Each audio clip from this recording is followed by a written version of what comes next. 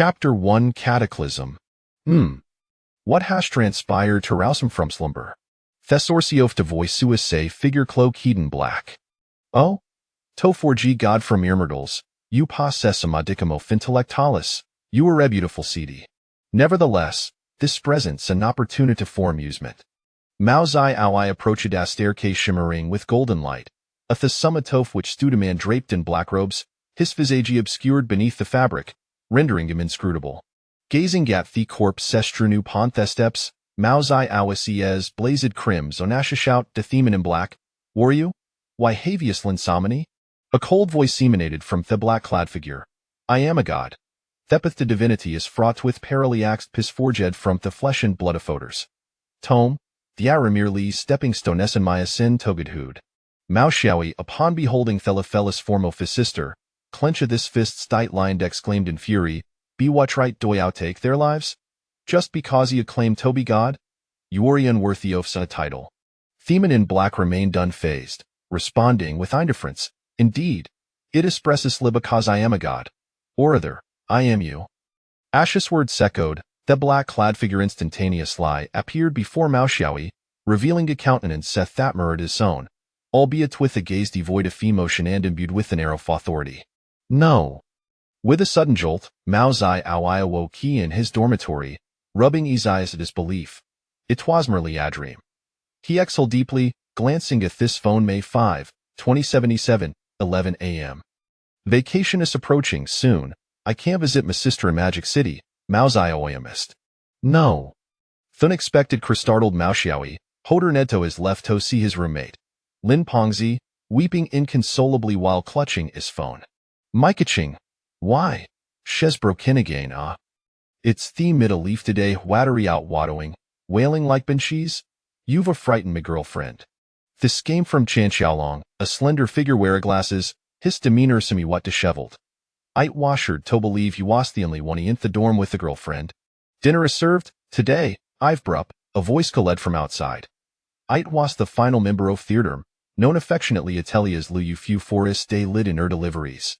Ifu, Iwana big chicken leg, Lin Pang's a was the fear stally up down from me superbunk, he's earlier sorrow forgotten. Mao Zio yifalode suet, Anshin Xilang set aside his phone. Just as the four prepared to feast, the ground suddenly trembled, throwing them off balance and causing them topple on the floor. The tremor spurs a stead for a considerable duration, leaving the dormindisary, with bowl soft kickin' soup scattered across the floor. Mao Xiaoi was the fierce torg in his footing, rushing to the window to peer outside, as an announcement blared attention all faculty and students, an unknown catastrophe unfolding. Please remain indoors and avoid wandering gabo. This announcement will be repeated. Attention all faculty and students, A blood-curdling screamy code throughout his school, startling Mao Xiaoi check out with the window. What on earth is happening? I citrolith terrifying? Lin Pangxian theater saprochet huindo, joining Hyman observing the chais below. They saw students congregating on the playground, previously seeking refuge from earthquake. Suddenly, cries of despair erupted, and pandemonium ensued. Mao Xiaoi and his friends swatched in horror as several students collapsed and began convulsing, onlatorizi gaining grotesque postures. As they stood, they lunged at their fellow classmates, biting them. Those bitten felons subsequently joined the fray. Is this a zombie outbreak? The four were left speechless, their means is struggling to comprehend the horrific scene. It was Mao Xiaoi who broke the silence first. With this scurry, theater snapped back to reality. Lu Ho placed a hand over his shirt, trembling with fear. It must be zombies. Thankfully, were his idea in a higher floor had we've insured out, when might have been bitten a swell. Ash's words faded, the sound soft growling gaunt shouting erupted from outside their door. The group reacted instinctively, barricading the entrance with whatever they could find, even therbs, until the threshold was spiled high. Exhausted, they collapsed on the floor. Having often indulged in apocalyptic novels, the group quickly adapted to their dire circumstances. They had led together, compiling a list of survival supplies and their phones. Well-equipped in sand food. It planned to retrieve some fireworks from the stairwell. What do y'all think? Mao Xiaoi was the first to voice his thoughts after reviewing the list. Lu Hua was mildly, pointing at the barricaded door. That's feasible, But wasui sarais how will you deal with the zombies outside? And how will you evenexit? This.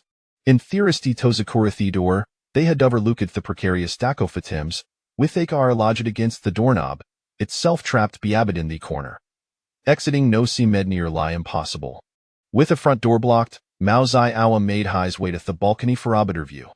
Suddenly, Hess spotted Zeverel base a bulbits in the neighboring balcony, recalling they belonged to sport student noun for brandishing them around campus, fortunes malegipan Mao Zioian dis friends. Returning to Theodorm, they'd sided to disassemble a bedboard danja seat as a bridge between tatwabble conies. The board was stirred in a foreign person to traverse at a time. Without a lay, Lin Pengzi hoisted the board down, and upon reaching the balcony, its length fit perfectly between tatwo.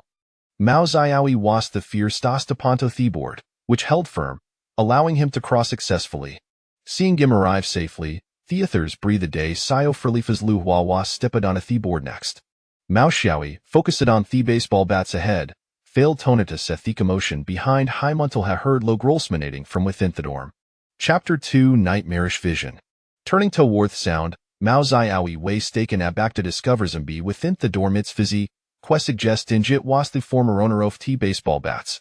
With a bat in hand, Mao Zioui steeled himself. Thoth Hayden countered description soft zombies in literature. Their reality was still disconcerting. Grr. The zombie, seemingly displeased with Philosophit's bat, lunged at Mao Xiaoi. Seizing Themament, he swung Thebit with Allah's might, striking the zombie shed with a resounding thud. The sport zombie estiggered back, shaken jit shadasa fun phased. Meanwhile, Lu Hua Hua, caught in the middle leaf tatwabble conies, near Lilas this balance from the commotion, but managed to steady himself by grasping Theriling. Yaoni Arli caused minimize. Lu Hua approached Mao Xiaoi, voicing his grievances. Mao Zio Irma mainsolent, his expression graviashekt this gaze fikineth interior of the dorm. Noticing Mao Zio's lack of response, Lu Hua followed Disgazian Gaspeden horror. The sport zombie had regained its bearings and was charging toward them. Mao Zio Ida set the battle Lu Hua Wayan Z eyes nether for himself, aiming on Smaritha zombie shed. Lu Hua followed suit, swinging Gispa unison. That Wabbit struck the sport zombie simultaneously, sending J crash engine to a bed, which collapsed upon impact, trapping it beneath. Exchanging glints, Thepper hurried forward, unleashing a flurry of blows upon the traphead zombie until it lay lie still. Soon after, Shinziling and Lin Pengzi joined them from the neighboring balcony. However, as Lin Pengzi leapt across, the makeshift board collapsed entirely. Observing the fragment plummeting to the ground, Lin Pengzi shrugged, while Mao Xiaoi, shaking his shade in resignation, handed Haim a baseball bat. The four ventured cautiously outside into the corridor. Thought he hallway was not particularly spacious, it could accommodate 3 people side by side. Mao Zioui recalled that Fireex swear locate death stairwell on the atch floor, leading him to take the lead toward the stairs. Yet, after only a few steps, Thai encountered severe zombies that seemed oblivious presence. Mao Xiaoi, bat in hand, crept stealthily behind Don, mustering Gelish strength to aim for its shed. With her sounding crack, Thesm Beaskal exploded, brain matter splatter everywhere. Mao Zioui was momentarily stunned, pondering, and Mitralithis formidable? Theathers shared his astonishment, with Lu Hua particularly baffled when they had fought Hesport zombie, it had been far more challenging than this seemingly fragile creature. Before they could dwell in third hots, their remaining zombies, alerted Bithanois, charged toward them. Mao Zioui napped back to attention, wielding Gizbad and Semor. With a series of thids, the hallways on laid avoid of fan living zombies. The four swift limited thyre weight at the stairwell. With relative ease, they located the fierce fire reeks, and, continuing downward, they found Dan another. However, theather fara cabinets were empty, suggesting Thatather shadal rediclamed thupens. Returning to Theodorm, twilight began to envelop Thesky. After a tumultuous afternoon, Mao Zioui and his companions soon succumbed to sleep.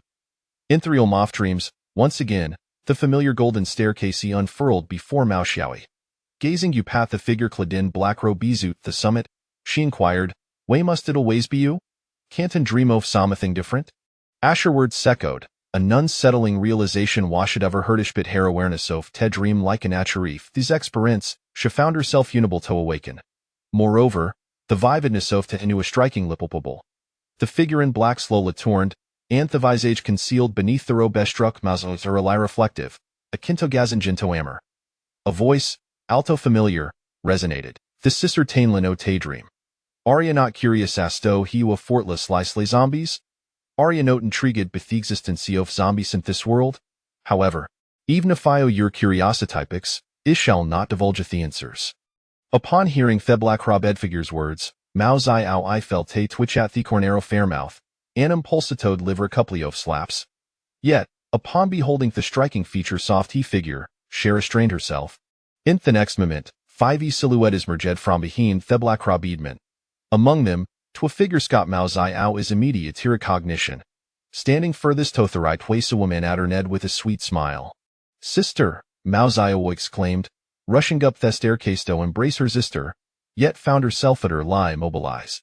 The woman, referred to as Sister B Mao Xiaoi, offered no response, merely maintaining her serena smiles stood silently. Lin Pongzi, what is the meaning of this? Mao Zai Ao directed her gaze towards the portman standing on the far left. Similarly, the man, dubbed Lin Pongzi, remained unresponsive. With a wavy fish hand, the black robed figure said the 5 silhouettes to vanish instantaneously, then spoke softly, daylight approaches shall meet again. Mao Zai Ao I abruptly opened here is to find herself surrounded by 3 individuals, prolid half as her lib beside her, their rhythmic nor set testament to their continued existence. Taking gamament to compose herself, Mao Zai Ao splashed her face with water and thirstrum before rousing her companions. Having secured the necessary weapons the previous day, the group resolved to address their food predicament. Their initial plan involved raiding the Shul's convenience store, located beneath the girls' dormitory, separated from the boys' dormitory by a vast playground. Up and reaching the balcony, an overwhelming headache struck Mao Zai Ao surveyed the current stat of the playground, now dotted with scattered zombies. It was evident that stealth passage was an impossibility.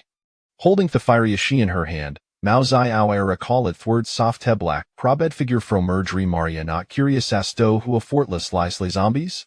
Indeed, it was perplexing why should slaying zombies be so facile? With renewed determination, Cheryl her companion sandballed le marched toward the convenience store. The 3 individuals trailing Mao Zai Ao worry expression soft despair, persistent lie advising her against impulsive actions, although they understood thought for Mao Xiaoi, dispatching zombie sways a sefortals ascoping vegetables, the sheer number posed a significant threat. Yet, Mao Zai Ao paid them no heed, compelling them to follow in her wake. Meanwhile, atop the girls' dormitory, a group of men and women observed Thequarte traversing the playground, murmuring amongst themselves. What Tony Arthur Ethies for doing, daring to stroll across the playground? Doth he not for the zombies? It's over more lives Wilshire libelost. As the onlookers witnessed Mao Zai Ao and their companions advancing toward the zombies, a sense of impending doom enveloped them. However, the anticipated tragedy failed to materialize instead. Mao Zai Ao's fireworks gleamed menacingly, the approaching zombie soonable Talia finger on her. Her fluid, graceful movements astounded onlookers and captured the attention of one individual in particular. Chapter 3 Xiao the zombies on the playground continued to swarm, and Mao Xiaoi found himself in quite a predicament. Thus, he led his 4 companions to clear a path and swiftly entered the convenience store, locking the door behind them.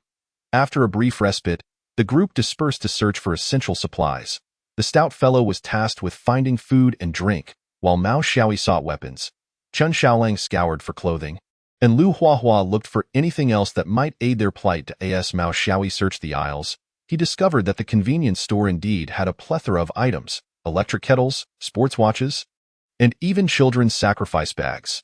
Yet, it appeared that nothing of real utility was present, let alone any weapons. The most lethal implement he could find was a broom. At that moment, Lin Pongzi found himself in a conflicting situation. Though his troubles stood in stark contrast to Mao Xiaoi's, his backpack was brimming with supplies, yet a significant portion of the store's provisions remained unclaimed. Consequently, Lin Pongzi resolved to check the store's storeroom for luggage or similar items. The group thoroughly ransacked the convenience store, ultimately leading to Lin Pongzi being the most successful. He inexplicably procured 2 burlap sacks and stuffed them with various foodstuffs from the store. Chen Xiaolang, too, found a considerable amount of clothing, while Mao Xiaoyi had completely given up on discovering any weapons and silently assisted Lin Pengzi with another bag of provisions. However, a pleasant surprise awaited them. Lu Huahua discovered a car key within the cash register. Mao Xiaoyi recognized it immediately. It belonged to the convenience store owner and was a large G-class vehicle that the owner frequently used for transporting goods. Upon seeing the key, Mao Xiaoyi devised a new plan. The apocalypse had unfolded too swiftly, and he was deeply concerned for his sister. With a vehicle now at their disposal, he resolved to head to Modu and bring her back. Suddenly, a woman emerged from a corner of the convenience store. Causing the four to pause in astonishment, it was none other than the school belle, Xiao Xiao Xiao. "Hello there. I hope you don't mind if I join you," she said. Mao Xiaoyi was about to respond when he noticed the other three had already encircled Xiao Xiao Xiao. So he simply nodded in agreement. "Are you all troubled about how to get out? Follow me. I know where the back door is," she declared. The group trailed behind Xiao Xiao Xiao, who indeed led them to the back door. Fortuitously, the convenience store owner's G-class was parked not far from it. Among the five, only Mao Xiaoyi and Lu Huahua possessed driver's licenses. Not wishing to drive, Mao Xiaoyi allowed Lu Huahua to take the wheel. Lu Huahua maneuvered the vehicle out of the campus and onto the road, gradually driving forward, occasionally crushing a few zombies under the tires.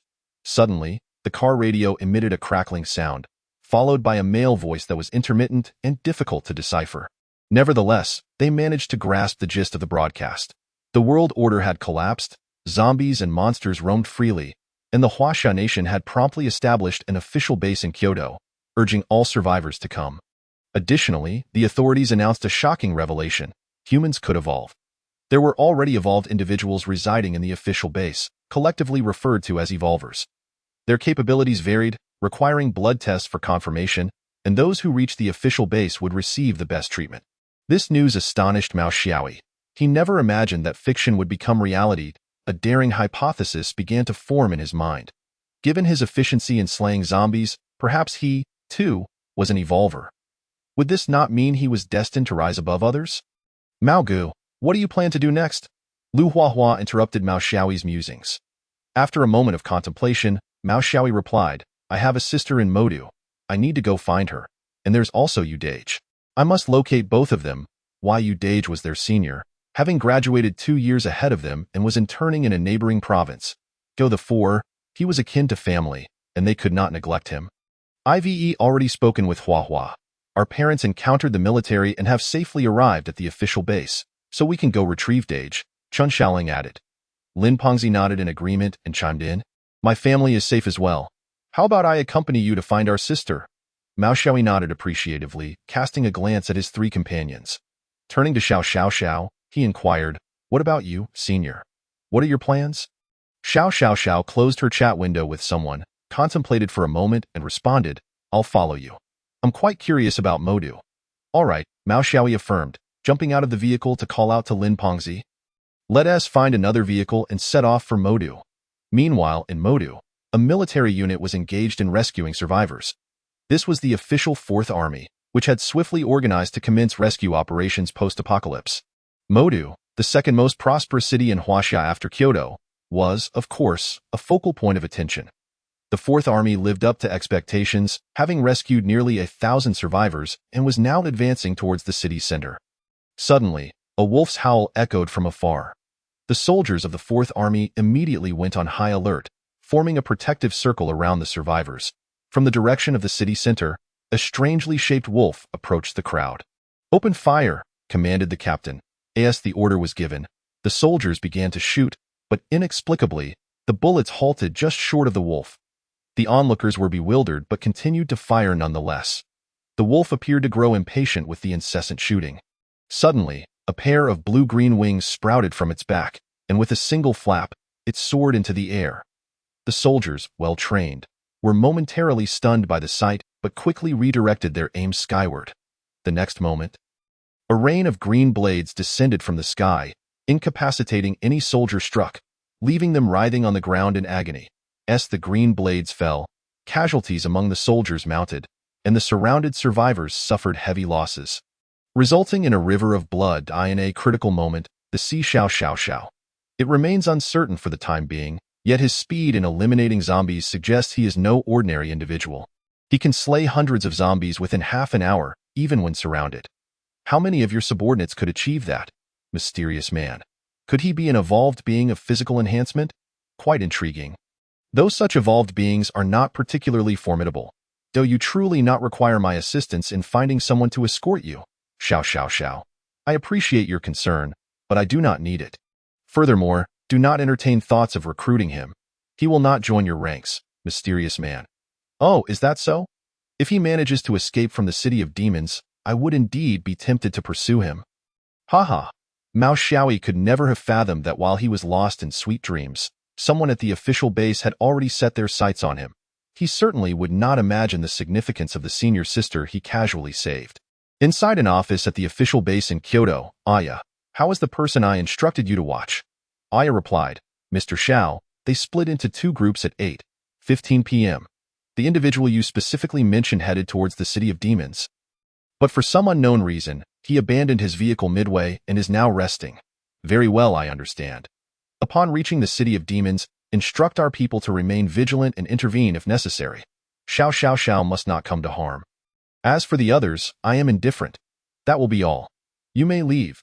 As the secretary named Aya was about to withdraw, she paused and added, wait, keep an eye on that evolved individual beside you as well.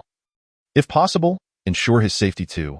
A fleeting look of confusion crossed Aya's eyes, but she quickly responded, understood. I will take care of it right away. The man seated in the executive chair took a gentle sip of coffee. Murmuring to himself, sister, what kind of person would pique your interest? If it weren't for the chaos at the base, I would genuinely wish to see for myself. The next day, as dawn broke, Mao Xiaoyi roused the two still lost in slumber and set forth on the journey to the city of demons. After roughly an hour of travel, the trio finally located a small car. Unfortunately, the fuel was nearly depleted, prompting Mao Xiaoyi to steer towards a nearby service station. Upon arriving at the service area, they encountered only a few scattered zombies. After swiftly dispatching them, Mao Xiaoyi instructed Lin Pengzi to refuel the vehicle while he made his way to the service station's supermarket. As he approached the entrance, a frown creased his brow. The door was obstructed by heavy objects, clearly a deliberate act. Could there be survivors? Xiao also sensed the oddity and inquired, but Mao Xiaoyi remained silent, merely nodding with a forceful kick. He shattered the door, revealing disordered shelves within, alongside strange sounds emanating from the storage room. Axe in hand, Mao Xiaoyi stealthily approached the storage room's door and kicked it open. Inside stood 4 or 5 burly men and several disheveled women. The men were initially startled but quickly regained composure, smirking upon seeing only Mao Xiaoyi. However, their expressions soon shifted to shock as they beheld the ethereal beauty standing behind him. One man, presumably their leader, grinned broadly and said, Little one, send that woman behind you over for me to play with, and I'll guarantee your life. A glint of cold light flashed in Mao Xiaoyi's eyes. He had no taste for subterfuge. With a swift motion, he brought down his axe, instantly severing the man who had just been taunting Xiao. The remaining men hastily drew their weapons, but trembling hands betrayed their inner terror. They could scarcely comprehend when this man had acted. Although it was his first kill, Mao Xiaoyi felt little turmoil within. He had always been a cold-blooded individual, caring only for those significant to him before the apocalypse. And now his ruthlessness had been laid bare. Those who threatened those close to him could only meet a grim fate. With swift precision, he dispatched the remaining men, yet was taken aback by Xiao's seemingly unfazed demeanor. Stirring his curiosity, disregarding the disheveled women, Mao Xiaoyi and Xiao each scavenged a backpack full of supplies and returned to the vehicle, where Lin Pengzi had already refueled. The trio then continued their journey towards the city of demons. Chapter 5. The Great Battle at the Food Processing Plant. A few hours later, their vehicle arrived at the outskirts of the city of demons, which exuded an eerie atmosphere. Cars lay strewn across the road in bewildering disarray. Some were missing halves, others twisted beyond recognition. Even a heavy truck had been severed in half, with the front half dangling from a tree, completely obstructing the path. With no other option, they disembarked and began to walk. Lin Pengzi lamented, who could have done this? A truck this massive was sliced as if it were nothing. Mao Xiaoyi, however, furrowed his brow, feeling an unsettling sensation as he stepped out of the vehicle. An oppressive pressure akin to that of a formidable adversary bearing down on him.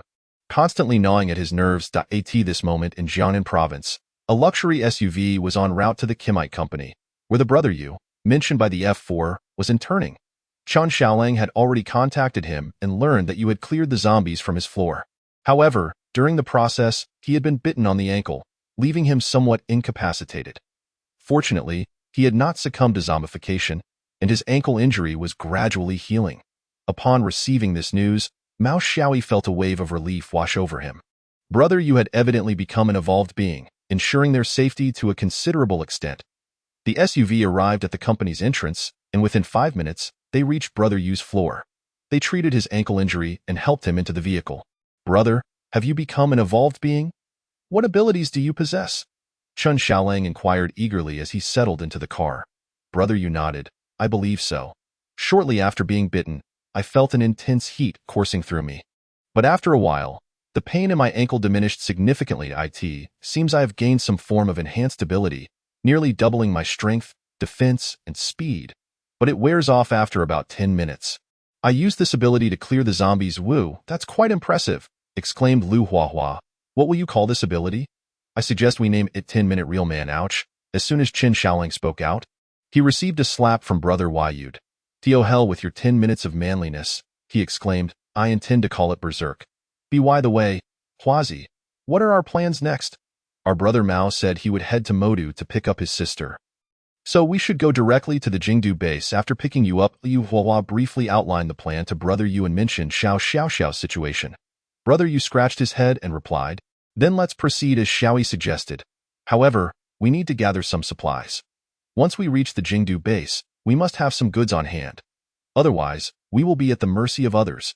Huazi, drive along the road. There's a food processing factory at the end. Let us try our luck there." Liu Huahua nodded and pressed the accelerator, heading forward. Soon, the trio arrived at the food processing factory, but it appeared that they had arrived late, as 2 large trucks were parked at the entrance, and 5 or 6 men in work uniforms were busy unloading food. Brother Yu had already regained his abilities during the journey, and his ankle injury no longer hindered his movement. Though it remained somewhat bothersome, he approached the workers who were occupied. Upon seeing someone approach, the workers halted their tasks, adopting a vigilant stance. Sensing the tension, Brother Yu raised his hands to indicate he meant no harm and inquired, "Is your leader here? Can we have a word?" Although Brother Yu was eyeing the 2 large trucks with envy, he had no intention of stealing them since they already had owners. "Having a word is fine, but you'll have to give me that big G of yours," came a voice from behind the truck. Subsequently, a frail-looking man, almost appearing malnourished, stepped out, exuding an air of weakness that suggested even a gust of wind could blow him away. Brother Yu felt a surge of caution and signaled to the other 2 to prepare for an attack. He understood well that in the apocalypse, strength reigns supreme. Despite the man's feeble appearance, he was likely an evolved being, as it would be impossible for him to command these workers otherwise. "Is that to say there's no room for negotiation?" Brother Yu said, taking the initiative and charging at the frail man. While Lu Huahua and Chen Xiaolang blocked the remaining workers, the frail man sneered, uttering 2 words, "Seeking death." In an instant, flames erupted from his hands. Brother Yu was alarmed and immediately activated his berserk skill.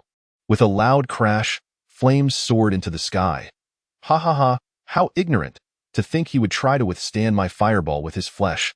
This fool will likely be reduced to ashes," the frail man laughed. But his smile faded the very next moment. A massive hand emerged from the flames, lifting the frail man effortlessly as the flames dissipated. The onlookers beheld a towering figure, a muscular man standing 2 meters tall, resembling a monstrous entity. With one hand, he squeezed the frail man's neck, and in a mere moment, the frail man ceased to breathe. While the workers were still in shock, Brother Yu sprang into action. Knocking each one down with a punch, he held back his strength, as the workers had not posed any real threat. After dispatching them, Brother Yu quickly reverted to his ordinary appearance and returned to the vehicle. Lu Huahua and Chen Xiaolang understood that Brother Yu had entered a weakened state, so they refrained from disturbing him and proceeded to load the remaining. Currently, the classification of the power levels of mutated beasts is as follows: low-level danger ranks from 1 to 5, intermediate danger ranks from 1 to 10, and high-level danger ranks from 1 to 10. As of now, mutated beasts exceeding the high-level danger rank have yet to appear, and the authorities have defined levels above high-level danger as catastrophic. The creature known as the Wind Wolf is classified as an intermediate danger rank 2, comparable in combat strength to a low-level warrior, meaning that only humans who have achieved the status of low-level warriors stand a chance of defeating it. However, at this moment, Mao Xiaoyi remains oblivious to the official classification of strength. He only perceives that the mutated beast before him is exceedingly formidable, and he is utterly outmatched.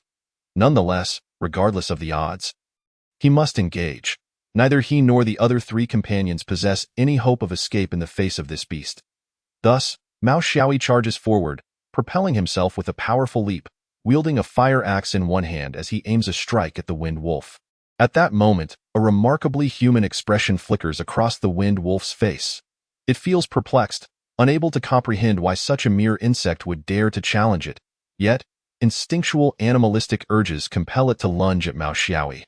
Effortlessly, it sidesteps the attack and swipes a paw at Mao Xiaoyi's chest. He is sent hurtling backwards, crashing into a pile of collapsed debris. Even the seasoned master of the Xiao family, known as Xiao Changyu, was taken aback. To elaborate, how was the swift elimination achieved?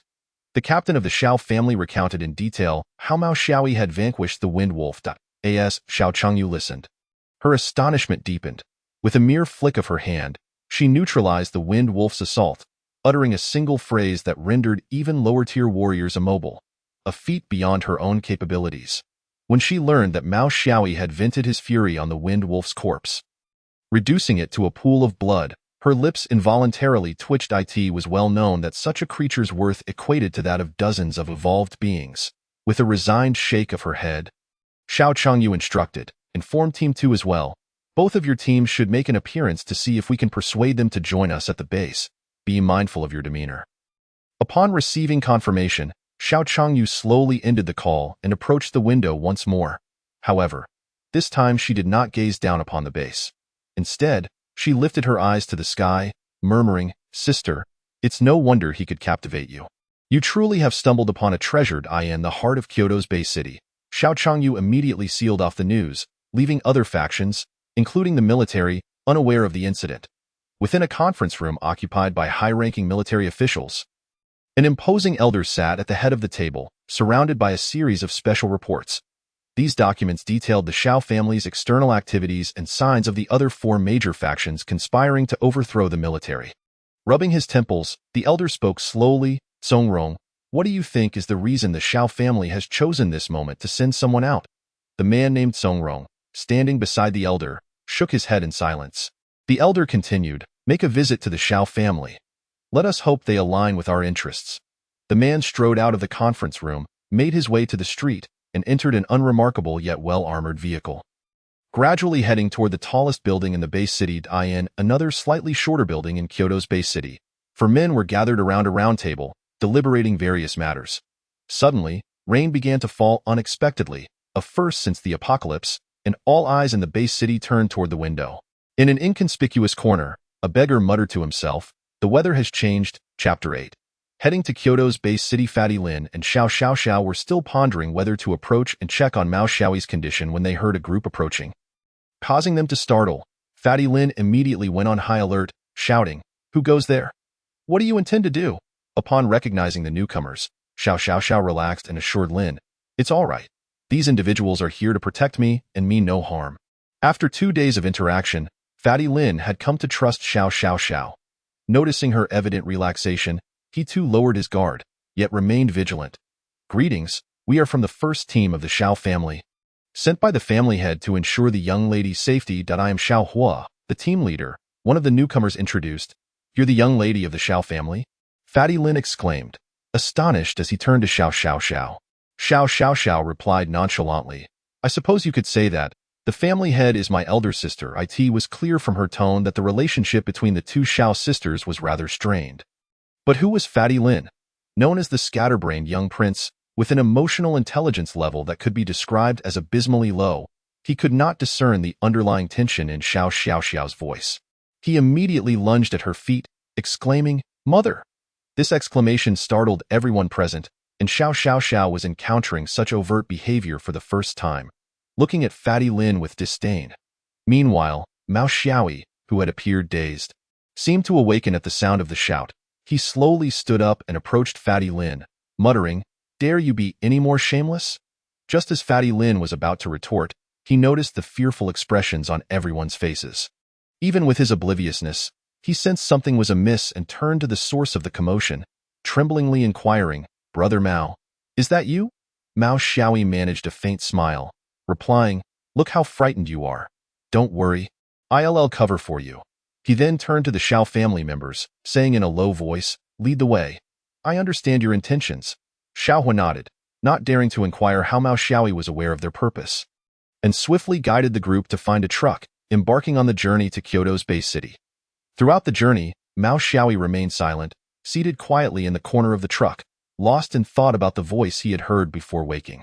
"Once you grow strong, life and death will be in your hands." "Grow strong?" Mao Xiaoyi murmured. Seated beside him, Xiao Xiao noticed Mao Xiaoyi finally speaking and initiated a conversation. "What are you saying? Is it some sort of riddle?"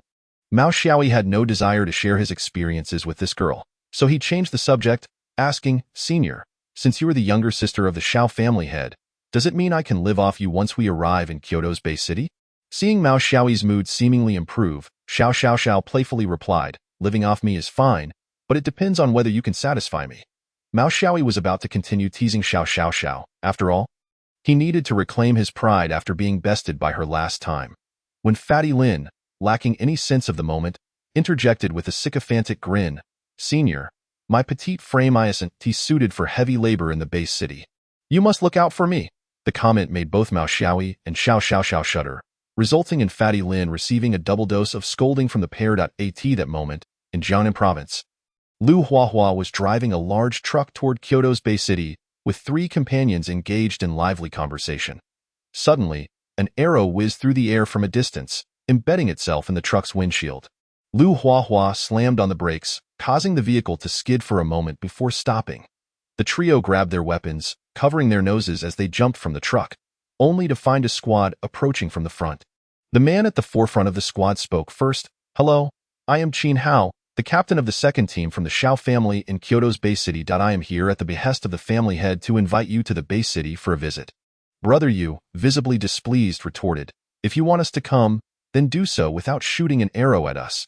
Qin Hao paused, then burst into laughter, saying, "Ah, fellow countrymen from the northeast, I was merely trying to establish some authority. But it seems we're all family here, and my apologies. Once we reach the base city, I'll treat you to some skewers." Since Brother Yu and his companions had previously exchanged information with Mao Xiaoyi, they no longer doubted the man's identity and quickly warmed up to him, leaving the others feeling socially awkward. After half an hour of casual conversation, Brother Yu kicked the already slumbering Chen Xiaoling awake and gathered with the Xiao family members to discuss their route. Everyone contributed their thoughts, and they ultimately decided to retrace the path taken by the Xiao family, allowing them to gather supplies along the way. However, in the midst of their discussion, Lu Huahua noticed something amiss. The vice-captain of the Xiao family's second team appeared to be a very competent middle-aged man, yet throughout the discussions, he consistently opposed the proposed plans, suggesting routes that were utterly absurd. His suggestions not only required them to traverse 2 major cities, but also seemed to intentionally lead them on a longer detour. Lu Huahua remained cautious and later informed Brother Yu of his concerns. The 3 of them deliberated without reaching a conclusion and decided to take it one step at a time. Keeping a watchful eye on each other, Brother Yu also relayed the situation to Mao Xiaoyi, who cautioned them to be wary of the Xiao family members. Inside the tent of the Xiao family's second team, Captain Qin Hao was berating a man, none other than the competent middle-aged man in question. "Are you foolish? Do you think they can't see the obvious detour? If you expose us, what will I do? Can I handle Xiao Hua on my own?"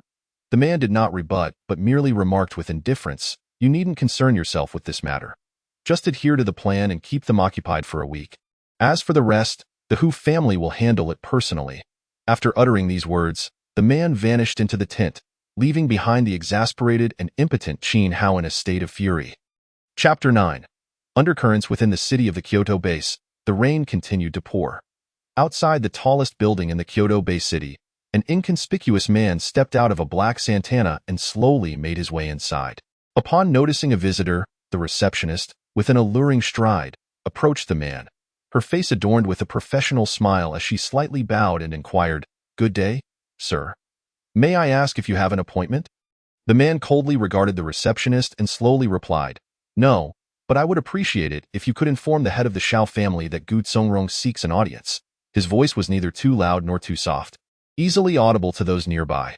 Upon hearing the name Gu Songrong, a palpable shift in atmosphere occurred, and the receptionist recognized the significance of this individual. Consequently, she hastily notified Assistant Aya, and after receiving permission, she promptly ushered the man into the highest-level reception room. Shortly after Gu Songrong seated himself in the reception room, a melodious voice echoed from outside. The illustrious General Gu has graced us with his presence. Why did you not inform me in advance? Look, I did not have the opportunity to prepare some fine wine to welcome you. The speaker was none other than the head of the Xiao family. Xiao Changjiud. Jiu Songrong rose slowly and stated, "There is no need for you to trouble yourself, head Xiao. I merely found myself wandering idly and chanced upon the base city's tallest building. Thus I took the liberty of coming uninvited. I hope you will not take offense." Xiao Changyu smiled charmingly. Not at all. Not at all. It is a stroke of luck for my daughter that the esteemed General Gu could spare a moment to visit. I wonder, how is Elder Qi's health of late? Gu Songrong refrained from answering Xiao Changyu's inquiry and gestured for both parties to sit and converse. Xiao Changyu, understanding the cue, settled down and poured half a cup of tea for Gu Songrong from the pre-prepared pot. After taking a sip of tea, Gu Songrong remarked, "Recently, the base city has descended into chaos, with all manner of miscreants running amok. I wonder, head Xiao, with your people dispatched, might there be those who would take advantage of the situation?" Xiao Changyu maintained his composure as he filled the cup to 7/10 full, inwardly cursing, realizing that this old fox was indeed keeping a close watch on the Xiao family. His words, ostensibly expressing concern over potential threats, were merely a veiled worry that the Xiao family might not be able to assist the military in their time of need. However, Xiao Changyu was not foolish enough to voice his indignation. Instead, he feigned deep contemplation and, with a troubled expression, replied, "General Gu, you may not be aware, but my younger sister is still lost in the world. I cannot help but worry, which is why I dispatched someone to escort her." Surely, no one would dare to harm the Xiao family, would they? Seeing that a direct approach was ineffective, Gu Songrong sighed and stated, "Head Xiao, let me speak frankly. Without your Xiao family, we would be poised to engage in a deadly struggle against the four major forces. I simply hope that if, in the end, the Xiao family becomes the overlord of this Bay City, you will treat its citizens with kindness. In times of apocalypse, hope is found in humanity." Xiao Changyu offered a faint smile, feeling a sense of shame at General Gu's grand vision. "With great power comes great responsibility. I am but the head of a single family, and aside from ensuring the safety of the Xiao family, I lack the capacity to intervene in other matters. As for any schemes to undermine others, you need not worry. I would never stoop to such tactics. That is reassuring. I hope, head Xiao, that you will honor your word." "I shall not intrude further," Gu Songrong said, rising and cupping his hands in farewell, ready to depart. Xiao Changyu urged him to stay. "General Gu, please do not rush off. While my Xiao family cannot lend you a helping hand, I can introduce you to someone who may alleviate your concerns." Upon hearing this, Gu Songrong sat back down. "Please, head Xiao, do elaborate. If this individual can indeed assist the military, I, Gu, would offer my deepest gratitude." Xiao Changyu refilled Gu Songrong's cup of tea, creating suspense as she said, "Recently, while I dispatched someone to escort my sister, they encountered a rather intriguing man. This man saved my sister before my people arrived and then ventured to Modu, reportedly in search of his sister. General Gu, why not take a guess at what he might have encountered in Modu? Is it Fenglang?" Gu Songrong blurted out. Xiao Changyu nodded slightly. "Indeed, it is Fenglang. Initially, he was struck down by Fenglang and left on the brink of death. However, after witnessing his sister's demise before him, he seemingly awakened some latent ability, severely injuring Fenglang in a single strike. When Fenglang attempted to flee, he uttered just 2 words, and all living beings within 100 meters were ensnared, including my team leader. General Gu, what do you think of his prowess?" Upon hearing Xiao Changyu's account, Gu Songrong was taken aback, alternating between standing and sitting in disbelief. Noticing his discomposure, Xiao Changyu smiled playfully. "General Gu, I understand your concerns. Rest assured, this man has yet to arrive at the Kyoto base city. I have my people watching over him. Once he arrives, I will ensure you have the opportunity to meet." With her words, Gu Songrong felt a measure of relief and expressed his gratitude. "Thank you, head Xiao, for conveying this matter. I am indebted to you. This is of great significance, and I must confer with Elder Qi without delay. Xiao Changyu stood and returned the gesture. General Gu, you are too courteous. Allow me to see you off. Within the Kyoto Bay City, at a round table, a man seated at the head spoke slowly. The rain is growing heavier. Gentlemen, how are your preparations faring?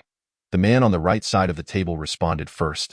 Rest assured, President Wu, I have dispatched people to keep an eye on the forces sent by the Xiao family. They will not return. The man known as President Wu nodded and turned his gaze to the man on the left side of the table, who immediately said, President Wu, my people have already infiltrated the military. The 4th and 5th armies are no longer capable of battle. You need not worry. As soon as he finished speaking, the man sitting opposite President Wu interjected, Wu Shifeng, are you certain you can control 6 of the 10 formidable forces in the base city? Including you and me, there are 4 remaining. How did you manage that? Give me the details. Wu Shifeng furrowed his brow, clearly displeased by the man's casual use of his name. However, he chose not to react, intending to settle the score once his objectives were achieved. He slowly remarked that one of the 4 esteemed masters of the military has family under my control. Thus, he can only align with us. For Jean Kongren, that money-hungry fellow, I have already managed to bribe him into submission. Regarding the other 2, one is a lecher, and the other has always harbored dissatisfaction with the military. They are quite easy to sway, but you, it would be best if you can genuinely restrain Gu Songrong when the time comes. The man chuckled heartily. Wu Shifeng, rest assured. You know full well the extent of my capabilities. In this base city, even the strongest can only stand on equal footing with me. Liu Binwei. Wu Shifeng forced a smile, raising his glass as he proclaimed, Very well. Let us toast to our future as the masters of this base city. Chapter 10. The Survivor Base. In a dimly lit room, a tall man sat on a bed, flanked by 2 exhausted women.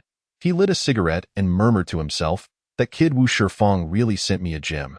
TSK. If I can secure a deal with the military this time, then I shall thoroughly enjoy the company of those sisters from the Xiao family. Ha ha ha. After finishing his smoke, the man stepped outside, raindrops falling around him, yet not a single drop touched his skin.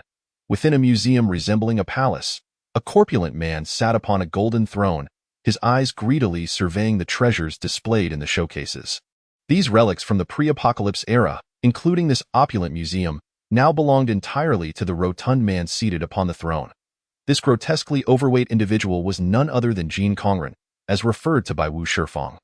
In stark contrast to Jean Kongren's resplendent museum, in a nearby prison, a strangely featured man knelt on the ground, his hands and feet bound by thick iron chains. Mockery adorned his face. For someone of his strength, breaking free from these chains would be as effortless as sipping water. The reason for his imprisonment lay in his intention to deliver a significant gift to the military. Transition sound effect. At this moment, Mao Xiaoyi and his companions were trudging through the rain on their way to the Demon City. As for why they were walking, let us rewind the clock a few hours. Mao Xiaoyi and Xiao were mercilessly tormenting Lin Pengzi when their truck suddenly shook violently. Fortunately, the driver was an experienced hand and quickly brought the vehicle to a steady halt. Mao Xiaoyi and the others had no choice but to temporarily spare Lin Pengzi. They all disembarked and found Xiaohua, who was cursing at some unknown relatives. Upon seeing the trio approach, Xiaohua gradually ceased his tirade, momentarily taken aback by the sight of Lin Pengzi resembling a panda, before stating, Brother Xiaoyi, our tire has been punctured. Someone scattered steel nails on the road we just traversed. Judging by their arrangement, it appears premeditated. Mao Xiaoyi frowned at this revelation. He had assumed that beyond the base city, there would be no other human settlements. It seemed he had miscalculated. Such tactics of scattering steel nails were not uncommon even before the apocalypse, typically employed in desolate areas to extort passing vehicles. However, post-apocalypse, he found it difficult to comprehend the motive behind such actions. Since understanding was elusive, there was no need to torment his own mind further. Mao Xiaoyi and Xiaohua called upon the others to gather their supplies and continue their journey. Having departed from the Demon City, vehicles had become increasingly scarce, and the group struggled to find a suitable replacement. As they trudged through the rain, huddled in small clusters, suddenly, dozens of figures emerged from the trees lining the road. Mao Xiaoyi and his companions quickly reacted, adopting a defensive posture. Just as Mao Xiaoyi was about to take action, he noticed the assailants slowly raising their weapons. Mao Xiaoyi felt a wave of exasperation. If they had guns, why not shout? It squandered his eagerness to resist. Silently discarding his fire axe, he raised both hands in surrender. Seeing that even Mao Xiaoyi chose not to resist, the others followed suit. Dropping their weapons, only Xiao Hua remained with a fierce glare directed at the newcomers. Noticing Xiao Hua's anger rising, Mao Xiaoyi hastily signaled him to calm down. Despite the fact that ordinary firearms posed no threat to evolved individuals like them, one could never know if the opposition might suddenly produce an RPG. Moreover, Mao Xiaoyi was somewhat intrigued. After all, even the Xiao family from the Kyoto-based city lacked firearms, so how had these individuals acquired them? Thus, Mao Xiaoyi decided to venture into the lion's den. One of the encircling figures stepped forward, declaring, "We are from the Hope Base. We have food and drink, far superior to the official bases. Join us, and I guarantee that as long as I have food, you will share in the bounty." Mao Xiaoyi approached with a smile, pulling out a pack of cigarettes from his pocket to hand to Zhou Man. "Brother Zhou, with such an impressive setup, how could we possibly decline? From now on, you shall be my elder brother. I will follow you." Zhou Man, pleased with Mao Xiaoyi's flattery, laughed heartily. Good, good, a little brother who knows how to please. I will take good care of you." "What is your name?" Mao Xiaoyi promptly replied. He. "I am Chen Xiaolang. Just call me Xiaolang, Brother Zhou." Lin Pengzi and the others quickly turned away, fearing they might burst into laughter. At that moment, Chen Xiaolang, seated beside Yu Dage, sneezed thrice in quick succession, mumbling, "Which girl is thinking of me again?" Mao Xiaoyi and his companions were escorted to a small hill. The hill was not particularly high but covered a substantial area. Surrounded by a wall, with a sign at the entrance reading Hope Base, it appeared that this hill had once served as a botanical garden before the apocalypse. Zhou Man led the group. He explained, "Little brother, look here. The area close to the wall is where the slaves reside. There are a few female slaves, though their appearances leave much to be desired. If you have a particular taste, you might want to give them a try. Further inside is the central area, where we live. The environment is excellent. I will arrange a house for you, and you can find some nimble slaves to act as servants. Furthermore, if you gaze upon the summit, you will notice that the villa perched atop the mountain belongs to several of the leaders at our base. It would be prudent for you to refrain from wandering up there. As some of these leaders do not take kindly to our disturbances, do keep that in mind." Mao Xiaoyi had not anticipated that merely a few days into the apocalypse, there would already be slaves. One could only wonder what the situation was like in the Kyoto-based city. Zhou Man led the group on a tour of the Hope Base and subsequently arranged accommodations for everyone, informing Mao Xiaoyi and the others that after a half-day's rest, they would venture out together for a rescue mission. Although labeled as a rescue, the true intention was to retrieve more individuals like Mao Xiaoyi. Once Zhou Man departed, Mao Xiaoyi inspected the room, ensuring there were no listening devices present, then summoned the others. Xiao Hua spoke up first, saying, "Brother Xiaoyi, during my exploration, I noticed that there are not many patrolling the area around the summit, approximately 2 teams. There is a narrow path leading up to the peak from the northwest, and the patrols pass by roughly every 5 minutes. However, the distance is too great for me to discern if there are any evolved beings at the summit." Mao Xiaoyi nodded, mentally crafting a plan he intended for himself and Xiao Hua to ascend the mountain, as they were the strongest among the group and could retreat if any unforeseen circumstances arose. Lin Pengzi and Xiao would feign selecting slaves in the slave district, creating a diversion to incite conflict with the individuals within the base. Meanwhile, the other members of Zhao's team would set fires in the central area, fostering the illusion of an impending enemy attack, potentially luring the leaders at the summit out. That moment, Mao Xiaoyi and Xiao Hua would execute their decisive strike. After discussing the plan and refining the details, the group commenced their operation, unaware that all of their actions were being closely observed by a pair of watchful eyes. Chapter 11. Pursuit. Within the villa at the summit, 2 men and a woman were gathered around a crystal ball, which vividly displayed the actions and words of Mao Xiaoyi and his companions. The woman, with an alluring demeanor, remarked, "Nan, your abilities are truly remarkable. Without you, we might have been caught completely off guard. Let me reward you properly." With that, she lunged toward one of the men. The man swiftly dodged, for although the woman before him possessed an enviable figure and a beauty that rivaled that of a star, those familiar with her were cautious about engaging. She was poisonous through and through, and ordinary evolved beings would not withstand her toxicity. This fact rendered even the 2 men within the villa hesitant to approach her, despite their own desires. The other man quickly interjected, "Sister Jia, please spare Xiaonan. If anything were to happen to him, I would not be agreeable." Once we deal with those below, you can have your fun. The woman known as Jia had no choice but to relent, impatiently replying, fine, fine, fine. Tiger, let us proceed quickly. These young men are making me quite flustered, especially that one named Mao Xiaoyi. He is truly handsome. I must take good care of him. There's no rush. We still do not know their full capabilities. Let Xiaonan keep an eye on them while I notify the outside patrol team to engage, Tiger said, shaking his head. Before the apocalypse, he had been a weapons dealer, operating with caution. Even after becoming an evolved being, he dared not underestimate others, ensuring that even the firearms distributed to his subordinates had been tampered with by his own hands. Xiaonan nodded in agreement and continued to monitor Mao Xiaoyi and his group through the crystal ball. While Jia pouted, sulking to herself at that moment, Mao Xiaoyi and Xiaohua were stealthily making their way up the mountain, unaware that a patrol team, having already passed by their hiding place, had inexplicably turned back. Just as Xiaohua was about to take action, Mao Xiaoyi restrained him, choosing to gamble on the hope that they had not been detected. Little did they know that their foes were not only aware of their whereabouts, but could also see their every move. The patrol team soon located them, guns aimed at their heads. One member of the patrol communicated briefly over a radio, then turned to Mao Xiaoyi and Xiaohua, saying, "Come with us. Our leader wishes to see you." Mao Xiaoyi exchanged a glance with Xiaohua, suppressing the urge to fight back, and nodded in acquiescence, following the patrol team. Upon arriving at the villa, Mao Xiaoyi suddenly sensed three distinct presences. After interacting with Xiaohua's team, he had gained an understanding of the official classifications of evolved beings. He could discern that within the villa, there were two presences at the low-level warrior tier, akin to Xiaohua's capabilities. He turned to Xiaohua, who wore a grave expression, evidently sensing the same. The patrol team opened the door, gesturing for the two to enter. As they complied, Mao Xiaoyi remained vigilant, noting that the three individuals inside the villa had not allowed the patrol team to accompany them, either an indication of overconfidence or a strategic reserve. The two navigated down a corridor to the living room on the first floor, which was unremarkable, clean, and orderly. Suddenly, the ground trembled beneath their feet, and iron bars emerged, enclosing them. At that moment, a man and woman descended from the second floor. The man spoke slowly, "Welcome to my villa, esteemed guests. My name is Chen Hu. I am a rather insecure individual, so I must ask you both to remain here. These iron bars are electrified. Should you wish to test them, I will not impede you."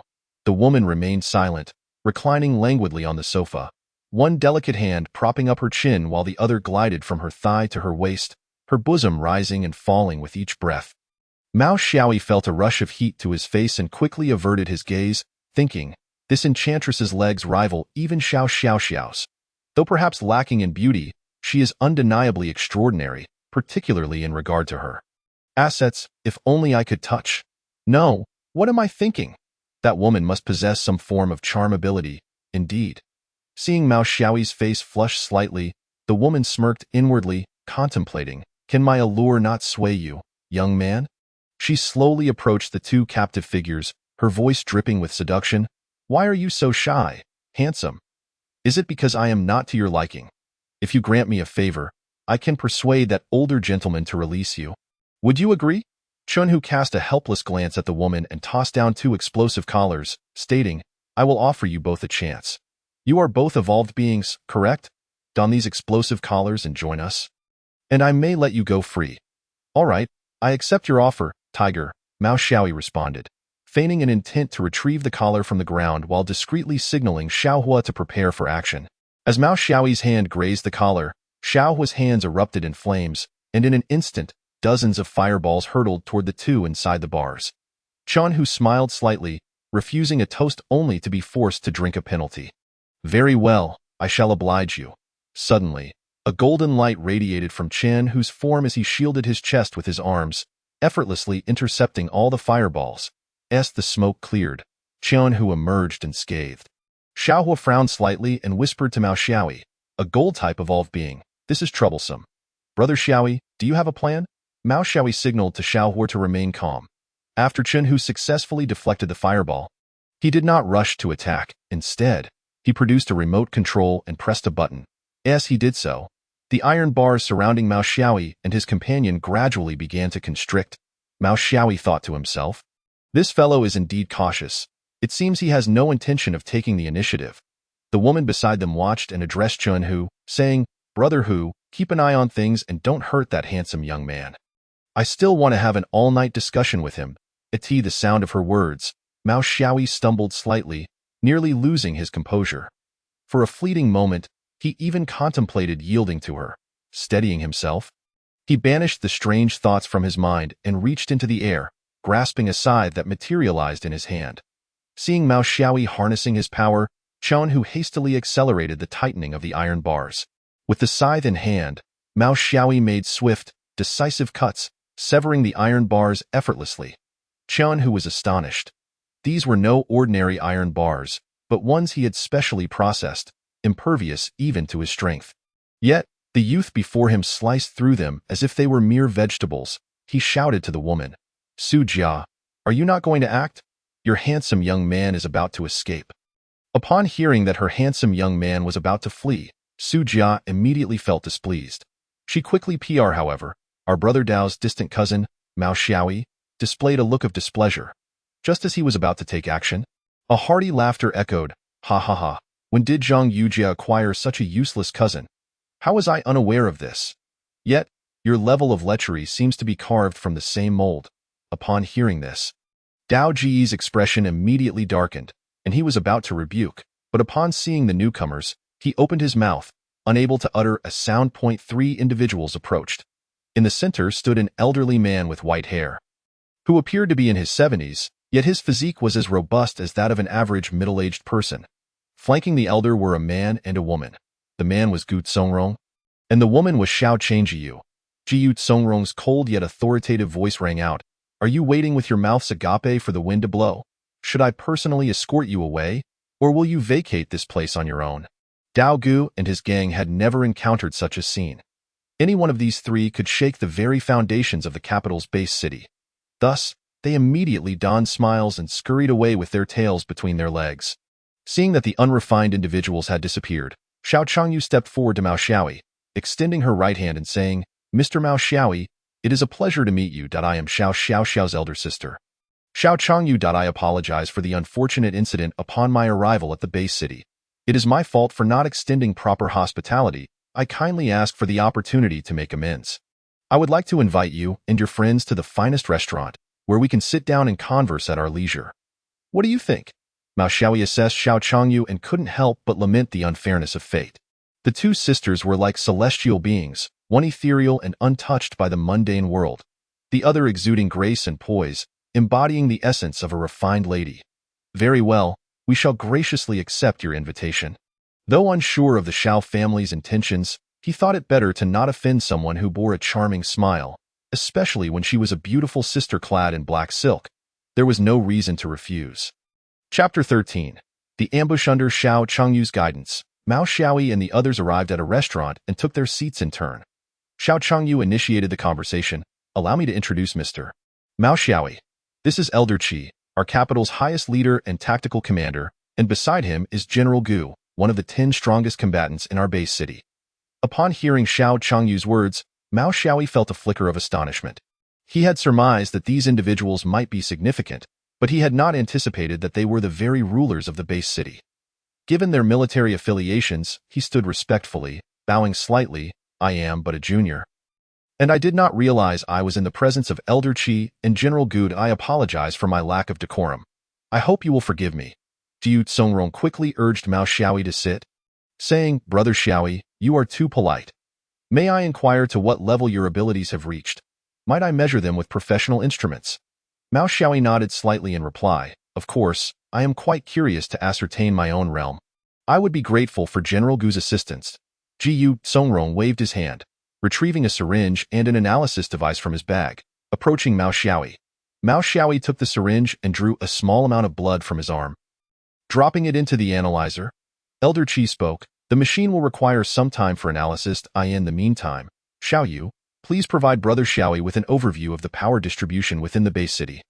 Xiao Changyu nodded and began. Currently, the capital's base city is divided into 6 major factions. The foremost faction is the military, which possesses firearms and 5 armies. The military is responsible for the security both inside and outside the base city. Among the 10 strongest combatants, the 1st, 2nd, 5th, and 9th rankings belong to the military. The second largest faction is the Shifeng Association, led by Wu Shifeng, ranking 3rd in power. They operate casinos and bars within the city. The third faction is the Shao family, which I manage. These restaurants and wineries are under our administration, and my personal strength ranks 10th. The fourth faction is the Hu family, primarily engaged in real estate. Although the Hu family lacks ranked combatants, they maintain 2 private armies. The 5th and 6th factions are the New Trust Bank and the Mercenary Alliance. One wields immense financial power, while the other boasts the most evolved individuals in the base city. Mao Xiaoyi listened quietly to Xiao Changyu's explanation, gaining a general understanding of the capital's base city and raising his regard for her. He had not expected this seemingly neighborly elder sister to possess such formidable abilities. At that moment, the analysis results for Mao Xiaoyi were revealed, and everyone turned to look as the machine gradually displayed a line of text. Test subject: Mao Xiaoyi evolved level.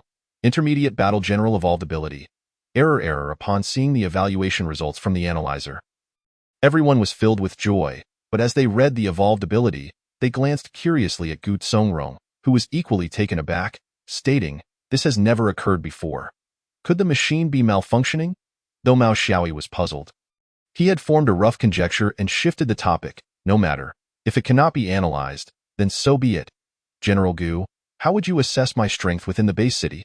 Hearing Mao Xiaoyi's inquiry, Gu Songrong paused his examination of the machine, replying, "You are surely within the top 10. Currently, the top 3 of the 10 strongest are all advanced battle generals, while the 4th to 7th ranks are intermediate battle generals. You should rank between 4th and 7th. Brother Xiaoyi, you truly are a prodigy." Xiao Changyu poured drinks for everyone. Raising her glass and gazing at Mao Xiaoyi with a slightly melancholic expression, "Mr. Mao Xiaoyi, your arrival has pushed me out of the top 10. You must compensate me." Mao Xiaoyi hurriedly raised his glass and lightly clinked it with Xiao Changyu's, saying, "Sister Xiaoyu, please do not say that. I am younger than you. If you do not mind, I shall consider you my sister, and you need not ask for compensation." Xiao Changyu smiled charmingly. "Oh, dear brother, how cheeky you are. Countless men in this base city wish to be my brother. Yet you speak so reluctantly I might let you off, but you must agree to one condition." Mao Xiaoyi caught a glimpse of the changing expressions on Gu Songrong and the others, and he surmised the nature of Xiao Changyu's condition. Thus, he replied, "Sister Xiaoyu, this condition pertains to aiding the military, does it not? Is there some trouble in the base city?" Gu Songrong, taken aback that his intentions had been discerned, chuckled awkwardly, "Since Brother Xiaoyi has seen through it, I shall not hide it. Recently, under Wu Shifeng's Shifeng Association, several other major factions have banded together, intending to seize control of the capital's base city. We are currently at a disadvantage and have no choice but to seek your assistance. Brother Xiaoyi." Mao Xiaoyi pondered for a long moment before saying, "General Gu, this matter is of great significance. I kindly ask for 2 days to consider it. I will provide you with my answer in 2 days." Seeing this, General Gu no longer pressed the issue. The group enjoyed a hearty meal before returning to their respective lodgings. Mao Xiaoyi and his companions were assigned a room in the Shao family's high-rise. At that moment, within the 2nd Battalion camp of the Shao family, dozens of corpses lay in pools of blood. Inside a tent, Qin Hao gazed with a face full of fury at a man. "Is this how your Hu family conducts affairs? My team was caught completely off guard, and you even allowed 2 to escape. Furthermore, the 3 we captured, none of them were eliminated. Are you all deliberately trying to provoke my wrath?" Qin Hao unleashed a torrent of invective at the man before him, spitting in his face with fervor. The man, unfazed, calmly produced a handkerchief to wipe his face and coldly remarked, "Captain Qin, do mind your demeanor. I have already dispatched individuals to pursue those 5. Your only task is to hold up Xiaohua at a critical juncture. Beyond that, you need not concern yourself." With that, the man vanished once more before Qin Hao's eyes. Time rewound to an hour prior, when Mao Xiaoyi and his companions arrived at the gathering point in Kyoto. Within the grand estate of the Hu family, the patriarch, Hu Yingjia, was engaged in conversation with a man. As the dialogue concluded, the man abruptly disappeared, only to reappear in the encampment of the Shao family's 2nd team. The man strode to the center of the camp and launched a signal flare. Yu Dage was jolted awake, sensing an ominous presence. He immediately sought out Lu Huahua and Chen Xiaolang, fleeing at breakneck speed away from the encampment. As they ran, Yu Dage spotted a truck laden with supplies. Resolved to seize the moment, he activated his abilities and sprinted towards the vehicle. Meanwhile, the members of Xiao family's second team remained oblivious to the unfolding chaos.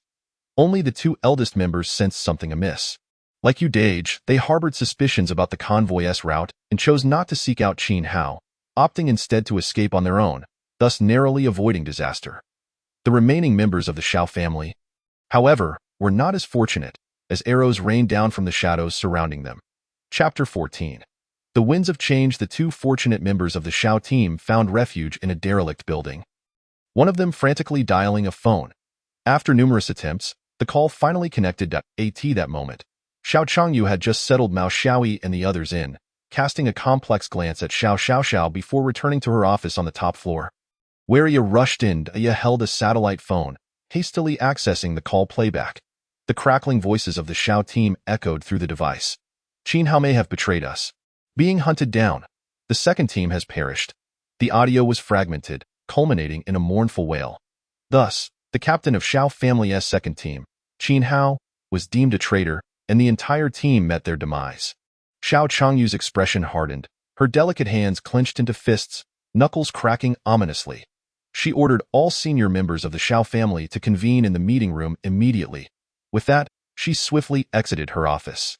In the luxurious suite of the Xiao family building, Mao Xiaoyi gathered everyone together. Previously, a powerful aura had erupted from the top floor, then receded, prompting the stronger evolved individuals within the building to converge there. Sensing something was off, he instructed Jiang Nan to utilize his abilities. A crystal ball was placed on the table, and the four fell silent, intently watching. The orb shimmered with white light, gradually revealing the scene in the top-floor conference room. There, Xiao Changyu occupied the main seat. As individuals continued to interpoint 5 minutes later, the room was filled to capacity. Xiao Changyu slowly initiated the playback of the earlier satellite call. Qin Hao may have betrayed us. Being hunted down. The second team has perished. Instantly, the attendees were left either speechless in shock or huddled together in hushed whispers. Xiao Changyu rose abruptly, slamming her hand on the table, silencing the room. Her icy voice rang out, "Did everyone hear that? All of you, go immediately and investigate which faction is behind this. Report back to me without delay." As the meeting dispersed, Aya poured a cup of hot coffee and approached Xiao Changyu. Placing it down gently, Xiao Changyu took a sip of the steaming coffee and instructed Aya, "Go to the military headquarters, take this recording, and inform them that the Xiao family has decided to participate in this game." Aya nodded, accepting the recording before hastily departing the meeting room. Seated at the head of the table, Xiao Changyu closed her eyes, her fingers gently tapping the surface. She had initially wished to remain uninvolved in this power struggle, carefully treading to avoid attracting the attention of certain factions. Yet now, she realized that failing to take a stand would only lead to her being slaughtered. It was better to fight. Meanwhile, Mao Xiaoyi had witnessed the entire ordeal and, like Xiao Changyu, wore a grim expression. He worried about whether Yu Dage and the others would be implicated. After much contemplation, Mao Xiaoyi decided to call Xiao Changyu. Xiao Changyu was seated in the meeting room, sipping her coffee, when the phone rang. Initially inclined to dismiss the call, she paused upon seeing the caller ID, Mao Xiaoyi. Her heart skipped a beat. After a moment's hesitation, she answered, "Hello, little E? What prompted you to call your sister?" Mao Xiaoyi was not one to mince words. "Sister Xiaoyu, there's no need for pretense. I saw everything that transpired in the meeting room just now. I need to know the route taken by the Xiao family's second team." "Very well, I will send it to you immediately." After hanging up, a bitter smile crept across Xiao Changyu's lips. She had anticipated that Mao Xiaoyi would eventually uncover the truth. She simply had not expected him to do so swiftly. Shortly thereafter, Mao Xiaoyi received the route map sent by Xiao Changyu. He promptly stood, descended the stairs, borrowed a vehicle from the Xiao family, and sped towards the outskirts of the base city, unaware that the Xiao family's second team was not following the route indicated on the map. Yu Dage and his companions had been fleeing for several hours. The suddenness of the events left them with only Lu Huahua possessing a phone, which had died an hour earlier. Fortunately, they were not aimlessly running. Relying on their memories, they located a previously visited internet, CAF. As they approached the CAF, Yu Dage dropped the cargo he had been carrying and collapsed onto the ground. After hours of exertion, he was utterly drained. Lu Huahua quickly found a charging outlet for his phone, while Chen Xiaoling rummaged through the cargo for a bag of chips to snack on. Just as Chen Xiaoling tore open the bag and popped a chip into his mouth, the phone powered on with a beep. Unable to swallow in time, he mumbled, What the heck? Hua Hua, what kind of phone do you have? It charges so fast.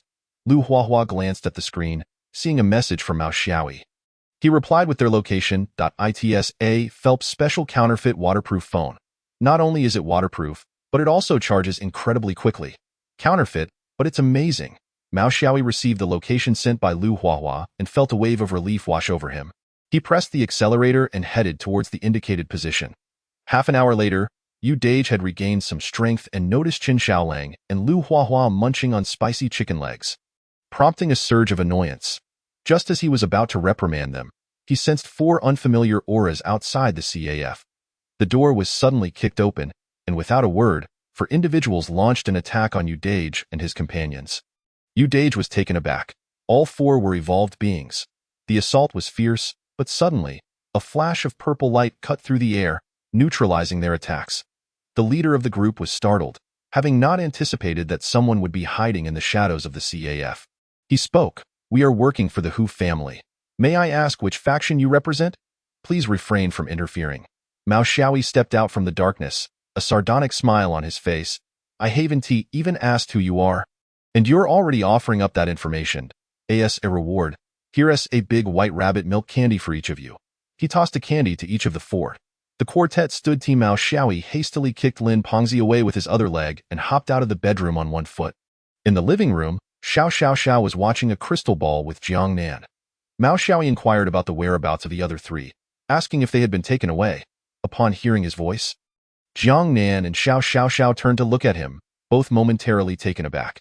Xiao's face flushed crimson, and she quickly turned her head away, while Jiang Nan awkwardly cleared his throat and said, Ahem, Brother Mao, you should get dressed first. The 3 of them are in the guest room. They probably haven't woken up yet. It was Xiao and I who moved you all back last night.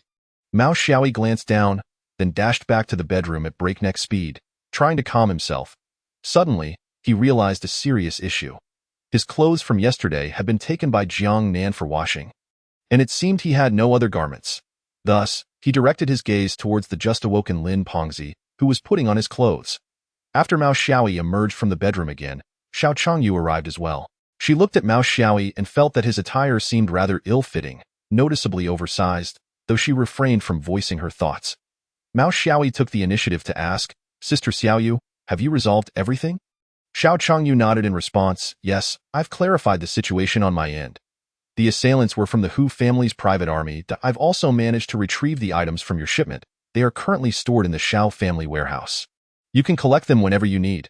Mao Xiaoyi pondered for a moment and said to Xiao Changyu, Sister Xiaoyu, please set aside 1/10 of those supplies for me. The rest, could you convert into cash? I have other uses for it. Xiao Changyu nodded, indicating her understanding. Mao Xiaoyi then turned to Jiang Nan, asking, Jiang Nan, have you made any new discoveries during my rest? Jiang Nan's expression grew serious as he replied, there are quite a few findings. Should I wake everyone up? Noticing Jiang Nan's grave demeanor, Mao Xiaoyi understood he might have uncovered some vital clues, so he said, let's wait a moment. Sister Xiaoyu, could you help me arrange a meeting with Elder Qi and the others? I've already considered the military matters, and it would be perfect to exchange intelligence while we are together. Xiao Changyu's spirits lifted at this, knowing that Mao Xiaoyi was willing to assist the military. She promptly said, all right, Brother Xiaoyi, I'll go and arrange a time with them. Once it's set, I'll send someone to notify you. Mao Xiaoyi watched as Xiao Changyu left, then went to the guest room to wake the 3 individuals. Soon, Xiao Changyu's message arrived, indicating they would meet at the restaurant where they dined yesterday at noon. Seeing that there was still ample time, Mao Xiaoyi asked everyone if they wanted to go out for a stroll. The group's enthusiasm was low, with only Xiao expressing a desire to go. Thus, the 2 set out together. Initially, Mao Xiaoyi intended merely to wander casually, but he succumbed to Xiao's persistent persuasion and accompanied her on a shopping excursion. After several hours of browsing, even someone of Mao Xiaoyi's caliber as an evolved being could no longer endure it, while Xiao appeared far from satiated. Mao Xiaoyi complained, I say, senior sister, how can you girls shop for so long? I can't take it anymore. If I keep going, I'm going to collapse with that. He flopped down on a wooden bench by the roadside, feigning exhaustion.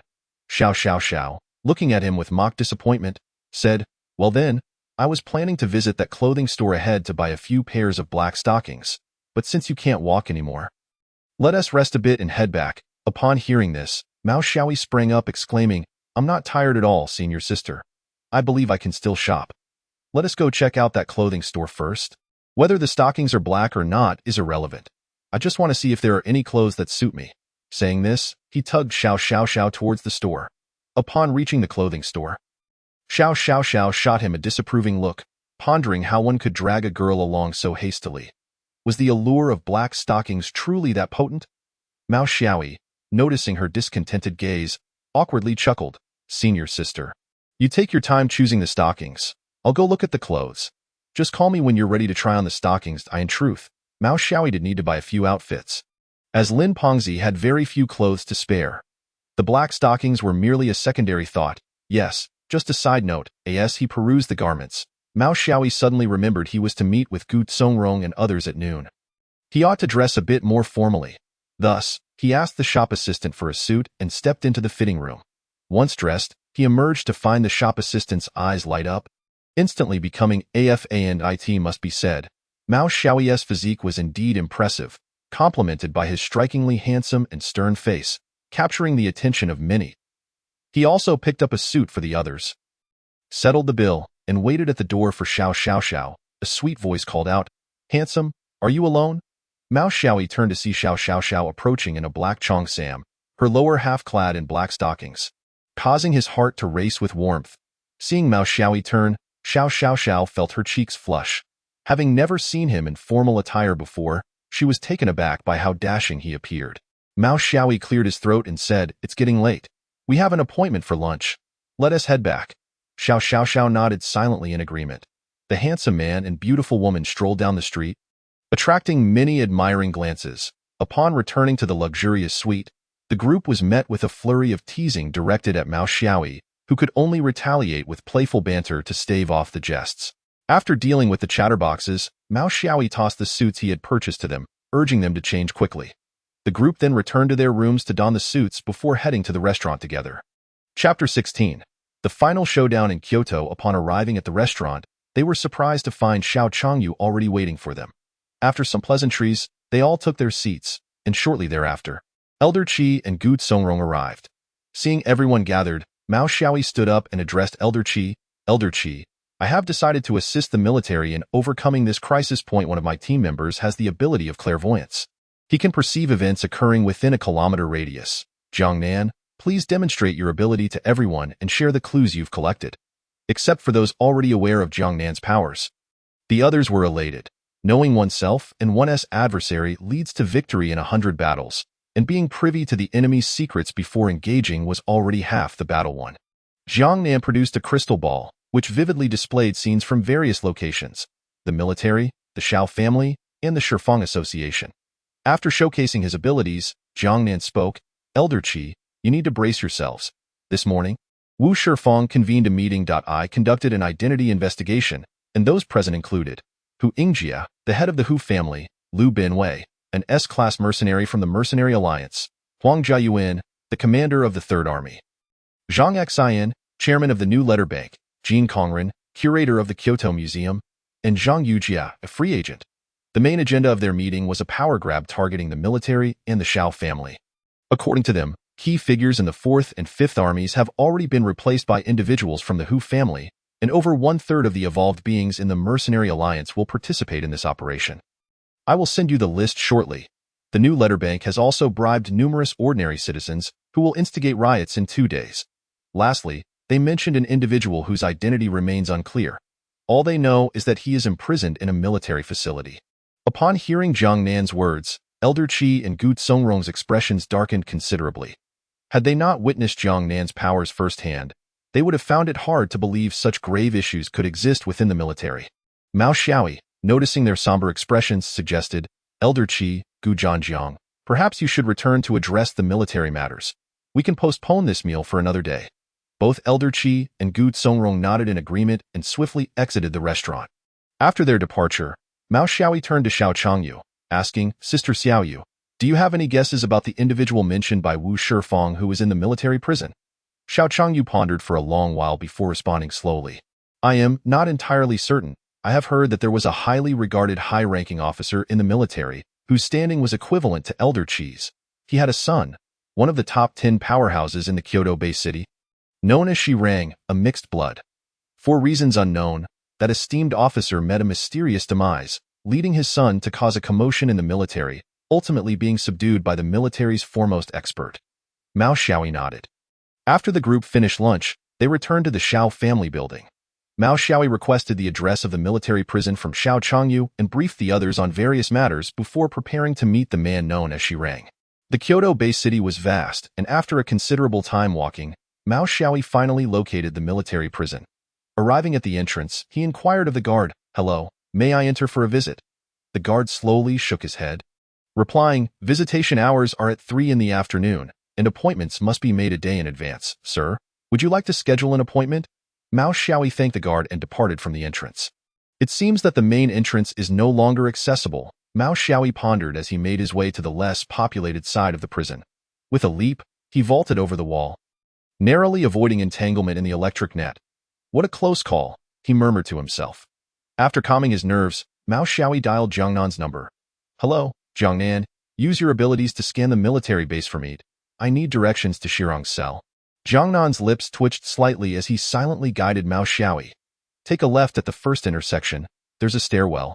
Descend to the second basement level. Proceed straight ahead. Okay. Now turn left. No, not that way. That's right. Keep going. There's someone ahead. Hide. All right, he's gone. Come out and continue forward. The second door around the corner is it.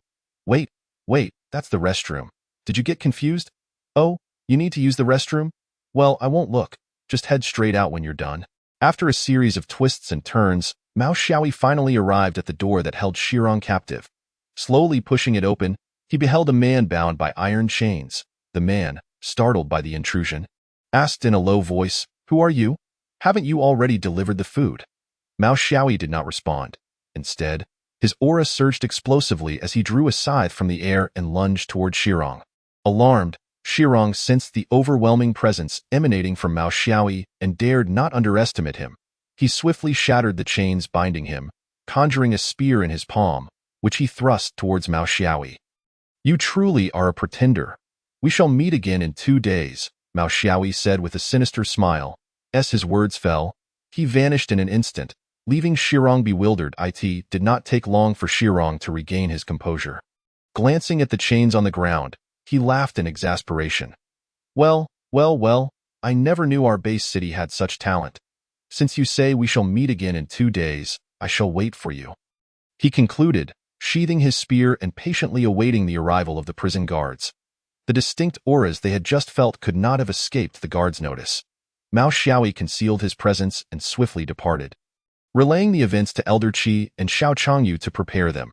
Upon returning to the suite, he found Jiangnan and Xiao still gazing into the crystal ball, while the other 4 unfortunate souls were engaged in a game of poker in the bedroom. Mao Xiaoyi cast an appreciative glance at Jiangnan before striding into the bedroom, kicking Chen Shaoling off the card table and silently taking his place. That moment, within the military headquarters, Huang Jiayuan stood before Elder Qi, while Gu Songrong remained by Elder Qi's side as usual. Elder Qi spoke calmly. "Xiao Huang, do tell. Why have you betrayed the military?" Realizing the situation had been exposed, Huang Jiayuan's aura erupted, and he prepared to strike, only to find himself enveloped by an invisible pressure. A man emerged from the shadows, his military uniform adorned with golden thread that embroidered 5 characters. Special Operations Group. The Special Operations Group was the military's hidden chess piece, known to few, and this man was its leader. However, to outsiders, he was recognized as the most formidable figure in Kyoto, Tianlong. Upon recognizing the visitor's face, Huang Jiayuan's pupils dilated in shock, and he trembled as he asked, "Aren't you supposed to have left the Kyoto BA?" With a swift flourish of his hands, hundreds of copper coins soared towards the gates of the military headquarters, and with a resounding crash, the gates collapsed instantaneously. The individuals who had been battering the door were momentarily taken aback until someone shouted that it was Mr. Jean who had struck. It was then that the crowd sprang into action, rushing towards the interior. The first to breach the threshold prepared to commence their massacre, but in an instant, their heads began to fall, leaving those who followed in stunned silence, desperately attempting to retreat, only to be pushed forward by those behind them. Thus, the rear pressed forward with fervor as the front met a grim fate, and by the time the crowd realized the peril and began to retreat, A third of their number had already perished. Amidst the sea of bodies stood a woman, surrounded by swirling maple leaves, each leaf dripping with blood.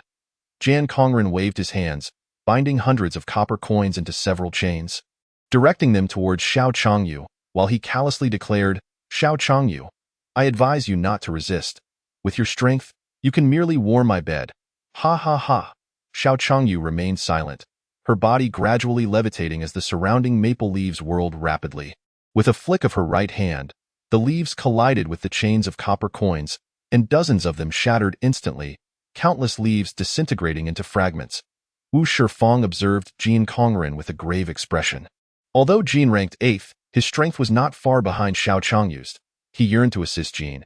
Yet the military's formidable warriors had yet to appear, leaving him unable to act. Several hundred meters away, in another towering building, Mao Xiaoyi and Lin Pengzi quietly watched Wu Shifeng, waiting for him to make his move. Inside the military prison, two streams of light, one blue and one red, separated after several violent collisions, revealing both individuals adorned with multiple wounds, though none were fatal. Shirang's eyes gleamed with unwavering battle intent as he smiled. "You are indeed formidable. However, since Tianlong has not arrived this time, you shall not impede my path." As his words faded, Shirang plunged his spear into the ground, closed his eyes, and formed a cross with his hands, murmuring, "I wield this spear, invoking the spirit of my deceased father to aid me in clearing obstructions." Points of starlight descended from the heavens, converging at the spear's tip. Shirang withdrew the spear, which emitted a faint dragon's roar. Chapter 18. The final battle in Kyoto. Wuming calmly regarded Shirang, slowly sheathing his long sword. Shirang, seeing this, laughed heartily. "Wuming, have you surrendered? Very well. I shall grant you a swift demise." Wuming clenched his right fist, raising his index and middle fingers, proclaiming, as the clouds drift to the northwest, "I am as resolute as this sword." With his words, the long sword gradually vanished, replaced by an ethereal image of a sword suspended in the sky. In a mere moment, the spectral sword began to rotate slowly, its blade pointing menacingly toward Shirang. Suddenly, a golden dragon surged towards the spectral sword, which simultaneously began to descend. Upon their collision, a powerful energy wave radiated outward, causing Wu Shifeng and Mao Xiaoyi to turn their gazes towards the military prison. Wu Shifeng stood atop the high building, making no further movements, his expression somber as he silently observed the direction of the prison, sensing Shirang's essence waning. After receiving Mao Xiaoyi's nod, Lin Pengzi rushed towards the military prison. Minutes later, he arrived to find Wuming meticulously wiping the blood from his sword, while Shirang lay lifeless on the ground. Thus, the 7th-ranked master, Shirang, met his end before the military gates amidst the ongoing struggle. Xiao Changyu and Jan Kongren sensed the energy shockwave and retreated. Jan Kongren returned to the high building, inquiring of Wu Shifeng, "Did Shirang prevail?" Wu Shifeng's face was grim as he slowly shook his head. Turning to Zhang Yujia, "It is time to act. Our window is closing." Zhang Yujia advanced step by step, reaching the edge of the building as rain began to pour from the heavens. He stepped into the air, making his way towards the military headquarters. Upon reaching the military's upper levels, Zhang Yujia gazed regretfully at Xiao Changyu, murmuring, "Such a lovely girl, yet she stands with the wrong side." He extended a hand forward, exclaiming the word flood, causing the rainwater within the Bay City to converge and surge towards the military headquarters like a tidal wave. Mao Xiaoyi turned to Lin Pengzi, who had just returned from the prison, saying, "Go now, test your abilities." Lin Pengzi cast a resentful glance at Mao Xiaoyi before taking a deep breath and sprinting towards the military gate. Wu Shifeng watched Lin Pengzi dash past him, a puzzled expression crossing his face. He couldn't recall which faction this would-be warrior belonged to. As Lin Pengzi observed the approaching flood, he muttered anxiously, "I hope I make it in time." Humility, honor, sacrifice, bravery, compassion, soul, honesty, justice. I protect this land in the name of the Holy Knight. Golden light began to emanate from Lin Pengzi, gradually revealing shining armor, while his aura surged, ultimately reaching that of a high-level warrior. Standing before the military gates, Lin Pengzi raised his left hand, which manifested a golden shield, encasing the military headquarters within a shimmering sphere of light. The torrential rain coalesced into colossal waves, crashing repeatedly against the military's defenses, yet the golden barrier held steadfast, repelling each onslaught. Zhang Yujia observed the golden figure within the protective shield, his expression gradually darkening with fury. Seeking death, he bellowed, gathering raindrops in his right hand until they coalesced into a flowing spear, which he hurled towards the golden barrier. Instantaneously, the spear pierced through the shield, causing it to splinter. Mao Xiaoyi, witnessing the shattering barrier, contemplated. It seems the disparity in levels is still too great, yet this ability is quite impressive. With a sudden shift, he vanished from his original position. Zhang Yujia, having succeeded with his first strike, was preparing to launch a second spear when a figure appeared before him. The figure unleashed a powerful punch, sending Zhang Yujia hurtling backward. Wu Shifeng, observing the scene from afar, inquired of the assailant, "Who might you be, and why do you assist the military?" The figure, Mao Xiaoyi, regarded Wu Shifeng with a calm demeanor and replied, "I find amusement in crushing a few ants from time to time." Wu Shifeng suppressed the fury boiling within him and feigned cordiality, saying, "Might I request that you refrain from interfering? Once this matter is resolved, I shall ensure you are honored as a distinguished guest." Mao Xiaoyi offered no reply, merely regarding Wu Shifeng with a mocking gaze. At that moment, Zhang Yujia had regained his composure, his eyes ablaze with rage as he conjured dozens of water spears aimed at Mao Xiaoyi. Only then did Mao Xiaoyi divert his attention from Wu Shifeng, gradually drawing forth a purple scythe from the air. With a swift motion, dozens of purple blades surged forth to meet the incoming water spears. The clash between the water spears and the purple blades resulted in both being rendered to nothingness. A faint smile graced Zhang Yujia's lips, causing Mao Xiaoyi's heart to feel an ominous stir. In an instant, countless raindrops converged upon Mao Xiaoyi, enveloping him in a massive sphere of water. Suddenly, a multitude of bone spikes erupted from the ground, hurtling toward Zhang Yujia, while a figure charged forth from the military base, none other than Gu Songrong. Lu Binwei also propelled himself forward, unleashing an invisible field of power that shattered the bone spikes into mere dust. Gu Songrong waved his hands once more, summoning dozens of bone spikes, yet they too dissolved into powder before reaching Zhang Yujia. With a smile, Lu Binwei remarked, "Do not waste your efforts, ancient warlord. You are now ensnared within my domain. Any attack from outside will yield no effect." Gu Songrong's expression hardened as he declared, "Then I shall first eliminate you." Accompanying his words was a colossal bone dragon, upon which Gu Songrong leapt, commanding it toward Lu Binwei. Mao Xiaoyi, trapped within the water sphere, felt a sense of asphyxiation and attempted to teleport, yet found himself unable to do so. Just as despair began to set in, a beam of golden light severed the connection between him and the water sphere, and in an instant, Mao Xiaoyi vanished from within, emerging from the teleportation. Mao Xiaoyi beheld the golden light emanating from Lin Pengzi and waved a hand before surveying the battlefield. On the battlefield, Gu Songrong pursued Lu Binwei atop the bone dragon, while Zhang Yujia glared at Mao Xiaoyi with palpable fury. With the scythe held firmly in his right hand, Mao Xiaoyi charged toward Zhang Yujia, who attempted to repeat his previous tactics, summoning droplets of rain to converge upon Mao Xiaoyi in a flash. Mao Xiaoyi vanished, reappearing behind Zhang Yujia. Zhang Yujia sensed the impending danger and leapt aside, but Mao Xiaoyi was quicker. With a swift slash, blood sprayed from Zhang Yujia's back. Having already utilized his teleportation thrice, Mao Xiaoyi was unable to do so again. He propelled himself forward, relentlessly pursuing Zhang Yujia. As he swung his scythe toward Zhang Yujia, a fireball hurtled toward Mao Xiaoyi, forcing him to retreat and glance upward at the towering building, where Wu Shifeng raised his hand, similarly observing Mao Xiaoyi. Suddenly, two dragons, one gold and one silver, soared from the military base. A man stood atop the golden dragon's head, slowly speaking, "Wu Shifeng, it has been a while." Chapter 19.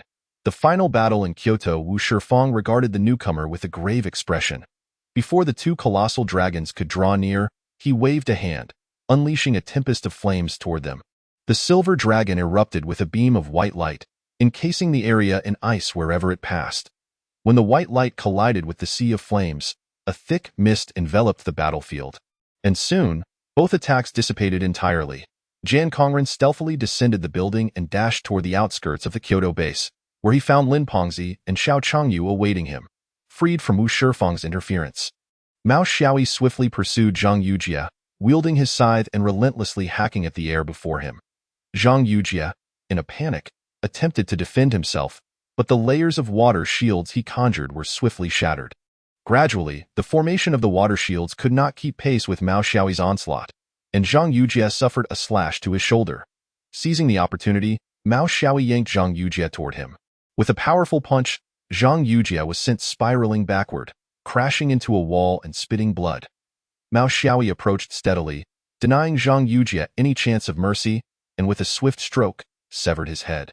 With Zhang Yujie, the sixth ranked among the top 10 warriors, now fallen, Mao Xiaoyi wasted no time and dashed toward Lu Binwei. At that moment, Lu Binwei was struggling to fend off Gu Songrong's attacks.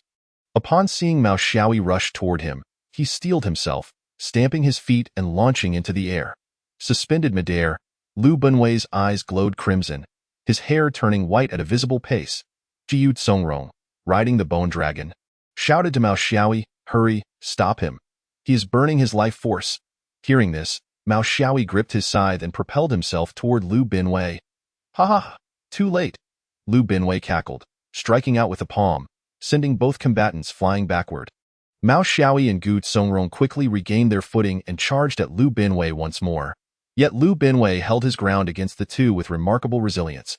Gu Songrong exchanged a knowing glance with Mao Xiaoyi and swiftly retreated, allowing Mao Xiaoyi to engage Lu Binwei in combat. Kneeling on one knee, Gu Songrong pressed his palms against the ground, and in an instant, thousands of white bones erupted around Lu Binwei, ensnaring him tightly. Mao Xiaoyi stepped back, hearing the rattling sounds from the bone cage, while Gu Songrong, drenched in sweat, appeared as though he could not sustain this effort for long. Suddenly, a sharp pain pierced Mao Xiaoyi's head, and a new skill was inscribed within his mind, simultaneously enhancing his aura to that of a high-level warrior. The battlefield fell silent in astonishment as all present registered Mao Xiaoyi's unexpected breakthrough.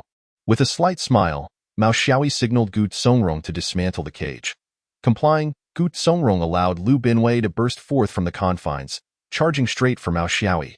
With his eyes closed, Mao Xiaoyi intoned, "Zero form, judgment," as an ethereal figure materialized behind him, resembling the apparition that had emerged in the demon city, but this time wielding a scythe identical to Mao Xiaoyi's.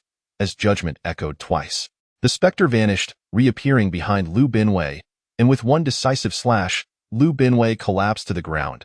Exhausted after executing his new skill, Mao Xiaoyi felt drained. Although the skill was immensely powerful, it exacted a significant toll on his body. Gu Songrong casually snapped a bone spike and hurled it toward the struggling Lu Binwei, who was impaled with a sickening thud, struggling briefly before falling silent. With Lu Binwei, the fourth ranked among the top 10 warriors, now defeated, the battlefield lay barren save for Wu Shifeng, who fought desperately against the odds. Mao Xiaoyi retreated to a distance from the fray, sitting cross-legged to recuperate.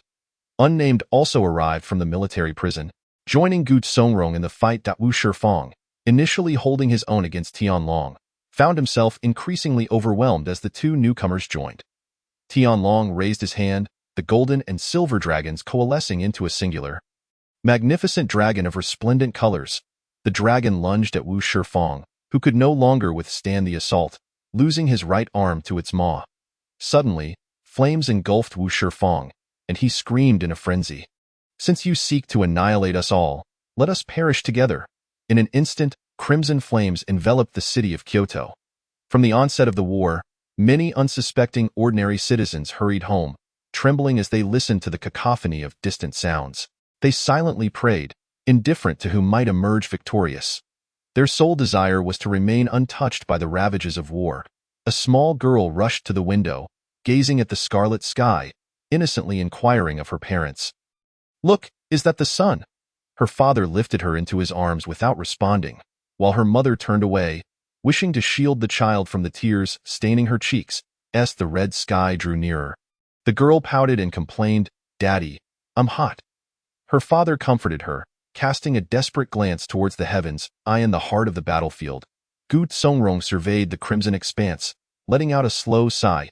He addressed Tianlong and Wu Ming, saying, "When I am no longer here, you two must assist old Qi diligently. That child, Mao Xiaoyi, shows promise.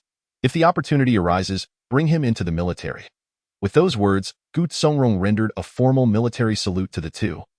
transforming into a cascade of bones that ascended toward the sea of flames.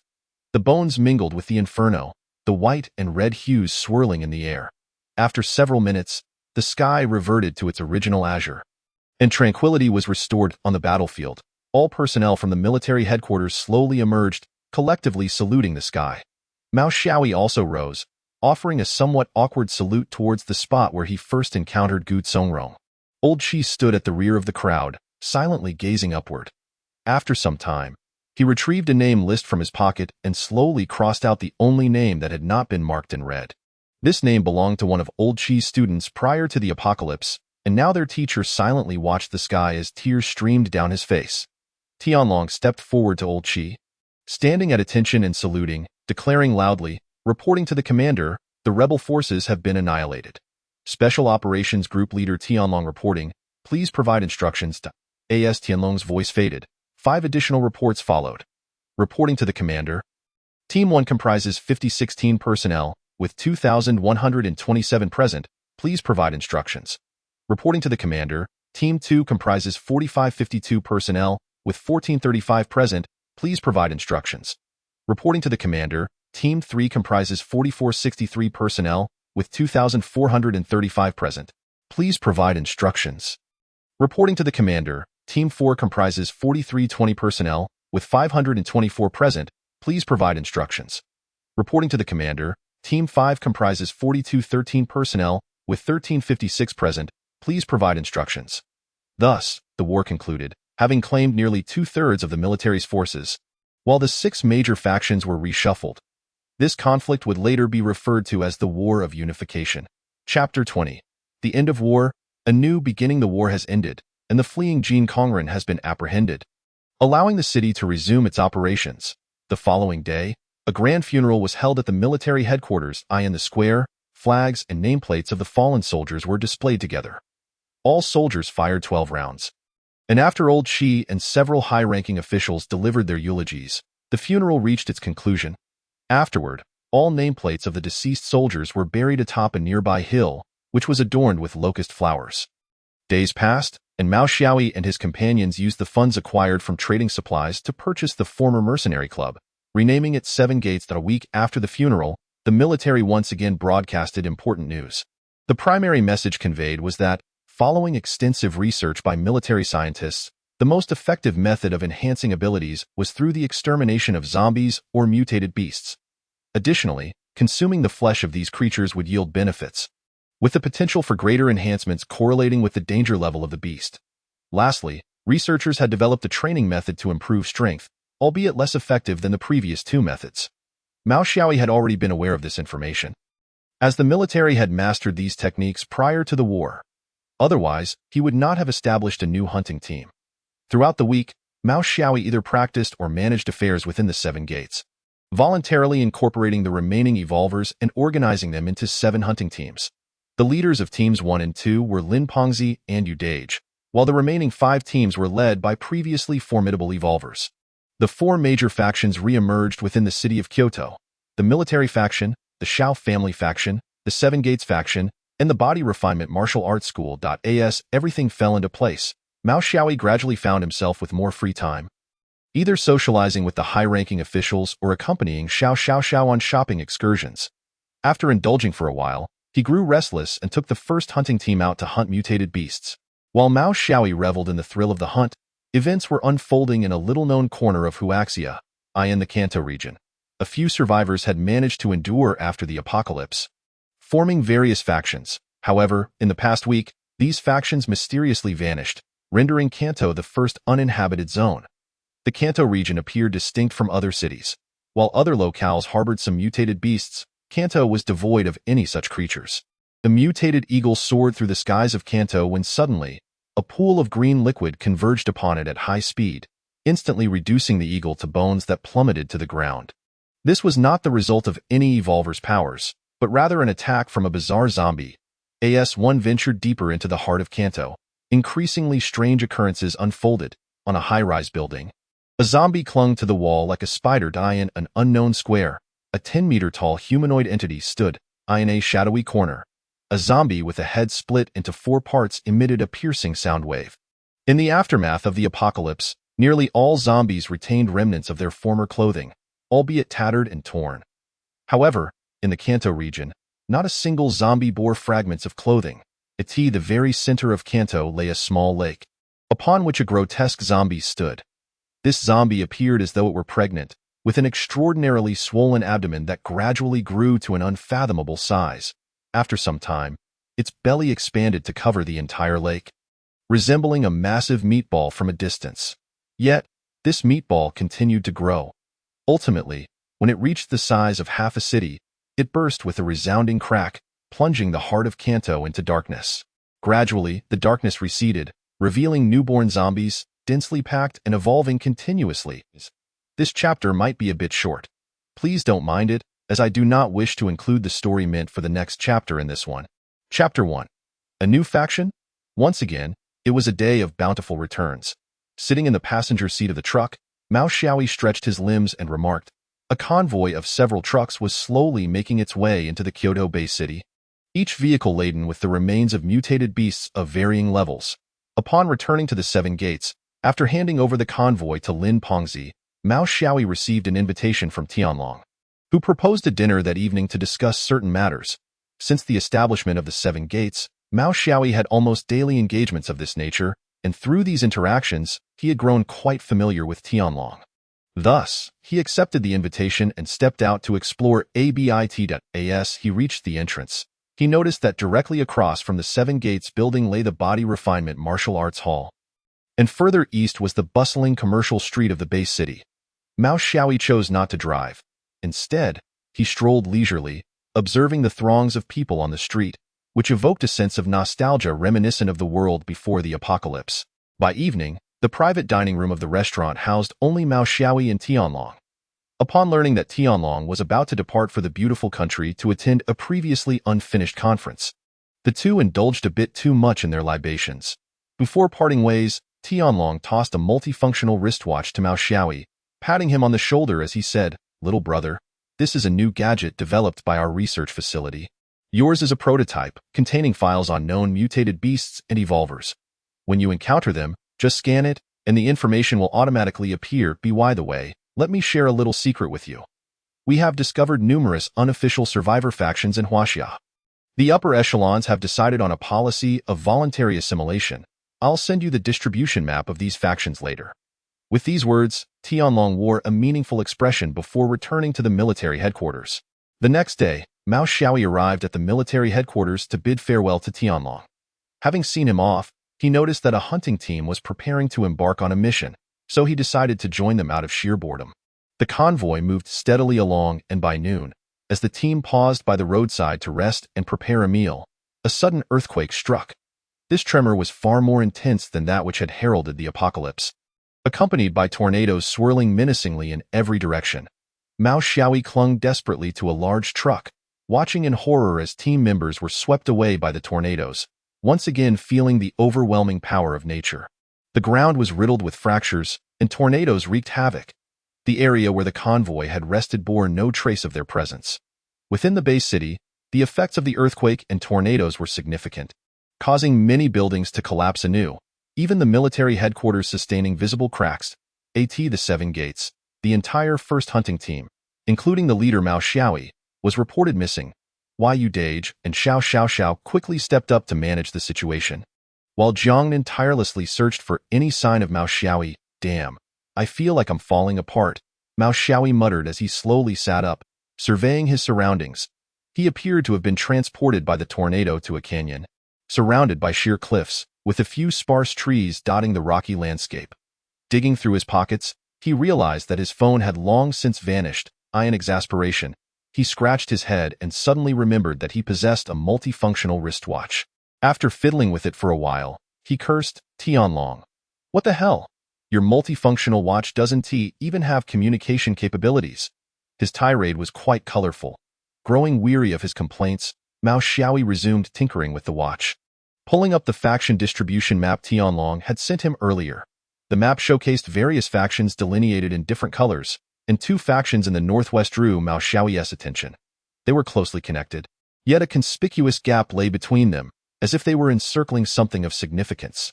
After further contemplation, Mao Xiaoyi resolved to first escape the canyon, lest he succumb to hunger. Utilizing a few trees for leverage, he managed to reach the ground. As he surveyed the landscape, he found himself amidst a forest, utterly at a loss for the direction of the Kyoto-based city. With a wry smile, he thought to himself, when the boat reaches the bridge, it will naturally straighten out, and he chose a random direction to walk. In stark contrast, Lin Pengzi, who had shared the truck with Mao Xiaoyi, found himself in a far more fortunate predicament. He too had been swept up by the tornado, but upon regaining consciousness, he discovered that he was less than 10 meters from the gates of the Kyoto-based city. Lin Pengzi patted his ample belly, indulging in a moment of self-admiration as he mused, could it be that I am the favored child of fortune? At this moment, Tianlong received news of the disaster while aboard a military helicopter. Due to the altitude, the helicopter was largely unaffected. Tianlong gazed at the multifunctional wristwatch he had upgraded, feeling as though he had forgotten something important. As Moxie Aoyi continued on his path, an unsettling feeling grew within him. The forest seemed to have become denser. Looking back at the trail he had traversed, Moxie Aoyi abandoned the thought of retracing his steps. After walking for over an hour, he arrived at the edge of a cliff, beneath which lay a lake, accompanied by several mutated beasts.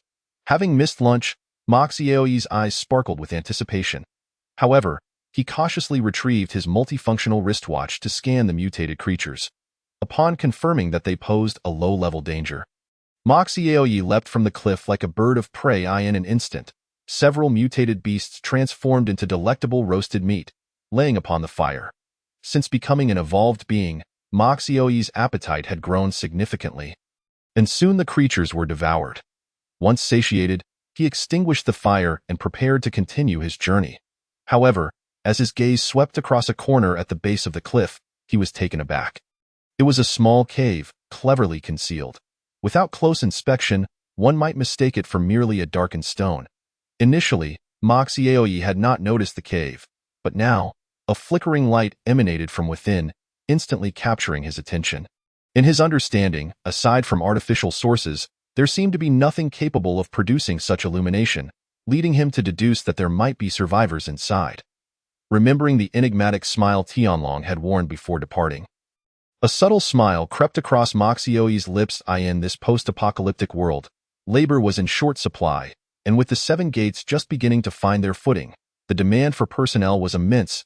As he observed the cave's location, Moxie Aoyi felt a wave of frustration. The cave's surroundings were exceedingly smooth, offering no footholds, and the distance from the lake surface to the cave entrance rendered swimming an impractical option. After exhausting several brain cells, he resolved to return to the cliff in hopes of finding vines or similar plants to fashion a rope. Descending was effortless, but climbing back proved challenging. Armed with a sickle, he hacked away at the obstructing bushes while cursing Tianlong. Finally, after recounting the lineage of Tianlong, he reached the cliff's summit, only to discover that not a single vine was in sight. Lying on the ground, his mental faculties strained to their limits, he decided to take a brief respite. Perhaps due to the forest's unnerving stillness, Moxie Aoyi unwittingly drifted into slumber. Not far from him, a pair of eyes watched with malevolent intent as he snored. Chapter 2. The Millennium Turtle and the 10,000-Year Tortoise awakening to a chilling sensation at his back. Moxie Aoyi slowly opened his eyes. Upon doing so, he was greeted by the sight of a massive serpent's head lunging toward him. "What the hell?" he exclaimed, rolling away with remarkable agility. Quickly regaining his footing, he turned to face the serpent. The sight of the creature sent a torrent of alarm coursing through him. Its girth rivaled that of a substantial tree, and its length was comparable to that of Tianlong's 2 dragons. Not daring to underestimate it, Moxie Aoyi unsheathed his sickle while activating his wristwatch to scan. The results soon revealed that he was facing a mutated giant python, classified as a mid-level danger. With determination, he charged at the creature, wielding his sickle. The mutated python coiled its body, its head poised to strike. As Moxie Aoyi closed the distance, the serpent's head shot forward to bite, while its body sought to ensnare him. With a sly smile, Moxie Aoyi vanished in an instant, reappearing at the python's vital point. As the old adage goes, strike the snake at its 7 inches. He swung his sickle down, causing the giant python to writhe in agony. Understanding that snakes retain muscle memory even after death, Moxie Aoyi swiftly retreated, aware of the danger. However, he had underestimated the resilience of the mutated python. It continued to convulse until midnight. Cautiously, Moxiaoyi approached, prodding it with his sickle to confirm its demise. Once assured of its death, he tethered the python's head to a sturdy tree and secured its tail around his waist. Gradually, he backed away from the cliff, peering down to see the cave's light more pronounced against the night sky. With several mutated creatures gathering near the lake's edge, without hesitation, he decided to locate the survivors and make his escape, moving swiftly downward like a bungee jumper. With a splash, he landed in the lake. Surprised to find the giant python was even longer than he had anticipated. Untying the snake's tail, he used its body as leverage to inch toward the cave's entrance. Shortly, Moxiaoyi entered the cave, which appeared much larger than it had from the outside, yet it bore no signs of previous visitors. Following the source of the light, he ventured deeper into the cave. Upon nearing its end, he spotted a radiant spirit mushroom, emitting an extraordinary glow. For reasons unknown, an overwhelming urge to consume it surged within him. He could sense that it was no ordinary mushroom. Scanning it with his multifunctional wristwatch yielded no results, merely an indication of an unknown organism. Frustrated, he cursed Tianlong's family once more, grappling with the dilemma of whether to eat it or not. Suddenly, the sound of heavy footsteps echoed from the cave entrance, reminiscent of a dinosaur's approach. Forgetting his internal conflict, he hastily plucked the spirit mushroom and sprinted toward the cave's exit. As he did so, a beastly roar erupted from the entrance, sending chills down his spine. Upon reaching the opening, he beheld a colossal tortoise blocking the way, its massive bulk entirely obstructing the entrance. Again, he raised his multifunctional wristwatch, relieved that it functioned properly this time. The scan revealed that an advanced-level mutated elephant tortoise stood before him.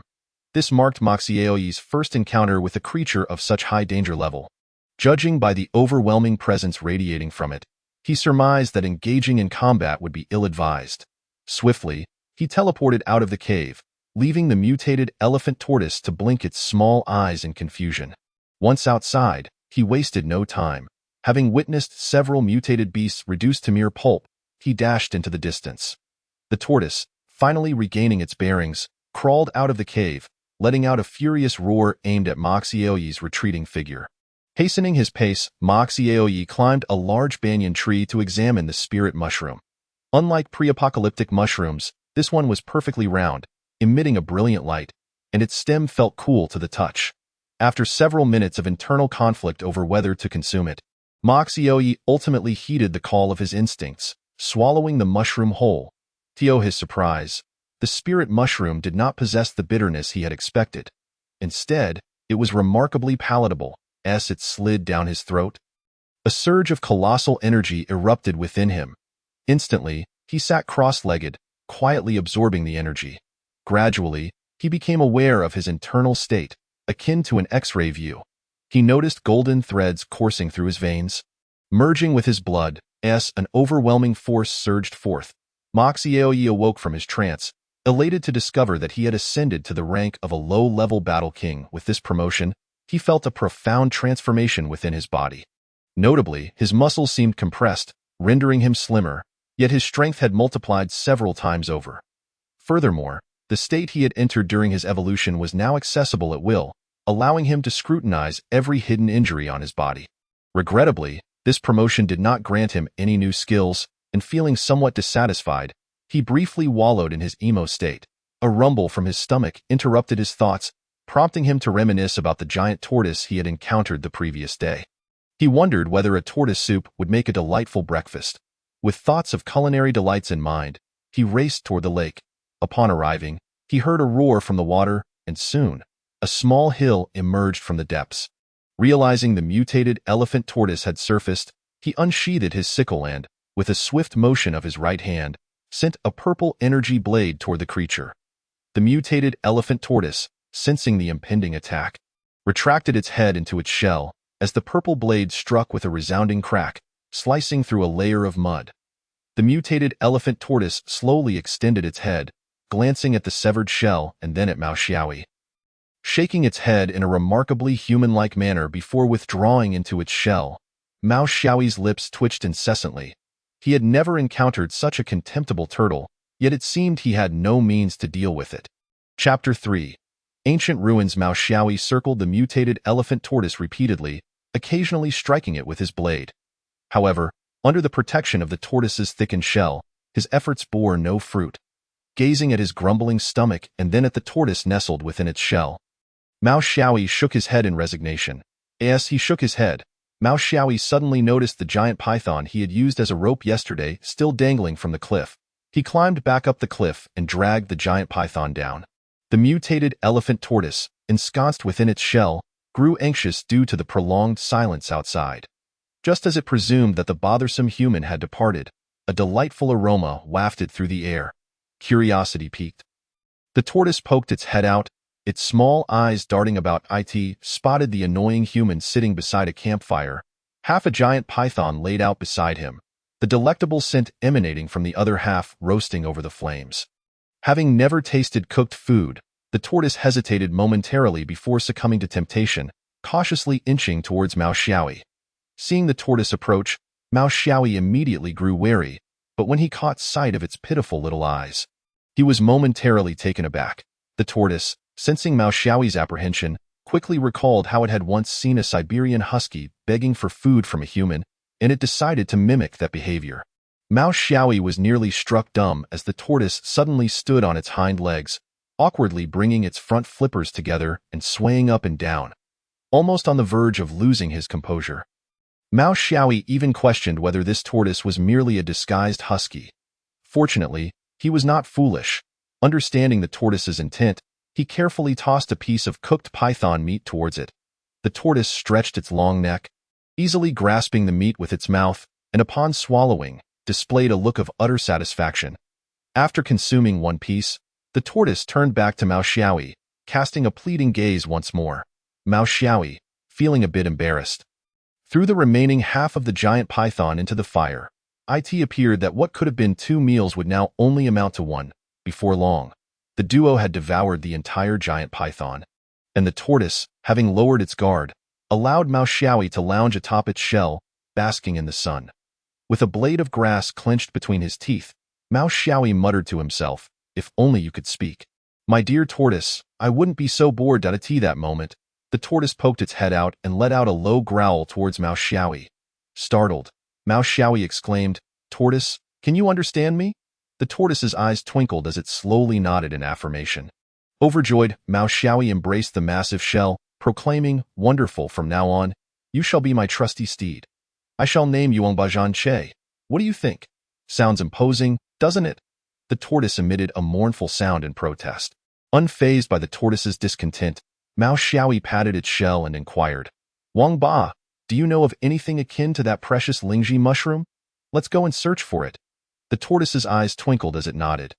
Leading Mao Xiaoyi further into the depths of the forest, the conference hall of the beautiful nation, representatives from various countries gathered around a round table. The beautiful nation representative spoke first. "Esteemed representatives, it is a great honor to preside over this meeting. Since the onset of the apocalypse, our satellites have consecutively lost signal. I wonder if any nations possess remaining satellites that could be shared.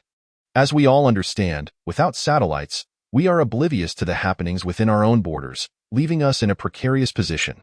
As the beautiful nation representative spoke, discussions erupted among the various country representatives. Yet it was evident that they too had lost signal due to some unforeseen circumstances. In the forest, the mutated elephant tortoise was galloping forward with Mao Xiaoyi on its back, who relished the gentle breeze around him, feeling quite content. After approximately half an hour, the tortoise brought Mao Xiaoyi to a pile of rubble. Mao Xiaoyi leapt down from its back and approached cautiously. Upon inspection, Mao Xiaoyi discovered that while the pile appeared chaotic, it concealed an intriguing secret. After some searching, he pressed down on a protruding stone, resulting in a thunderous rumble as the rubble collapsed, revealing a long staircase leading underground, at the end of which stood a bronze door. Mao Xiaoyi descended the staircase with caution, encountering no traps. As he approached the bronze door, he pushed against it, but it did not budge. In desperation, he beckoned the tortoise to charge at the bronze door. Yet even after the tortoise collided with it, the door remained unyielding. Once again, Mao Xiaoyi approached, feeling around the bronze door until he found 2 embedded rings. Gently pulling on the rings, the bronze door slowly swung open. Mao Xiaoyi awkwardly gazed at the open door, cleared his throat, and hastily entered. The tortoise, observing the door, glanced at Mao Xiaoyi before shaking its head once more. Upon entering, a long corridor came into view. With torches illuminating the walls at intervals, at the end of the corridor stood another bronze door, flanked by two lifelike knight statues. Mao Xiaoyi hurried to the second bronze door, feeling around until he located the two rings. However, just as he pulled the rings, two formidable energies surged forth. Reacting swiftly, Mao Xiaoyi retreated, witnessing the knight statues come to life, slowly drawing their swords from the ground and aiming them at him. Mao Xiaoyi quickly executed a slide beneath the tortoise, as the swords struck the shell with a resounding crash, eliciting a pained cry from the tortoise. In agony, the tortoise stumbled backward, and Mao Xiaoyi dashed out from beneath it, swiftly slashing at one of the knight statues, severing its leg. Strangely, the knight statue did not topple as expected. Instead, black gas emanated from the severed leg, rapidly reconstituting it. Astonished, Mao Xiaoyi struck again, witnessing the statue's wounds quickly heal as black gas enveloped the damaged areas. Realizing that conventional attacks could not harm the statues, he retreated a few steps, closing his eyes as a phantom began to materialize. Zero type. Judgment. With a furious roar, the ethereal figure behind Mao Xiaoyi instantly vanished. While similar apparitions emerged behind the two statues, with a swift stroke of his blade, both statues were cleaved in half. From the fallen statues, dark gas began to seep forth, yet it never coalesced into a tangible form. Dissipating shortly thereafter, wiping the virtual sweat from his brow, Mao Xiaoyi slowly approached and pulled the door open. As the door creaked ajar, an overwhelming surge of black gas poured out from within. Chapter 4. The Black Mask. Mao Xiaoyi swiftly recoiled, the black gas swirling chaotically around him. After what felt like an eternity, the dark vapors finally dissipated. Stepping inside, he found himself in an extraordinarily vast space. With only a strangely shaped pedestal occupying the center, as Mao Xiaoyi cautiously approached, he beheld a ghostly mask floating above the pedestal, enveloped in a swirling mist of black gas. Each time he attempted to discern the mask's details, the gas acted as a barrier, rendering the mask obscured and chaotic. Before he knew it, Mao Xiaoyi realized he had entered an unfamiliar realm, unable to control his own body, instead observing himself as a mere bystander. In the void, a figure slowly approached from the opposite side, radiating a golden light, resembling a deity from the heavens. While he pondered whether he was trapped in a dream, he heard himself utter, "Shunwei, I will not compromise on that matter. What purpose does your personal visit serve?" The man known as Shunwei spoke slowly, his voice imbued with an unfathomable authority. "Chaos, as one of the 10 gods. Why do you choose to turn against us for the sake of a mere star system? Reveal the coordinates of your hidden star system, and I may consider sparing your life." With a wry smile, Chaos turned and gazed into the void for a long moment before replying, "Shunwei, you fail to comprehend. Since I ascended to the status of a 10 god, I have transformed countless star systems into chaos. Yet, upon reaching that particular system, I beheld light for the first time. One day, that system will give rise to a powerful being who shall shatter the dominion of both you and me." Shunwei shook his head at the turning figure of Chaos, stating, "Chaos, since you remain obstinate, we cannot be blamed. Each day, the other shore draws nearer. Then you shall understand for yourself." With that, the golden light began to fade along with the figure. Chaos continued to gaze into the void for an extended period before slowly removing a ghostly mask from his face. Mao Xiaoyi recognized it as the very mask he had encountered in the underground ruins. He watched as Chaos infused something into the mask and subsequently hurled it into the void. As the black mask was cast aside, Mao Xiaoyi was abruptly jolted back to reality, clutching the mask in his hand. Its full visage still shrouded in mystery. He casually placed the mask into his pocket and glanced at the mutated tortoise that was slowly making its way towards him. Resolving to dismiss these distant matters for the time being, he focused on finding survivors and returning to the base city. Mounting the mutated tortoise, he set off towards the northwest. After a week's journey, a solitary figure and his tortoise finally emerged from the forest, only to be greeted by a desolate expanse of desert. Mao Xiaoyi felt a sense of astonishment. Despite the forest being only a few hundred meters away, One side was desert while the other was forest. As he entered the desert, the mutated tortoise struggled significantly more than it had in the forest, laboring with great effort to traverse each dune.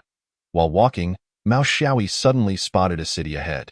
The architecture was peculiarly distinct, clearly not resembling the habitats of humanity before the apocalypse. Initially, he suspected it to be a mirage, but upon closer inspection, he realized the city was indeed real, and it appeared to be inhabited. Back in the Kyoto-based city, Jiang Nan, who had been vigilantly monitoring the crystal ball and switching between images, finally glimpsed Mao Xiaoyi.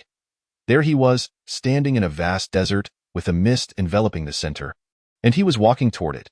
Jiang Nan promptly summoned the core members of the Seven Gates and relayed the news about Mao Xiaoyi.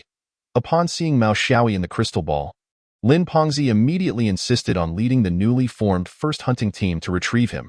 Brother Yu kicked the standing Lin Pengzi back into his seat, exasperatedly saying, "Take a good look at where Xiaoyi is now. By the time you arrive, he'll have long since gone cold."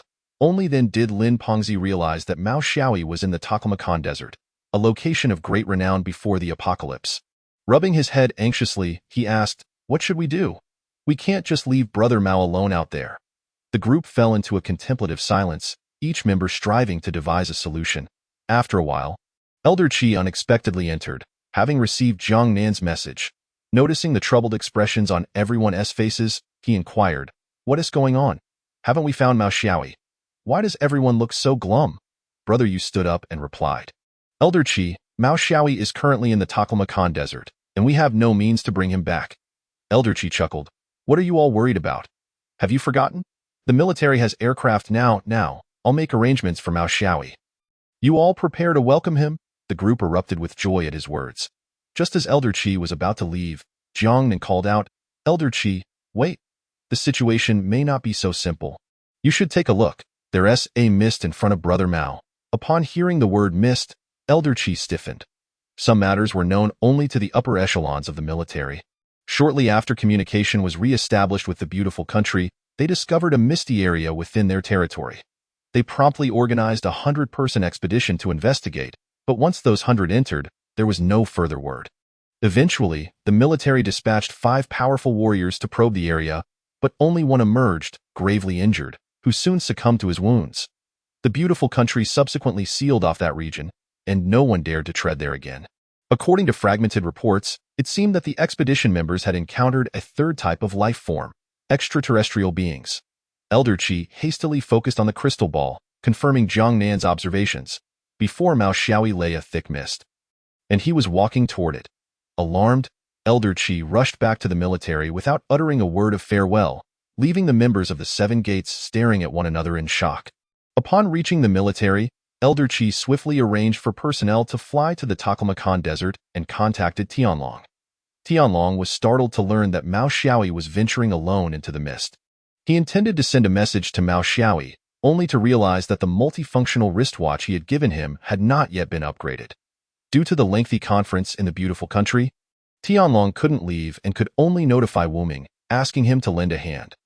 Thus, dozens of aircraft took off from the Kyoto-based city, all heading toward the northwest. Meanwhile, Mao Xiaoyi remained blissfully unaware of the stir he had caused. He crouched beside a wall, curiously observing the city within. He noted that the streets were sparsely populated, with only a few passers-by, all of whom bore a striking resemblance to humans, save for the peculiar horns adorning their heads. Just as Mao Xiaoyi became engrossed in his observations, the mutated tortoise ambled over, seemingly of its own volition. Chapter 5. The city of Caste. The sound of the mutated tortoise's movement soon caught the attention of the inhabitants of the city. Upon seeing Mao Xiaoyi and the tortoise, their expressions shifted from surprise to joy. After a brief exchange among themselves, 2 individuals approached Mao Xiaoyi, speaking a torrent of words in a language he did not comprehend. Noticing their lack of hostility, Mao Xiaoyi shook his head, using sign language to convey that he could not understand them. The 2 individuals understood his gesture and switched to several different languages, eventually managing to communicate in Mandarin, revealing their origins.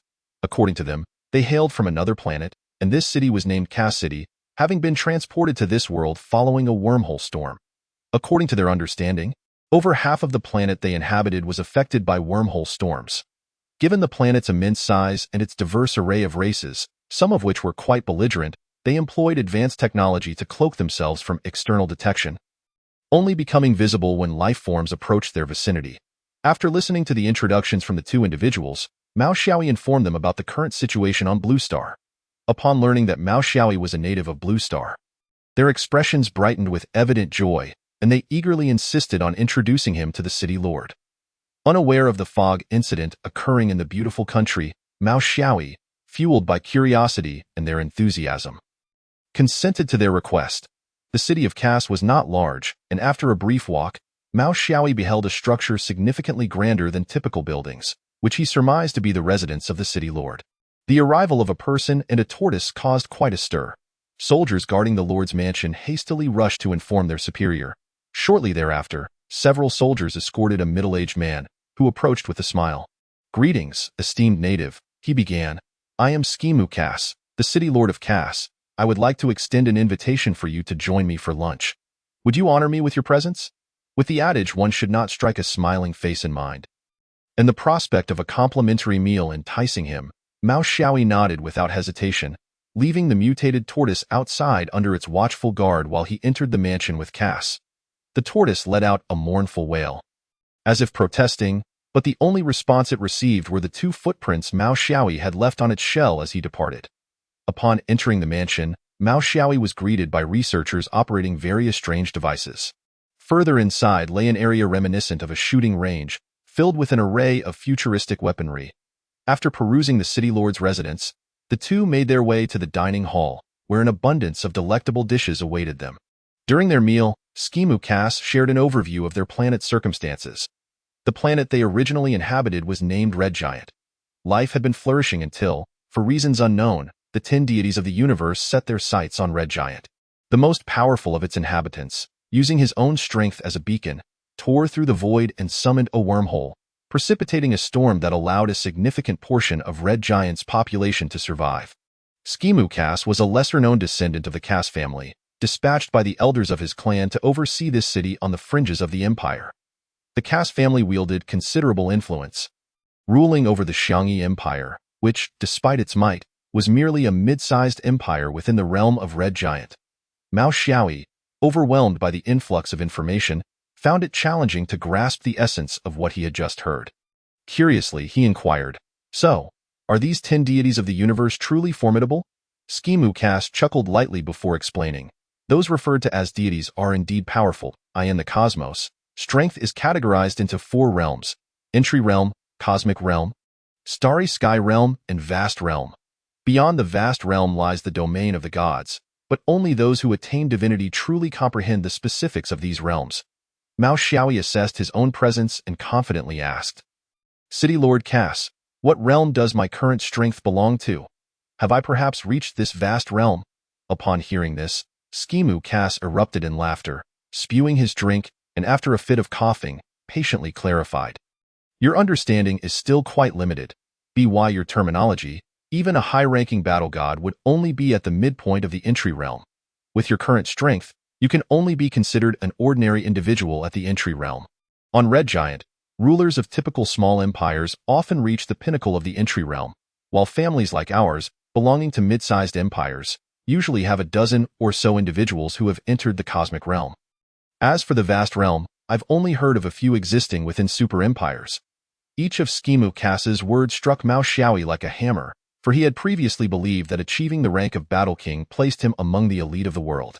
Now, confronted with a broader perspective, he felt a sense of helplessness. Observing Mao Xiaoyi's dazed expression, Skimu Cass placed a comforting hand on his shoulder and reassured him, "Do not worry. Attaining the mid-stage of the entry realm at your age is remarkable. Even within our family, with a bit of luck, you might even step into the cosmic realm one day." Mao Xiaoyi managed a bitter smile as he resumed his meal, tackling a piece of mutated steak. After lunch, Skimu Cass led Mao Xiaoyi through the mansion to revisit the equipment they had just seen. Due to Mao Xiaoyi's fervent request, the first stop was the shooting range. Mao Xiaoyi toyed with a weapon resembling a pulse rifle. When he fired a laser, a steel plate several meters thick was instantly perforated, further shattering his preconceived notions about weaponry. "This," Skimu Cass explained, "is a laser rifle, standard issue for our soldiers. Its power is quite impressive. If you like it, I shall gift it to you." Mao Xiaoyi eagerly accepted the laser rifle, immediately tempted to step outside and take a shot at the mutated tortoise. Fortunately, Skimu Cass intervened, advising that the ammunition for the laser rifle was currently non-replenishable and should be conserved. Reluctantly, Mao Xiaoyi acquiesced. Meanwhile, the mutated tortoise sensed an unsettling chill in its shell, as if it were being scrutinized by something sinister. After stowing the laser rifle, Skimu Cass resumed the tour of their research equipment. Just as they were halfway through the visit, a hurried subordinate rushed in, addressing Skimu Cass with urgency. "Lord, there's trouble. A group has arrived outside, demanding the surrender of Mao Xiaoyi." Skimu Cass glanced at Mao Xiaoyi in confusion, suddenly realizing he had yet to inquire about the young man's name. Mao Xiaoyi nodded at Skimu Cass, stating, "I am indeed Mao Xiaoyi, but I am as perplexed as you are. Let us venture outside and investigate." Mao Xiaoyi and Skimu Cass swiftly exited the city, only to behold a dune adorned with a dozen military aircraft. Chapter 6. Departure. In the vast northwest, the enigmatic Wuming and a contingent of soldiers stood, their weapons raised and faces contorted with fury as they gazed into the city. Upon witnessing Mao Xiaoyi emerge alongside a figure shrouded in mist, Wuming's expression momentarily faltered. He swiftly advanced, pulling Mao Xiaoyi back to the helicopter. Scrutinizing him from head to toe, Mao Xiaoyi, feeling a chill under Wuming's intense gaze, hurriedly recounted the events that transpired after entering Kashi City. Despite Mao Xiaoyi's explanations, Wuming remained visibly skeptical, and only after a phone conversation with Elder Qi did he return to the city with Mao Xiaoyi. Scheme Kashi guided them on a brief tour of the city, taking the opportunity to introduce Mao Xiaoyi to several aspects he had previously neglected. After witnessing the city firsthand, Wuming's apprehensions eased, and he promptly shifted into work mode, having received orders from Elder Qi to establish a communication station in Kashi City. Scheme of Kashi expressed great enthusiasm for this proposal and immediately abandoned Mao Xiaoyi to lend a hand, leaving him alone amidst the chaos. Noticing a mutated tortoise sprawled on the street, Mao Xiaoyi approached it with a swift kick, exclaiming in frustration, "Once we're in the northwest, you and the lamb will share a pot."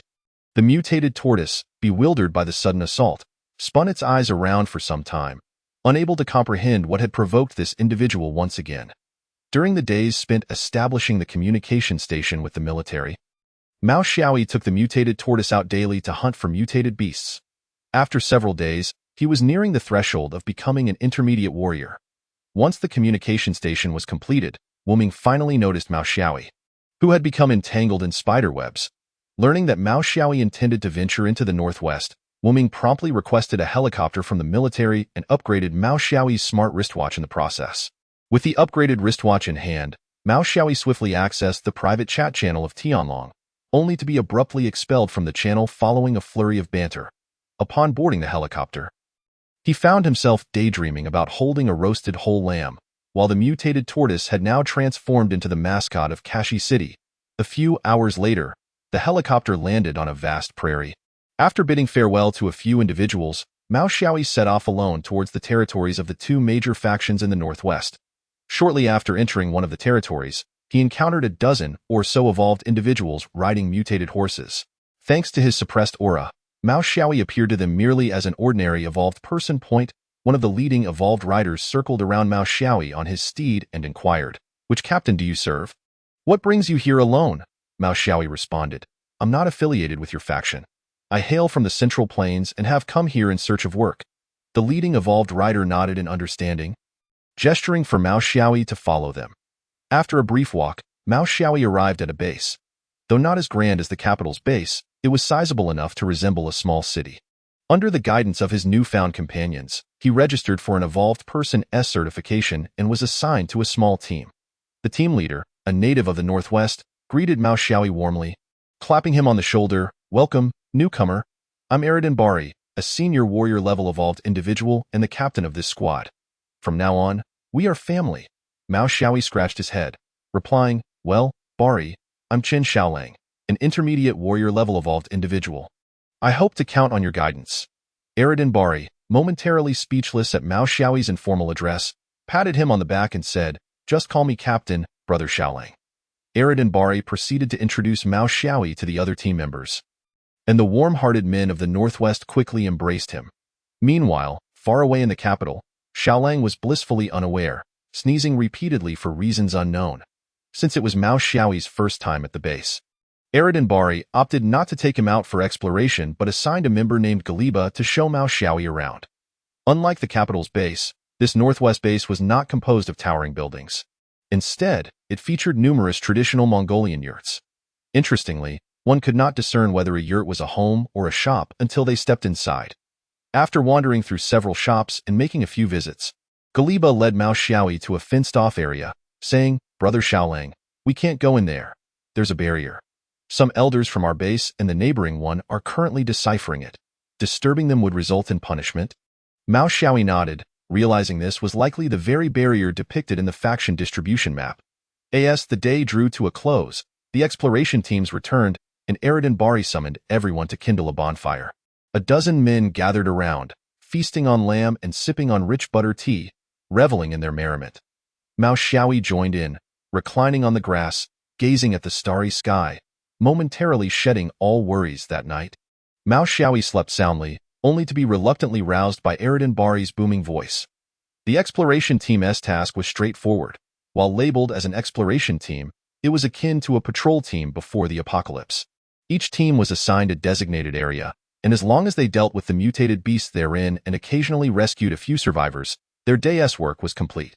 Days passed in a routine of hunting small mutated beasts during the day and returning to the bonfire for lamb feasts at night, to the point where Mao Xiaoyi almost forgot his initial purpose for being there. As usual, he was roused from slumber by Eridan Bari's loud voice, but this time Galiba rushed over, shaking him awake.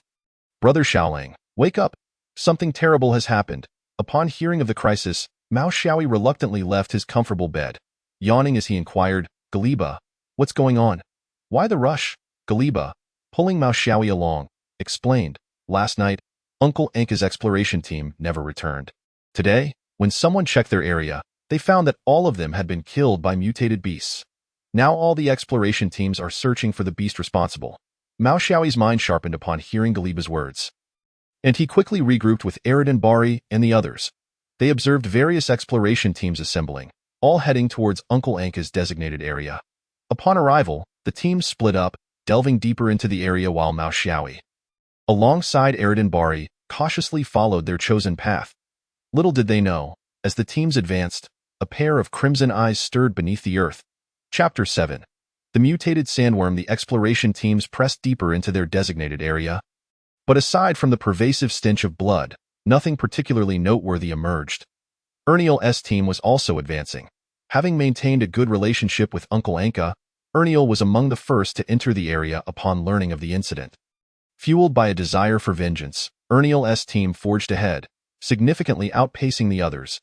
As Erniel walked amidst his team, a sudden wail echoed, and the lower halves of two frontline team members vanished in an instant, their upper halves crashing to the ground. This unexpected turn of events left Erniel and the remaining team members momentarily frozen, paralyzed by fear, none daring to investigate the situation. However, the lurking danger beneath the ground seized the opportunity. The sand on the ground beneath the team began to swirl and sink as if being drawn into a vortex. Erniel and several quick-thinking teammates leapt away just in time, as a massive, gaping maw emerged from the vortex, claiming the lives of over a dozen team members in an instant. Witnessing his former comrades disappearing before his eyes, Erniel's gaze turned bloodshot. He wielded his right hand like a blade. Lunging towards the monstrous maw, the blade struck the creature's teeth with a resounding clash, causing it to snap shut, severing Erniel's hand in the process. In pain, Erniel attempted to retreat to the remaining teammates. But unbeknownst to him, another enormous maw had appeared beneath the feet of his remaining comrades. After a while, another exploration team arrived at the scene, only to be met with a gruesome sight of dismembered remains. Erniel's team, significantly stronger than Uncle Anka's, faced total annihilation, which alarmed the elders of the base. The remaining exploration teams were ordered to withdraw from the area and await reinforcements from the base's elite. Meanwhile, Mao Xiaoyi, still embedded within the exploration team, seized the opportunity to relay the gathered information back to the military. Wuming promptly visited the archives to investigate cases of mutated beasts, but found nothing conclusive, resulting in a casual exchange before ending the communication. After an extended wait, an elderly figure adorned in ritualistic garb approached from the base city. Galiba exclaimed in excitement, What luck! The third elder has come in person. That mutated beast is doomed now.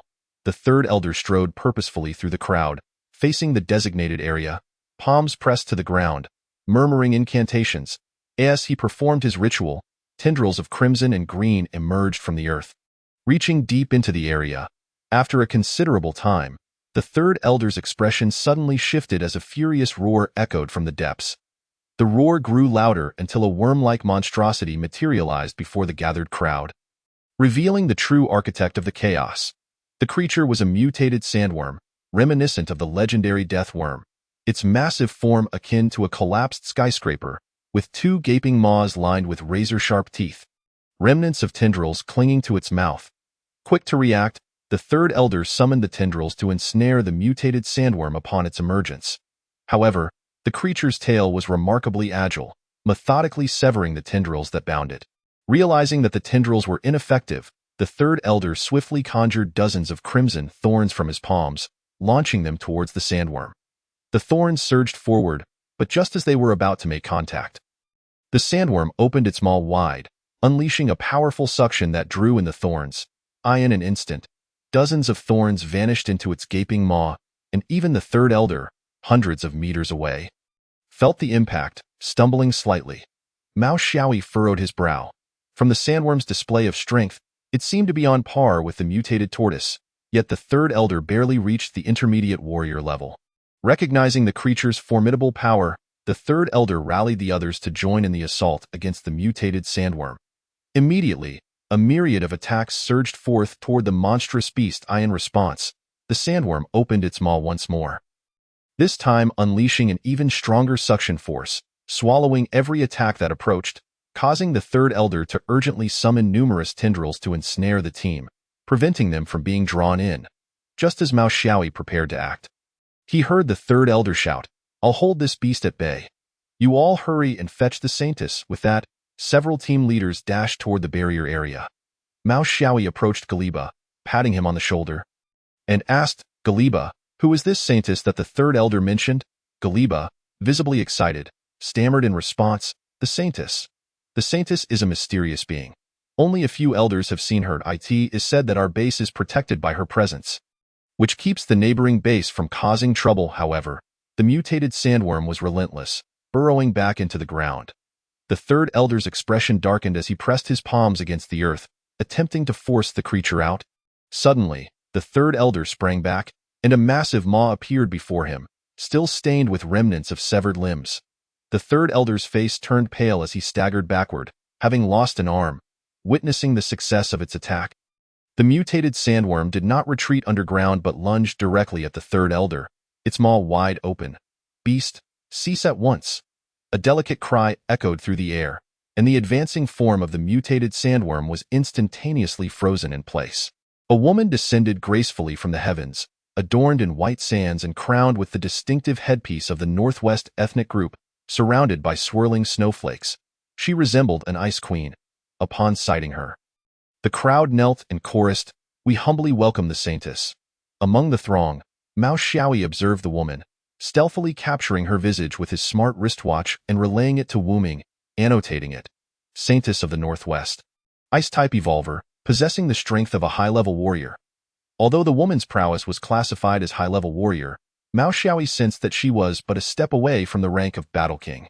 An ordinary high-level warrior, even two, might not stand a chance against her. However, the mutated sandworm was on par with the mutated elephant tortoise. How could it be effortlessly vanquished?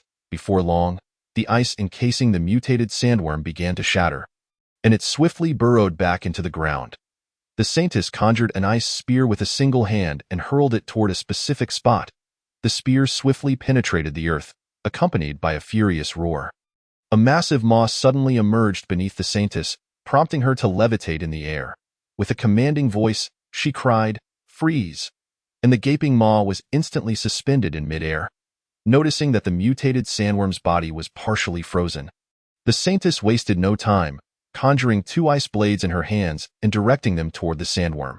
Just as Mao Xiaoyi was about to shout a warning, the sandworm's tail surged forth, its gaping mouth lunging directly at the Saintess. Chapter 8. The barrier opens amidst the gasps of the crowd. a surge of powerful energies erupted within the base, racing toward the battlefield. Realizing she had no time to evade, the Saintess steeled herself, driving the ice blades into the sandworm's abdomen. Simultaneously, another of the sandworm's jaws clamped down fiercely on her shoulder. The bite mark on her shoulder blossomed into intricate ice flowers. The icy tendrils spread, encasing both woman and beast in a frozen tableau. The powerful energies from the base swiftly approached, and soon, 5 or 6 battle-level warriors arrived on the scene, launching attacks against the suspended sandworm. Having already sustained significant injuries from the Saintess, the mutated sandworm was quickly dispatched by the combined might of the warriors. The Saintess descended back to the ground, revealing her shoulder, which now bore the stark whiteness of exposed bone. Seeing that the others had managed to subdue the mutated sandworm, Mao Xiaoyi finally relaxed. Had they failed, he would have been compelled to reveal his own strength. Now that they succeeded, he could continue to maintain his facade. Upon returning to the base, small groups congregated to discuss the day's events. Mao Xiaoyi mingled with Galiba, indulging in hearty portions of mutton. The day soon passed, and tranquility returned. A few days later, while accompanying Eridunbury on an exploration, Mao Xiaoyi suddenly sensed the emergence of a formidable aura within the base, though it seemed shrouded, as if concealed by some force. Before long, someone approached Eridunbury and whispered in his ear. Instantly, Eridunbury gathered the group and sprinted back to the base. Heading toward the barrier area, confused, Mao Xiaoyi ran alongside the others and squeezed his way to Galiba's side, inquiring, "Little Gag, what is going on? Why is everyone rushing to the barrier?" Galiba replied as he ran. "If I'm not mistaken, it seems that powerful beings from 2 bases are on the verge of breaking the barrier. Ever since its discovery, they've been trying to breach it, rumored to contain some sacred artifact." As they drew closer to the barrier, Mao Xiaoyi could increasingly discern the elusive, powerful aura, and he became nearly certain that it emanated from within the barrier, likely the sacred artifact Galiba had mentioned. The crowd soon arrived at the barrier's exterior, where several powerful figures were alternating their assaults against it, including the Third Elder and the Saintess, though their injuries appeared grave. Similarly, faintly visible on the other side of the barrier, in the direction of the neighboring base, were several powerful beings launching their own attacks. The barrier's radiance grew dimmer, and the aura emanating from within became more stable. It was merely a matter of time before it would be breached. Mao Xiaoyi stealthily slipped away from the crowd, seeking a concealed spot.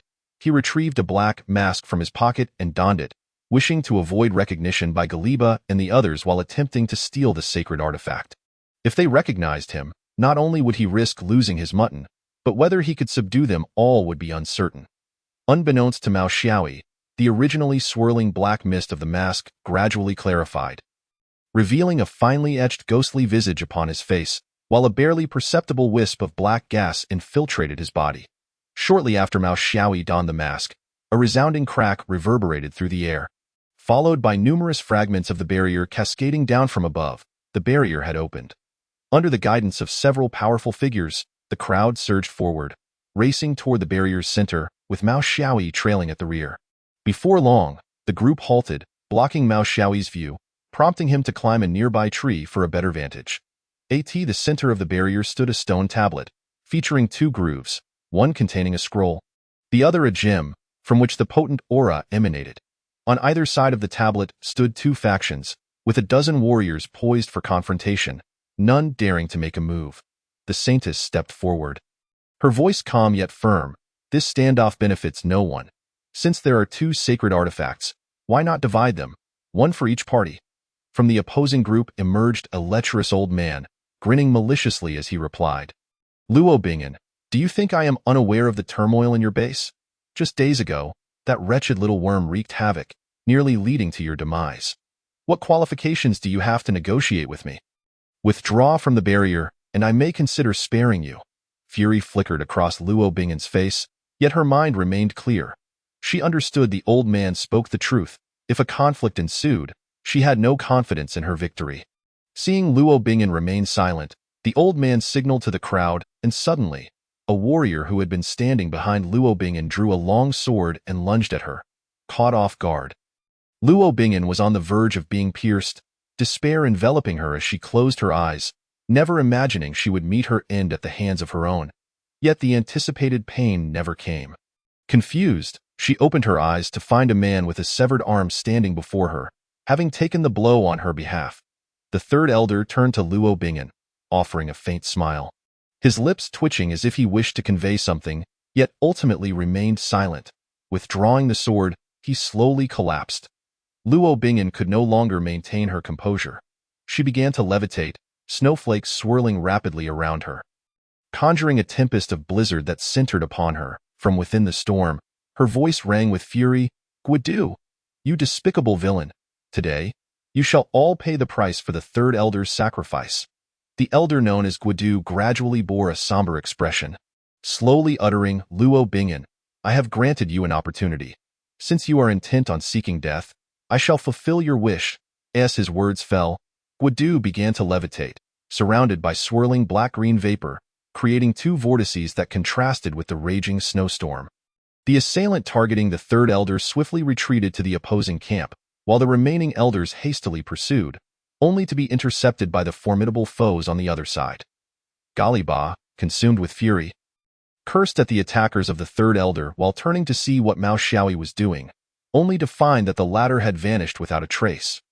Galiba searched the crowd in vain, and an ominous premonition began to take root in his heart. On the battlefield, the two vortices, one white and one green, drew closer, the violent waves of battle forcing everyone to retreat. Galiba shifted his attention back to the fray. Initially, the white vortex advanced with unstoppable momentum, suppressing the green vortex, but as the snowflakes thickened, the black-green gas began to gradually consume the snow. Over time, the offensive power of the white vortex visibly waned. Luo Bingen, caught in the blizzard, wore a face of anxiety. She understood Guodu's abilities. Time only favored him. Yet, the injuries to her body prevented her from unleashing her full strength. Chapter 9. Rescuing Luo Bingen gradually. The white vortex diminished under the encroaching green vortex, and several elders on the ground attempted to intervene but were thwarted by the adversaries across the way. Finally, with a piercing scream, the white vortex vanished entirely, and Luo Bingen was hurled from its center, crashing to the ground. The elders swiftly retreated to shield her. Luo Bingen slowly sat up, her lips turning purple, clearly suffering from severe poisoning. After several futile attempts to rise, she ultimately remained on the ground. Guidu, grinning wickedly, approached and remarked, "Luo Bingen, why must you go to such lengths? Had you simply married me, we would not have reached this dire situation. I presume my bone poison is gradually depleting your inner energy. If you were to kneel and plead for mercy, I might consider sparing your life." The elders glared furiously at Guidu, itching to subdue him, yet they recognized the overwhelming strength he possessed. Luo Bingen forced a bitter smile, refraining from responding to Guodu's taunts. Instead, she directed her plea towards the direction where Mao Xiaoyi was hiding, saying, "Esteemed guest, I am unaware of your intentions here, but I implore you to assist us in overcoming this crisis. In return, I shall comply with your wishes." Mao Xiaoyi, momentarily taken aback, had been observing the chaos with intent to seize an opportunity.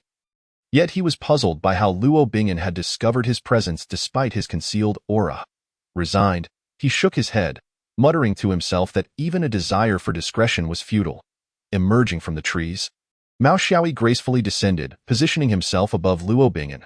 Guidu narrowed his eyes at Mao Xiaoyi and slowly spoke, "I am Guidu, the manager of the grassland base. May I inquire as to your origins?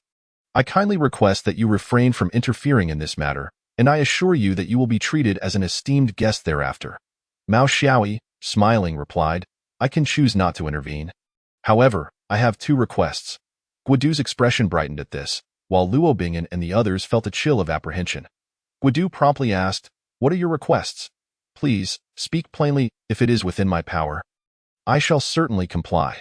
With a mocking grin, Mao Xiaoyi stated, "First, you must not lay a finger on anyone from the Northwest base. Second, I want those two sacred artifacts." Due to Mao Xiaoyi's continued suppression of his aura, Guidu and the others perceived him merely as a high-ranking warrior. Guidu's face darkened at the demands, and he scornfully exclaimed, "You insolent brat! How dare you toy with me? I initially treated you with respect, recognizing your strength, but it seems you are no different from that wretched woman, ungrateful and destined for death." As his words fell, Guidu and a dozen formidable warriors launched their assault on Mao Xiaoyi. Yet, Mao Xiaoyi maintained his composure, his smile unwavering as he unleashed his suppressed aura, remarking, "Your strength is commendable. Yet you are merely a few warrior-level fighters, daring to act so brazenly." Upon sensing the overwhelming pressure emanating from Mao Xiaoyi, the attackers halted, with several weaker opponents retreating in fear. Luo Bingen, seated on the ground, was equally astonished. While she had sensed Mao Xiaoyi's strength, she had not anticipated it to be of such magnitude. After all, she had employed numerous methods without success in reaching the warrior level herself. Guodu was equally taken aback. He had envisioned himself becoming the first warrior-level powerhouse upon acquiring the sacred artifacts. Yet here was an unknown individual who had already attained the coveted level he yearned for. Resolute, Guodu bent at the waist, clasped his hands in reverence, and gritted his teeth, declaring, "I was unaware of your strength earlier. I sincerely apologize for any offense. I shall fulfill all your requests, but I humbly ask that you leave the lesser sacred artifact for me." Mao Xiaoyi was taken aback. He had anticipated a fierce confrontation but was surprised by Guodu's remarkable restraint and lowly demeanor, prompting thoughts of potentially recruiting him. Noticing Mao Xiaoyi's hesitation, Luo Bingen grew anxious. Struggling to support herself with an elder's hand, she staggered towards Mao Xiaoyi, bowing deeply as she implored, "I beseech you to slay Guodu. If you aid me, I will be at your service in the future." Mao Xiaoyi turned to Luo Bingen with a bemused expression, saying, "Wait, according to the script, you were supposed to offer yourself. Why has it turned into servitude?" Luo Bingen's cheeks flushed at Mao Xiaoyi's words. Just as she was about to respond, she saw Guodu condensing a stream of venomous gas, launching it towards Mao Xiaoyi. Mao Xiaoyi had been aware of Guodu's cunning nature.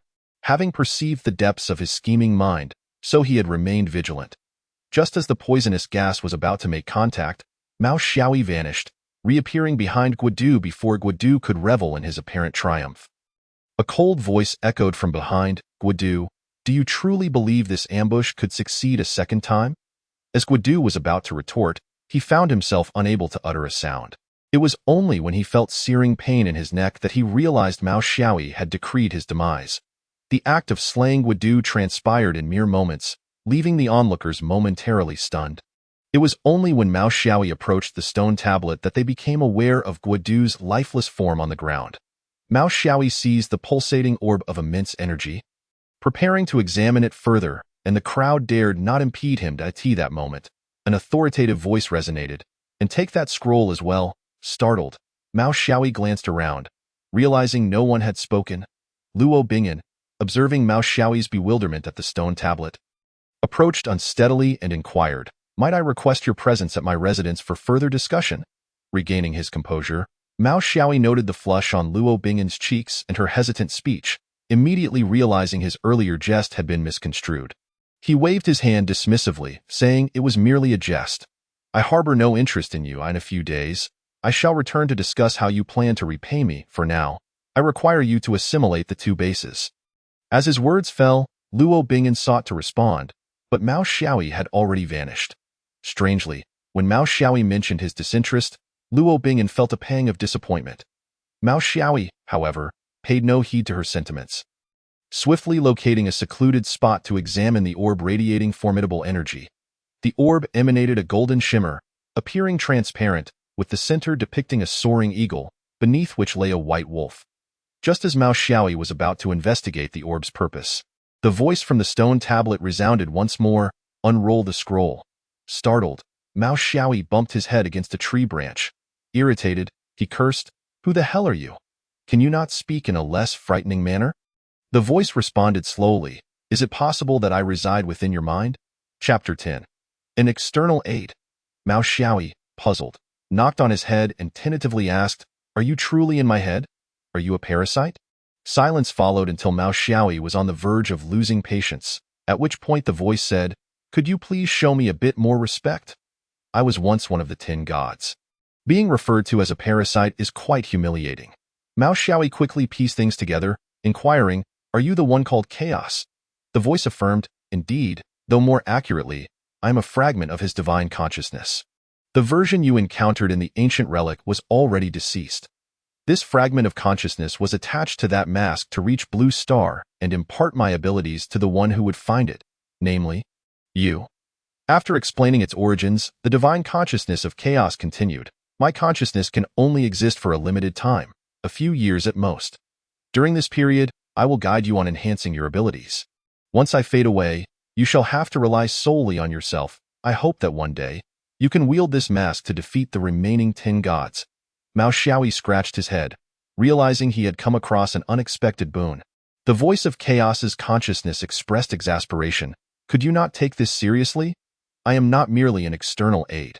Within you lies something even stronger than me. Mao Xiaoyi, intrigued, asked, what else is there within me besides you? The chaotic divine consciousness, realizing it had inadvertently revealed too much, fell silent, and no matter how persistently Mao Xiaoyi inquired, the chaotic divine consciousness seemed to vanish, offering no response whatsoever.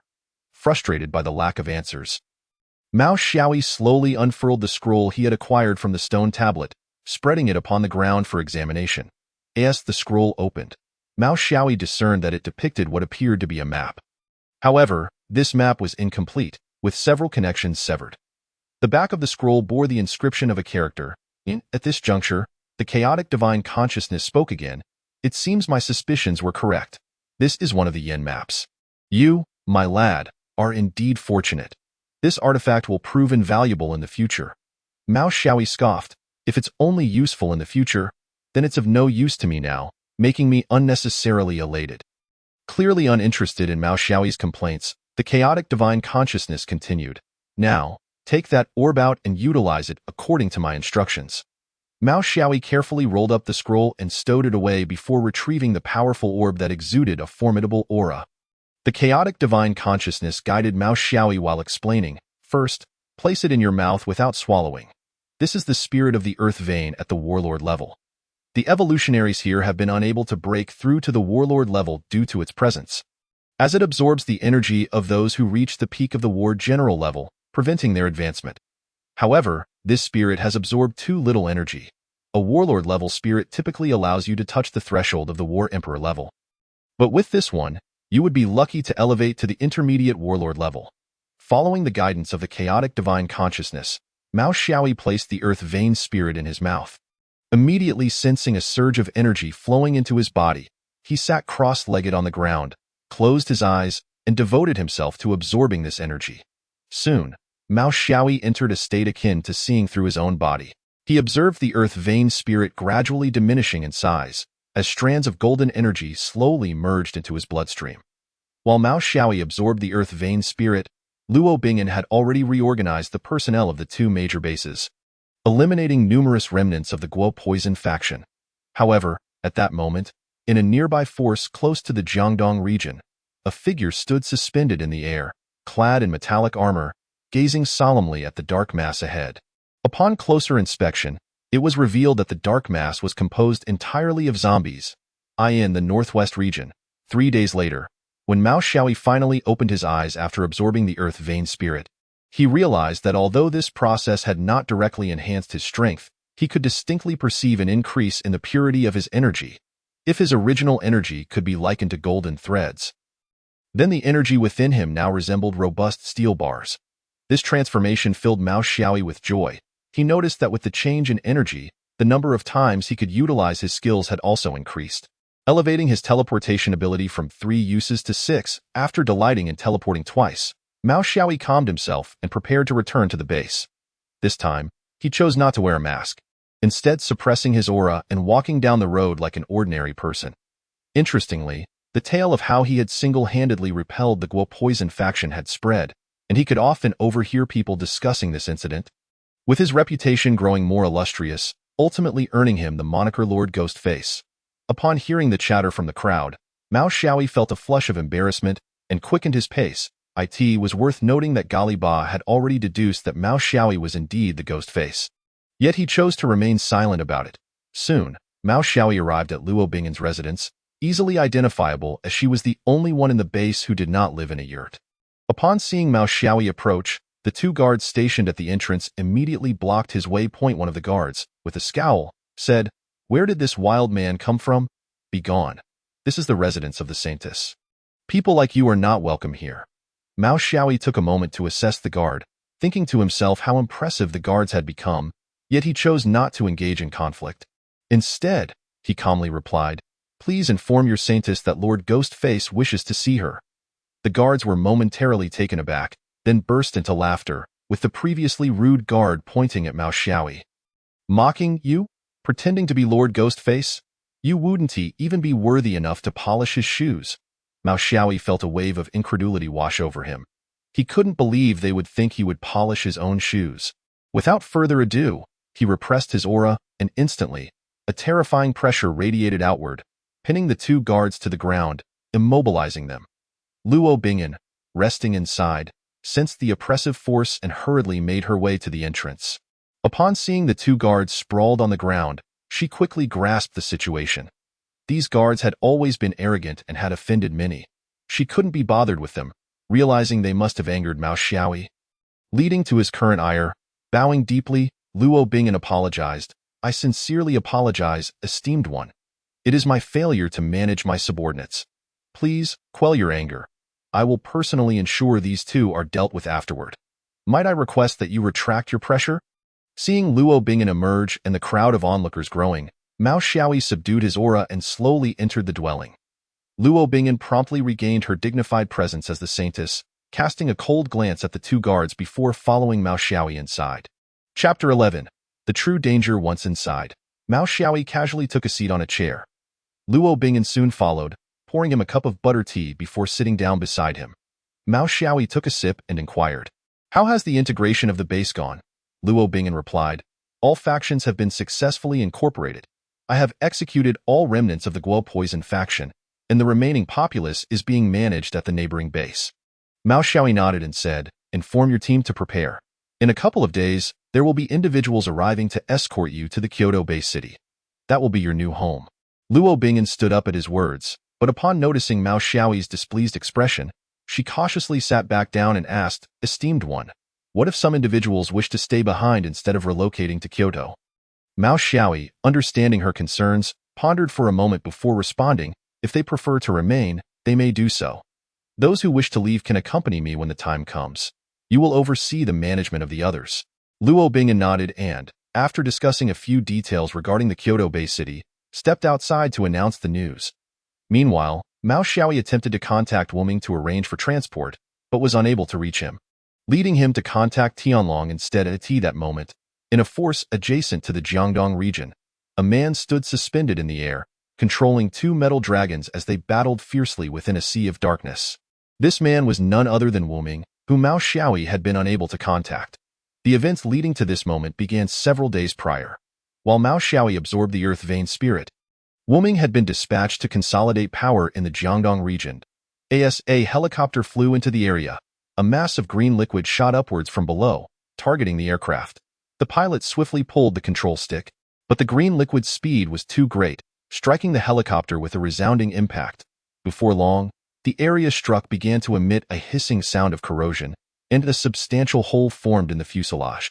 As a member of the Special Operations Group, Wu Ming reacted swiftly, quickly directing the pilot to flee the Jiangdong region. The helicopter turned sharply, speeding away from the area, but the unknown threat on the ground was relentless. As masses of green liquid soared toward them, despite the pilot's skill, the helicopter was bombarded repeatedly by the dense stream of green liquid, ultimately losing power. Fortunately, Wu Ming had reached the warlord level during this mission, transforming the helicopter into a metal dragon and carrying the remaining team members to escape the Jiangdong region. The team members, seated upon the metal dragon, attempted to contact the military using multifunction wristwatches, only to find that all communication devices had failed due to interference in the Jiangdong region. On the ground in the Jiangdong region, the assaulting force consisted of uniquely grotesque zombies, all sharing a common feature. Their faces resembled that of a toad. The green liquid they used to attack the helicopter was expelled from their swollen mouths, leading to their later designation as acid spitters. Among these acid spitters was a small zombie that differed from the others. It bore a human-like appearance, save for two arcs of electricity protruding from its head. These arcs were the source of the communication disruption experienced by Wu Ming's team, earning this particular zombie the name Communicator. As Wu Ming's team swiftly escaped the Jiangdong region, they encountered a settlement of humans, and Wu Ming piloted the metal dragon down gently. The crowd below stirred, calming only when a towering man emerged to greet them. Hovering a few meters above the ground, Wuming addressed the man. "I am Wuming, a member of the Kyoto-based city's military special operations group, here on a mission. We have encountered unidentified attacks in the Jiangdong region and urgently require a place to rest. May we take refuge here?" Upon hearing Wuming's words, fear washed over the faces of the gathered crowd, including the towering man, who quickly regained his composure and welcomed Wuming and his team inside. Through introductions, Wuming's team learned about the current state of the Jiangdong region from the man, known as Wang Dehu, a native of Jiangdong. He had become an evolutionary after the apocalypse and had established his own faction. However, the situation deteriorated as odd-looking zombies began to appear, leading to widespread bloodshed among the factions, even claiming the lives of many evolutionaries. Fortunately, Wang Dehu's faction had been positioned at the edge of the Jiangdong region, allowing them to escape quickly.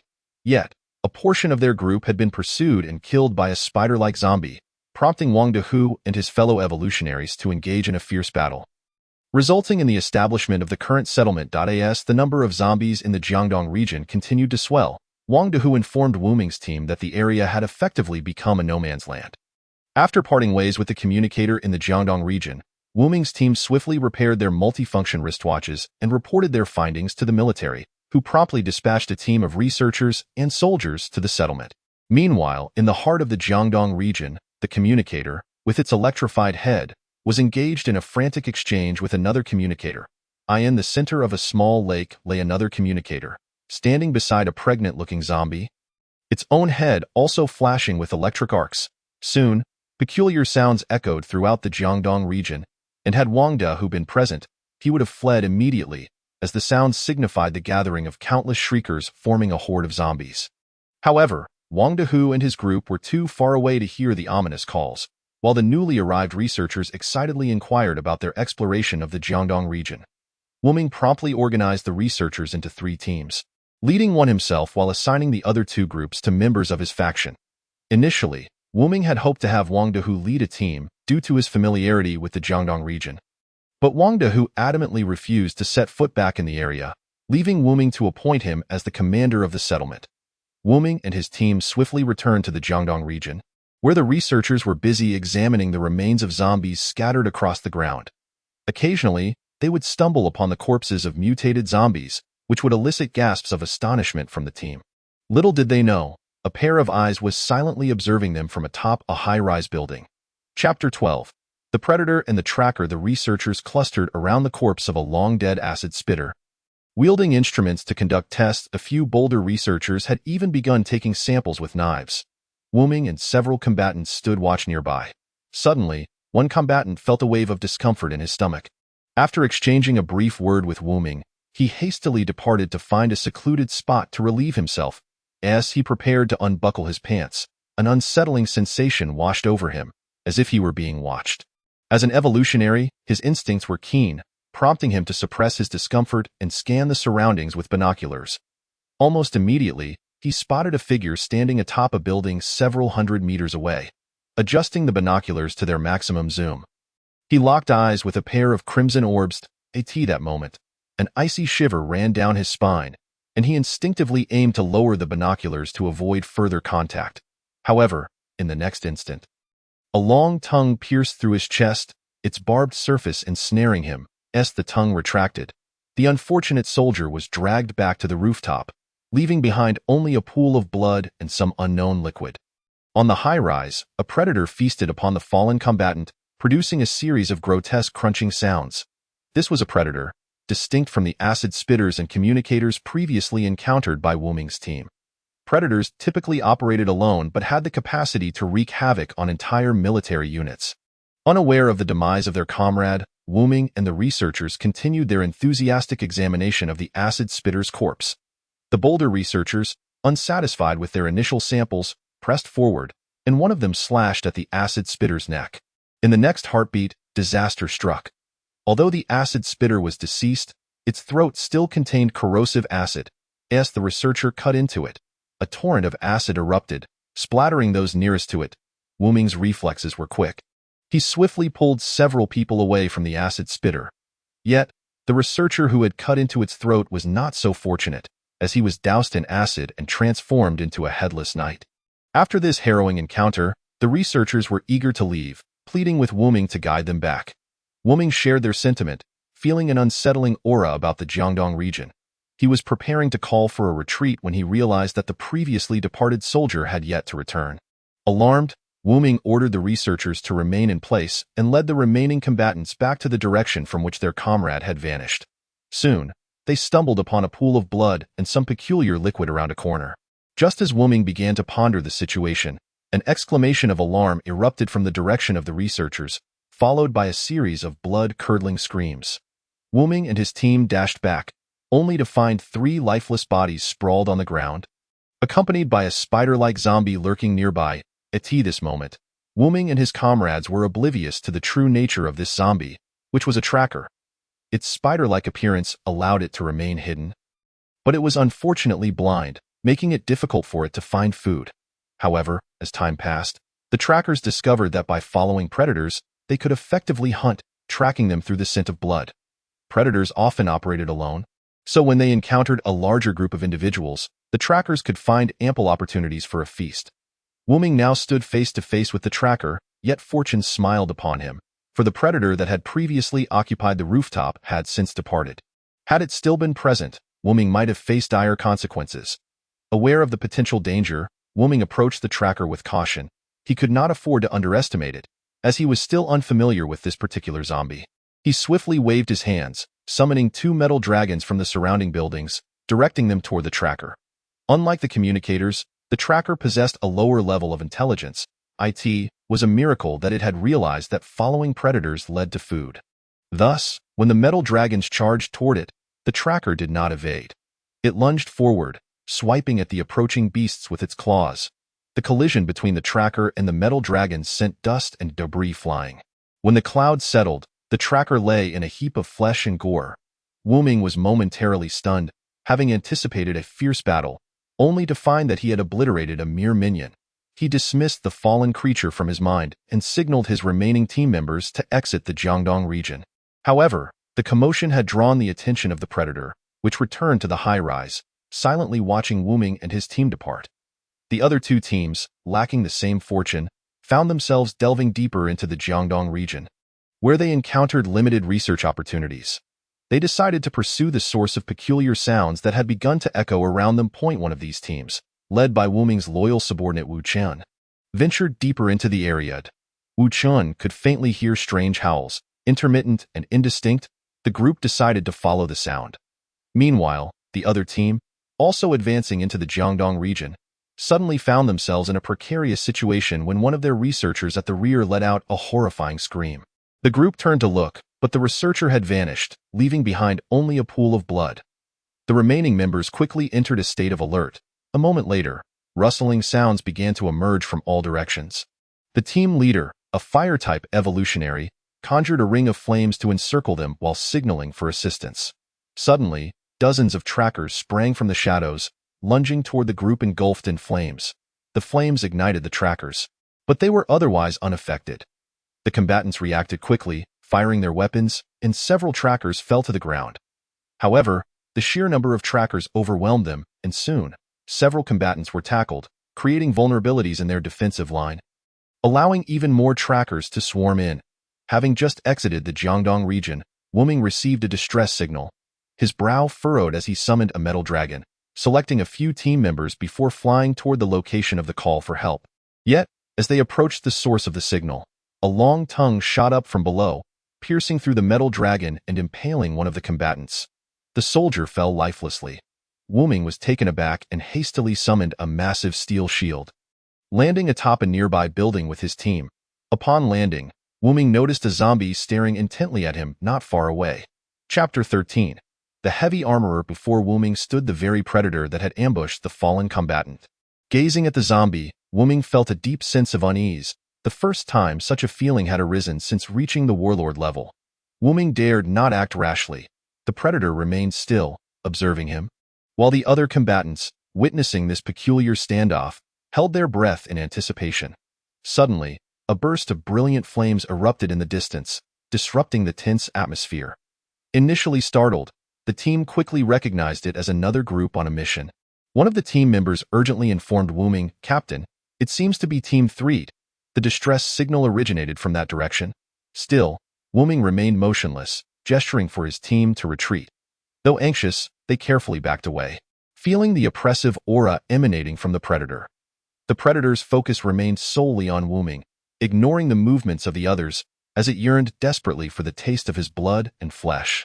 Seeing that the predator was oblivious to their presence, the team collectively sighed in relief, swiftly finding the stairs to descend to the ground level. After checking their equipment, they looked up at the rooftop before hastily moving toward the location of the distressed team. Wuming lingered atop the building, raising his hand slightly once the others had departed. In his right hand appeared a metal longsword, the same weapon he had wielded when slaying Shirong. Yet now it was surrounded by dozens of spinning circular blades. Wuming pointed the longsword forward, sending the circular blades spiraling toward the predator. Reacting swiftly, the predator leaped off the high-rise, shooting its long tongue toward Wuming. Quickly adapting, Wuming redirected the circular blades to encircle the predator's tongue, slicing through it with precision. The blades were razor-sharp, and as the predator's tongue was severed, a mournful wail echoed from below, as the remaining segment was swiftly retracted. With this opportunity, Wuming did not hesitate to leap forward, manifesting a metal dragon mid-air as he charged toward the predator below. The predator, clearly intelligent, recognized that it could not contend with the man before it promptly turned to flee, occasionally using its tongue to propel itself away with remarkable speed. Resembling a superhuman from a post-apocalyptic film, Wuming was momentarily taken aback by the predator's agility but chose not to pursue it. After all, the Jiangdong region was a zombie-infested territory, recklessly chasing after it could lead to an ambush by a second predator. Moreover, Wuming was deeply concerned about the fate of the distressed team. Thus, as the predator retreated, Wuming quickly flew toward the source of the distress signal. By the time he arrived, the battle was nearly over. The initial responders had already managed to subdue the majority of the attacking predators, with a few stragglers being dispatched by Wuming's timely intervention. While Wuming and his team tended to the injured and prepared to return, Wu Qin's group was steadily approaching the source of the howling, the sounds becoming increasingly distinct, akin to high-pitched animalistic cries that unsettled everyone who heard them. The group, worn down by the incessant howling, unwittingly stumbled into a plaza-like area. Wu Qin was the first to react, as he spotted a towering humanoid figure standing at the center of the plaza, over 10 meters tall. His sharp command snapped the others from their stupor. And upon seeing the colossal being before them, all combatants raised their weapons, nervously watching its every move. Yet, the massive creature remained motionless, appearing almost lifeless, showing no signs of response to their presence. As the group cautiously approached, they formed a semicircle around the colossal figure, gradually closing in. Once they stood at its feet, the creature still showed no signs of life, prompting a few bolder researchers to step closer for inspection. The entire creature was covered in armored scales, and no instrument they employed could inflict any damage upon it, leaving the researchers feeling disheartened at their inability to collect samples. Frustrated by the lack of results, one researcher kicked the creature in anger, startling the others, who quickly stepped back in alarm. Yet, the giant remained unresponsive. That moment, even Wu Qin concluded that the being was lifeless. However, as often is the case, an unexpected turn of events was imminent. One of the researchers, in a careless moment, accidentally cut his hand, causing droplets of blood to fall onto the creature's foot. Suddenly, the creature's face stirred, its two crimson eyes slowly opening to fixate coldly on Wu Qin and the others below. As the colossal being awakened, the weight of an overwhelming pressure descended upon each person present, instilling a sense of dread. That moment, a severed tongue of a predator leaped from a nearby building. But upon sighting the towering figure in the plaza, it promptly turned and fled in the opposite direction, much like when it had escaped Wuming. For standing in the center of the plaza was a heavy armorer. If a predator could throw a military unit into chaos, a heavy armorer could annihilate an entire battalion. Wu Qin and the others struggled against the intense pressure, raising their weapons to fire. Yet the barrage of bullets merely ricocheted harmlessly off the armored scales of the heavy armorer. The heavy armorer slowly twisted its body, raising a hand from above to strike down in an instant. The sound of gunfire ceased. When the heavy armorer lowered its arm, the ground was left awash with blood and crushed weaponry. Wu Qin found himself on a distant rooftop, gasping for breath, as the massive hand descended. He had activated his abilities, but still felt the impending aura of death. After a lengthy pause, Wu Chun abandoned any thoughts of returning to the plaza, transforming into a gust of wind as he fled toward the outskirts of the Jiangdong region.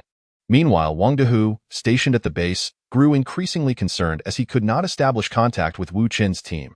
He reached out to Wu Ming to report the situation to AT that moment. Wu Ming was preparing to lead his team away from the Jiangdong region when he received the alarming news.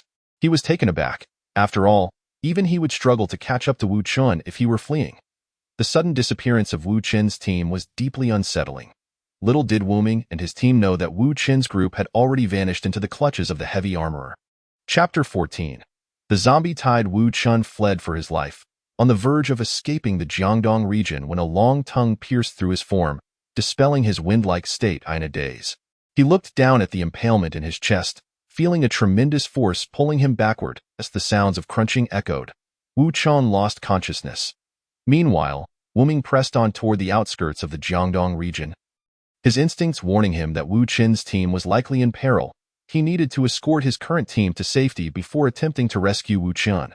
Half an hour later, Wu Ming returned to the high-rise where he had first encountered the predator. He scanned the area but found nothing amiss. Thus, he summoned the metal dragon and directed it toward the center of the Jiangdong region. Before long, his attention was drawn to a plaza, where the colossal figure at its center captured his gaze. Wu Ming approached cautiously, but as he noticed a pool of blood on the ground, he instantly grew wary. With a swift motion of his right hand, a metal spear shot forth, aimed directly at the heavy armorer. With a resounding clang, the spear collided with the armored scales of the heavy armorer, bouncing off harmlessly, leaving only a faint scratch. Wu Ming gasped in shock, realizing that even his warlord-level attack had failed to affect the creature. To his relief, the heavy armorer seemed unresponsive. Just as he began to relax, a piercing shriek echoed from nearby. Upon hearing the sound, the heavy armorer slowly opened its eyes, glancing in the direction of the noise before turning its attention back to Wu Ming with keen interest. An overwhelming sense of pressure enveloped Wu Ming, compelling him to retreat. With a powerful push against the ground, he stepped back while conjuring his sword and launching dozens of circular blades toward the heavy armorer. The heavy armorer raised a hand and casually swatted the blades away. Wu Ming had no time to be astonished, as the heavy armorer's other hand came crashing down toward him in a desperate move. Wu Ming placed his left hand on the sword and muttered, "With my blood, I awaken the sword spirit." As his blood mingled with the sword, its hue shifted from blue to the heavy armorer's palm descended. Wu Ming swung his sword, unleashing a red sword energy that cleaved through the heavy armorer's hand, severing it in two. The heavily armored figure, having had its hand severed, let out an agonized howl as it lunged menacingly towards the Nameless One. Upon witnessing the colossal creature, towering over 10 meters, charging at him, even the Nameless One felt a surge of trepidation. Gripping his long sword, he began to swing it frantically, unleashing a torrent of crimson sword energy with each strike aimed at the armored behemoth.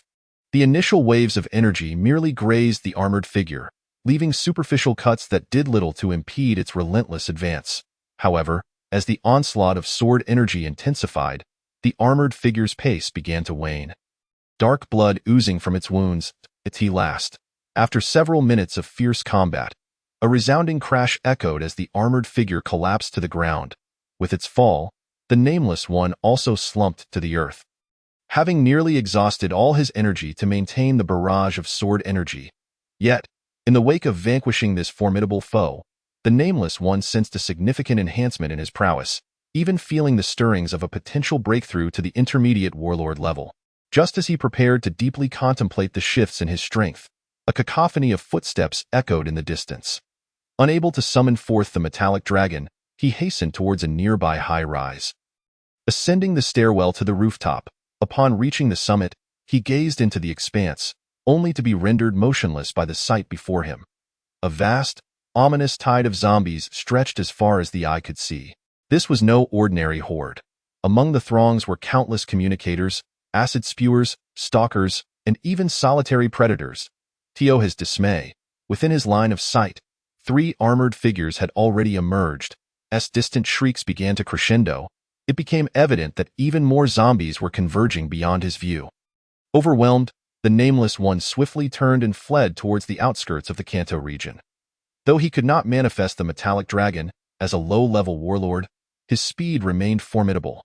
Within minutes, he arrived at the gathering place, where he relayed his observations to the assembled crowd, all of whom wore grave expressions, particularly Wang Dahu, who had previously endured a zombie tide and now sat in shock. At that moment, a messenger dispatched to inform the Kyoto-based city rushed in, delivering a disheartening revelation. All communication devices had failed, signifying that the communicators had breached a critical distance capable of impacting the gathering place. A sense of despair washed over the Nameless One. While he could evade the horde, the fate of those in the gathering place was uncertain. Most critically, if the situation could not be conveyed to the Kyoto-based city in time, the onset of the zombie tide would herald calamity. However, the Nameless One had underestimated the situation.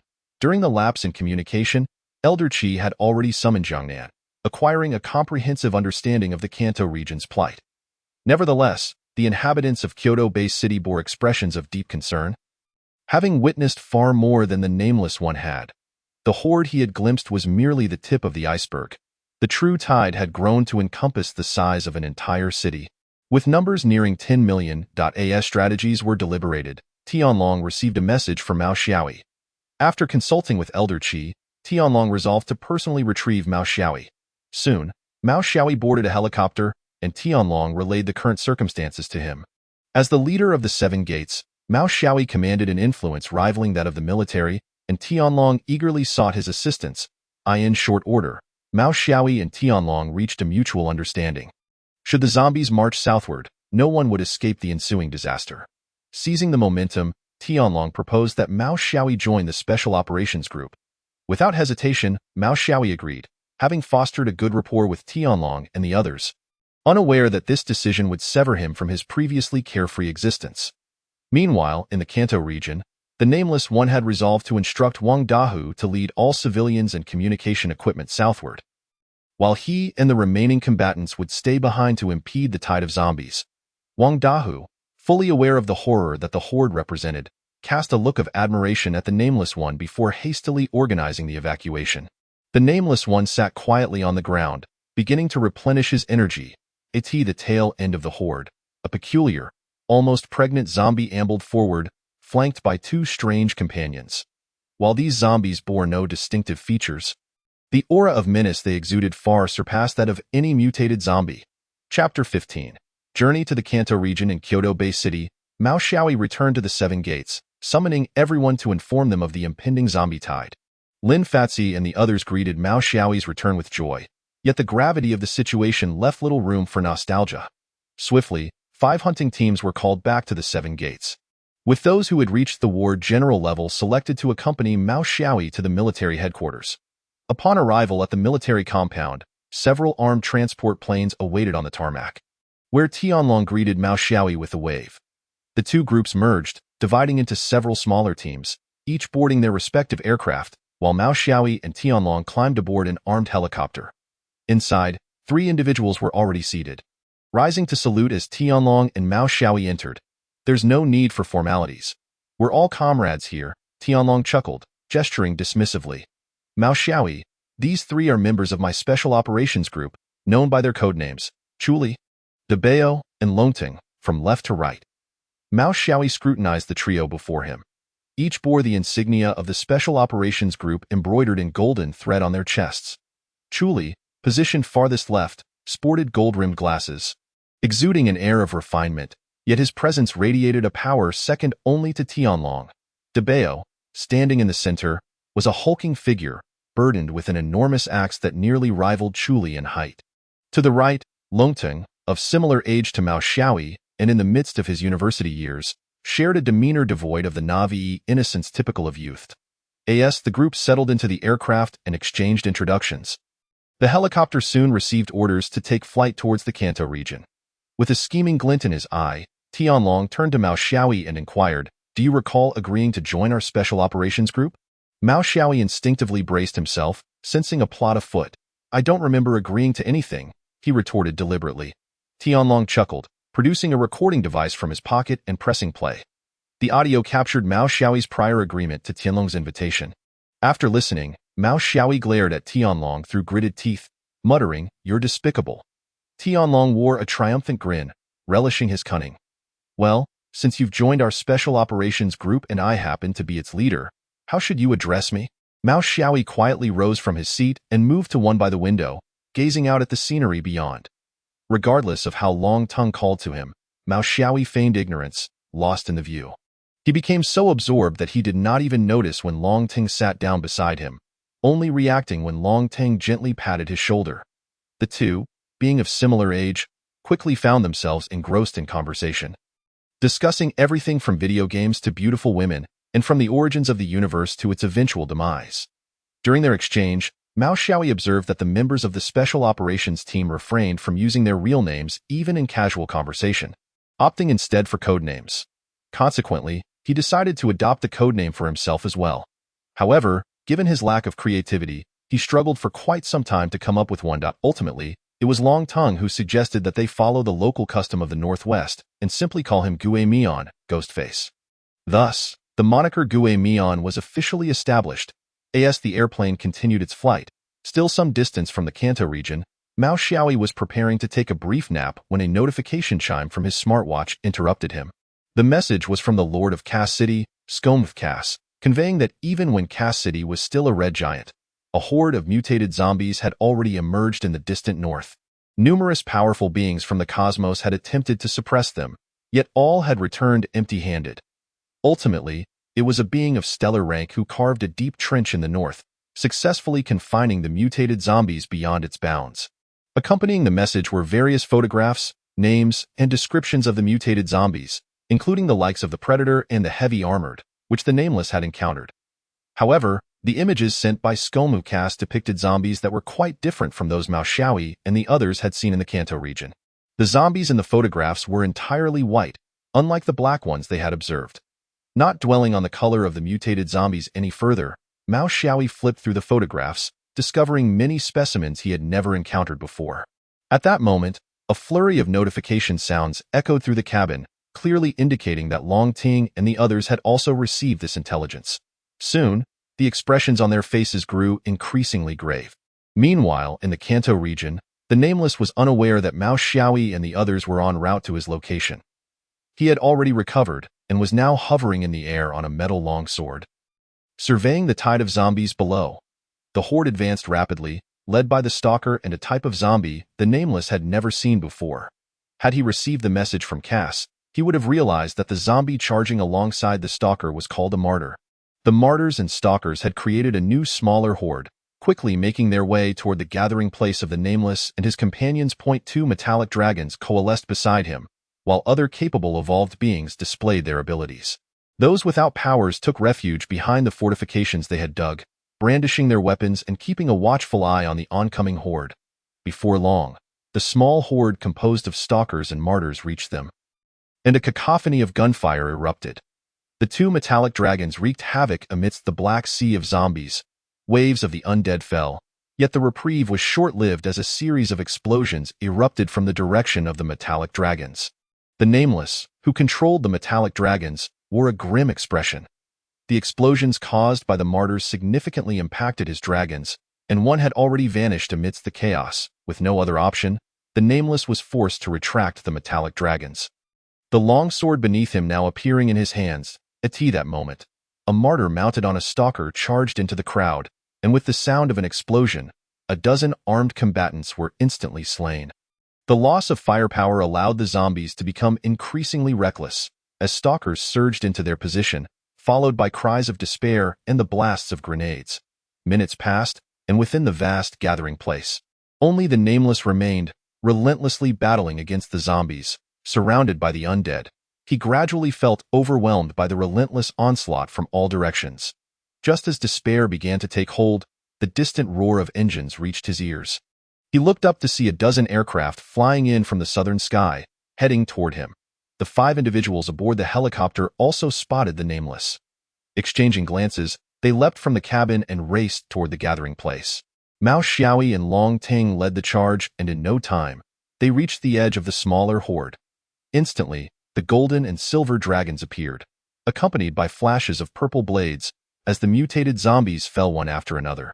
Chapter 16. The first counterattack. Chuli and his companions quickly joined the fray, and under the onslaught of the 5, the Nameless was swiftly rescued from his encirclement. The five did not linger in battle but retreated with the Nameless toward the rear. Back at their position, a dozen armed transport planes had already landed, and the group began constructing their first line of defense. By the time the five returned, the defense line was nearly complete. The small horde attacking the gathering place, having been repelled by the five, did not advance further but instead returned to the main body of the zombie horde. The front section gradually transformed into regular zombies, with only a few mutated ones mixed in.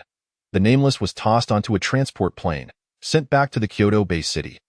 After exhausting his energy in 2 battles, he was rendered unable to fight again in the short term, prompting Long Tongue to grant him a reprieve.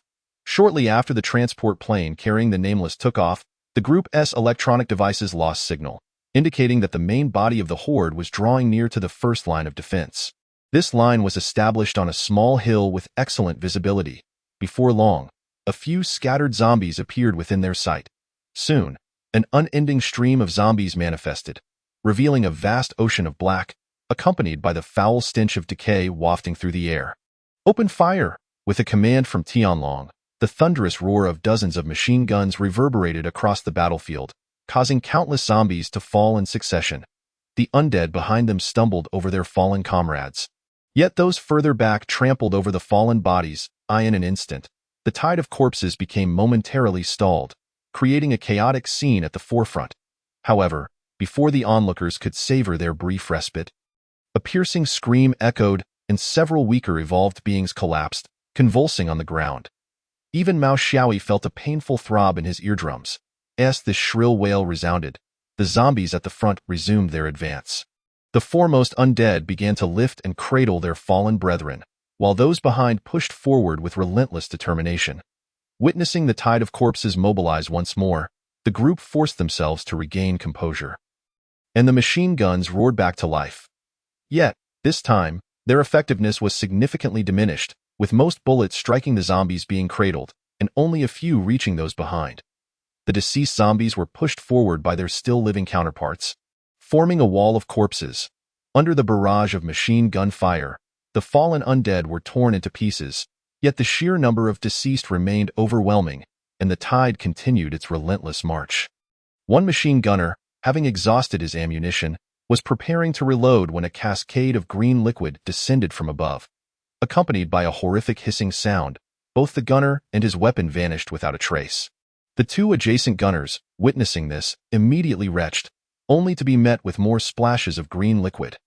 This time, Mao Xiaoyi reacted swiftly, teleporting to rescue the 2 men, but with the arrival of the acid-spewing assailant, the dozen or so machine guns had become utterly ineffective. The group gathered their remaining gear and began to retreat, as the transport aircraft that had initially brought them had already moved several kilometers away. Awaiting their return, at that moment, a furious roar erupted, and from the tide of corpses emerged a colossal armored zombie, looming over 10 meters tall, charging toward them. Just as Mao Xiaoyi was about to strike, Tianlong intercepted him. Meeting Mao Xiaoyi's questioning gaze, Tianlong gestured toward Longting's position. There, Longting was kneeling on one knee, a dark sniper rifle materializing in his hands. Unlike a conventional sniper rifle, this weapon lacked a magazine. Longting aimed at the armored zombie and gently squeezed the trigger, but the anticipated gunshot did not sound. Instead, a crimson orb of light gradually formed at the barrel, and after a brief pause, it transformed into a red beam that struck the armored zombie's head. The beam persisted for 5 seconds before dissipating, and with its disappearance, the massive form of the armored zombie collapsed to the ground. Mao Xiaoyi gazed in astonishment at Longting, who struggled to rise. It was evident that maintaining the red beam for such a duration had taken a considerable toll on him. However, with the armored zombie's fall, the advance of the tide visibly slowed, providing the group an opportunity to hastily retreat to the transport aircraft. The 5 of them chose to remain behind, as military intelligence had indicated the presence of one or several highly intelligent zombies within the tide, responsible for orchestrating its movements. Their mission was to eliminate these formidable foes to the best of their abilities. The others aboard the transport aircraft did not return to the Kyoto base city, but were instead dispatched in batches to various locations. Upon landing, they were astonished to find that fortifications had already been established, with tanks and missile vehicles deployed at their positions, marking the military's second defensive line. as the first line of defense withdrew. The speed of the advancing tide increased once more. The five stood atop a high building, observing the relentless horde below. The tide continued its forward march, seemingly oblivious to the presence of the five above. Yet the heads of the communicators among the undead flickered with arcs of electricity. The five remained atop the building as countless zombies passed beneath, the horizon of the tide stretching endlessly. Mao Xiaoyi approached the edge of the building and teleported to the corner of another high-rise, where, with a flash of violet light, 7 heads of predators fell to the ground. Tianlong glanced at Mao Xiaoyi, then at the communicator below, signaling to the others, and the 5 vanished from the rooftop. With their disappearance, the arcs of electricity ceased, and the tide continued its advance, as if nothing had transpired. Daylight swiftly faded, and the zombies, devoid of the need for rest, pressed on. The 5 found a secure location to recuperate. In the military headquarters, Jiangnan, deprived of sleep for 2 days, was surrounded by a group of analysts, intently observing the tide of corpses within a crystal orbit. Last, they spotted the pregnant-like zombie at the rear of the horde. However, the onlookers noticed that the 2 zombies flanking the pregnant one had moved to stand directly in front of it, their crimson eyes locking onto the observers through the crystal. Suddenly, a crack appeared on the orb's surface, and the image vanished in an instant. Jiangnan, controlling the orb, coughed up blood and collapsed to the ground. As Jiangnan was carried away by medical personnel, the 2 zombies standing before the pregnant one relaxed. Returning to their positions on either side. One of the zombies gazed in a particular direction, but the pregnant zombie slowly shook its head, prompting the other to withdraw its gaze. Had Jiangnan witnessed this moment, he would have been greatly astonished, for the direction the zombie was fixated on held no other presence but that of Mao Xiaoyi and his companions. On watch, Mao Xiaoyi suddenly felt a chill run down his spine, scanning his surroundings, as an unsettling sensation lingered that he had just been targeted by something terrifying. Chapter 17. Taking a detour, the night swiftly passed, and upon awakening, the 5 resumed their navigation through the tide of corpses, which continued its relentless march toward the Kyoto Bay City, while others busied themselves establishing the 3rd and 4th defensive lines.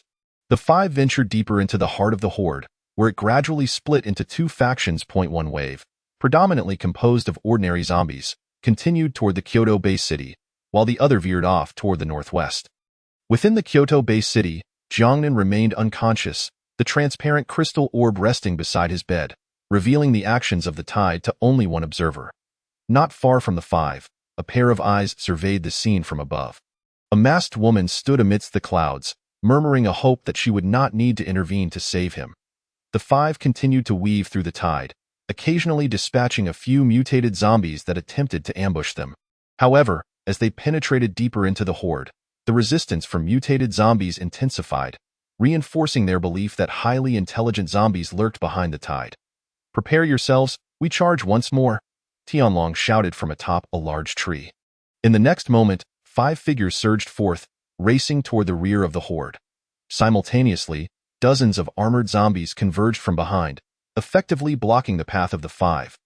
Mao Xiaoyi conjured a purple scythe, slicing toward one of the armored zombies, which retaliated with a powerful punch, showing no intent to defend.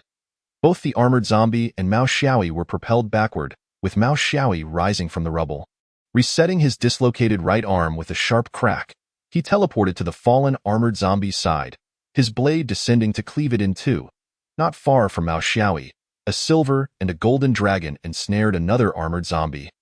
While Longting fired at the 2 threats with his sniper rifle, as the remaining armored zombies drew near, the 2 dragons abruptly vanished, replaced by a flurry of paper cranes swirling through the air. "Retreat!" With a thunderous shout, Tianlong commanded, and 4 figures instantly vanished, leaving only Chuli, adorned with golden-rimmed eyes, behind. A smile graced Chuli's lips as he beheld the myriad of paper cranes soaring through the sky. Entirely oblivious to the fact that a heavily armored foe had approached him in a swift motion, the armored assailant swung a fist downwards, seemingly poised to strike Chuli, yet, in the blink of an eye, Chuli transformed into dozens of paper cranes, fluttering toward the advancing adversary. Simultaneously, Chuli reappeared before 4 others, as the sky filled with descending paper cranes, each one landing upon the armored foes, clinging to them in droves. With a snap of his fingers, the paper cranes ignited into flames, engulfing the area in a sea of fire amidst the horde of corpses, though the flames initially inflicted no harm upon the armored figures. Given enough time, even their sturdy scales would succumb to the relentless blaze. The five stood atop a towering edifice, observing the burning foes below. However, their moment of triumph was short-lived, as from all directions, acid-spewing monsters surged toward the inferno, showering the flames with torrents of green liquid, visibly diminishing the fire's intensity. The armored figures caught in the heart of the flames vanished entirely, leaving behind only a few severed limbs strewn across the ground. The five stared in astonishment, their perception of the horde forever altered by the spectacle before them. Mao Xiaoyi nudged Tianlong with his elbow and inquired, "So, what now? Shall we charge?" Tianlong sighed, a bitter smile forming on his lips. "The creatures behind us have so easily discarded these armored ones. I fear there may be something even more formidable awaiting us. It would be wise to retreat and reassess our strategy." The group swiftly extricated themselves from the horde, seeking refuge in a safe location. Tianlong surveyed the group, asking, "Do any of you have plans for our next move?" Daba was the first to speak up. "Isn't the highly intelligent zombie located behind the horde? We could attempt to circumvent the horde and strike it down directly."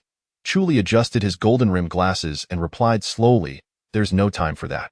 The area the horde covers is far too vast. It would take us at least a week to reach its rear. Yet, the horde is set to arrive at the second line of defense within a day, and the third and fourth lines are merely 2 days' journey from there. Even if the third line holds for a day, by the time we reach the rear, the horde will have already reached the Kyoto base city." With a sigh of resignation, Tianlong concluded, "There's no other option then. We shall make one final charge each day. If we cannot breach their ranks, we will do our utmost to assist the second line in eliminating the zombies. Let us hope the remaining 3 lines can withstand this tide." The group nodded in agreement, settling down to recuperate their energy. Unbeknownst to them, the horde had already altered its course. The following morning, the five set forth, finding the horde had encroached upon a forest, where not a trace of life remained in its wake. Mao Xiaoyi gazed at the forest, feeling an eerie familiarity, yet he dismissed it and continued deeper with the others. Suddenly, as they passed a cliff's edge, Mao Xiaoyi halted, entranced by a small lake below, filled to the brim with zombies. Noticing Mao Xiaoyi's sudden stop, Tianlong retraced his steps, gripping Mao Xiaoyi's arm and urging, "What are you doing? Keep moving." Regaining his senses, Mao Xiaoyi pulled Tianlong back toward the horde's perimeter. The other 3, sensing Mao Xiaoyi's unusual behavior, abandoned their plans to delve deeper and followed suit. Once safely withdrawn, Mao Xiaoyi released Tianlong's arm and stated, "Brother Long, it seems the horde has changed direction."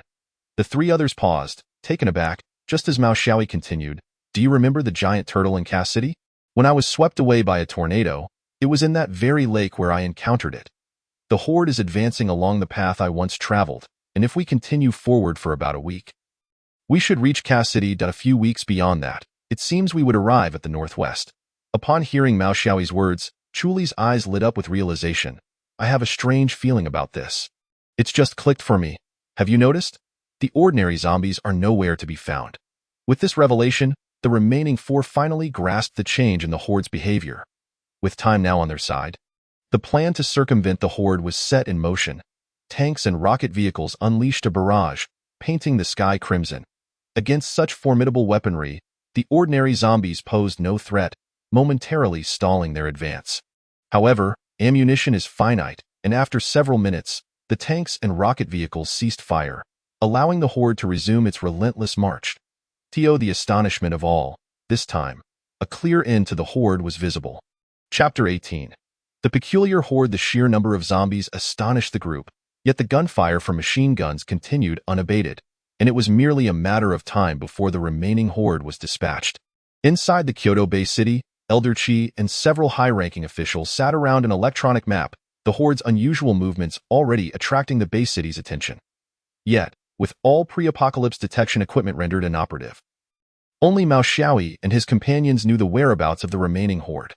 Meanwhile, Mao Xiaoyi and his team had embarked on their detour plan, with the first step being to locate the edge of the horde.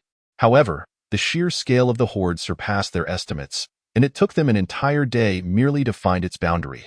Notably, the periphery of the horde was primarily populated by more manageable mutated zombies, with few armored ones or predators in sight.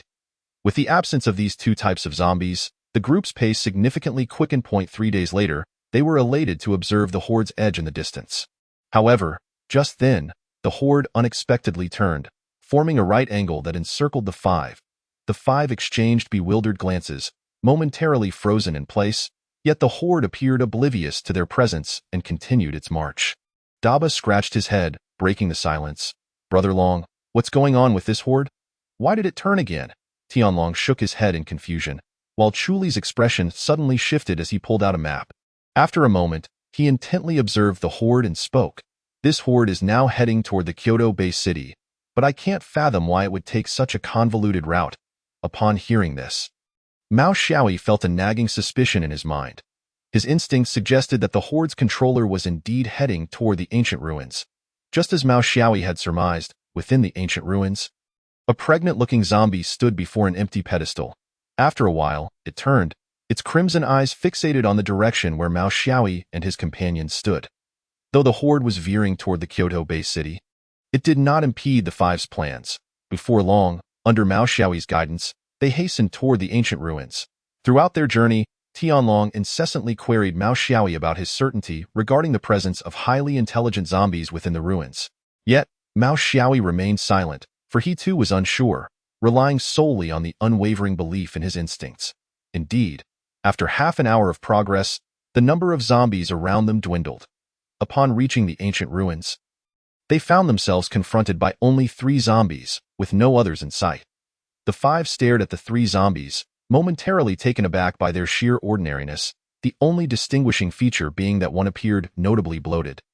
As if pregnant, Tianlong patted Mao Xiaoyi on the shoulder, asking, "Are you sure you haven't taken a wrong turn? These 3 don't seem particularly intelligent." Mao Xiaoyi forced a smile, shrugging his shoulders, now uncertain of his instincts.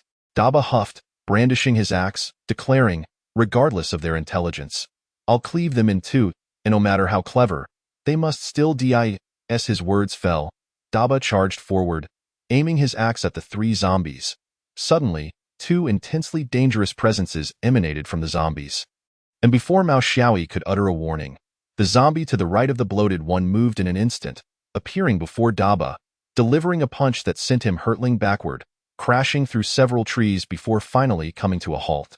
"Retreat!" The Tianlong reacted swiftly, yet the zombies were even quicker. As Tianlong uttered the command to retreat, the zombie that had just sent Daba flying appeared beside Longting. Longting hastily aimed the sniper rifle materialized in his grasp at the creature and pulled the trigger. However, a bizarre phenomenon occurred. A crimson beam pierced through the zombie's chest, leaving a gaping hole. Yet, as the red ray vanished, the wound began to heal inexplicably. Longting stood frozen in shock, staring at the mending hole, only to be jolted back to reality by a sudden sharp pain in his abdomen, propelling him backward. Mao Xiaoyi, wielding a scythe, swiftly teleported in front of the zombie, eyeing it warily. Chuli and Tianlong, meanwhile, hastily retreated with the 2 injured individuals. Suddenly, the zombie moved, and so did Mao Xiaoyi. 2 afterimages, one black and one purple, intertwined rapidly in the air. After dozens of collisions, Mao Xiaoyi was sent flying backward, clutching his chest as he regarded the zombie before him. The creature was battered and bruised, covered in gashes inflicted by Mao Xiaoyi's scythe. However, as Mao Xiaoyi retreated, the wounds were rapidly mending. Noticing that the other 4 had escaped to safety, Mao Xiaoyi cast one last glance at the seemingly pregnant zombie before swiftly utilizing teleportation to vanish from the spot. The attacking zombie turned to regard the pregnant one, which slowly shook its head before glancing skyward and then moving toward the horde of corpses. In the clouds, a masked woman observed the 3 zombies below with a complex expression. In the next moment, she vanished without a trace. The 5 retreated to an area shielded from interference by their multifunctional wristwatches, informing the higher-ups in the military of the events that had transpired. The military promptly dispatched 3 helicopters towards their location, while the Kyoto Bay City began to establish defensive lines in the direction of the advancing zombies. Though the arrival of the helicopters required time, Chuli briefly assessed the injuries of the 3. Daba was the worst off, with several broken ribs that nearly punctured vital organs. Fortunately, he was not in life-threatening danger, but he would likely be unable to move for a while. Longting, though not as severely injured as Daba, had vomited a considerable amount of bile along the way and was only just beginning to recover. However, it would be impossible for him to return to the battlefield in the short term. Lastly, Mao Shaoyi had been punched in the chest but appeared unscathed, his physique remarkably resilient due to his consumption of the earth vein spirit. Apart from a bruise, he sustained no injuries whatsoever. After several dozen minutes, the helicopters finally arrived. Medical personnel lifted the injured two onto the aircraft, with Tianlong and Chuli following suit, leaving only Mao Shaoyi behind. Just as Tianlong was about to inquire why Mao Shaoyi did not board, he turned around to find no trace of him. With a resigned shake of his head, Tianlong signaled the pilot that they could take off. As the helicopter ascended, Mao Shaoyi received a message from Tianlong on his smart wristwatch. The message was brief, comprising only 8 words. No matter what, return alive. Mao Shaoyi glanced at the message, a faint smile gracing his lips. Before continuing toward the horde of corpses, simultaneously, within an unparalleled palace, the masked woman knelt on one knee before the figure seated upon the throne, stating, "Master Fengshen, my disciple has discovered the presence of an ancient zombie soul type within the horde he faces. Should we intervene?" The figure on the throne replied slowly, "There is no need. You must ensure he does not perish before stepping into the cosmic realm. Beyond that, do not interfere. You may withdraw." The masked woman gradually retreated. Chapter 19. Confronting the zombie horde. Before long, Mao Shaoyi once again infiltrated the zombie horde. The pregnant zombie was undoubtedly aware of his arrival, continuously dispatching mutated zombies to harass him. While searching for the pregnant zombie amidst the throng, Mao Shaoyi queried within his mind, "Old Deng, how long have you been idling? Can you please show yourself and tell me about that zombie situation? Old Deng, come out. Inform me of that zombie's condition." All right, I'll tell you. The zombie that appears to be pregnant is a soul type of an ancient zombie. Ancient zombies are classified into ordinary and mutated types, with the mutated ones further divided into 3 special categories: heaven, star, and soul types. The heaven type is the strongest, followed by the star type, and the soul type is the weakest. The Northern Territory, as mentioned by Skomvkas, once harbored a heaven-type zombie, which was later subdued by various powerful beings. The soul-type zombie you seek is among the weaker variants, possessing almost no combat capability. You only need to be cautious of its 2 guardians. Unable to withstand Mao Shaoyi's incessant inquiries, the entity known as Chaos Old Deng divulged everything he knew. "Hey, Chaos Old Deng, weren't you once roaming the cosmos daily? How do you know all this? Speak, and do not force me to curse you. Is it possible that I am a deity? What on earth is a deity that powerful? Well, if so, how would you assess my chances of defeating that soul-type zombie while battling those 2 guardians? 0. And if I bypass those 2 guardians to eliminate the soul-type zombie, what are my chances of success? 0.01.3 days later, on the northern outskirts of Kyoto Bay City, a series of hundreds of meters-long trenches were excavated in a short span of time. Countless explosives were placed at the bottom of these trenches, and a towering wall was erected between the trenches and Kyoto Bay City. Bristling with countless machine guns and soldiers, at the forefront, Tianlong stood with all the evolved individuals possessing special abilities. As dawn broke, the silence and darkness before them shattered, with a ray of light piercing the horizon. Simultaneously, at the edge of their vision, a black ocean surged forth from the distance. Boom, boom, boom. Round after round of artillery shells were fired, each one landing precisely in the black ocean, igniting a dazzling display of sparks, which were quickly engulfed again by the dark waters. While the Doomsday weapons were undeniably formidable, their impact was minimal against the millions of zombies. Before long, the vast black ocean drew nearer. Minutes later, the zombie horde reached the first trench. The leading zombies halted, gazing down into the deep chasm. With a shrill cry, they surged forward once more. Whether they were ordinary or mutated zombies, they leaped into the trench as if plunging dumplings into boiling water. Within minutes, the first trench was filled, with zombies trampling over the bodies of their fallen kin to surpass the initial barrier. During the establishment of the defenses, the military's higher-ups had calculated that each trench would require at least 500,000 zombies to fill, meaning each trench could eliminate 500,000 zombies. With 10 trenches in total, that equated to the potential to destroy 5 million zombies. Yet the tide of corpses numbered at least 10 million. Thus, the 10 trenches could only claim a fraction, leaving the remaining burden to the soldiers stationed atop the walls. This information was withheld from the soldiers engaged in battle, As the soldiers on the walls witnessed zombies leaping into the trenches. Unable to climb back out, their morale soared. Perhaps we won't even need to lift a finger for this calamity to pass, they thought. However, as the trenches filled, they soon realized their naivety. The approaching zombies would soon overflow the tin trenches, and the endless black ocean showed no signs of abating. Prepare everyone, fire! At Tianlong's command, the machine guns atop the walls roared to life. Each machine gun was manned by 3 individuals, one to operate the weapon, another to reload, and a third to replace any damaged barrels, ensuring a near-constant barrage of fire. As thousands of bullets rained down upon the black ocean, the advance of the zombie horde began to slow.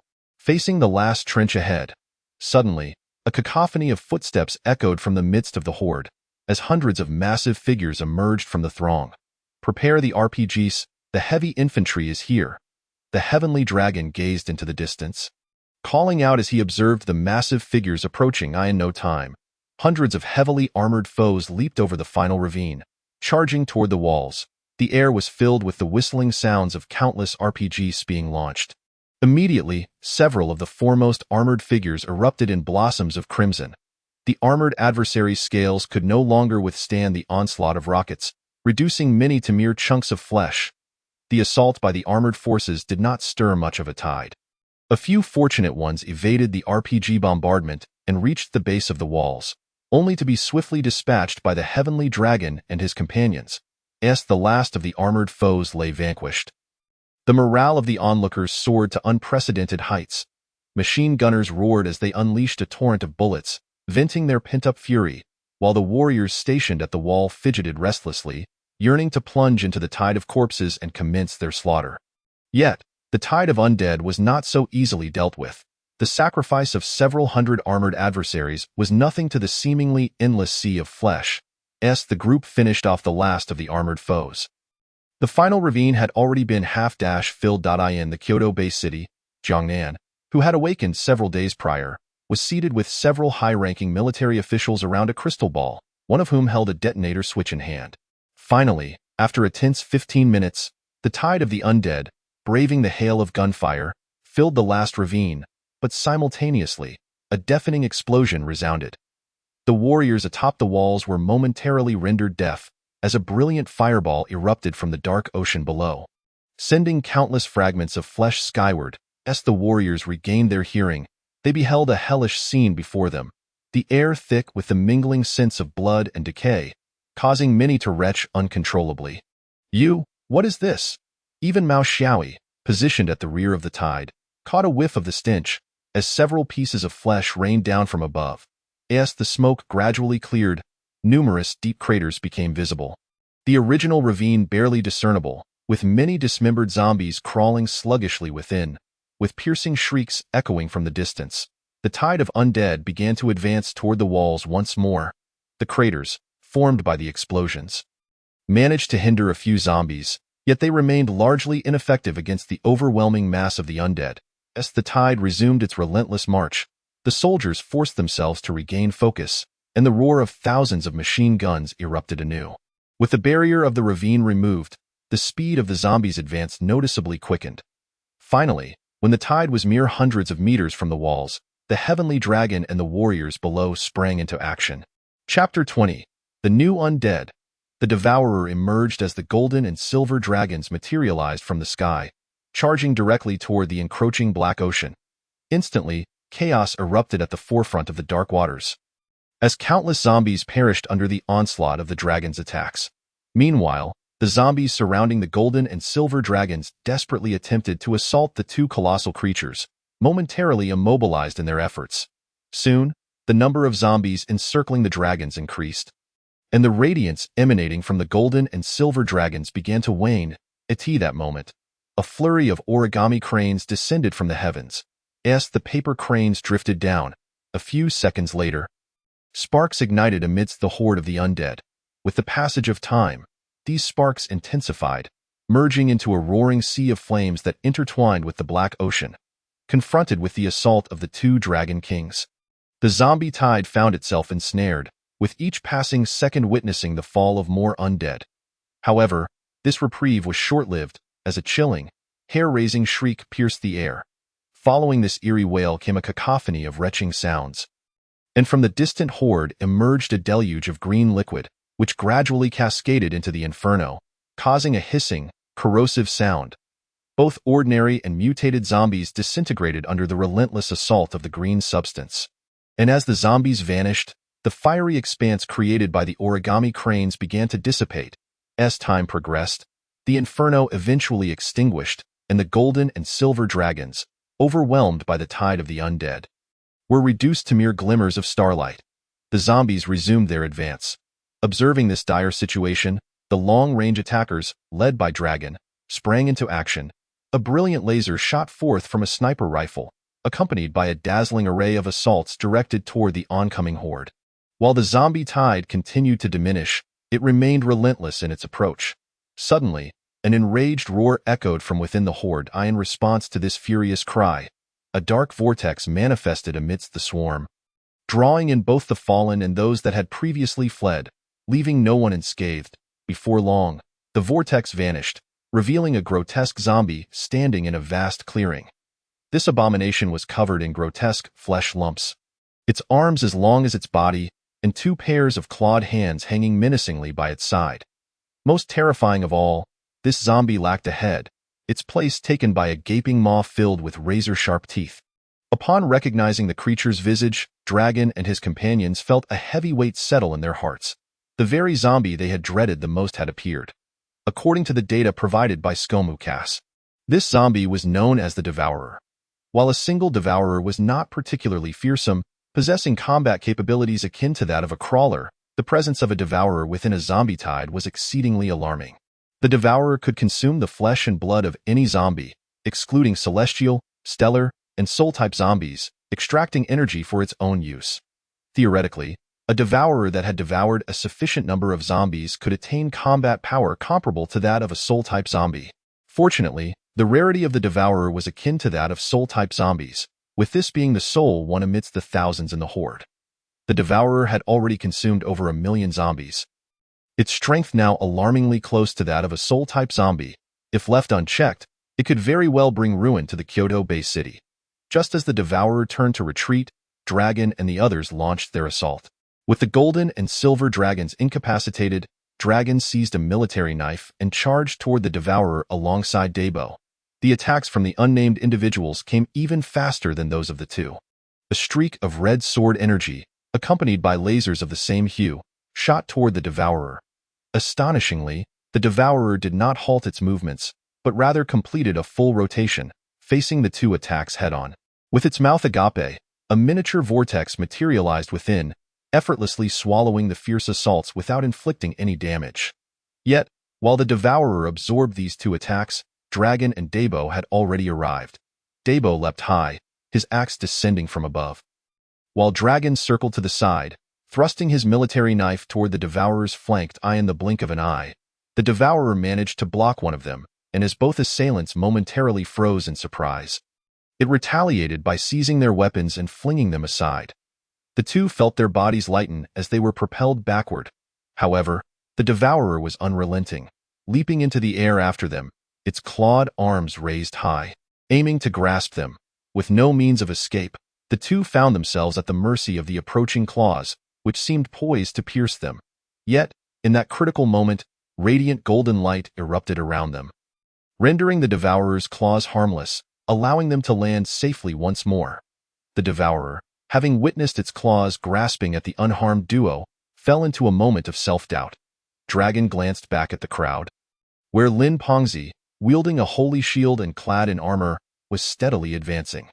Confronted with yet another opponent, the Devourer remained perplexed as to why it had failed to slay the two humans. Nevertheless, this did not deter it from launching its assault. In an instant, the Devourer surged forward, its claws slicing through the air toward the trio. Simultaneously, a ray shot from behind, striking the Devourer's arm and causing it to stagger. The three individuals seized the opportunity. Lin Pongzi raised his shield before the Devourer, while conjuring a lance with his other hand, thrusting it toward the creature. The Devourer caught the lance with one hand while clawing at the shield with the other, failing to inflict any significant harm. Meanwhile, Dabo and Dragon circled to either side of the Devourer, alternating their strikes with axe and knife. A horrific wail escaped the devourer's lips as it relinquished its grip on the lance. Retreating hastily, however, the unnamed fighter had long been lying in wait. While the others engaged the devourer, the unnamed had slipped behind it. As the devourer retreated, it unwittingly played into the hands of the unnamed, who had gathered dozens of circular blades at the tip of a long sword, forming a drill-like weapon that pierced forward. Only then did the devourer sense the impending danger from behind, but its backward momentum was too swift to halt. Thus, the long sword plunged deep into the devourer's back, emerging from its chest as the blades within tore violently through its flesh. The devourer, now at the end of its strength, let out a few final, desperate cries before falling silent. Witnessing such a spectacular kill, the crowd erupted into cheers, while the high-ranking officials in the Kyoto-based city, gathered around the crystal ball, exhaled a collective sigh of relief. Sensing the disappearance of the devourer's aura, the pregnant zombie hidden within the horde briefly paused. However, soon after, numerous colossal figures began to stir within the tide, surging toward the forefront. Amidst the horde, Mao Xiaoyi also noticed the movement and hastened his search for the pregnant zombie. Chapter 21. A desperate struggle. While the crowd reveled in the excitement of slaying the devourer, their spirits soared as they fervently attacked the zombie tide, blissfully unaware of the imminent danger drawing near. From within the horde, numerous heavily armored figures began to converge from the middle and rear, markedly different from the earlier siege units. This new batch of heavyweights was significantly larger, exuding an even more terrifying aura. At the tail end of the zombie tide, Mao Xiaoyi remained focused on locating the pregnant zombie, but despite his efforts, he found nothing. The pregnant zombie, concealed at the heart of the horde, sensed the commotion caused by Mao Xiaoyi's presence from behind and wore a sly smile. It intended to delay their encounter, wishing instead to let Mao Xiaoyi witness the destruction of the city he sought to protect, before enjoying the delectable feast that awaited him. Unbeknownst to Mao Xiaoyi, he had fallen into a cognitive trap. Throughout his encounters with the zombie tide, the pregnant zombie had always commanded from the rear, leading Mao Xiaoyi to instinctively search behind the horde. However, had he been more observant, he would have realized that as one approached the center of the tide, the strength of the zombies increased. This was merely a tactic employed by the pregnant zombie for self-preservation. At long last. A voice echoed in Mao Xiaoyi's mind. How could I have chosen such a fool? Calm yourself and observe if there's anything unusual about this zombie tide. Startled by the sudden voice, Mao Xiaoyi eagerly inquired, Old Ding, do you know where the pregnant zombie is? Please tell me. Yet, the chaotic consciousness offered only a hint before falling silent. Determined to regain his composure, Mao Xiaoyi forced himself to reflect on any peculiarities he had encountered within the horde. Though not lacking in intelligence, Mao Xiaoyi had been hindered by his anxious mindset and cognitive errors. Upon regaining his calm, he quickly discerned the pregnant zombie's tactics and promptly redirected his path toward the heart of the horde. Sensing Mao Xiaoyi's shift toward the center, the pregnant zombie displayed a look of surprise. Ultimately, it was a zombie, unable to fathom that its instinctual desire for self-preservation had inadvertently revealed its position. Without the need for meticulous investigation, Mao Xiaoyi swiftly approached the vicinity of the horde's center. There, he discovered a small clearing amidst the mass of zombies, as if it had been deliberately arranged for him. Indeed, realizing it had exposed itself, the pregnant zombie abandoned its previous strategy and ordered the surrounding undead to clear the area, eager to savor the delicious offering that had come to it. Without hesitation, Mao Xiaoyi seized the opportunity. Since the banquet had been laid out before him, he would play the role of the tyrant. Summoning a violet scythe, he leapt into the clearing at the center of the tide. Standing opposite him was the pregnant zombie, flanked by two guardian-like zombies. The pregnant zombie retreated a few steps, hiding behind its two monstrous protectors. Mao Xiaoyi's lips twitched. He hadn't anticipated that the pregnant zombie would be so cunning, complicating his attempt to ambush it further. Meanwhile, at the forefront of the tide, the battlefield's participants had begun to catch glimpses of numerous colossal figures advancing rapidly. Having just endured a fierce battle, the group was visibly fatigued, resting beneath the high walls to regain their strength. As the distant sound of heavy footsteps grew closer, they slowly rose to their feet, focusing their attention on the approaching horde. Before long, one or two figures appeared, which quickly multiplied until nearly 100 heavily armored entities stood before them.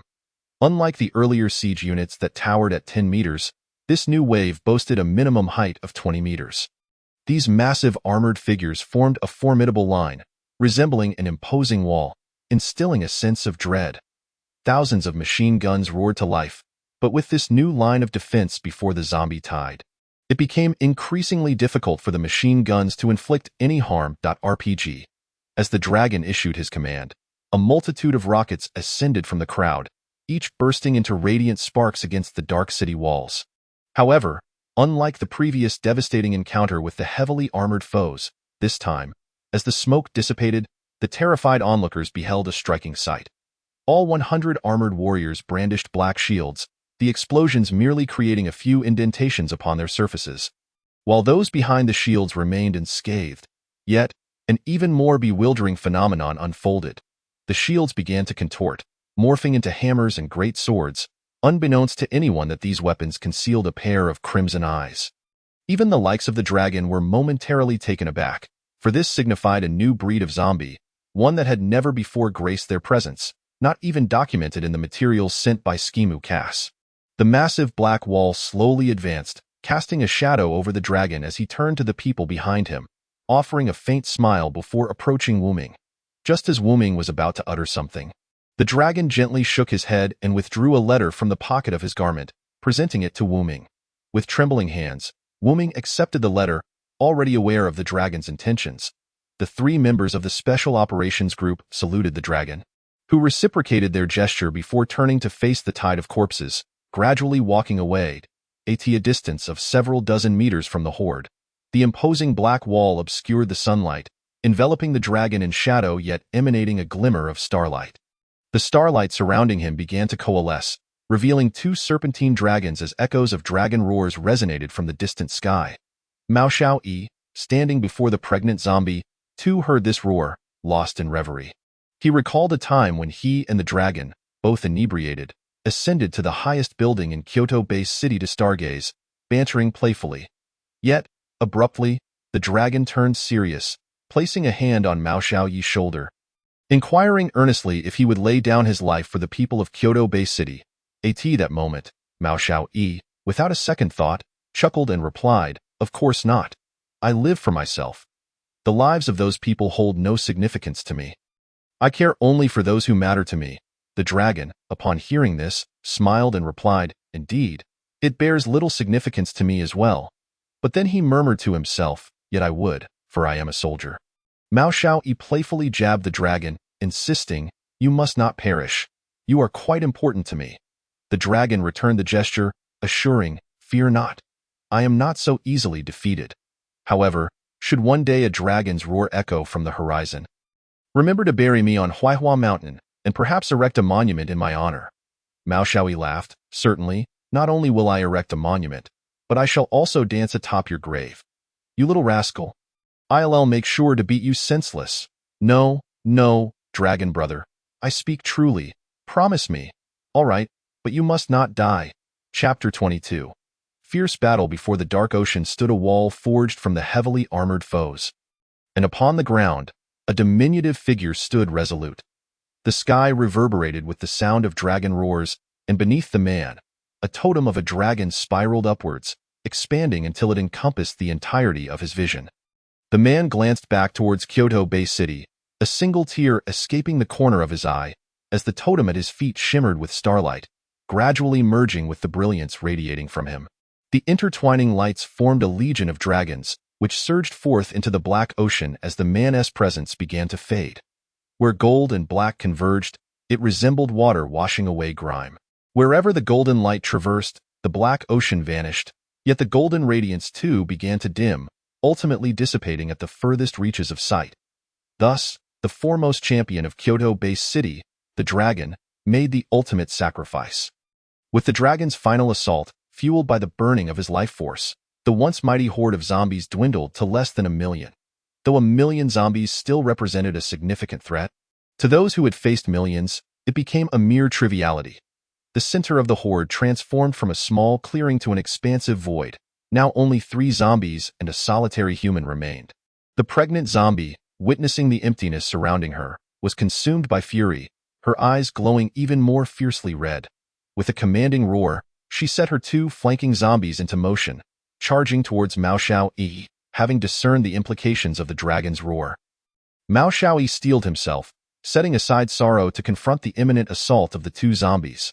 The pair, one to the left and one to the right, executed their attacks. The left lunged with claws aimed at Mao Xiaoyi's waist, while the right leaped high, striking down towards his head. Aware that he could not withstand a direct confrontation, Mao Xiaoyi swiftly retreated.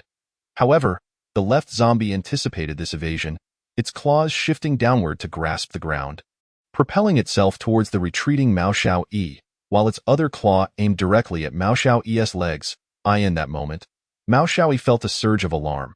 Was this how zombies fought now?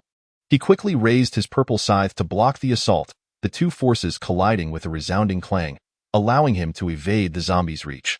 Shaking off the pain in his hand, Mao Xiaoyi shifted his gaze towards the pregnant zombie, and in the blink of an eye, he vanished, reappearing behind her, a smile gracing his lips as he swung his scythe downward.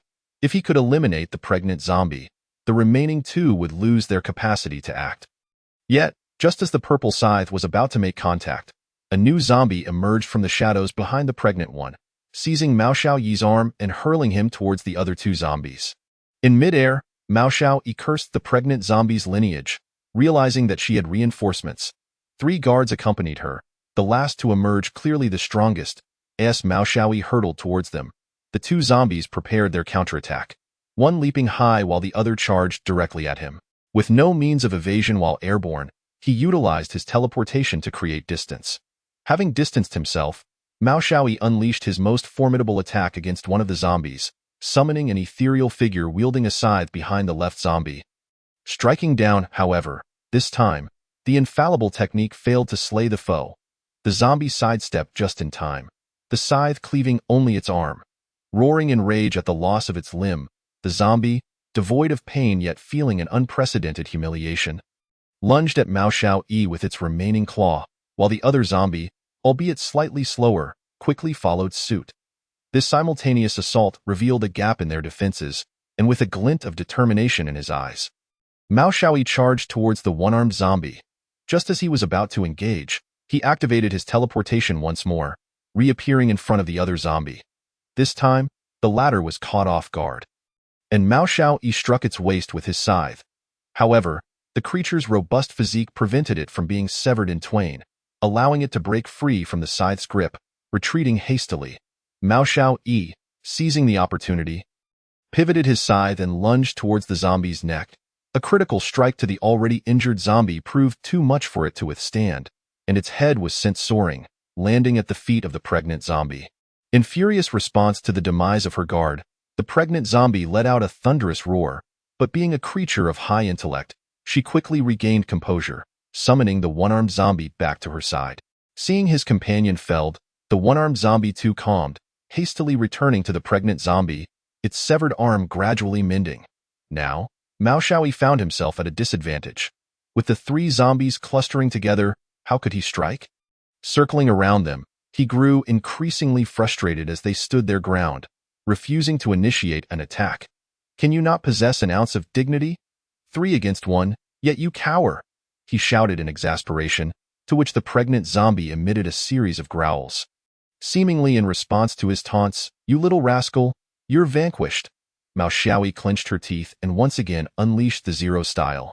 Judgment, a spectral figure manifested above the heads of 3 zombies, descending with a lethal strike aimed at the pregnant zombie in the center.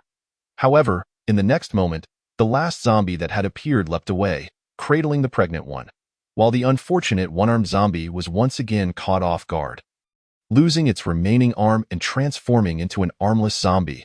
After utilizing the Zero style, Judgment twice, Mao Xiaoyi felt a wave of exhaustion wash over her, propping her scythe against the ground to steady herself. Yet, a peculiar occurrence unfolded. The newly transformed armless zombie did not succumb to madness, but rather approached the pregnant zombie with an almost dazed demeanor. It slowly knelt before her, and to everyone's astonishment, the pregnant zombie extended her claws, effortlessly severing the armless zombie's head. A splatter of crimson and ivory substances emerged before the pregnant zombie, and in the next instant, she seized the offering and began to consume it with a crunching sound. Chapter 23. You are still too young. The gruesome scene before her sent shivers down Mao Xiaoyi's spine. Fortunately, having eaten little, she could only manage a few dry heaves. The pregnant zombie, reveling in her meal, completely disregarded Mao Xiaoyi. Under the relentless onslaught of her voracious appetite, the armless zombie's brain was rapidly devoured.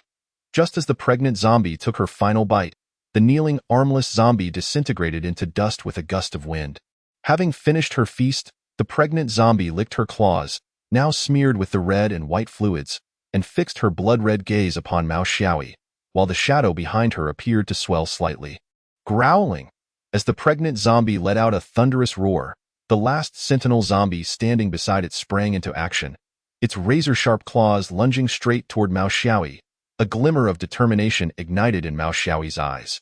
Although he had initially feared that his current state rendered him incapable of contending with the two zombies, the sentinel's audacity to abandon the pregnant zombie and attack him alone warranted a shift in strategy. He would seize the opportunity to subdue the leader first. Blood trickled from the corner of Mao Xiaoyi's mouth as he vanished from sight in the blink of an eye. Unlike the initial panic he had instigated, the pregnant zombie remained eerily calm.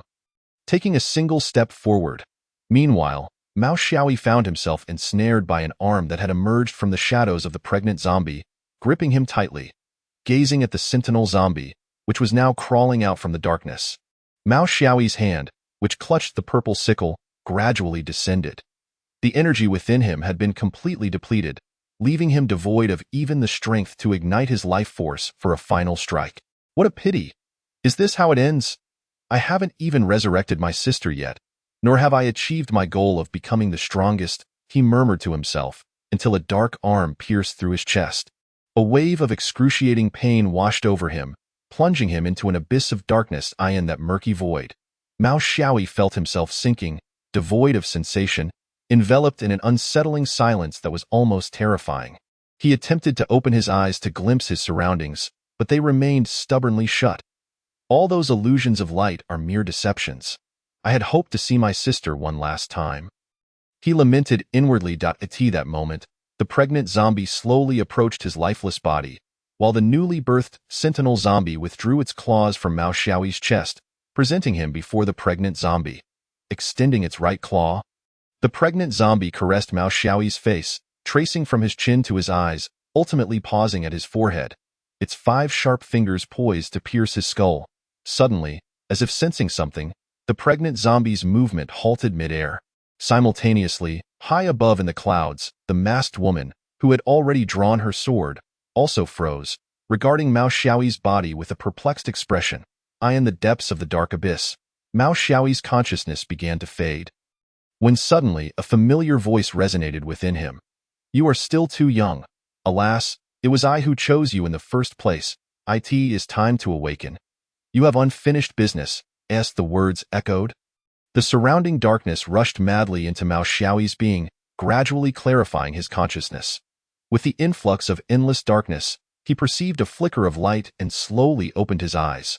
The very illusions he had just bemoaned now unfolded before him.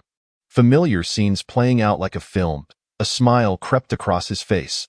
Since the chaotic consciousness had uttered those words, it was clear this was not a moment of fleeting life, but rather a rebirth.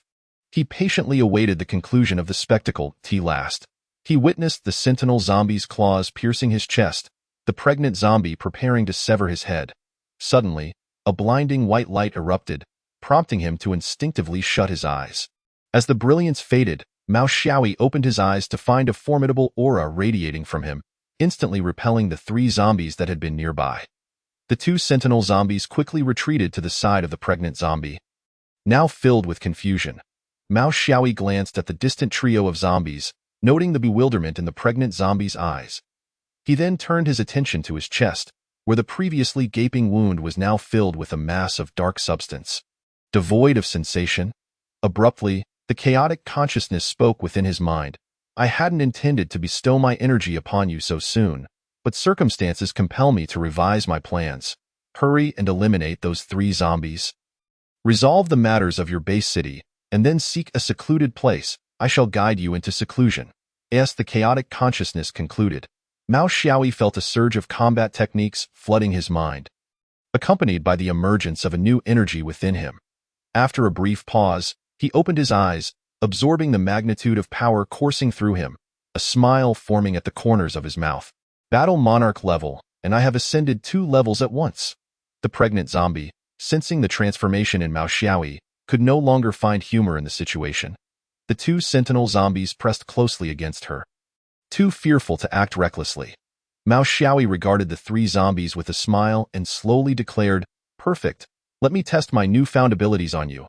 In an instant, he vanished, prompting the 2 sentinel zombies to react simultaneously, their claws swiping behind them. Yet, instead of encountering resistance, their claws became ensnared in a swirling vortex of chaos emanating from Mao Xiaoyi's hand. The vortex abruptly dissipated, and a purple sickle descended from above. The sentinel zombies, having lost their claws to the chaos, stood no chance against the incoming strike, which cleaved them in 2. With the 2 sentinel zombies dispatched, Mao Xiaoyi's gaze shifted to the now fleeing pregnant zombie. It fled with remarkable speed, but as Mao Xiaoyi waved his right hand, a black, oval-shaped portal materialized before him. Stepping through, he emerged before the pregnant zombie, who was equally confronted by a similar portal. With the purple sickle in hand, Mao Xiaoyi stepped forth, observing the terror in the pregnant zombie's eyes. Satisfied with the portal's placement, he swung down his sickle, forever immortalizing the horror on her face. As the pregnant zombie's head fell to the ground, the remaining horde of zombies abruptly ceased their movement. Moments later, they dispersed, wandering off into the distance, with a few oblivious zombies heading towards the Kyoto base city. Vanishing from existence. Perhaps feeling unsatisfied, Mao Xiaoyi unleashed several purple light blades, reducing the pregnant zombie's body to a gruesome heap of flesh. Subsequently, he departed from the clearing, making his way toward the Kyoto base city. However, the severed head of the pregnant zombie began to crack open, as a maggot-like creature emerged from its brain, cautiously surveying its surroundings before burrowing into the earth, fleeing toward the ocean. From her vantage point in the clouds, the masked woman observed the unfolding events, suppressing the urge to intervene as she muttered to herself, "Who would have thought that a soul-type zombie with little combat ability harbored a larva of a celestial-type zombie within? A calamity is surely on the horizon in a few years, but alas, I cannot prevent it." Chapter 24. A year's time. The worldview and planning of this book is entirely fictional. The geopolitical landscape, country names, cultures, and historical developments presented in subsequent chapters bear no relation to the real world. As the horde of zombies dissipated, the calamity came to a definitive end. The few valiant warriors who had sacrificed their lives were collectively interred upon Huaihua Mountain. Mao Xiaoyi returned to meet with the members of the 7 Gates, informing them of his impending retreat into seclusion and transferring the management of the 7 Gates to Brother Yu and Xiao Xiao Xiao. Subsequently, Mao Xiaoyi proceeded to the military headquarters, for he was now nominally a member of the Special Operations Group. After consulting with Elder Qi and meeting with Wu Ming and others, he prepared to leave the Kyoto base city. Before departing, Mao Xiaoyi visited Huaihua Mountain. As the leader of the Special Operations Group, Tianlong had been commemorated with a dedicated monument. Sitting cross-legged before the stone tablet, Mao Xiaoyi gazed at the engraved characters Tianlong in a trance. After a moment, he produced a bottle of the liquor he and Tianlong often shared, pouring half of it beside the monument. He then raised the bottle in a toast to the heavens before downing the remainder in one gulp. The strong liquor warmed his throat, igniting a comforting sensation in his stomach. The alcohol's effects flushed his cheeks and eyes, and after lingering for a moment, he reached out to touch the monument.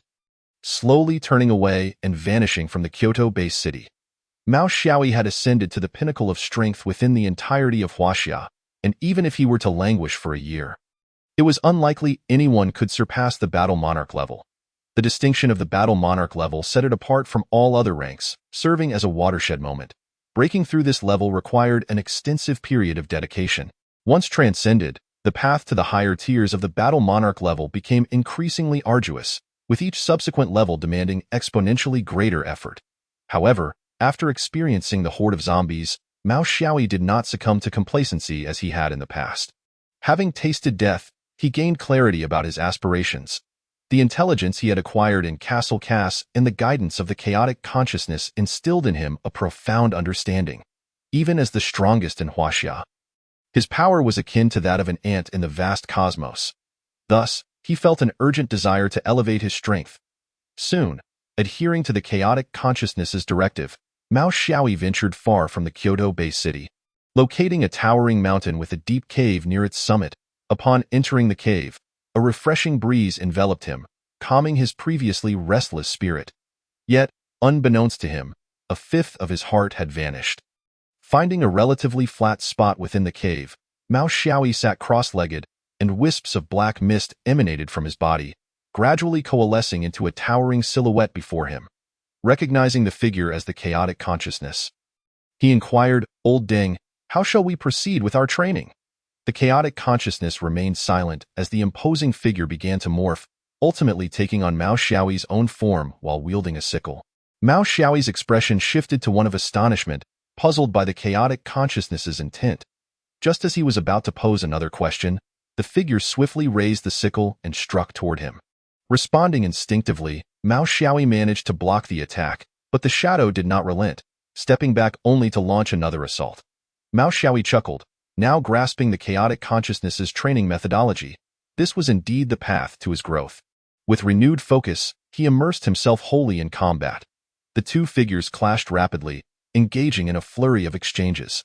After dozens of encounters, Mao Xiaoyi found himself retreating 2 steps, while the shadow only took 1.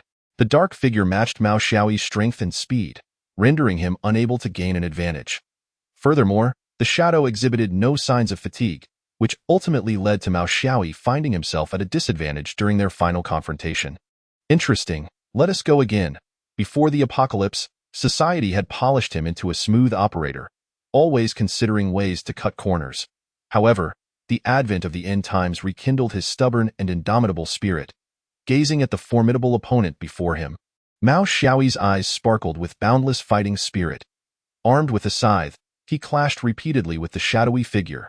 Thus, by day, he engaged in battle with the dark silhouette, while by night, he meditated to restore his energy.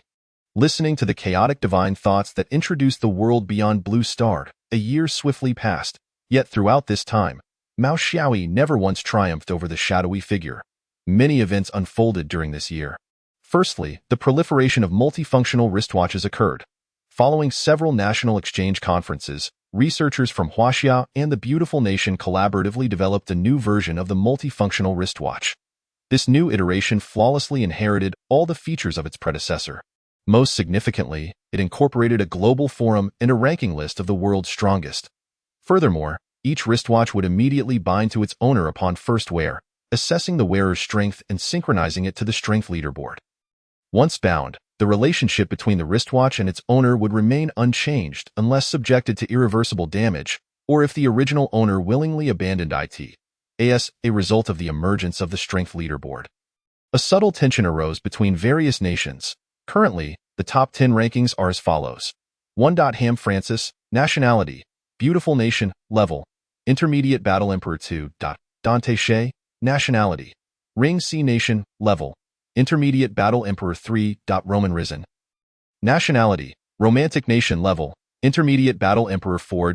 Jeffrey Wilson, nationality, Beautiful Nation, level, Intermediate Battle Emperor 5. Yusef Schmitz, nationality, Northern Russia, level, Low-Level Battle Emperor 6. Wuming, nationality, Huaxia, level, Low-Level Battle Emperor 7. Oda Kojiro, nationality, Sakura Nation, level, Low-Level Battle Emperor 8. Chuli, nationality, Huaxia, level, Low-Level Battle Emperor 9. Mitchell Oaks, nationality, Crimson Land, level, Low-Level Battle Emperor 10. Duncan Chris, nationality, Romantic Nation, level, Low-Level Battle Emperor. As for the reclusive Mao Xiaoyi, due to his unknown whereabouts, he had no opportunity to update his multifunctional wristwatch and thus did not appear on this list. Before the apocalypse, the relationship between Huaxia and the Beautiful Nation was already quite delicate. Both nations were major powers in the pre-apocalyptic world, inevitably leading to some friction. However, after the end times, the two countries temporarily set aside their grievances to lead humanity in revival. Yet, following the emergence of this leaderboard, Huaxia, which once held significant influence in national exchange conferences, found itself increasingly suppressed by the Beautiful Nation and others in subsequent meetings. The upper echelons of Huaxia expressed their dissatisfaction, repeatedly demanding military action to locate Mao Xiaoyi, but were thwarted by Elder Qi, who insisted on keeping Mao Xiaoyi's existence confidential. This left the representatives of Huaxia at the exchange conferences feeling frustrated. while the beautiful nation and others took advantage, proposing to reduce Huaxia's personnel deployment for the Antarctic project. Chapter 25. Conspiracies and Schemes. The Antarctic project was initially proposed by Huaxia as a satellite repair initiative. When the apocalypse first struck, nearly all large-scale equipment failed, and satellites from various nations plummeted to Earth, primarily landing in the southernmost regions of Blue Star, namely Antarctica. Subsequently, several nations repaired their satellite launch facilities and successfully launched a few reconnaissance satellites. However, shortly after their launch, all reconnaissance satellites again lost contact, with their crash sites remaining in Antarctica. Thus, the major powers decided to form a research team to investigate the reasons behind the satellite crashes in Antarctica. To prevent the concealment of reconnaissance intelligence, this research team comprised 5 nations: Huaxia, Beautiful Nation, Northern Goose, Ring Sea Nation, and Romantic Nation, with each country dispatching 10 combatants and 5 researchers. Initially, the plan progressed smoothly. The vessel destined for Antarctica was fully prepared, but suddenly, Huaxia was struck by a massive zombie tide, leading to a temporary suspension of the Antarctic project. After the tide subsided, the Dragon of Heaven fell in battle. And simultaneously, the Beautiful Nation and Ring Sea Nation faced their own waves of zombies and beasts, causing the Antarctic project to gradually be forgotten a year later. As various nations stabilized, the Antarctic project was revisited. Originally, the group was set to depart as planned, but with the development of the new multifunctional wristwatches and the unveiling of the Global Strength Leaderboard, the Beautiful Nation, along with the Sakura Nation, Ring Sea Nation, and Romantic Nation, began to stir with ambition. In the third base of the Beautiful Nation, a towering structure of hundreds of floors loomed in the city center. Following the widespread calamity of the apocalypse, it was perhaps the only skyscraper reaching such heights. The top floor of this 100-story building was an entire flat adorned with treasures of gold and silver, with many world-renowned paintings hanging on the walls, including the famous Smile of Little God. A tall man sat on a plush sofa, holding a glass of red wine, gazing at the 3 individuals seated across from him. One of the men, resembling a Sakura Nation citizen, spoke first. Francis, I believe we can commence our plan to suppress Huaxia. Currently, they have merely a handful of representatives in the top 100, and only 2 in the top 10, both of whom are ranked beyond the 5th position. What do we have to fear? No sooner had he finished speaking than the man standing to the left of the Sakura Nation individual promptly countered. Oda Kojiro, you are underestimating the situation. The Northern Goose Nation has always maintained a solid relationship with Huaxia, and that fellow Yusef is not to be trifled with. Moreover, Huaxia's people are notoriously cunning. Who knows if they are hiding any trump cards? Oda Kojiro, ranked 7th on the world leaderboard, was countered by the man he referred to as Francis, the strongest individual on the leaderboard, who sat across from him sipping wine. The one who had just refuted Oda Kojiro was Jeffrey Wilson, the second strongest from the Beautiful Nation, ranked 4th on the global leaderboard. The final man, who had remained silent, was a high-ranking official from the Ring Sea Nation. This meeting of the 3 national representatives aimed to discuss their perspectives on Huaxia. Francis slowly took a sip of his wine and directed his gaze toward the high-ranking official from the Ring Sea Nation, inquiring, what has become of Dante Shea? Why has he not come in person? The official from the Ring Sea Nation replied, Mr. Dante is feeling unwell today, so he sent me to discuss matters on his behalf. I hope you can forgive us, Mr. Francis. Francis rose slowly, and in the next moment, he suddenly appeared behind the high-ranking official from the Ring Sea Nation, witnessing the official's right arm slowly detach. Since Dante is absent, I see no necessity for this meeting to continue. Inform Dante with this arm that if such a situation arises again, I would not mind losing one less member from the Ring Sea Nation. The high-ranking official from the Ring Sea Nation, a formidable individual in his own right, silently picked up the severed arm and exited the room, leaving a trail of blood behind. Francis observed the bloodstains on the floor, frowning slightly, and addressed Oda Kojiro. Kojiro, I appreciate your assistance. Only then did Oda Kozeman nod in agreement, his right hand sweeping through the air, conjuring a wine vessel that instantaneously absorbed the bloodstains from the ground. Upon witnessing the eradication of the crimson traces, Francis waved his hand towards the 2, who, understanding the unspoken cue, discreetly exited the room. The following day, during yet another conference regarding the Antarctic project, under the steadfast insistence of both the Huaxia Nation and the Beige Nation, and at the behest of Francis, the Beautiful Nation and others ultimately yielded, allowing the Antarctic Initiative to proceed with the originally designated personnel. Following this assembly, a colossal vessel departed from the port of the beautiful nation, embarking on its journey to Antarctica. Simultaneously, Mao Xiaoyi emerged from his cave for the first time after a year of seclusion. Neglecting his appearance for so long, he resembled a wild man, with hair and beard growing untamed, nearly obscuring his facial features. Behind him in the cave, a shadow fell to the ground, transforming into tendrils of darkness that re-entered Mao Xiaoyi's body. Exhaling deeply, Mao Xiaoyi sensed the aura radiating from him and smiled faintly. 2 hours later, the seven gates sounded the alarm, with Lin Fatty surrounded by several hunting team captains, encircling a wild man whose face remained obscured. Minutes later, Lin Fatty found himself dragged into a room by Mao Xiaoyi, who had just undergone a haircut and a shave. Half an hour later, Mao Xiaoyi emerged from the room, and after another half hour, Lin Fatty, sporting a bruised and battered visage, limped out.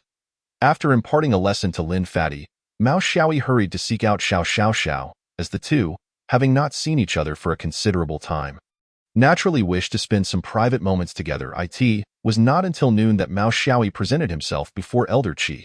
Upon seeing Mao Xiaoyi's return, Elder Qi let out a long sigh of relief, producing a state-of-the-art multifunctional wristwatch and handing it to Mao Xiaoyi. He recounted the events that had transpired in the world during Mao Xiaoyi's seclusion, also informing him of the delicate relationships among several nations currently.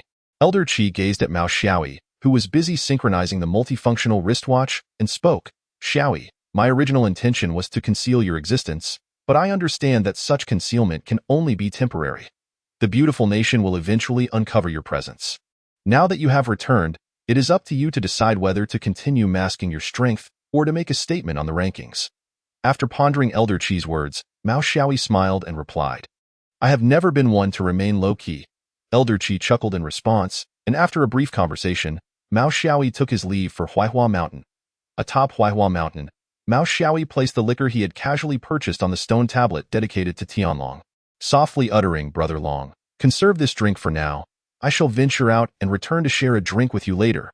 That evening, everyone was astonished to discover a change at the top of the world rankings. First place, Ghostface, IP, Huaxia Nation level, low-level war god.p.s. At long last, these two chapters are complete. A new chapter officially commences, and the main text of this book truly begins. There may be some changes in names moving forward. Otherwise, it shall not be published. QAQ Chapter 1. Shadow Calamity. Remember the visage of this mask. A calamity will arise in a century. If you survive, continue eastward. If you perish, let your descendants take your place. Do you understand? Yes, Master, I understand. Will the Master return? No. Find the one who possesses this mask in a century. Meeting him is akin to meeting me, Chief. The young mistress has given birth, a boy of remarkable talent.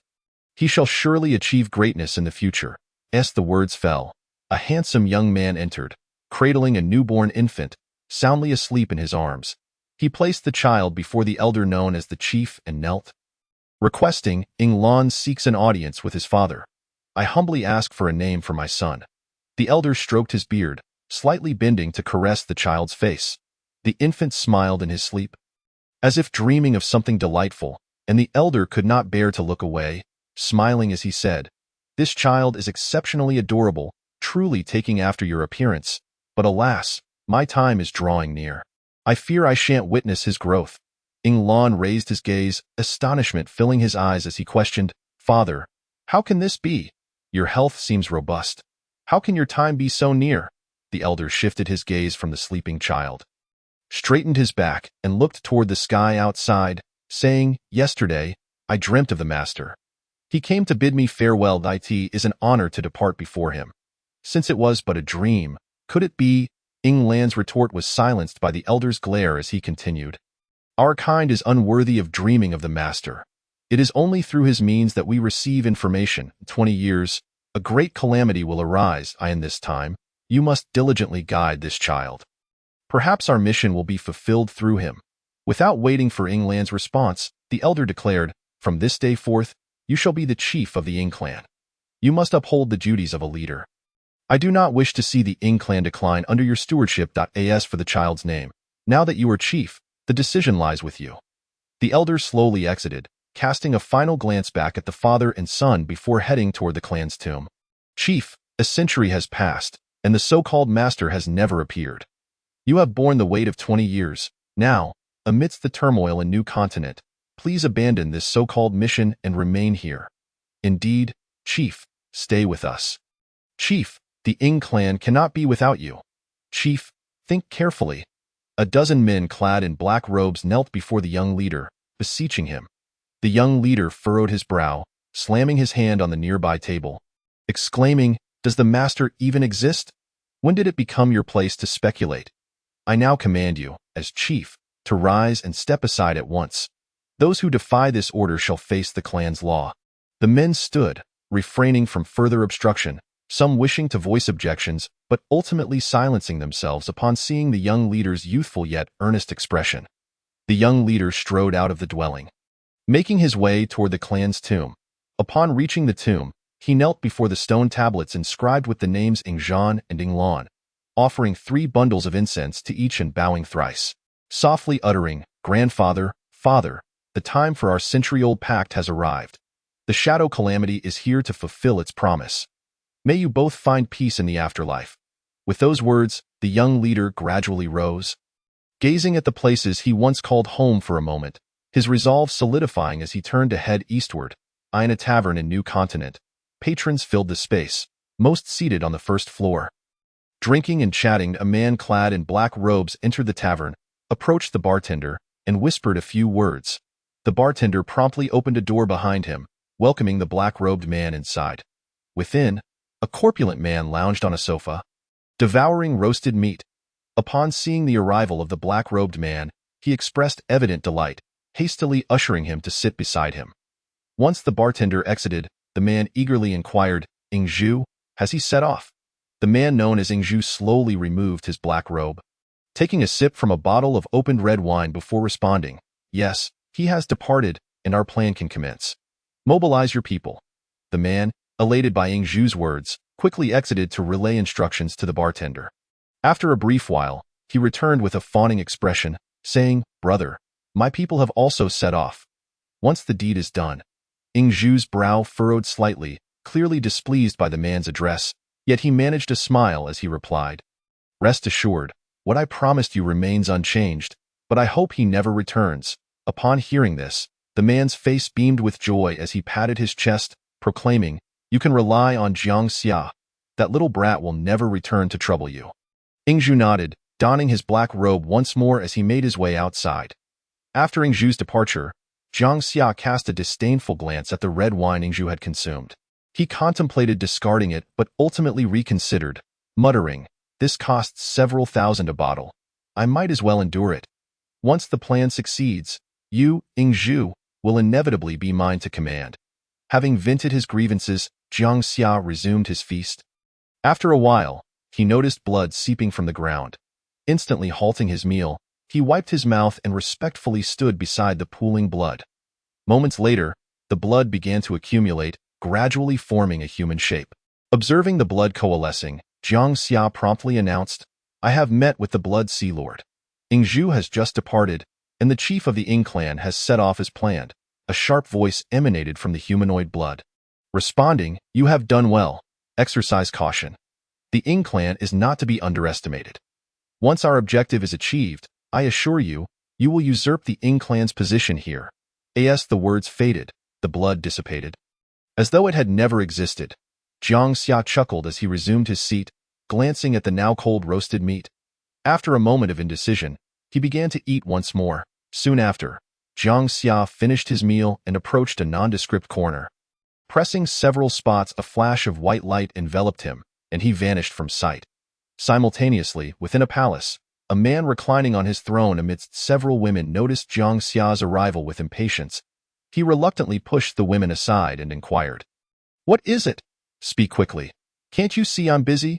Jiang Xia hastily knelt down, his voice trembling as he replied, "Young master, the Shadow Clan and the Blood Clan have already clashed. We shall soon reap the benefits of their conflict." The impatience on the man's face diminished slightly as he waved his hand, saying, "All right, I understand. Go fetch me a couple of more attractive young ladies to present to me. As for those 2 prominent families, you may handle them as you see fit. I am indifferent." "Understood, young master, I shall attend to it immediately." With that, a flash of white light enveloped him, and Jiang Xia reappeared in the tavern. Chapter 2. Add more sedatives. The flavor is too mild. At an obscure port in Xinzhou, a man clad in a black robe approached slowly. To the left and right of the port stood two small huts. In front of one of them lay a lounge chair occupied by the port's proprietor. Upon noticing a customer, the owner hurried over and inquired, "Are you looking to set sail, esteemed guest? We rent boats here for 10 new coins per hour, and fishing gear is provided free of charge for your use during the rental period." The man in the black robe shook his head slowly, retrieving a stack of banknotes marked with the number 100 from his pocket. He laid 10 notes before the proprietor, stating deliberately, "I wish to purchase a boat. This should suffice, correct?" Upon seeing the stack of banknotes in the black-robed man's hand, a flicker of greed flashed in the proprietor's eyes. He feigned reluctance, saying, "What you may not know, esteemed guest, is that this establishment has always relied on boat rentals for sustenance. By purchasing a boat, you would deprive us of a means of profit." The black-robed man produced another 10 banknotes, placing them before the proprietor with a grave tone. 2,000 new coins for a boat is quite a fortune for you. Additionally, prepare a feast for me. I shall depart once I have dined. The proprietor's face broke into a smile as he replied, "Very well, esteemed guest. Please take a seat in the room. The dishes will be ready shortly. I shall inform my staff to prepare the boat for you." The black-robed man entered the room, where several individuals were scattered about, all of them appearing to be seasoned fishermen with robust physiques. The proprietor then whispered a few words to the chef in the kitchen before making his way to another small hut. The other hut served as a dormitory. Upon entering, a foul odor assaulted the senses. A dozen burly men lounged in the cramped space, some playing cards in small groups. The proprietor waved his hand in disdain, announcing, "Enough. Cease your games. A golden pig has arrived. As usual, after he has dined, you are to make your move, drain his wealth, and dispose of him to those scavenger monsters." "Understood. We will finish this hand and proceed." The group of men agreed. The proprietor then returned to his lounge chair, a faint smile playing on his lips. "Your meal is served, esteemed guest. Please enjoy," announced the waiter as steaming dishes were presented. The man in the black robe picked up his chopsticks and began to feast. Halfway through his meal, the sound of footsteps echoed from outside, and the door was forcefully kicked open, allowing a swarm of burly men to flood into the room, blocking the entrance completely. The group surveyed the surroundings, their gaze landing on the still-eating man in the black robe. The leader of the group stepped forward slowly and patted the black-robed man on the shoulder, saying, "Little brother, my comrades and I are in need of a loan. How about it?" The black-robed man's eating momentarily halted, but he quickly resumed, stating between bites, "I have no money. Seek someone else." The leader's eyes darkened with malice upon realizing the black-robed man's disregard for him. "You've brought this upon yourself," he declared, swinging his muscular arm toward the man. The other fishermen in the room shook their heads, seemingly resigned to witnessing the impending downfall of the black-robed man. Yet, in the blink of an eye, the anticipated outcome did not materialize. The black-robed man remained calm, one hand still gripping his chopsticks while the other seized the leader's outstretched arm. The leader's pupils dilated in shock as he felt an immense force coursing through his arm. Causing him great pain, he attempted to retract his arm, but no amount of struggle could free him. Desperation took hold, and with his other hand, he snatched a pair of chopsticks from the adjacent table and lunged at the black-robed man. Yelling back to his comrades, "What are you waiting for? Act now." Only then did the group snap out of their astonishment and rush toward the two men. The black-robed man sighed softly, stating with resignation, "Money truly blinds one to their own limitations." As his words faded, he vanished from sight. The leader, still grappling with the black-robed man, found himself stabbing at empty air, staggering back in shock. He is an ability user. "Run!" he shouted in terror. The crowd, originally rushing towards two individuals, hastily redirected their course, seeking to flee the premises. Just as the swiftest among them stepped out, a figure clad in a black robe materialized from the shadows behind him. Wielding a long black blade, with a single, decisive stroke, he severed a head from its body. The startled crowd once again altered their trajectory, sprinting towards the kitchen. The black-robed man calmly wiped the blood from his blade and uttered the words "shadow binding." At his command, the shadows of those fleeing morphed into dark figures, each enveloping the individual before them, rendering a dozen burly men immobile in an instant. Observing the bound captives, the black-robed figure nonchalantly uttered the word kill, prompting the men to emit horrific screams, accompanied by the chilling sound of cracking bones. Moments later, silence enveloped the scene. The black-robed man stepped outside, gazing at the port owner, who had long since knelt in submission. He remarked, "In the future, do not skimp on the sedatives. This meager amount hardly suffices for my taste." With that, he leaped onto a small yacht, setting sail towards the east.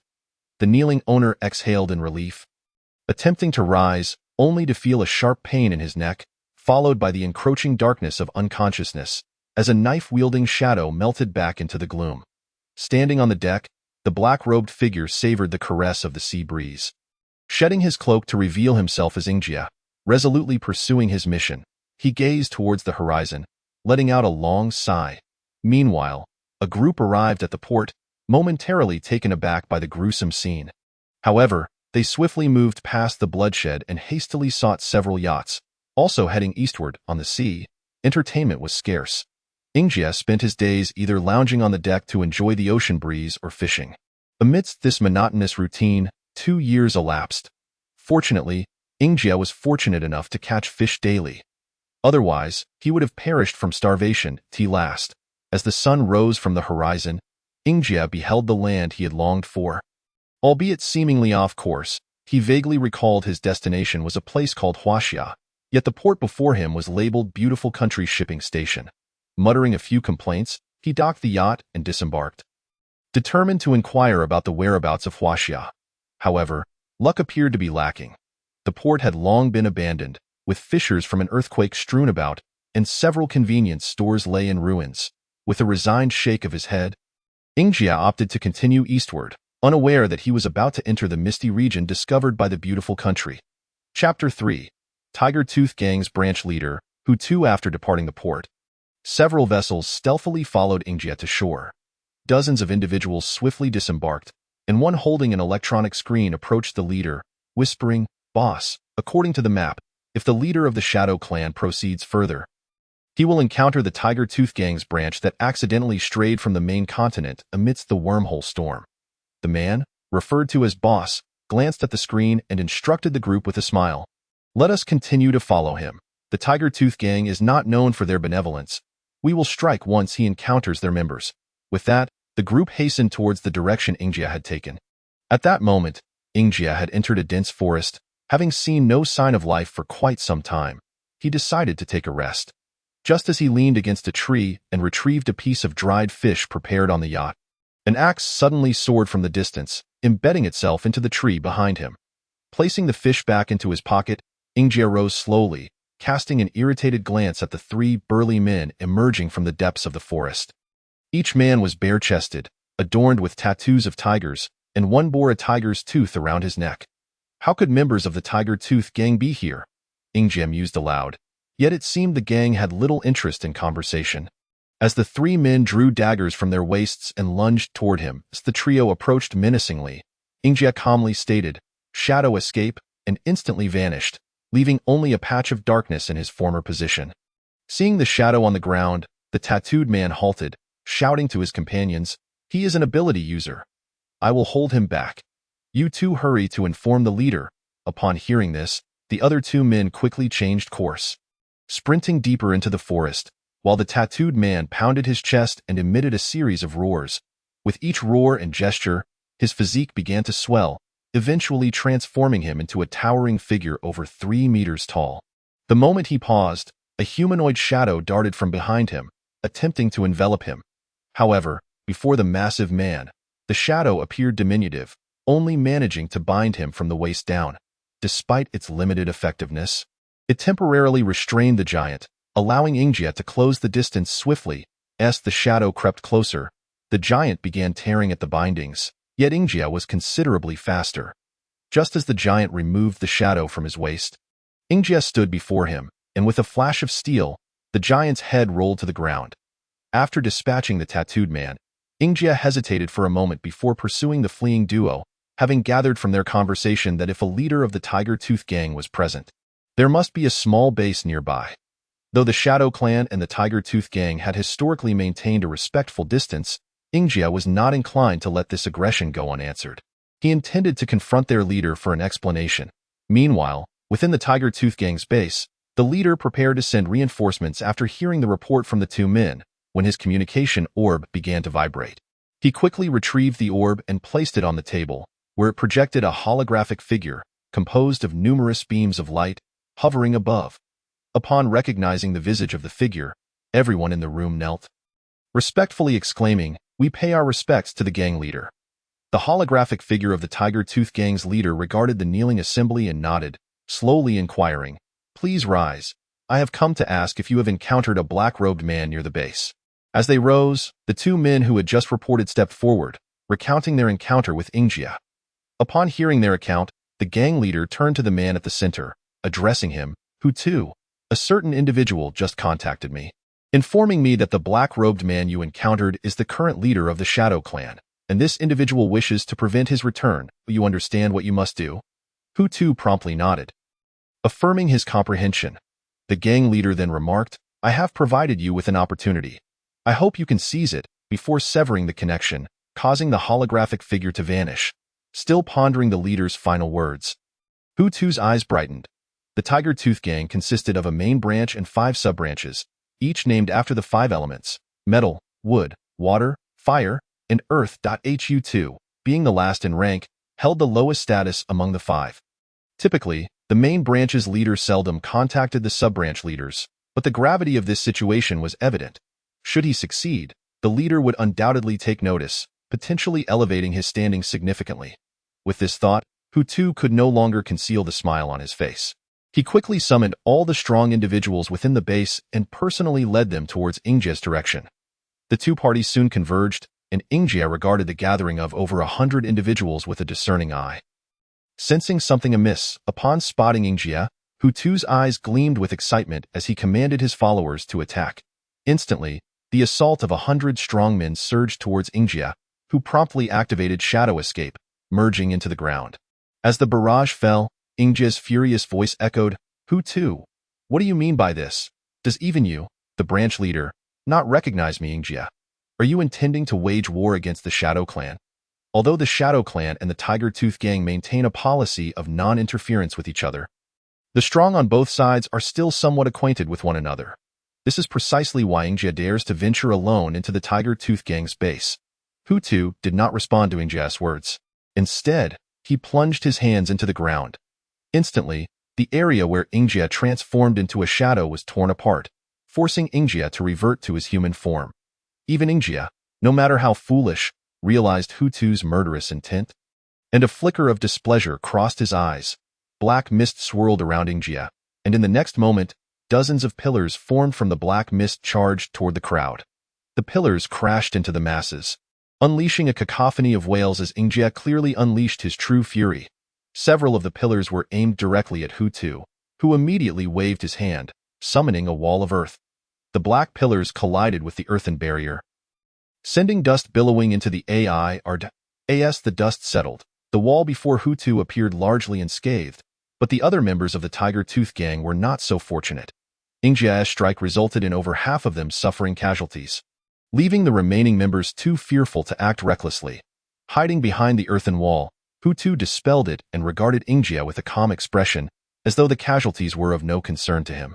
After a moment, he smiled and said, "The current leader of the Shadow Clan, Ingjia, truly lives up to his reputation. However, you must sense the disparity between us. Someone does not wish for you to return to Zinzou. You might as well cooperate with me to lessen your suffering." Ingjia, equally composed, gazed back at Hu2 with a disdainful smile and replied, "I wonder what promises were made to you, branch leader Hu2, that you would dare to provoke an entire clan like the Shadow Clan." Hu2 did not answer Ingjia's question. Instead, he smiled and asked, "Even if I told you, do you think your peak entry-level strength could allow you to escape from my cosmic realm experts?" As his words fell, the ground began to tremble, and massive stones rose from the earth. With a wave of Hu2's right hand, countless boulders hurtled toward Ingjia. Ingjia's expression turned grave as he conjured a black long knife in his hand, vigorously swinging it to fend off the descending boulders. As Ingjia focused on the stones, the ground beneath Hu2 detached, swiftly carrying him toward Ingjia. When Hu2 was merely a dozen meters away, his right arm transformed into a massive stone fist composed of rock. swinging down toward the flailing Ingjia. Seeing the stone fist approach, Ingjia's pupils dilated, and he immediately crossed his long knife before him, retreating hastily. However, Hutu's assault was too swift. Ingjia could not evade the crushing blow. The stone fist collided with the blade, causing cracks to spiderweb across the knife, and Ingjia was sent flying as he soared through the air. Ingjia coughed up blood, crashing into 2 trees before finally halting. He attempted to push himself up with his knife, but as he rose, the blade shattered, and he collapsed onto the ground. Hutu twisted his right wrist and walked toward Ingjia with a smile, remarking, "I told you not to resist. The gap of a major realm is terrifying. Just look at you now, lying there so ungracefully." As Hutu reached out to lift the slumped Ingjia, his hand passed through Ingjia's body. At that moment of confusion, a shadow darted underground, swiftly fleeing into the distance. "Damn it, I was careless. Everyone, quickly pursue." Hutu shouted in exasperation as he pressed his hands to the ground, attempting once more to force Ingjia back into his human form. The shadow skillfully dodged Hutu's attacks, weaving left and right. Just as it seemed the shadow would escape, laughter echoed from above. "Ha ha ha ha, why is the leader of the Shadow Clan in such a hurry to leave? Why not stay for a chat?" Binding needle. A silver-white long needle flew from the trees, striking the fleeing shadow squarely in the center. Ingjia, in flight, suddenly felt his body freeze, unable to move forward. A sense of dread filled him as he gradually reverted to his human form. Gazing at the white needle that had immobilized him, Ingjia cast a complex glance toward the treetops, letting out a resigned sense, "Oh, bring out such a level of magical artifact to deal with me. It seems I'm truly caught this time." Soon, Hutu arrived with the members of the Tiger Tooth gang before the immobilized Ingjia. Hutu clasped his hands in greeting, addressing the treetops. "I am unaware of which esteemed individual has lent their assistance. I kindly invite you to our base for a discussion." Dozens of individuals descended from the trees, the very same group that had tracked Ingjia at sea. The leading man smiled and said, "We are merely carrying out a commission. Now that the leader of the Shadow Clan has been captured, our task is complete, and it is time for us to report back." Hutu stepped forward and shook hands with the leading man. Responding, "Very well, I shall not detain you any longer. Please travel safely." With that, both parties went their separate ways, and Ingjia was bound and taken back to the Tiger Tooth Gang's base. What began as a tranquil night was abruptly disrupted by the sudden appearance of a name on the world's strongest rankings, shaking the entire globe into a frenzy. The entirety of Huaxia was abuzz with excitement, with voices discussing the matter echoing everywhere. In the capital city's base, people exclaimed, "Wow, the world #1 has become ours. Who is Guamian? How impressive. Guamian is the leader of the 7 gates. Didn't you know that? Those foreigners must be livid. It's amusing just to think about it in a small room in the northwest." A girl playing with snowflakes smiled faintly at the name that appeared on the rankings. However, not everyone was rejoicing. In a shrine in Sakura country, a man cursed loudly at the name atop the rankings. "Baka, where did this Guamian come from? When did Huaxia have a warrior of such caliber?" In a conference hall of the cosmetic country, a man seated at the head of the table excitedly declared, "This Guamian is actually our undercover operative in Huaxia. Once Huaxia falls, he will return to us." Meanwhile, in a luxurious penthouse atop a 100-story building in beautiful country, Ham Francis opened an expensive-looking bottle of red wine, slowly pouring it into a glass. After savoring a small sip, a look of enjoyment spread across his face as he returned his attention to the world's strongest rankings, swirling the wine in his glass. He chuckled softly. Huaxia certainly kept a trump card hidden. This makes things much more interesting, doesn't it? Yet, the orchestrator of it all, Mao Xiaoyi, paid little heed to the commotion. Having just returned from Huaihua Mountain in the afternoon, he immediately gathered Lin Fatty and others for a game of poker that lasted until now. During the game, he casually donned the new multifunctional wristwatch given by Elder Qi, inadvertently drawing the world's attention. "Can you really beat me in 17 cards? If you can, Chen Xiaolang, will eat this deck of cards right here. I've got no cards to play. I win. Quick, eat." Just as Mao Xiaoyi was about to force Chen Xiaolang to fulfill his promise, Xiao Xiao pushed the door open. Seeing Mao Xiaoyi attempting to shove a deck of cards into Chen Xiaolang's mouth, she paused for a moment before clearing her throat and saying, "Ahem, Xiaoyi, when did you break through to the warrior level? You didn't even tell us." The others in the room were taken aback. Having spent the entire afternoon playing cards with Mao Xiaoyi, they hadn't been aware of the rankings. Upon hearing Xiao Xiao's words, they finally checked the world's strongest rankings. Mao Xiaoyi scratched his head and replied, just a few days ago. I mean, I was in seclusion for a year, so it's only natural to break through. Right? Listening to Mao Xiaoyi's nonchalant remarks, they all rolled their eyes at him before leaving the room in a group to get late-night snacks, deliberately excluding Mao Xiaoyi. Hey, wait for me. Even a warrior needs to eat. Chapter 5. The Mist Exploration Plan. A night passed without incident. The next afternoon, Mao Xiaoyi once again visited the military headquarters, seeking out Elder Qi. Elder Qi looked at Mao Xiaoyi, who stood before him scratching his head, and asked helplessly, "You've only been back for a day. Why do you want to run off again, especially to an unknown place like the Mist? I was counting on you to accompany our representatives from Huaxia to the meeting." Elder Qi felt a headache coming on at Mao Xiaoyi's restless behavior, fearing he might disappear for another year like last time.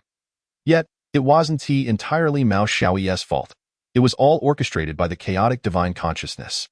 Last night, after finishing a late-night meal with Lin Fati and the others, Mao Xiaoyi lay down in bed, only to see a wisp of black mist emerge from his body, coalescing into a tall figure by the window. Suppressing his drowsiness, Mao Xiaoyi approached the towering figure and inquired, "Old Ding, why are you suddenly out? Has something happened?" The voice of the chaotic divine thought, imbued with an air of authority, gradually resonated, instructing, "Tomorrow, visit the military headquarters to seek out Elder Qi and request a map of the mist distribution. I have a vague sense that the aura of Yin Tu has manifested, albeit in an unstable form. The inhabitants of Blue Star have yet to reach such technological heights. It is highly probable that it is a means employed by those from the red giant stars." Upon hearing the explanation from the chaotic divine thought, Mao Xiaoyi scratched his head, realizing that had it not been for the mention of Yin Tu, he might have forgotten about the extraordinary scroll he possessed. Having conveyed this message, the chaotic divine thought vanished, allowing Mao Xiaoyi to indulge in a restful slumber. However, when faced with Elder Qi's inquiries, Mao Xiaoyi could not possibly disclose that a formidable entity resided within him, urging him to seek a scroll amidst the mist. Thus, he feigned a sense of busyness and replied, "Elder Qi, you know me well. I shall certainly not attend any meetings. I merely intend to wander through the mist. Furthermore, given my current abilities, even if I cannot defeat them, I can always make my escape." In response to Mao Xiaoyi's persistent persuasion, Elder Qi reluctantly retrieved a map from his computer and sent it to Mao Xiaoyi's multifunctional wristwatch. He then pulled Mao Xiaoyi closer, indicating several locations, stating, "This map details all the currently known mist areas on Blue Star. The regions I have marked are extremely perilous. Do refrain from entering them without necessity. The remaining mist areas are mostly ones with which we have established contact, much like Cass City. You may explore those." Mao Xiaoyi was slightly astonished by Elder Qi's revelations, not only by the discovery of over a dozen mist regions on the map, but also by the fact that during his year of seclusion, the Huaxia nation had forged connections with 7 or 8 regions akin to Cass City. After expressing his gratitude to Elder Qi, Mao Xiaoyi returned to bid farewell to his companions at the 7 doors. Lin Pengzi and the others gazed at him in silence, while Xiao, without uttering a word, retreated to her bedroom. Casting a glance towards the direction of Xiao's room, Mao Xiaoyi sighed and shook his head ruefully. He undoubtedly harbored feelings for the girl who had always been by his side. Yet thoughts of his sister and Tianlong ignited an urgent desire within him to grow stronger. Ultimately, Mao Xiaoyi refrained from comforting Xiao. After sending a brief apology through his multifunctional wristwatch, he proceeded towards the outskirts of the Kyoto-based city. Once in a secluded area, a wisp of dark energy flowed from Mao Xiaoyi's body. After examining the map given by Elder Qi, the chaotic divine thought pointed to a location marked in red and remarked, "Let us first investigate here. It aligns closely with the direction of the aura emitted by Yin Tuesday." Mao Xiaoyi scrutinized the map, then glanced at the towering figure formed by the dark energy, and with a wry smile, remarked, "Old Ding, you certainly have a knack for selecting locations. This place is not only marked as special but is also situated in the far-off North Gugwa." The chaotic divine thought offered no response to Mao Xiaoyi's complaint, casting a fleeting glance at him before retreating back into his being. Mao Xiaoyi gazed northward, contemplating his own legs, and wisely decided to call Elder Qi. "Hello, Elder Qi, it's Xiaoyi. May I borrow a helicopter?" Elder Qi's puzzled voice emanated from the multifunctional wristwatch. "What is it, Xiaoyi? Why do you need a helicopter?" "Well, I intend to explore the mist, and my first destination is the one in North Gugwa. It is quite far, so I was wondering if you could lend me a helicopter so I can fly there. Beep, beep, beep, beep, beep. Hello? Elder Chi? Are you still there? Do-do-do-do-do-do-o-in the military headquarters of Kyoto Base City. Upon hearing Mao Xiaoyi's plans, Elder Chi decisively hung up the phone, immediately immersing himself in other work as though he had never received that call. Soon after, Elder Chi let out a helpless sigh and summoned Wuming, saying, "Wuming, have the Air Force send a helicopter to fetch Mao Xiaoyi." "Understood," Wuming replied, just about to leave when Elder Chi added, "Wait, inform the higher-ups of Beige Country as well. Tell them that our Huaxia's ghost face intends to venture into their mist for exploration, and ask if they wish to accompany us on it." Wuming responded again and promptly exited the office. Meanwhile, Mao Xiaoyi was internally lamenting about Elder Chi being an old coot when he noticed a helicopter approaching from the direction of Kyoto Base City. Upon boarding the helicopter, Mao Xiaoyi was greeted by a familiar face, Wuming, who was sitting in the pilot seat, smiling at him. Mao Xiaoyi paused for a moment, then seated himself and inquired, "Wuming, why are you personally seeing me off? Doesn't the base city need your assistance?" Wuming nodded, replying with a smile, "There's nothing pressing at the base for now. I just mentioned to Elder Chi that I would accompany you into the mist to ensure you don't suddenly vanish for another year." Hearing this, Mao Xiaoyi felt a pang of annoyance. How much distrust could Elder Chi have in him? Nevertheless, he didn't oppose Wuming's presence, considering he was a formidable ally of Huaxia, providing an extra layer of security as they entered the mist region. However, to Mao Xiaoyi's surprise, several hours later, the helicopter did not land near the mist area but instead descended directly into the base city of Beige Country. As they disembarked, they were met by a group of robust men from Beige Country, chattering in their native tongue. Wuming also exited the helicopter, approached Mao Xiaoyi, and activated the real-time translation function on his multifunctional wristwatch to communicate with the newcomers. During their conversation, Mao Xiaoyi learned that Elder Chi had communicated with Beige Country's leadership, and the two nations decided to send representatives to delve into the mist together, with the representatives from Huaxia being Mao Xiaoyi and Wuming. Noticing that the crowd was not paying attention to him for the moment, Mao Xiaoyi discreetly pulled a black mask from his pocket and donned it. A few minutes later, an all-terrain vehicle arrived from a distance, carrying 3 strong men. Wuming bid farewell to the people from Beige Country and then climbed into the vehicle with Mao Xiaoyi. Chapter 6. The Cannibal Tree. Inside the vehicle, the 3 men from Beige Country began to explain the general situation of the mist area to Mao Xiaoyi and Wuming as they drove. The 3 companions accompanying Mao Xiaoyi had all previously ventured into the mist and emerged alive, making them fortunate survivors with a solid understanding of the area, all at the level of Battle Kings. Beige Country had conducted multiple exploration plans in the mist, which initially proceeded smoothly, with the 3 men being among the first to enter. This mist was unlike that of Castle City. It enveloped a vast forest spanning an area of 100,000 square kilometers. The first group of explorers did not delve deeply and instead found many unique plants that only appeared post-apocalypse surrounding the forest. Upon returning to the base, the researchers of Beige Country discovered that these plants could significantly enhance the levels of evolutionists, leading to subsequent exploration plans. However, during the 3rd and 4th batches of explorers, dissatisfied with the bounty found at the forest's edge, they ventured deeper into the forest's center, where they encountered many powerful mutated beasts, resulting in the first loss of personnel for Beige Country in this forest. As mutated beasts emerged, starting from the 5th batch of explorers, each team was led by at least 1 battle commander-level strongman. Except for occasional encounters with exceptionally powerful mutated beasts, the exploration plans of Beige Country proceeded smoothly. The higher-ups of Beige Country, not content with this, summoned many of the nation's top powerhouses to prepare for a thorough exploration of the mist. With the current strongest of Beige Country, Yusef Schmitz, also participating in this operation. Initially, the exploration went exceptionally well. Even when encountering those formidable mutated beasts, they were easily dealt with under the leadership of Yusef Schmitz. However, just as they approached within 2,000 meters of the mist's center, a row of tall, peculiarly shaped trees blocked their path. These trees were clearly products of post-apocalyptic mutations, resembling the banyan trees of the pre-apocalypse, with trunks so thick that it would take at least 10 people to embrace them. Their immense canopies blocked out sunlight entirely, casting an eerie shadow, while the roots hanging from the branches swayed in the wind, giving an unsettling impression. A few of the braver team members brandished their weapons and attempted to hack at the trees, only to find they could inflict no damage whatsoever. Even Yusef Schmitz, at the intermediate Battle King level, could only strip a layer of bark from the trunk with his full-strength strike. As the bark fell away, the group was astonished to discover that the trunk beneath was a vibrant red, from which red sap began to ooze slowly. Just as they were taken aback, the dripping red sap morphed into wisps of red mist, gradually coalescing into a shape resembling the upper half of a human. None among the exploration team were ordinary individuals. Sensing the abnormality, they immediately fled towards the forest's edge. However, a terrifying occurrence followed, as thick roots sprouted from the ground, and the previously swaying roots hanging from the trees seemed to come alive. Lunging towards the fleeing group, some managed to escape due to their speed, but most were ensnared by the roots forming a cage around them. The mightiest among them, Yusef Schmitz, turned back to see a myriad of roots obscuring the view, with faint cries of despair echoing from behind them.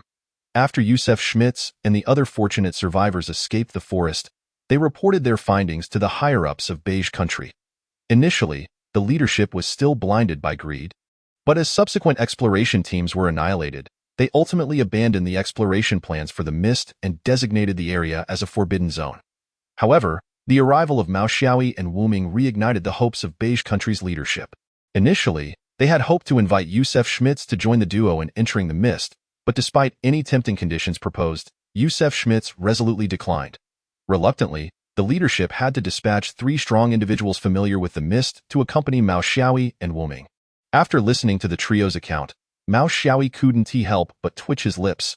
How much trust did Beige Country place in him to send just 3 individuals into such a perilous place? 2 hours later, the all-terrain vehicle halted before a forest. This marked the boundary of the mist area, and the vehicle could not proceed further.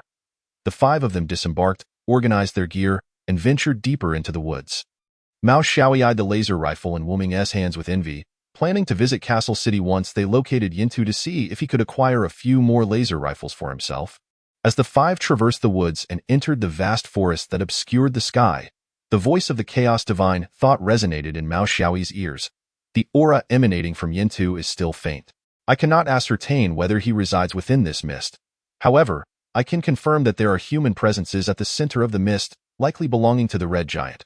Mao Xiaoyi did not respond to the Chaos Divine Thought's words. After all, their mission was to delve into the mist's center, so there was no need to rush. Due to the prolonged absence of explorers in the mist, the previously established exploration routes had long been overgrown by vegetation, causing the group to clear the path, significantly slowing their progress. During this time, several mutated beasts leapt out to harass them, all of which were turned into barbecued meat by Mao Xiaoyi. Fortunately, all 5 had considerable levels, and by sunset, they finally arrived at the location of the eerie trees. Just as rumored, the towering canopies and swaying roots gave a chilling sensation to their spines. Both Wu Ming and Mao Xiaoyi summoned their weapons, while the 3 companions from Beige Country also prepared for defense. Mao Xiaoyi was taken aback to see one of the robust men from Beige Country conjuring flames with one hand and lightning with the other. This was the first time he encountered another dual-ability evolutionist aside from himself. However, Mao Xiaoyi only glanced once and quickly shifted his focus back to the eerie trees. He asked in his mind, "Old Ding, do you recognize what this is?" The authoritative voice of the Chaos Divine Thought replied, "This should be the cannibal tree. Its primary means of attack are its roots and the summon cannibals. It is not difficult to deal with, but this creature's growth requires living beings as sustenance, so it would not appear here without reason.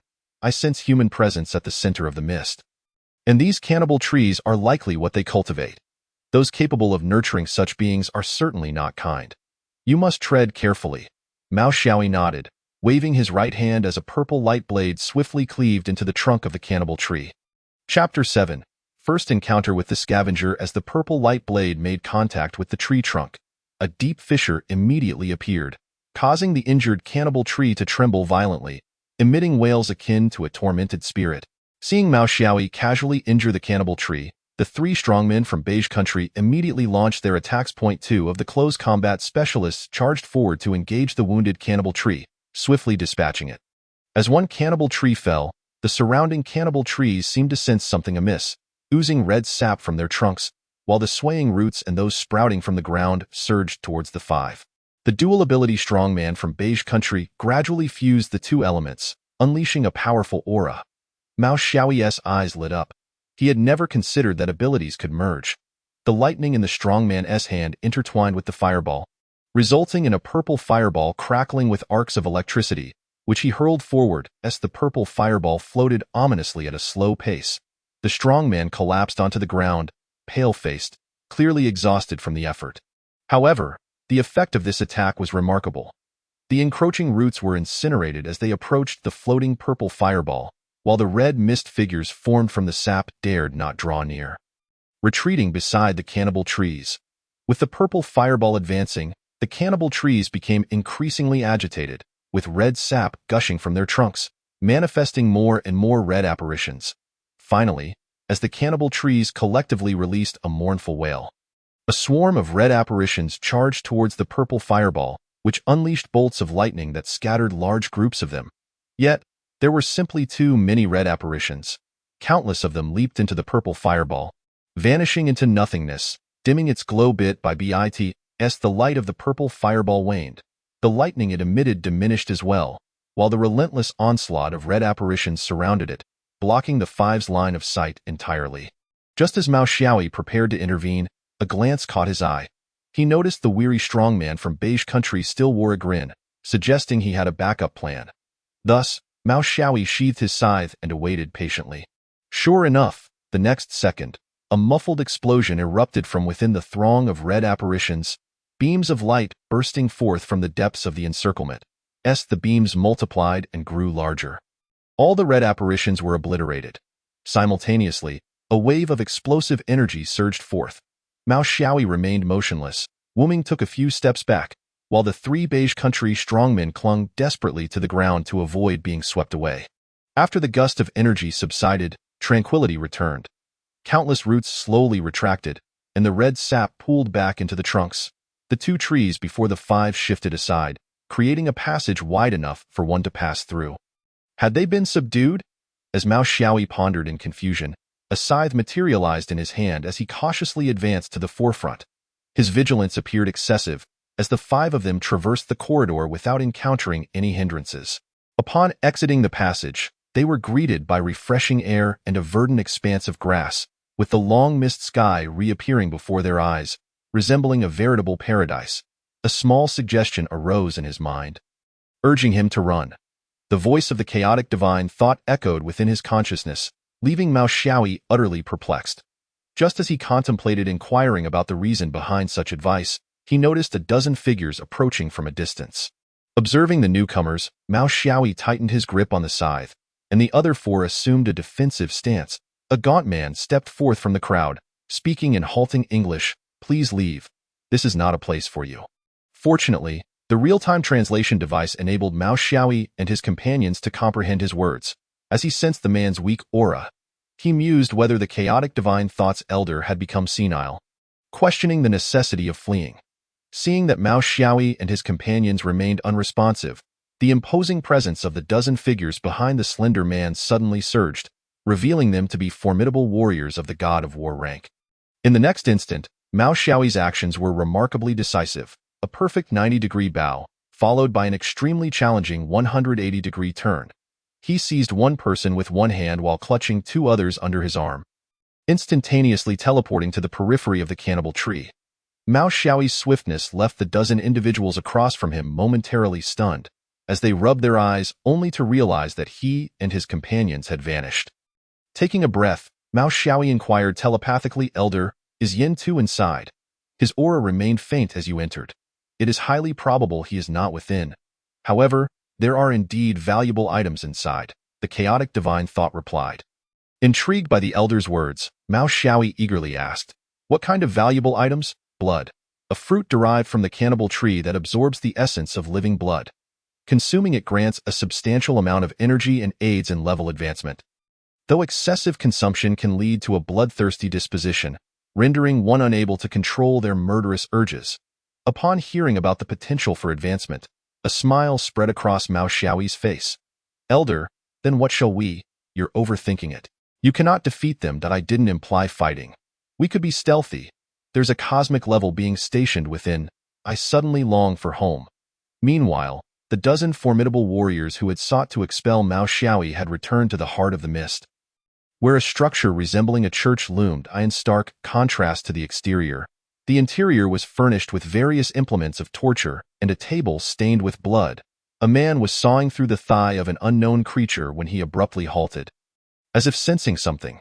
Turning around, his apron was drenched in blood. He slowly removed it, revealing a pristine suit beneath, and opened a hidden door to enter another room.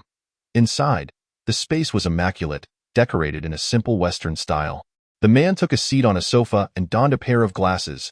As he reached for an unidentifiable meat cut resting on the table, he suddenly noticed a drop of blood on his hand. Frowning, he rose and proceeded to the restroom, washing his hands with soap several times before returning to the sofa. He then sliced a small piece of meat and speared it with a fork, bringing it to his lips. Just as the warmth of the meat touched him, a flicker of displeasure crossed his face. It's cold. It won't taste good now. Gradually rising, he walked toward another concealed door. Upon opening it, he donned an apron from the side and entered the room. This chamber contained numerous cages, each housing a variety of individuals. Upon seeing the man's arrival, those imprisoned shrank into the corners of their confines. With a smile, the man extended his arms before him, threads faintly appearing at his fingertips. "Which piece of meat is delectable?" he murmured as if entranced by his movements. The individuals who had been cowering in the corners slowly rose, their vacant gazes akin to those of the living dead, advancing to the front of their cages. "Eat me, eat me, eat me." Chapter 8. The Arctic Ocean. The five returned from the mist and, after several hours, arrived at the base city of the Northern Goose Nation. Upon reaching the city, the three members of the Northern Goose Nation bid farewell to Mao Xiaoyi and his companion. Hastily departing to report their findings at headquarters, it was evident that the misty region would likely remain off-limits for the foreseeable future. Wu Ming also said his goodbyes to Mao Xiaoyi, presumably summoned by matters at the Kyoto Bay City. Following the guidance of the chaotic divine thought, Mao Xiaoyi boarded a plane heading toward the final misty area in the north. On the aircraft, Mao Xiaoyi gazed out at the scenery with mounting boredom. Inquiring telepathically, "Elder, are you certain Yin 2 is to the north? There's only one misty region left, situated in the heart of the Arctic Ocean. Shall we return to the base city for a couple of days of rest? If Yin 2 lingers in one place for too long, he may vanish. Where he will next appear is uncertain. I suddenly feel inclined to visit the Arctic Ocean to see pufferfish. Increase speed." The Arctic Ocean is vast, and by the time one locates the misty region, it is already evening. The aircraft cannot linger over the surface of the sea, so Mao Xiaoyi has no choice but to set it on automatic return and leap into the water. Oh, how cold it is! The sea, nearly at freezing point, is terrifyingly frigid. Fortunately, Mao Xiaoyi possesses a high level, rendering him largely impervious to the effects of the low temperature. After a brief swim through the fog, he notices a shimmering expanse ahead. With a stroke of his arms, he swims closer to discover that the glistening surface is teeming with small fish, curiously spiraling about in unison. Suddenly, a powerful suction emanates from below, drawing countless sparkling fish into a funnel-shaped vortex. Mao Xiaoyi, situated in the midst of this aquatic chaos, cannot escape the same fate. As he is pulled towards the seabed, he observes a deep fissure where the rocky floor once lay, and he too is engulfed by it. Passing through the crevice, he finds himself in yet another ocean, but the temperature of the water has risen significantly, providing a most pleasant sensation. Strangely, bubbles continuously rise to the surface, allowing Mao Xiaoyi to breathe the air contained within them, alleviating his previous need for breath. "Old Ding, where is this place? I have no idea. I have never been to Blue Star." "Wow, that makes perfect sense." After exchanging a few words with the chaotic consciousness, Mao Xiaoyi begins to swim about, intuitively sensing the fiery aura emanating from Yin Tuesday. Back when he was in the northwest, his perceptual abilities were not as developed, and he had fortuitously acquired the first Yin 2 through the essence of the earth vein spirit. However, with his level now elevated, he can distinctly perceive a fierce and overwhelming energy present within this ocean. As he savors the beauty of the underwater world, he cannot help but acknowledge that this submerged realm is far more enchanting than the surface waters. Vast expanses of luminous corals and the occasional opening of pearl oysters adorn the landscape. Mao Xiaoyi casually collects 2 pearls from the shells, prompting the mollusks to pursue him for quite some time. Suddenly, a pair of azure eyes snap open, fixating intently on Mao Xiaoyi's position. While evading the clutches of the shells, Mao Xiaoyi experiences an unsettling sensation of being watched. As a high-level evolved being, his instincts for danger are keenly attuned, and he realizes that a perilous entity has set its sights on him. Sure enough, just as Mao Xiaoyi conjures a purple scythe, two ice arrows hurtle toward him. With a deft swing of his scythe, he effortlessly deflects the icy projectiles. Gazing in the direction from which they came, he beholds a bizarre creature, a being with a serpent-like body and a head reminiscent of a shark, adorned with translucent wings that, judging by their proportion to its body, seem more ornamental than functional. The voice of the chaotic consciousness resonates in Mao Xiaoyi's mind, cautioning him, "Be wary, this is an ice soul guardian beast. Do not let its freezing rays strike you, it's peculiar. Why is this creature here when there are no red giants around?" As the voice fades, the ice soul guardian beast gathers a white orb of light in its mouth. Having anticipated this, Mao Xiaoyi employs the skill of Devour, taught to him by the chaotic consciousness. And a swirling vortex of chaos materializes, racing toward the beast. The ice soul guardian beast, evidently fearful of the chaotic vortex, hastily releases the gathered light orb, which shoots forth as a beam of white light into the swirling mass. The vortex devours the white light voraciously, showing no signs of dissipating, while the orb in the beast's mouth gradually diminishes in size. Minutes pass, and the white orb vanishes entirely, leaving the ice soul guardian beast languishing at the ocean floor. Mao Xiaoyi approaches and swiftly ends its life with a single strike. Upon the beast's demise, a hexagonal stone bursts forth from its body, causing the seabed to tremble. Mao Xiaoyi seizes the stone and promptly distances himself from the trembling area. After a prolonged period of quaking, a blue palace emerges from the depths, and the tremors cease. Mao Xiaoyi swims to the palace entrance, where, as anticipated, a hexagonal pattern is recessed into the door. Without hesitation, he presses the newly acquired stone into the indentation, and the grand door gradually creaks open. Entering the palace, he tumbles onto the floor, bewildered, and glances back to find that an invisible barrier seems to separate the seawater from the entrance. Redirecting his focus within the palace, he observes intricate carvings adorning the walls, predominantly depicting dragons and ice mountains, accompanied by numerous inscriptions below. However, these inscriptions do not appear to be in the script of Blue Star. And even the multifunctional watch is unable to translate them. Old Dang, you should be able to understand this. Could you translate it for me? The engravings recount the history of the Ice Soul Dragon clan. They once thrived on a planet called Ice Soul Star, possessing considerable strength, yet ultimately they could not escape the fate of annihilation. However, I cannot fathom what circumstances have led to their presence here now. Annihilation? Did Shenwei do it? No, it was I who did it.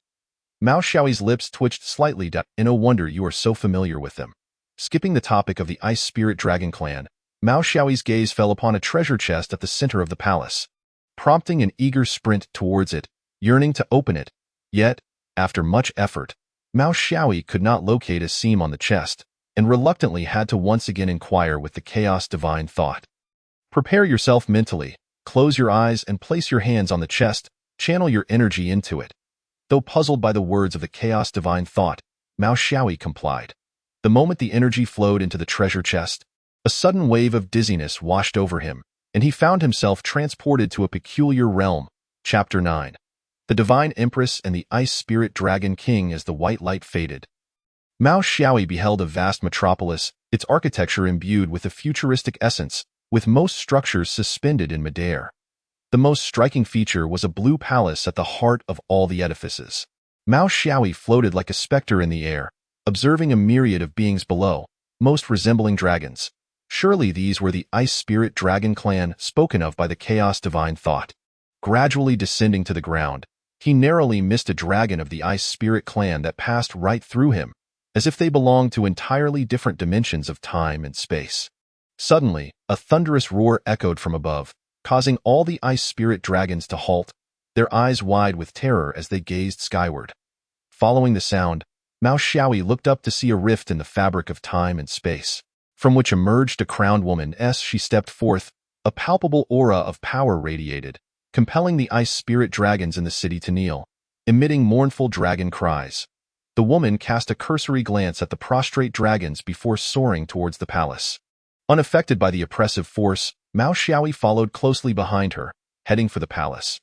Moments later, Mao Xiaoyi arrived at the entrance of the grand hall of the palace, where the guards were too intimidated by the woman's presence to raise their heads. Suddenly, the grand doors creaked open, and a commanding voice resonated from within. "Theo, what do we owe the honor of the Divine Empress's visit to my ice spirit star?" The woman, referred to as the Divine Empress, stepped into the hall, with Mao Xiaoyi trailing closely. At the far end of the hall sat a stern-faced man upon a throne forged from ice. The Divine Empress stood at the center of the hall, smiling as she addressed him. "Ice Spirit Dragon King, you seem rather unwelcoming." The Ice Spirit Dragon King waved his right hand, conjuring an ice sofa behind the Divine Empress. She settled onto it. He huffed in displeasure and remarked, "The last time you visited my ice spirit star, you laid waste to half my city. It took me years to restore it. It's enough that I didn't seek you out on the red giant star. You expect me to welcome you?" The Divine Empress rested her chin on one hand, stretching her other arm towards the ceiling, yawning lazily as she replied, "Oh, it was merely a slip of the hand. Why hold a grudge? I'm here in good spirits." The Ice Spirit Dragon King shot her a speechless glance, their gazes locking momentarily, and he found himself at a loss until she playfully blinked, prompting him to awkwardly avert his eyes. A smirk graced the Divine Empress's lips as she teased, "Do you fancy my eyes, Dragon King? You've been staring for quite a while." Sensing the atmosphere had shifted, the Ice Spirit Dragon King cleared his throat and regained his imposing demeanor, slowly stating, "Enough, Divine Empress. If you have business, speak plainly. I have matters concerning my planet to attend to and no time for your frivolities." "Very well, I shall be direct. I wish to borrow the ice spirit of your ice spirit star." The moment her words fell, the Ice Spirit Dragon King sprang to his feet, his aura surging as he pointed accusingly at the Divine Empress. His voice a thunderous roar, "Do not jest with me. The ice spirit is a sacred artifact, nurtured through generations of our bloodline, vital to the fortune of Ice Spirit Star. For a millennium, there has only been this one. Do you truly believe I would lend it to you?" The Divine Empress yawned, rising slowly, her demeanor shifting to the coldness she possessed upon emerging from the rift, her voice chilling as winter. "Then there is nothing to discuss. Alas, what I require is beyond the capacity for refusal." In a fit of rage, the Ice Spirit Dragon King laughed mockingly, his authoritative voice echoing throughout the city. "Ice Spirit Dragon 14, assemble, to the palace hall, assist me in vanquishing this intruder." As the command echoed, 14 streaks of light appeared. Racing towards the palace hall with their entrance, the 14 figures materialized, and the Divine Empress coldly remarked to the Ice Spirit Dragon King, "I previously stated, what I require remains beyond refusal." Just as Mao Xiaoyi prepared to enjoy the spectacle with popcorn in hand, the familiar sensation of dizziness enveloped him once more, with a blink. The tension-filled standoff vanished, the opulent palace hall fading into nothingness, replaced by a crimson hall, where the Divine Empress sat regally upon the throne, eye in her hands. She toyed with a blue orb while holding a scroll in the other. A woman clad in armor approached, cradling the chest Mao Xiaoyi had seen in the underwater palace. The Divine Empress placed the scroll and the blue orb within the chest, patting the armored woman's shoulder.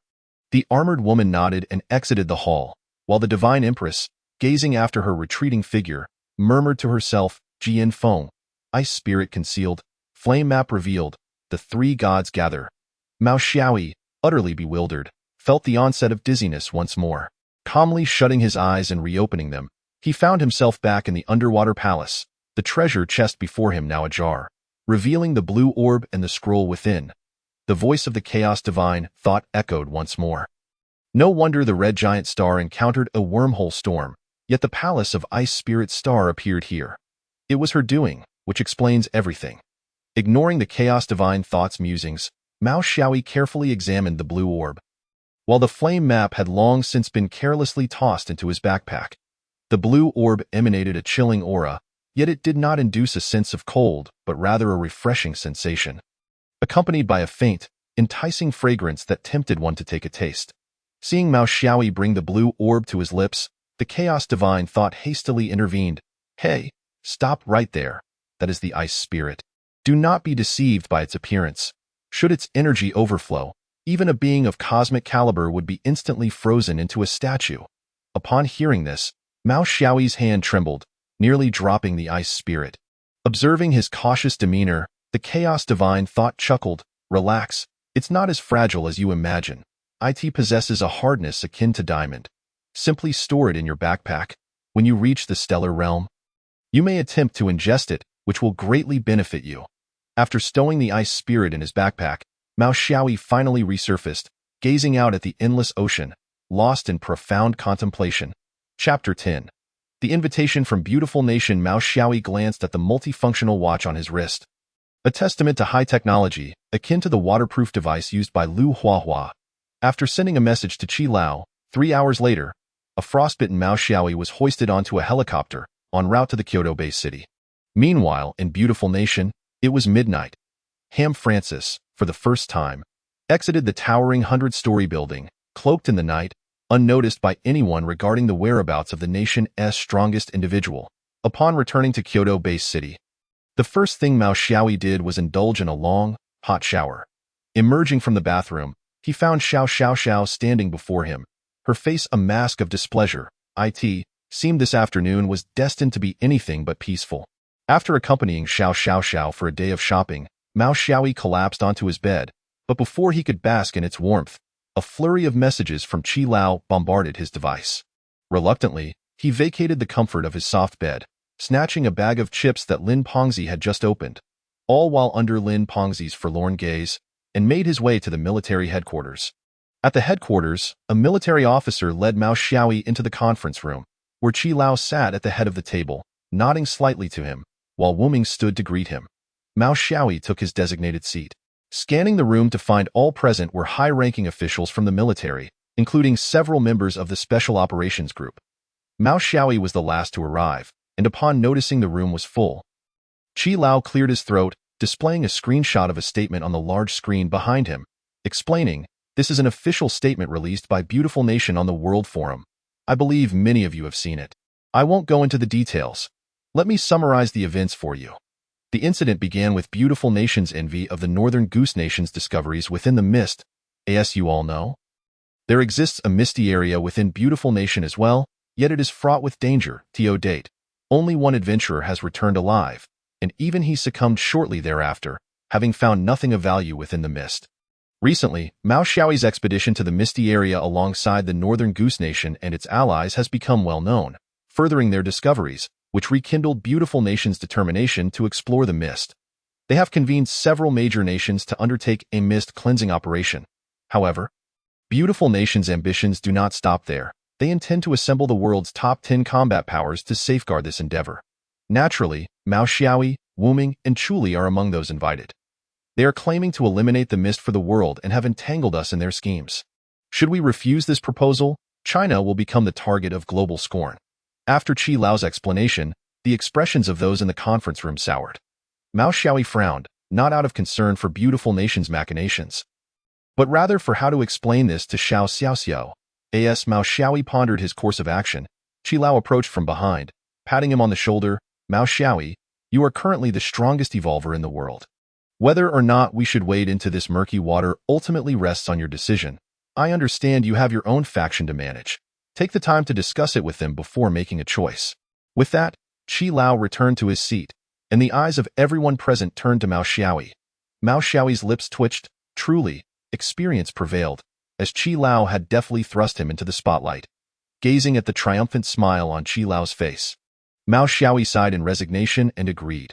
Upon returning to Qimen, he found Xiao Xiao waiting at the door. Mao Xiaoyi offered an awkward smile, carefully approaching her to recount the events that had transpired. Prepared for a scolding, Mao Xiaoyi instinctively shielded his handsome face, only to see Xiao Xiao step closer, gently adjusting his collar, and calmly utter, "It's all right, I understand. After all, this concerns national matters. How could I possibly hinder you?"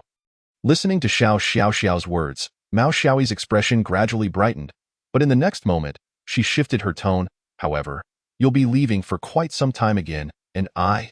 Feeling utterly despondent, Xiao suddenly exerted force with the hand she had placed on Mao Xiaoyi's collar, sending him soaring through the air in a perfect arc. The following day, Mao Xiaoyi limped into the military headquarters, where Wu Ming, Chuli, and several other accompanying personnel awaited by the plane. Upon seeing Mao Xiao's injured state, expressions of surprise spread across the faces of the onlookers. Wu Ming hurriedly approached, offering his support as he inquired, "Xiao Yi, who possesses such formidable strength to have reduced you to this state? Tell your brother, and I shall avenge you." Mao Xiao's lips twitched involuntarily, and just as he was about to respond, he felt a chill behind him. Turning around, he beheld Xiao standing outside the military gate, her face adorned with a smile as she gazed at him. Chuli glanced between Xiao and the limping Mao Xiaoyi, a knowing smile gracing her lips as she boarded the plane.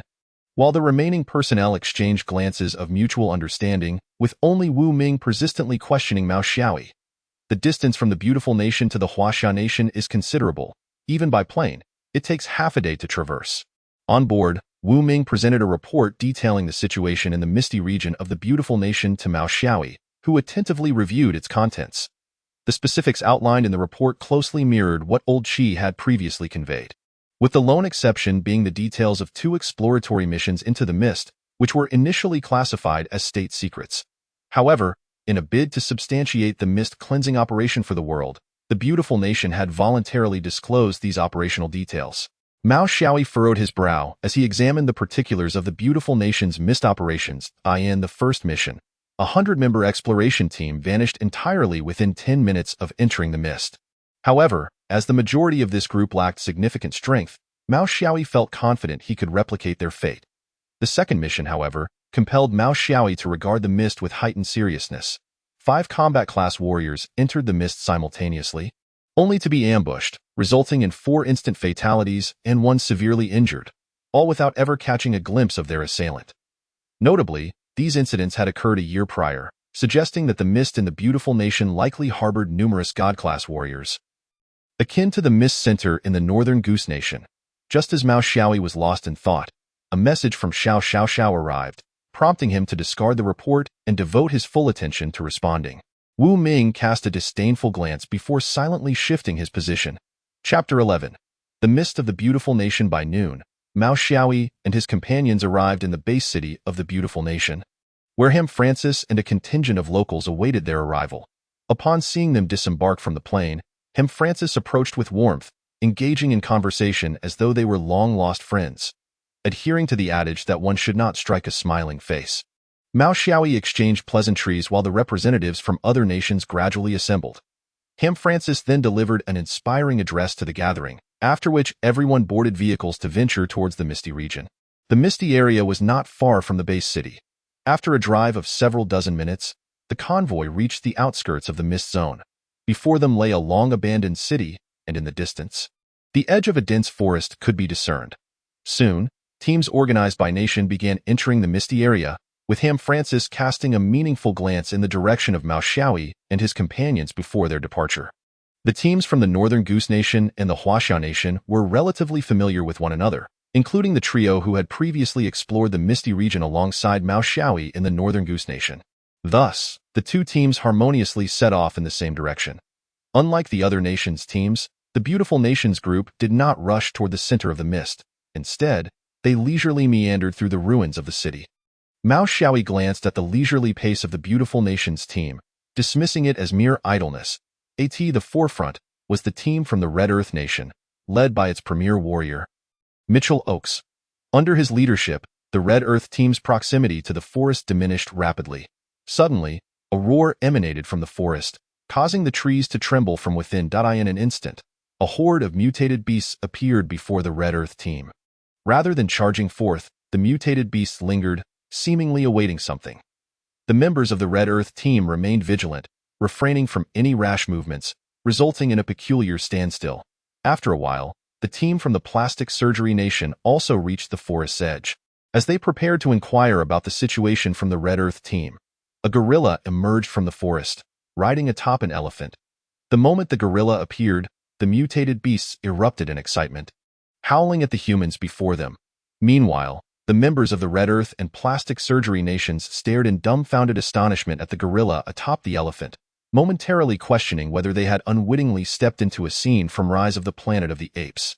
In the next moment, even more bizarre events unfolded. The gorilla opened its mouth, and to their astonishment, it spoke in broken Red Star language.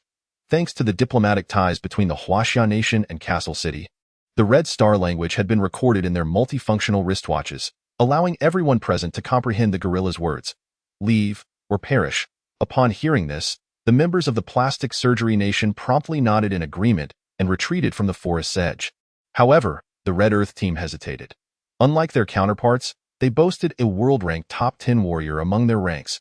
To be intimidated into retreat by a mere guerrilla would be a significant blow to their pride.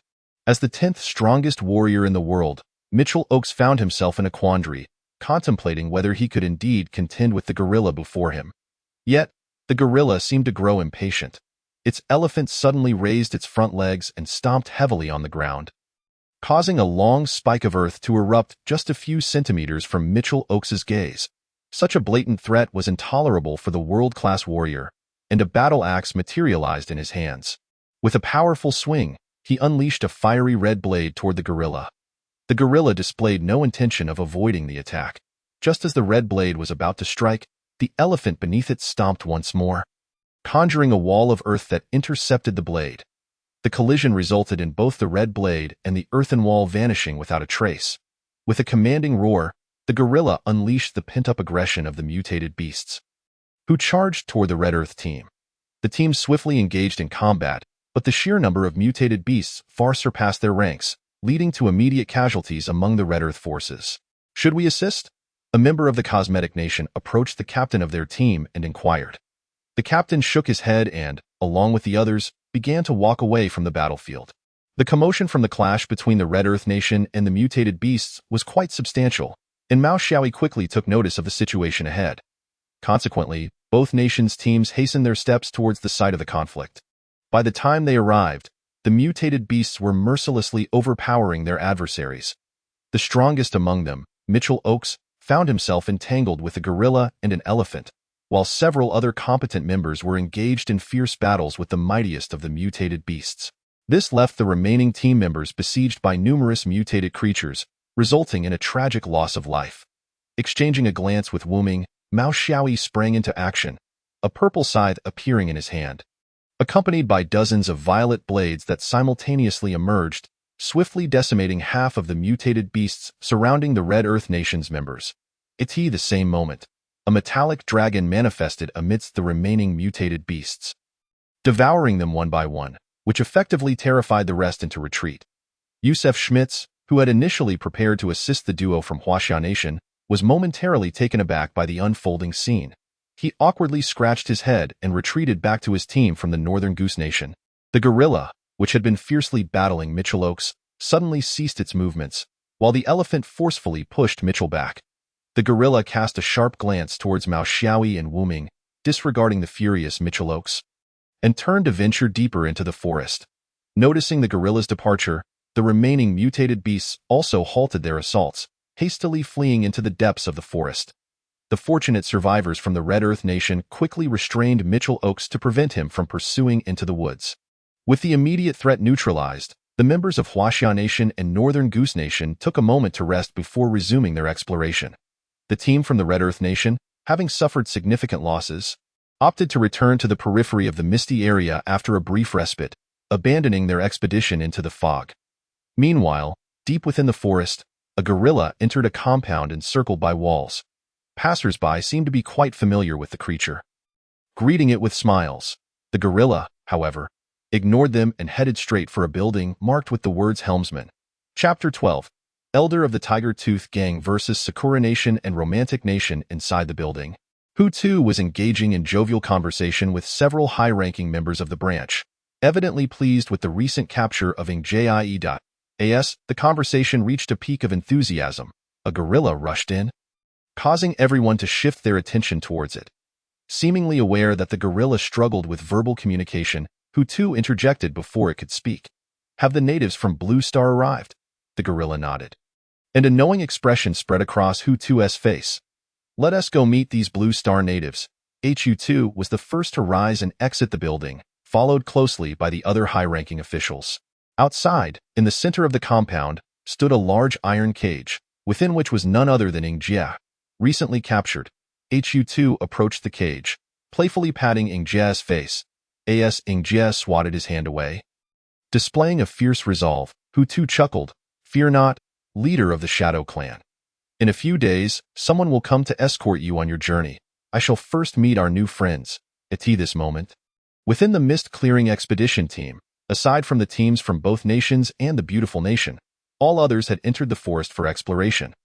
The two national teams had paused to investigate several intriguing mutated beasts they encountered along their path, and were just now making their way into the forest, while the team from the beautiful nation showed no intention of entering, continuing to meander around the ruins of buildings. Thanks to Mao Xiaoyi's timely intervention, the cosmetic nation was the first to enter the forested area. Unfortunately, this mist-laden forest revealed no extraordinary flora. While numerous mutated beasts were present, they exhibited no inclination to attack, fleeing at the mere sight of humans. After nearly half an hour of exploration, with the forest extending endlessly into the distance, the members of the cosmetic nation began to lose patience. "Captain, it seems this area is nothing but forest," one member began, only to be abruptly silenced. Just as the captain turned to inquire further, a chill gripped his neck, and he instantly lost consciousness. Those following behind were barely aware of a flash of white light before the two leading members were decapitated. The team from the cosmetic nation erupted into chaos, with some fleeing in panic while others knelt in supplication, murmuring prayers. Hu2, standing at a distance atop a tree, observed the turmoil within the cosmetic nation's team. His expression one of disappointment. Didn't he that fellow claim the newcomers were formidable? Is this all they can muster?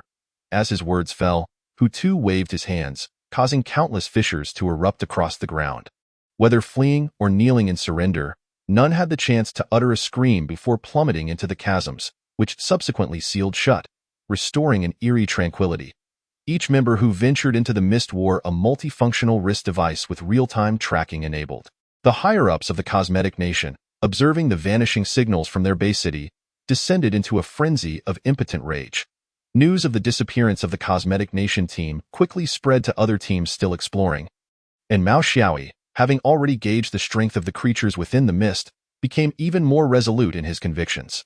Notably, upon receiving word of the cosmetic nation's lost signal, the Ring Sea Nation and several smaller nations opted to withdraw from the misty area, leaving only Sakura Nation, Romantic Nation, Huaxia Nation, Northern Goose Nation, and the Beautiful Nation, which lingered on the periphery. Sakura Nation was second only to the Cosmetic Nation in entering the forested area, with Romantic Nation not far behind. The two nations swiftly converged to form a joint squad with Huaxia Nation and Northern Goose Nation. Shortly after their unification, Hu2 and his companions also took notice of them. Suddenly, the formidable Roman Risen of Romantic Nation, ranked fourth in the world, drew two revolvers from his waist and fired at a tree ahead. A scream pierced the air as a short-haired man tumbled from the branches. As the group moved to investigate, a flash of blades erupted and several fell to the ground, lifeless in pools of blood. The eighth-ranked powerhouse of Sakura Nation, Oda Kojiro, conjured talismans around him, desperately defending against the onslaught of blades. A bullet fired from Roman Risen's revolver struck, and the barrage of blades ceased momentarily, revealing a man wielding dual swords who caught the bullet between his blades. He smiled at the onlookers and introduced himself. "Allow me to introduce myself.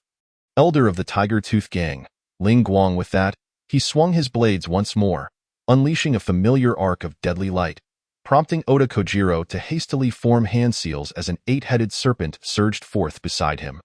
"Yamata no Orochi, so it shall be you." Before him, the eight-headed Yamata no Orochi swayed its multiple heads with alarming speed, unleashing a torrent of diverse attacks from its gaping maw. Yet, these strikes were evidently insufficient to withstand the radiant blade of Ringwang. Oda Kozeman gritted his teeth and once more took action, summoning a three-headed hellhound that swiftly materialized. With the addition of this formidable creature, the brilliance of the blade before him noticeably dimmed.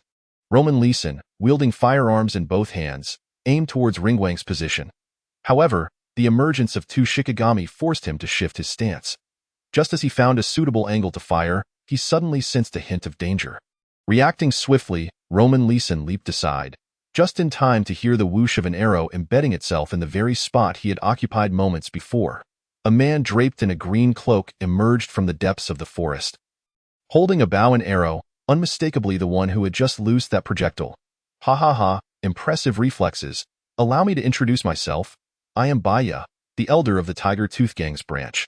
Let us engage in a little play. Shall we? As his words fell, arrows and bullets were unleashed simultaneously, colliding in midair, prompting gasps of astonishment from onlookers. Not bad at all. Let us see how you fare against this one. Baya slowly drew back the bowstring, conjuring an arrow crafted from shimmering light. Roman Leeson, unwilling to remain passive, quickly raised his firearm to shoot. Yet, with the appearance of the luminous arrow, a shield seemed to materialize before it, rendering his bullets utterly impotent. With the release of the bowstring, Baya's luminous arrow shot forth with breathtaking velocity. Roman Leeson's pupils constricted in shock. The speed of this arrow exceeded that of a bullet by a factor of 2. In a frantic twist to evade the incoming threat, he found that it was too fast, piercing through his left arm. Just as he prepared to retaliate, he was astounded to see the arrow change course and return toward him. The speed was too great for Roman Leeson to dodge. Fortunately, he was not the only powerhouse present. Duncan Chris made his move. Although Duncan Chris had been edged out of the world's top 10 due to Mao Xiaoyi's emergence and had not received a special invitation for this operation, his strong bond with Roman Leeson compelled him to join. Chapter 13. A home invasion. Duncan Chris's right hand transformed into a white tiger's claw, firmly grasping the radiant arrow aimed at Roman Leeson. Seeing his shot captured, Baya scoffed and waved his hand, causing the luminous arrow to vanish instantly. Point 2 against 1. The natives of Blue Star truly lack martial ethics. In response to Baya's complaint, Duncan Chris merely smiled knowingly. Before engaging, he had dispatched a distress signal via his multifunctional wristwatch to headquarters. Soon, the odds would no longer be 2 against 1. Indeed, both Huaxia and Beige countries received Duncan Chris's alert and were hastening towards the location. Albeit one individual was conspicuously absent. When the distress signal was sent, Mao Xiaoyi had been hastily making his way with the others. After a few minutes, the chaotic consciousness unexpectedly urged him to venture deeper into the forest. With no other option, Mao Xiaoyi utilized a sudden teleportation to vanish from sight. Unnamed grimaced slightly, silently taking over Mao Xiaoyi's leadership position.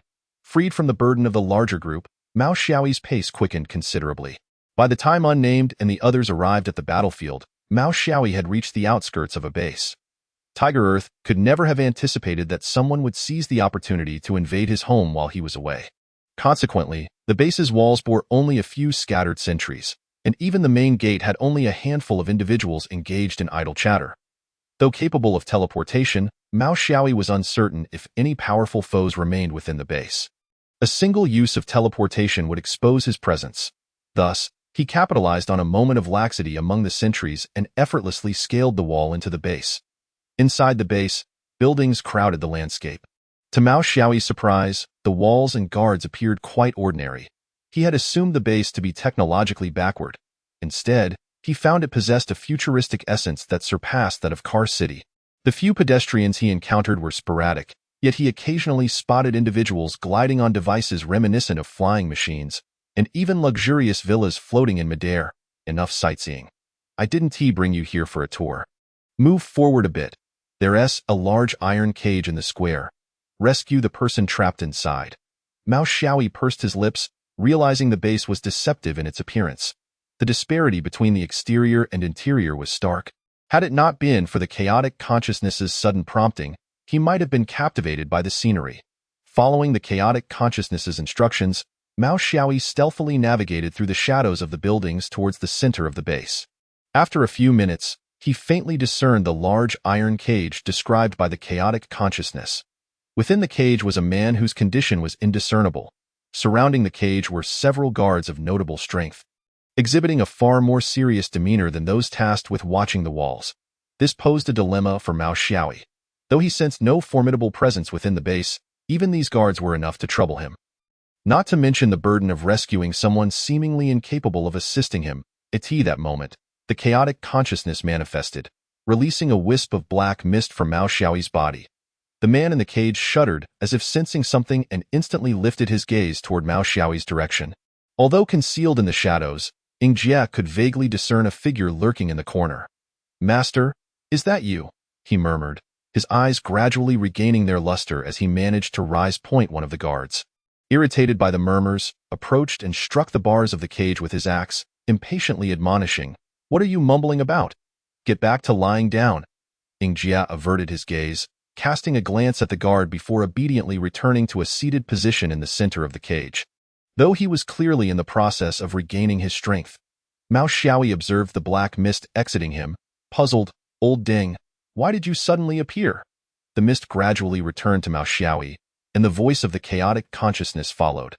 Did you see that black spike protruding from the back of the young man in the cage? Once you pull it out, he will regain his strength. The cage cannot contain him as soon as he is free. You both must flee beyond the mist. They will not dare to pursue. Though he questioned why the chaotic consciousness wanted him to rescue this stranger, Mao Xiaoyi nonetheless complied, teleporting directly into the cage and swiftly removing the spike. Jia anticipated this moment, immediately seizing Mao Xiaoyi's wrist. As the guards outside the cage were still momentarily stunned, they transformed into a shadow and burrowed into the ground. As the shadow slipped towards the base's exterior, the guards finally reacted, and alarms blared throughout the base, accompanied by frantic shouts. Engaged in a confrontation with the Sakura and Romantic nations, the two elders suddenly distanced themselves, puzzled by the commotion emanating from the base. From atop a large tree, a voice leapt down, sprinting towards the base. Upon closer inspection, it was none other than Tiger Earth, who had been observing the scene with keen interest. Seeing the branch leader rushing back, the two elders dared not linger and hastily followed Tiger Earth. Meanwhile, Unnamed and the others, having just arrived, were left bewildered by the departure of the trio. What just happened? The representatives from the four nations exchanged glances, all equally perplexed. Suddenly, their multifunctional wristwatches began flashing, signaling an emergency retreat. Exchanging determined looks, they ceased their speculations and hastily made their way towards the mist's edge. Standing at the mist perimeter, Francis grinned at the flashing multifunctional wristwatch in his hand. Suddenly, he spotted a shadow swiftly advancing across the ground, becoming discernible only at the mist's boundary. Upon closer inspection, he froze in place. One of the figures was none other than the world's strongest individual. Mao Xiaoyi. How could this be? He was supposed to be dead. Despite his multitude of questions, Francis feigned nonchalance as he approached Mao Xiaoyi, feigning concern. Mr. Mao Xiaoyi, may I inquire about the events in the forest that triggered the emergency retreat order? Mao Xiaoyi, disinterested in conversing with the foreigner, gestured towards the individuals streaming out of the forest behind Francis. Ask them. I have matters to attend to. With that, Mao Xiaoyi turned, grasping Jia, and boarded a Huaxia airplane. Francis turned to observe the four nations' representatives, who had suffered minimal losses, silently grinding his teeth in frustration. The group did not linger around the mist, orderly boarding their respective planes and departing from the beautiful nation. Half an hour later, Tiger Earth, accompanied by a group of burly men, burst from the forest. Upon surveying the deserted city ruins, he seethed in impotent rage and advanced to the mist's edge, his eyes blazing with fury as he spat. You will pay for this. Just wait until the cleaners arrive. Your days of ease are numbered. Chapter 14. A new master. Upon arriving at the base city, Mao Xiaoyi returned to the seven gates. Entering his room, he found it vacant. Just as he was about to search for the others, Jia suddenly knelt before him. Master? Huh? Winky face. Master, from this day forth, I shall be your servant, following you loyally. Huh? Huh? Winky face. The entirety of the Shadow Clan stands ready to heed your summons, my lord. Winky face. What on earth is this? The sudden actions of Shadow Ji caused Mao Xiaoyi's mind to momentarily falter, leaving him at a loss for words. Only when a wisp of chaotic divine thought materialized as a strand of black mist escaping from his body did he gradually regain his composure. Upon witnessing the towering figure coalescing from the black mist, Shadow Ji knelt once more. Shadow Ji, the seventh-generation clan leader of the Shadow Clan, pay my respects to my master. The chaotic divine thought nodded slowly and gestured towards the mask that Mao Xiaoyi, still in shock, had forgotten to remove, inquiring, Do you recall this mask? Shadow Ji nodded slightly. Yes, my lord, I remember. Since you remember, then fulfill your duty diligently. Once he has recovered, provide him with a comprehensive introduction to the current situation. Yes, as the words fell, the towering figure transformed back into a wisp of black mist and re-entered Mao Xiaoyi's body, leaving behind the kneeling Shadow Ji and the bewildered Mao Xiaoyi. Finally, half an hour later, after listening to Shadow Ji recount the events, Mao Xiaoyi joyfully accepted this new reality. After all, who wouldn't he be pleased to suddenly acquire a servant of divine warrior caliber? Mao Xiaoyi scrutinized Shadow Ji, who sat opposite him, and immediately bombarded him with a flurry of questions. Is your Shadow clan formidable in the new continent? Why did those individuals seek to kill you? Furthermore, how did these misty regions come into existence? Shadow Ji smiled patiently and began to explain, my lord. The Shadow clan ranks among the top 3 powers in a large empire known as Lidobea within the new continent. Our clan boasts over 1,000 disciples at the entry level and 17 elders at the cosmic level, making us a significant force in Lidobea.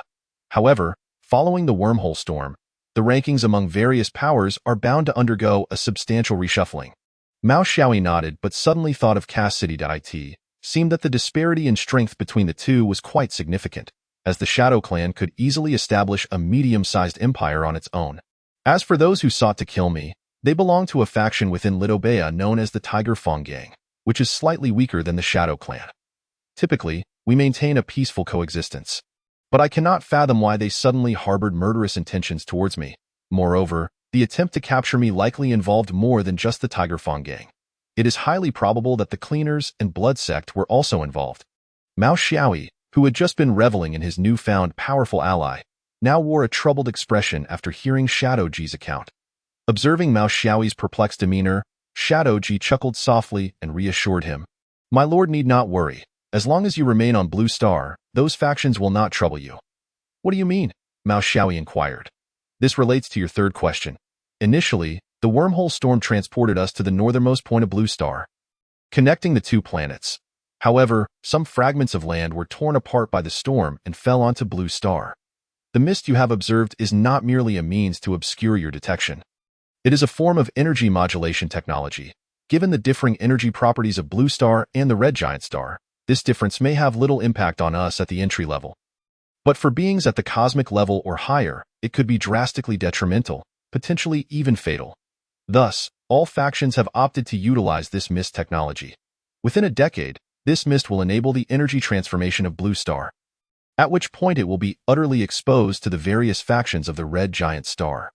Mao Xiaoyi felt a headache coming on, massaging his temples as he gravely asked, is there any way to prevent this from happening? Shadow Ji nodded, then shook his head. My lord could choose to eliminate all mist generators within Blue Star, but this would be of little significance. Since the 2 planets are already interconnected, even if you were to eradicate the mist generators on Blue Star, the factions of the Red Giant Star could easily establish mist generators at the connection point. The transformation of Blue Star's energy is merely a matter of time.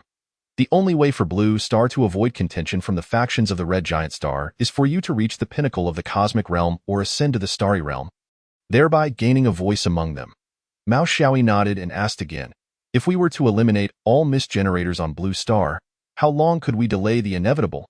After pondering for a moment, Shadow Ji replied, about 50 years, my lord. Without the mist generators in Blue Star, energy transformation will be significantly slower, and since the connection point between the 2 planets is in the ocean, the moisture will dilute the effects of the mist generators, thus extending the time by approximately another 50 years. Very well, let us set forth immediately. Mao Xiaoyi chose not to inform Elder Qi about the matter. Instead, he borrowed an aircraft from him and flew to Cass City alongside Shadow Ji. During their time at the base city, Shadow Ji remained concealed within Mao Xiaoyi's shadow until they boarded the plane. As per Mao Xiaoyi's specific instructions, seated in the pilot seat, Mao Xiaoyi activated the autopilot inside. When will I manage to acquire an aircraft from Elder Qi without needing to borrow one each time? Cass City is located within the borders of the Huaxia Nation, and within 2 hours. They arrived. Shadow Ji roused the slumbering Mao Xiaoyi. Upon disembarking from the aircraft, Mao Xiaoyi noticed significant changes in Cass City. Following the establishment of diplomatic relations with Huaxia, many residents from the capital base city had relocated here, leading to the construction of numerous buildings styled after Blue Star architecture. Upon learning of Mao Xiaoyi's arrival, Schemed Cass personally emerged from the Lord's residence to greet him. Sensing the changes in Mao Xiaoyi's strength, Schemu Cass regarded him with the eyes of one observing a marvel. Mao Xiaoyi felt rather awkward under Schemu Cass's gaze and cleared his throat, saying, Lord of Cass City, shall we not sit down and have a chat? Sekomv Cass, feeling a tinge of embarrassment, offered a faint smile and welcomed Mao Xiaoyi into the residence. Upon entering, Mao Xiaoyi immediately noticed a large tortoise lazily basking in the sun in the courtyard of the city lord's mansion. Ignoring the old familiar creature, he followed Secombe of Cass further inside. After they both took their seats, and realizing that only Secombe of Cass remained in the room, Mao Xiaoyi adopted a serious demeanor and inquired, "City Lord Cass, I have come in search of an item known as the Mist Generator. Might you be able to show it to me?" Chapter 15. The Mist Generator. Upon hearing Mao Xiaoyi's words, Secombe of Cass paused, his hand holding the teacup suspended in midair, and he gazed at Mao Xiaoyi with an expression of surprise. After a moment, he slowly set the teacup down and sighed, saying, "I did not expect you to discover it so swiftly. Since you have come to inquire about this matter, it is clear you are already aware of the circumstances, so there is no need for me to elaborate. However, I must emphasize that Cass City has consistently maintained goodwill towards you. Nevertheless, this matter is not solely within my jurisdiction." Mao Xiaoyi nodded. Up to this point, Cass City had not exhibited hostility towards Blue Star. In fact, it had assisted the Huaxia nation in numerous ways. If possible, he did not wish to sever ties with Secombe of Cass. "Follow me," Secombe of Cass said as he gradually rose and walked towards the exit, with Mao Xiaoyi closely trailing behind. Secombe of Cass led him to the center of Cass City, where he retrieved a cube-shaped object from his pocket and gently placed it on the ground. Suddenly, the bustling center of Cass City began to tremble, causing the unaware crowd to scatter in alarm. The tremors persisted for an extended period, during which Mao Xiaoyi distinctly felt a significant accumulation of unique energy converging towards the cube on the ground. Notably, he did not reject this energy. Rather, he absorbed a portion of it. With a thought, Mao Xiaoyi entered a state of clarity, and he perceived a new gray energy manifesting within his body, the golden energy that resided within him. Upon sensing the presence of the gray energy, enveloped it as if it were sustenance. The gray energy gradually diminished, ultimately vanishing entirely, while the golden energy increased in quantity. Mao Xiaoyi felt a slight enhancement in his strength. After all, he was currently a warrior of godlike caliber. This seemingly minor boost equated to what he would normally gain from a month of training. With this thought, he gazed at the cube on the ground with fervent admiration. Secombe of Cass, observing Mao Xiaoyi's gaze, understood immediately. He shook his head and chuckled, "Do not dwell on it. Absorbing a small portion of this unique energy is inconsequential, but if you were to absorb too much, it could hinder your progression. This energy is laced with various highly diffusive gases, and should you intake a certain amount, it will combine with your own energy. Once your body can no longer withstand the energy's expansion, the energy within you will overflow." Hearing Secombe of Cass's words, Mao Xiaoyi's expression dimmed, yet he cast a lingering glance at the cube. Once the tremors subsided and the energy accumulation came to a halt, Secombe of Cass stepped forward to retrieve the cube and placed it in Mao Xiaoyi's hands. Noticing the astonishment in Mao Xiaoyi's eyes, Secombe of Cass shrugged and said, "Believe it or not, I truly cherish this planet, Blue Star, and I do not wish for it to become the territory of those powerful figures." Gazing at the cube in his grasp, Mao Xiaoyi's words faltered, and he merely asked, "Will those individuals above not trouble you?" Secombe of Cass patted Mao Xiaoyi on the shoulder, turning back towards the city lord's mansion as he laughed. "With your current strength, is it not entirely natural for you to take this from me?" Watching Secombe of Cass's retreating figure, Mao Xiaoyi smiled softly, silently committing this matter to memory. Choosing not to linger in Cass City, Mao Xiaoyi boarded a plane and, after some contemplation, set the autopilot's navigation towards the Arctic Ocean. Several hours later, he arrived above the Arctic Ocean, relinquished control to Ingjia, and plunged into the frigid waters. "BRR, it's still so cold." Mao Xiaoyi shivered, but after acclimating to the water temperature, he immediately dove to the seabed in search of those shimmering little fish. Before long, he was swept back to the Ice Soul Temple by a whirlpool. After searching the temple thoroughly and finding it empty, Mao Xiaoyi fell into a spiral of self-doubt. Thus, after 3 days of floating in the sea, Mao Xiaoyi discovered the cube nestled within the belly of a clam. Once the cube had absorbed all the special energy, he returned to the plane, leaving the clam cruelly hanging from the aircraft's landing gear. "Master, where to next?" "Let us first visit those misty regions with which we have established relations. They generally possess weaker strengths." "Understood." Days later, as Mao Xiaoyi contemplated what to do with the 10 or so cubes piled before him, Elder Qi stormed in, seething with anger. "Mao Xiaoyi, come out. Tell me, what have you been up to these past 2 weeks? Why have all the misty regions, except for Cass City, severed ties with us?" After managing to placate Elder Qi and recounting the series of events that had transpired, Mao Xiaoyi once more ignited Elder Qi's fury. Without so much as a farewell, Elder Qi stormed out of the 7 gates. Mao Xiaoyi extracted the mist map that Elder Qi had previously sent him from his multifunctional wristwatch and gazed at the remaining 4 misty regions circled in red. First, he ruled out the misty regions of the Beautiful Country and the Northern Goose Country. He had no intention of courting death. After much deliberation, his gaze fell upon the misty region of the Red Earth Country. Half a day later, Mao Xiaoyi piloted the plane into the interior of the Red Earth Country. Unlike other nations, the Red Earth Country had not established any base cities. Oders rode by on their bicycles, as if the apocalypse had never occurred. Mao Xiaoyi purchased a bicycle from an Oders and rode towards the misty region. However, less than 5 minutes into the ride, the front wheel of the bicycle broke free. Staring at the lone remaining wheel, he decisively opted to continue on foot. After Mao Xiaoyi departed, an Oders returned the broken bicycle home, only to reappear shortly thereafter, riding it with a load of bananas. After a few more minutes, Mao Xiaoyi arrived at the misty region of the Red Earth Country. Observing the bustling crowd, he once again found himself engulfed in self-doubt. Pulling out the mist map from his multifunctional wristwatch, he rubbed his eyes and scrutinized the circled red area of the Red Earth Country, then glanced again at the throngs of people around him. I must be ill. I am seeing things. Muttering this to himself, Mao Xiaoyi entered the misty region alongside an Oders carrying bananas. Chapter 16. All is illusion. Upon entering the misty area, Mao Xiaoyi made a beeline for the center. Where nothing extraordinary occurred, he did not even encounter a single mutated beast. The individuals passing by resembled those outside the misty region, as if the existence of the misty area were merely symbolic. However, the mist map sent by Elder Qi clearly indicated that the misty region of the Red Earth Country was far from simple, although it did not possess the formidable beings found in the Northern Goose Country and the Beautiful Country.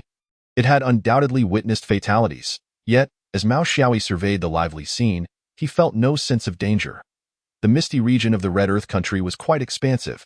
It took several hours for Mao Xiaoyi to arrive at its center. There was nothing particularly remarkable there. The people milling about were all of identical appearance. Wait a moment, identical appearance? The Red Earth Country, with its relentless sun, left its inhabitants with darkened skin, making it difficult to discern their features. Mao Xiaoyi, having always thought foreigners looked alike, had not noticed anything amiss until he scrutinized them closely and realized they all bore the same visage. Summoning a purple scythe, Mao Xiaoyi unleashed a purple blade of light towards a passerby.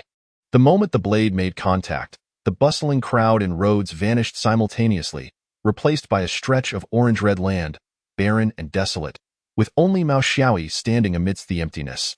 Devoid of any obstructions, Mao Xiaoyi quickly sought the mist generator. However, as the day drew to a close, he had scoured the center of the misty region without discovering any trace of it. Strange, is the mist generator not located at the center this time?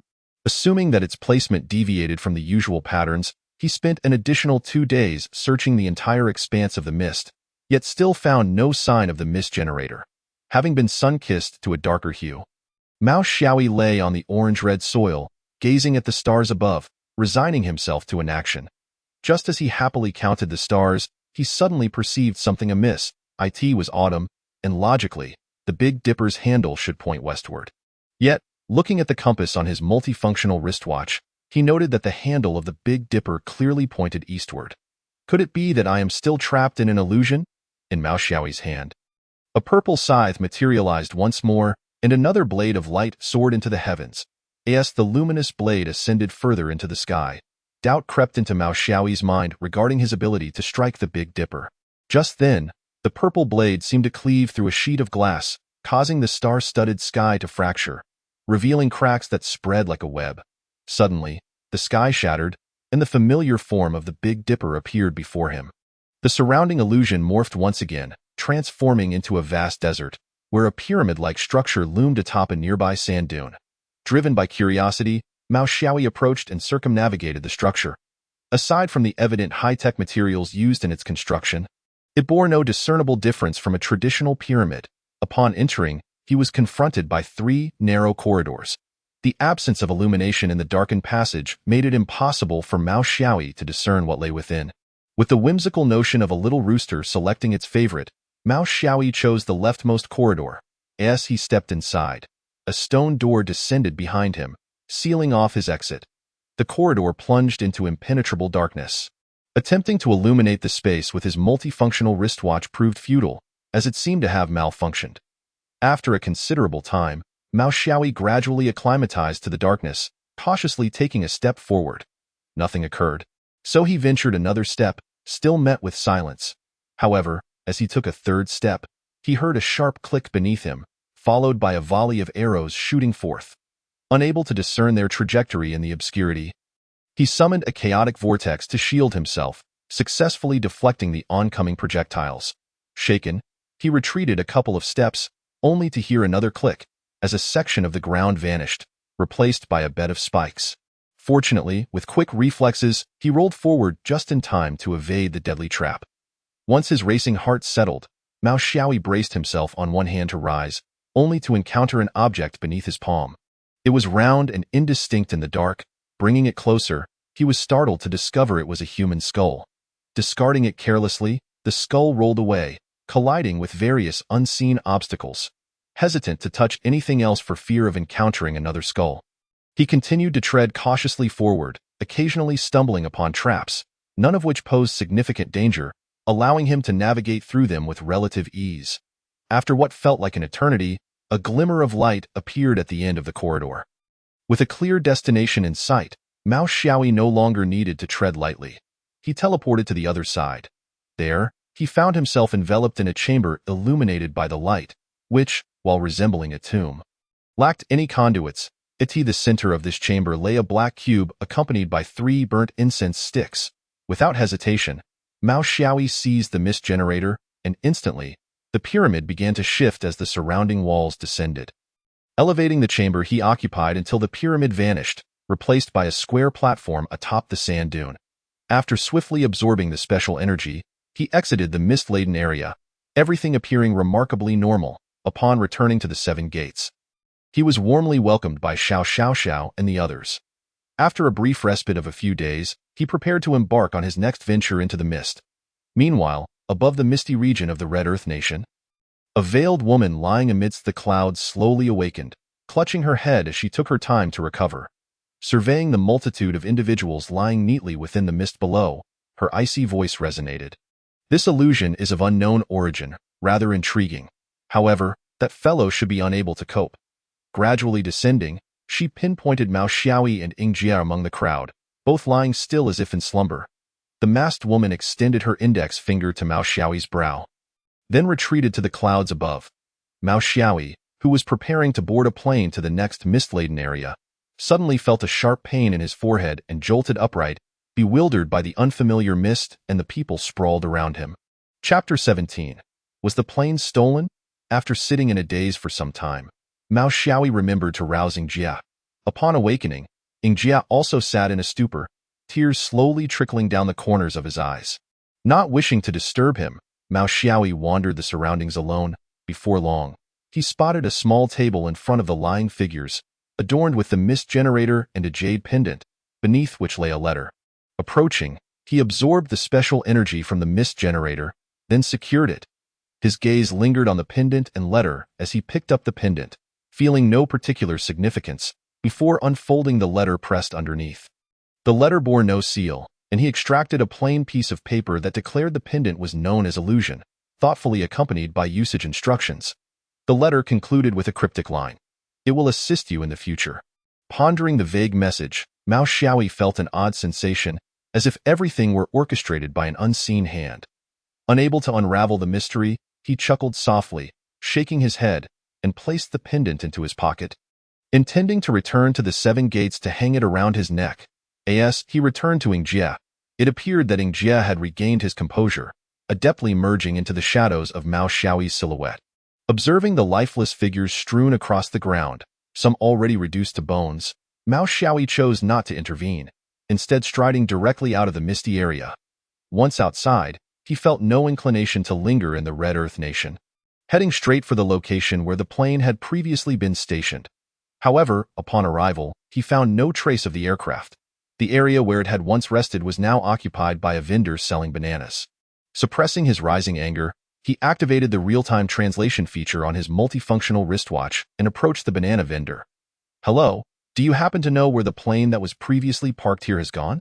The vendor glanced at Mao Xiaoyi, momentarily taken aback by his foreign appearance, but quickly recovered with a grin, rubbing his index and middle fingers together. After the apocalypse, several major nations abandoned their former currencies and unified to issue apocalypse currency as legal tender. All the money earned by the Seven Gates is managed by Xiao Xiao Xiao, and since Mao Xiaoyi rarely spent money, he was oblivious to the purchasing power of apocalypse currency. Consequently, he casually withdrew a few hundred apocalypse bills. Extracting one to hand to the vendor, onlookers and passers-by gaped in astonishment at the currency in Mao Xiaoyi's hand. The vendor, quickly regaining his composure, eagerly accepted the bill, a fawning smile stretching across his face. "Sir, you are indeed generous. Not long ago, a plane was parked here, but it seems it was taken away by some radical faction." Mao Xiaoyi furrowed his brow, completely unaware of the power dynamics within the Red Earth nation, and thus was unfamiliar with the radical faction the vendor mentioned. Noticing Mao Xiaoyi's confusion, the vendor continued with his obsequious explanation. "Sir, it is clear you are not one of our countrymen. Due to differing management philosophies, our nation is divided into two factions, the radicals and the conservatives. Our nation's foremost powerhouse, Mitchell Oaks, is a member of the radical faction. If you wish to find members of the radicals, you might inquire in the black market, where they often engage in entertainment." After acquiring the address to the black market, Mao Xiaoyi first called Qi Lao, considering that meeting with the radicals of the Red Earth Nation entailed matters of national significance. However, Qi Lao did not answer. Leaving a message for Qi Lao, Mao Xiaoyi then proceeded to the black market's location. As he traversed a narrow alley, a group of individuals wielding daggers suddenly appeared. Their intentions were all too clear. 5 minutes later, Mao Xiaoyi emerged from the alley, his demeanor composed. The roads in the Red Earth Nation were convoluted, but fortunately, the black market was well known. After inquiring with a few pedestrians, he finally located it. The so-called black market was formerly a subterranean mine, its entrance repurposed as the market's gateway, guarded by several evolved beings. Mao Xiaoyi made no effort to conceal his strength, knowing that doing so would spare him unnecessary trouble. The aura of a war god enveloped the black market, casting a shadow over all within. The guards at the entrance were taken aback by Mao Xiaoyi's imposing presence, refraining from obstructing his passage as he entered the black market with ease. The once vibrant atmosphere of the black market fell into silence at his arrival, every eye drawn to the figure radiating power. Moments after Mao Xiaoyi entered, a group of individuals clad in military attire hurriedly approached him. Leading the group was a middle-aged man at the low-level war general tier, who cautiously approached Mao Xiaoyi and inquired, "You are a powerful figure from Huaxia, are you not? May I ask what brings you here? Is there anything we can assist you with?" Mao Xiaoyi scrutinized the man before coldly responding, "You are members of the radical faction." "Correct. I had a plane taken from me, and I wish to retrieve it." Upon hearing Mao Xiaoyi's words, the man stiffened, forcing a smile as he replied, "Indeed, that is the case. The plane was taken by Lord Mitchell Oaks." But what?" Confronted by the relentless inquiries of Mao Xiaoyi, the man appeared exceedingly flustered, stammering, "However, Lord Mitchell Oaks's aircraft was shot down by conservatives during the flight." Mao Xiaoyi's gaze sharpened, and an imposing aura akin to that of a war god bore down upon the man before him, causing him to collapse to the ground in submission. "Where is Mitchell Oaks?" The man's fear rendered him speechless, trembling uncontrollably, until one among the group spoke up, stating, "Lord Mitchell Oaks should be at the headquarters of the radicals." Having ascertained the location of the radical headquarters, Mao Xiaoyi vanished in an instant, leaving the prostrate man too intimidated to rise. The radical headquarters was not difficult to locate. It was one of the few towering edifices in the Red Earth Nation, fortified with barbed wire and patrolled by numerous evolved individuals. As the patrolling soldiers spotted Mao Xiaoyi approaching alone, they prepared to intercept him. However, the sheer force emanating from Mao Xiaoyi immobilized several of the soldiers in their tracks. Meanwhile, Mitchell Oaks, who had been engrossed in documents within his office, felt a sudden wave of trepidation wash over him due to the overwhelming aura erupting from below. He hastily set aside the papers and rushed downstairs to investigate. Mitchell Oaks descended swiftly, and just as Mao Xiaoyi was about to approach the building, a burly man with a dark bald head came barreling down the stairs. They had crossed paths during a fog-clearing operation, thus recognizing one another. Observing Mitchell Oaks panting heavily, Mao Xiaoyi refrained from immediate inquiries, instead making his way to the lobby sofa, gesturing for Mitchell Oakes to sit and converse. Chapter 18. The conservatives of the Red Earth Nation seated across from Mao Xiaoyi. Mitchell Oakes recounted the events leading up to their current predicament, which closely mirrored what Mao Xiaoyi had heard in the black market. Consequently, Mao Xiaoyi did not press further, directly stating that all he required was compensation in the form of an aircraft. Upon hearing Mao Xiaoyi's demand, an awkward expression crossed Mitchell Oakes's face as he hesitantly inquired, "Mr. Mao Xiaoyi, might it be possible to consider an alternative form of compensation? The radicals truly have not a single aircraft remaining." Just as Mao Xiaoyi raised a cup to his lips, he inadvertently spewed the water, stunned and skeptical at Mitchell Oakes's words. The latter quickly clarified, "Mr. Mao Xiaoyi, since the onset of the apocalypse, our nation's upper echelons have splintered into two factions. One faction believes that we should not accept aid from other nations in the aftermath of the apocalypse, advocating for self-sufficiency. Conversely, I, along with others, maintain that unity among nations and acceptance of assistance is not shameful in such dire circumstances." Due to their irreconcilable differences, each faction commandeered its respective military and occupied distinct territories. Recently, a formidable contingent from our radicals participated in the fog-clearing initiative hosted by the Beautiful Nation, resulting in a manpower shortage at our headquarters and allowing the conservatives to exploit the situation and launch a surprise attack on us, obliterating nearly all our means of transportation. Without aircraft, we are unable to fly to the Beautiful Nation for diplomatic engagements. In our desperation, we resorted to commandeering Mr. Mao Xiaoyi's plane, only to discover that the conservatives had covertly followed us. You are aware of the ensuing events. Mao Xiaoyi felt a wave of frustration. According to Mitchell Oakes's narrative, retrieving an aircraft would necessitate negotiating with the conservatives, yet they were unwilling to engage in diplomacy. A confrontational approach could escalate matters and potentially affect Elder Qi and the others. Thus, Mao Xiaoyi attempted to contact Elder Qi again, but the latter remained unresponsive. Rubbing his temples in exasperation, Mao Xiaoyi sought Mitchell Oakes's counsel. Mitchell Oakes, already disenchanted with the conservatives, recognized the balance of power and was hesitant to act rashly. However, with Mao Xiaoyi's inclination to confront the conservatives, he readily agreed, assuring him that the matter would not spiral out of control. With Mitchell Oakes's assurance, Mao Xiaoyi prudently recorded their conversation and proceeded towards the location of the conservative headquarters as indicated by Mitchell Oakes. Meanwhile, Elder Qi pondered over two missed calls, torn between the need to respond and the fear of doing so. The conservative headquarters, unlike that of the radicals, was situated within a small city encircled by high walls, with only 4 main gates for entry and exit. Mao Xiaoyi approached one of these gates. The guards, noticing his unfamiliar appearance, swiftly surrounded him. Bystanders waiting to enter cast curious glances in his direction. The soldiers encircling Mao Xiaoyi regarded him with disdain, and one soldier even aimed his firearm at Mao Xiaoyi's head. Sensing the imminent threat, a chill manifested in Mao Xiaoyi's eyes as his aura erupted, sending the surrounding soldiers sprawling. The soldier who had aimed at Mao Xiaoyi fared the worst, crashing to the ground and spitting blood before losing consciousness. The remaining soldiers, witnessing their comrade's condition, erupted into furious curses directed at Mao Xiaoyi. Mao Xiaoyi had kept the multifunctional wristwatch's real-time translation feature activated, thus rendering their insults unmistakably clear. "Damn foreigner, how dare you harm someone? Oh, heavens! You wretched yellow-skinned monkey, how dare you injure my comrade? I will personally see to your demise." Initially reluctant to resort to lethal force, Mao Xiaoyi felt an overwhelming surge of murderous intent upon hearing their vile words. The color of his eyes gradually shifting. Just as he began to conjure a purple scythe, an elderly black man dressed as a priest approached rapidly, wielding a cane adorned with a ram's skull. The elder arrived before Mao Xiaoyi, casting a cursory glance at the fallen soldiers. After checking the pulse of the unconscious one, he confirmed their state before fixing his cold gaze upon Mao Xiaoyi. Mao Xiaoyi scrutinized the elder in return. The latter's physique was well-proportioned, and despite relying on a cane, his earlier speed indicated extraordinary physical capability. The elder exhibited no fear in the face of Mao Xiaoyi's unrestrained presence. After a moment of silent appraisal, the elder gestured toward the fallen soldiers and spoke first. "Young child from Huaxia, you are not welcomed here. They have already paid the price for their recklessness. Depart at once."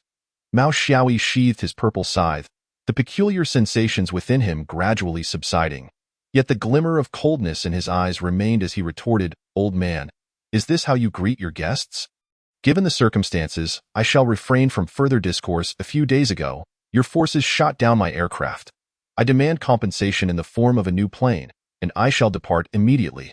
The elder man of African descent fixed his gaze upon Mao Xiaoyi, who reciprocated the stare without flinching. After a prolonged moment, the elder turned and beckoned, "Come with me." Mao Xiaoyi followed the elder to a tarmac, where the elder gestured towards a plane parked on the runway, saying, "You know how to pilot, I presume? Choose any aircraft and take it."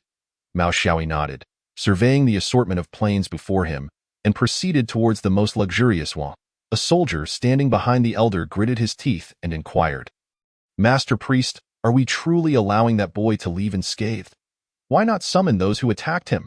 The elder struck the ground forcefully with his cane, compelling the soldier to bow his head in silence. Without waiting for Mao Xiaoyi to take off, the elder turned and departed swiftly.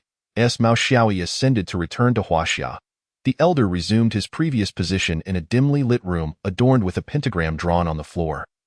Surrounded by numerous candles, in the shadows of the room stood several indistinct men, to whom the elder immediately bowed in deference. "I greet you, esteemed sirs." The veiled figures raised their hands dismissively, and one spoke. "Do not forget our plan. The land of cherry blossoms has already made its move. When the time is ripe, you may act, and upon success, the land of Chitty shall be yours." Chapter 19. A crisis for Xiao Xiao. Mao Xiaoyi returned to the seven gates at the stroke of midnight.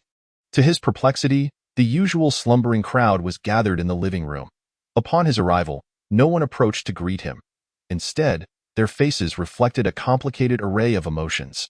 Mao Xiaoyi stood bewildered, observing their expressions. After a moment, Lin Pengzi mustered a strained smile and stepped forward, saying, "Brother Mao, you're back."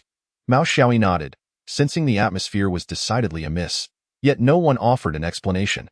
Just as he was about to inquire about Xiao Zhao's whereabouts, he noticed she was conspicuously absent. "What is happening here?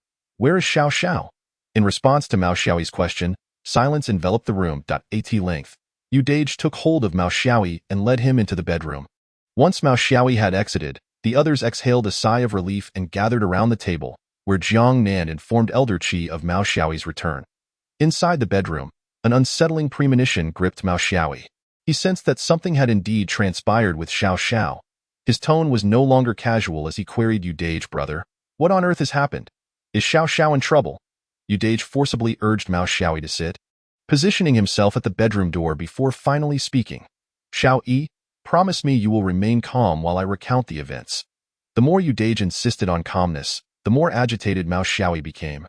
His voice tinged with impatience. Fine, I won't lose my temper. Just get on with it." After a brief hesitation, Yu Dage began, "Xiao Yi, just before you departed for Chitty, many nations were enraged when communication was abruptly severed due to several fog zones. Even Elder Qi's attempts to explain were met with disbelief, as they suspected Huaxia fabricated the narrative to shield you, especially since the fog generators are in your possession, leaving us without proof. Initially, Elder Qi was negotiating with several nations, but just 3 days ago, the Cherry Blossom Nation's evolvers launched an incursion from Madyut. By the time Elder Qi and Wu Ming were aware of the situation, it was too late. The Cherry Blossom evolvers had a singular target. Us at Seven Gates, that moment, we were all out hunting, and only Xiao Xiao, a senior member, remained. The Cherry Blossom evolvers seized her. As these words fell, an overwhelming aura erupted from Mao Xiaoyi, shattering the previously closed bedroom door and forcing Yu Dage to stumble back, pushed out of the room by the sheer force. The others outside were similarly affected, feeling the oppressive pressure. Sensing that Mao Xiaoyi showed no intent to restrain his aura, Yu Dage and Lin Pengzi quickly unleashed their own, alleviating the discomfort somewhat. At that moment, Elder Qi and Wu Ming arrived at the door, and both Wu Ming and Chuli released their auras as well. Yet, despite the combined efforts of 4 powerful figures, the crowd still experienced a sense of weakness in their legs. Xiao Yi, remain composed. We are already applying pressure on the Cherry Blossom Nation, Yu Dage urged. Mao Xiaoyi stepped out of the bedroom, his eyes transformed into a haunting shade of purple. Lin Pengzi, having witnessed this state before in Modu, felt a shiver run down his spine. Mao Xiaoyi had been striving to contain his emotions, but the thought of what Xiao Xiao might endure after being taken intensified his agitation. By the time Yu Dage concluded his account, Mao Xiaoyi's mind went blank, consumed by a familiar voice beckoning him. Kill, let death bring them to account for their blood debts. The voice echoed in his mind, culminating in a fervent declaration from Mao Xiaoyi. Observing his unnerving transformation, the others exchanged glances, deciding to subdue him for the moment. Wu Ming and Chu Li, both at the emperor level, stepped forward, each grasping one of Mao Xiaoyi's arms in an attempt to pin him down. Yet his body was as unyielding as iron, resisting their efforts entirely. Humility, honor, sacrifice, valor, compassion, soul, honesty, justice. Suddenly, radiant golden light enveloped Lin Pengzi, and a dazzling suit of armor manifested upon him. With this transformation, Lin Pengzi's strength surged from intermediate war king to emperor level. The trio endeavored to push Mao Xiaoyi back into the bedroom while Udage activated his berserk state, prepared to assist at any moment. Kill, let death bring them to account for their blood debts. In an instant, Mao Xiaoyi's aura soared anew, overwhelming the three who attempted to restrain him, sending them reeling backward. Just as they prepared to advance again, Mao Xiaoyi vanished from sight. Shadowy figures, such as Jie, swiftly retreated into the shadows, grateful not to be discovered that it's over. Something dreadful is about to unfold. Prepare the aircraft. Wu Ming was the first to react, dashing out of the room, prompting the others to follow suit. Elder Qi, being carried by Lin Pengzi, was issuing commands through his multifunctional wristwatch, and soon the entire Kyoto Bay City was set into motion. Meanwhile, the Cherry Blossom Nation was enveloped in the stillness of the early morning, when suddenly, a figure materialized in the skies above. The terrifying aura emanating from him roused the slumbering populace of the Cherry Blossom Nation from their dreams. Baka, how can such a dreadful aura exist? The previously serene Oda Kojiro, lost in blissful dreams, was jolted awake by the oppressive energy. He hastily donned his clothing and summoned a three-headed hellhound before rushing out of his dwelling. Mao Xiaoyi hovered in the air. Surveying the land of cherry blossoms below, a shadowy figure began to materialize behind him, and as it did, the aura he exuded became overwhelmingly formidable, causing ordinary citizens of the Cherry Blossom Nation to kneel in submission. Deep beneath the base city of the Cherry Blossom Nation, Xiao Xiao was imprisoned, facing a dapper gentleman in a suit. Suddenly, an ominous energy surged from above, causing the gentleman to freeze momentarily, his expression a mix of confusion and concern as he gazed towards the source. Xiao Xiao sensed the approach of this fearsome aura. Though it was oppressive, a subtle smile graced her face. The handsome gentleman turned to face her, and a thin thread materialized from his fingertips, piercing the nape of Xiao Xiao's neck. Her previously smiling countenance stiffened momentarily before reverting to a smile, while the gentleman vanished without a trace. "You shall all perish," Mao Xiaoyi muttered from his lofty position. And with a sweep of his hand, a multitude of purple blades manifested in the air. First form. 1,000 shadows, 10,000 blades. As he spoke, the myriad purple blades transformed into scythes, and countless phantoms resembling Mao Xiaoyi emerged. Each wielding a scythe, slashing at the citizens of the Cherry Blossom Nation. In an instant, the land was awash with blood. Perhaps retaining a flicker of clarity, the phantoms intentionally spared those ordinary citizens who had not undergone evolution. Chapter 20. The Bet Oda Kojiro's complexion turned pale as he struggled against the onslaught of phantoms, surrounded by protective talismans. At that moment, he was the only evolver left in the base city of the Cherry Blossom Nation. While the ordinary populace remained unscathed, they instinctively gravitated toward him. "Baka, you foolish wretches!" Oda Kojiro observed the masses closing in, wishing to deter them, yet merely resisting the phantoms consumed all his energy. The crowd's actions caught Mao Xiaoyi's attention. Witnessing Oda Kojiro's desperate struggle, the last vestiges of clarity within Mao Xiaoyi evaporated. A colossal phantom materialized behind him, its presence far surpassing any he had summoned in Modu, suffused with an aura of death that enveloped the entire Cherry Blossom Nation. The night, already shrouded in darkness, became utterly void of visibility. As the light vanished, the citizens of the base city grew increasingly frantic, surging toward Oda Kojiro, who now faced a throng of no fewer than 1,000 people. Mao Xiaoyi raised his scythe above his head, and the phantoms mirrored his movement. Second form, Judgment. The synchronized descent of their scythes unleashed a blinding pillar of purple light from the heavens, obliterating a shrine beneath it into mere ashes. As the purple pillar approached Oda Kojiro and the others, A familiar voice pierced the chaos. Xiao Yi, halt! A graceful silhouette emerged from a crumbling edifice. As Mao Xiaoyi's hands fell momentarily, the purple beam of light pausing before the citizens of Sakura country. Just as Mao Xiaoyi intended to turn, a phantom behind her extended a hand to rest upon her shoulder. And her pupils, which had begun to normalize, shifted back to the violet HUBY, eliminating these individuals. You shall transcend, the alluring voice echoed once more, causing Mao Xiaoyi's hands to descend again. Suddenly, a beam of light pierced through the previously obsidian sky of Sakura country, revealing a metallic dragon that surged forth. Accompanying the dragon were countless paper cranes, dancing in the wind towards the purple pillar of light. The familiar scene seemed to awaken Mao Xiaoyi's reason. The purple scythe in her grasp gradually dissipated. She strained to glance back, yet her consciousness grew increasingly hazy in the fleeting moment before her eyes surrendered to darkness. Mao Xiaoyi perceived that the specter behind her cast a glance at Xiao Xiao Xiao. With a heavy thud, Mao Xiaoyi collapsed to the ground, the purple beam vanishing alongside her. Xiao Xiao Xiao was the first to rush to her side, lifting her onto her back, while Wu Ming and the others swiftly arrived. Confirming that Mao Xiaoyi had merely fainted from energy depletion, they carried her onto the aircraft, while the citizens of Sakura country, intent on intervening, found the soul evolver, Oda Kojiro, incapacitated on the ground due to exhaustion. On the fourth day, visitors to Mao Xiaoyi were astonished to discover that she was, in her unconscious state, practicing diligently, and her training speed surpassed that of an ordinary individual. Upon sensing her remarkable pace, Wu Ming grumbled as he exited the hospital room. At that moment, Mao Xiaoyi roused from her slumber on a bed, her gaze falling upon a somewhat dilapidated ceiling. Rubbing her eyes, she stepped out into the hallway. Outside, a middle-aged woman was washing clothes. Upon noticing Mao Xiaoyi's awakening, she paused her task and smiled, saying, "Xiao Wu is up. There are corn buns in the living room. Hurry and eat before heading to the mountain to help your father gather mushrooms." "All right, mother," Mao Xiaoyi replied, turning to the living room where she found a bowl of corn buns. Though dry, Mao Xiaoyi relished them. In her memories, she had been abandoned in the mountains, and it was the head of this household, her current father, who had rescued her. Life was humble, and at the age of 5, she often accompanied her father to gather mushrooms for sale. After finishing her meal, Mao Xiaoyi set off towards a small hill outside the village, where her father would invariably wait at a pavilion halfway up the slope. "Father, I've come." "Xiao Wu, slow down. Here, take this, your little basket," her father said, handing her a small basket which she strapped to her back.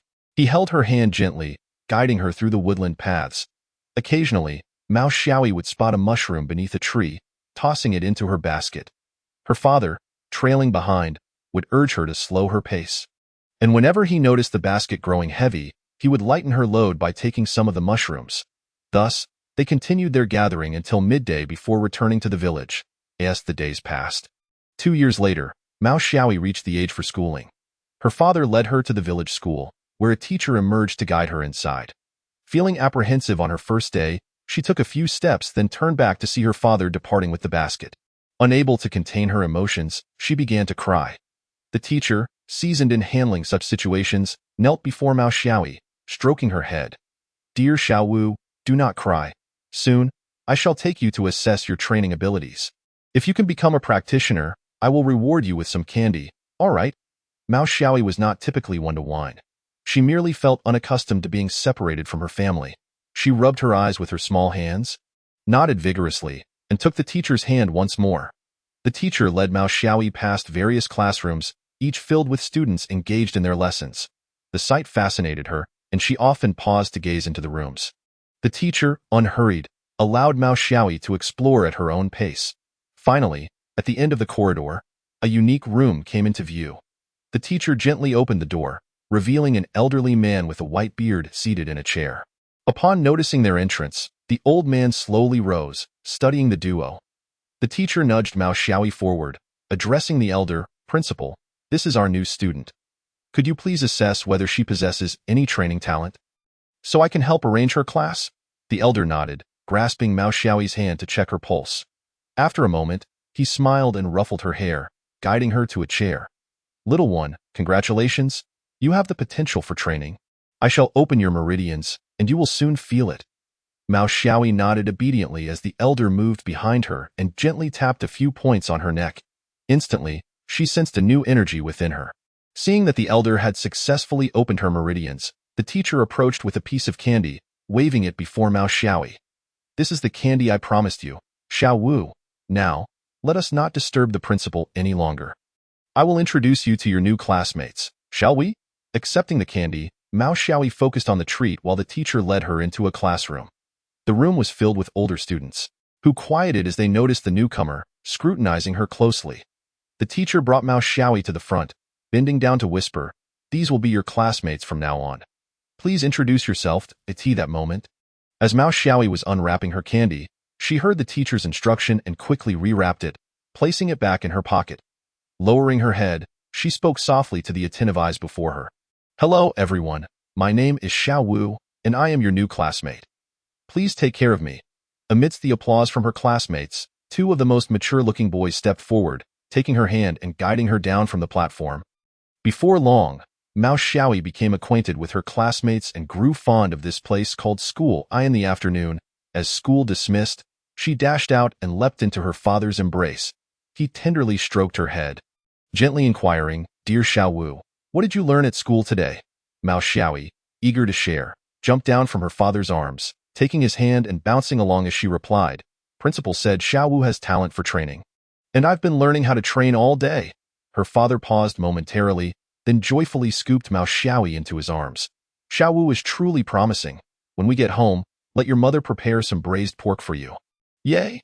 Thus, every morning, Mao Xiaoyi would go to school and return home in the afternoon. One day, upon arriving home, Mao Xiaoyi discovered his father seated by the bedside, gazing at his mother, who lay in bed with a notably swollen belly.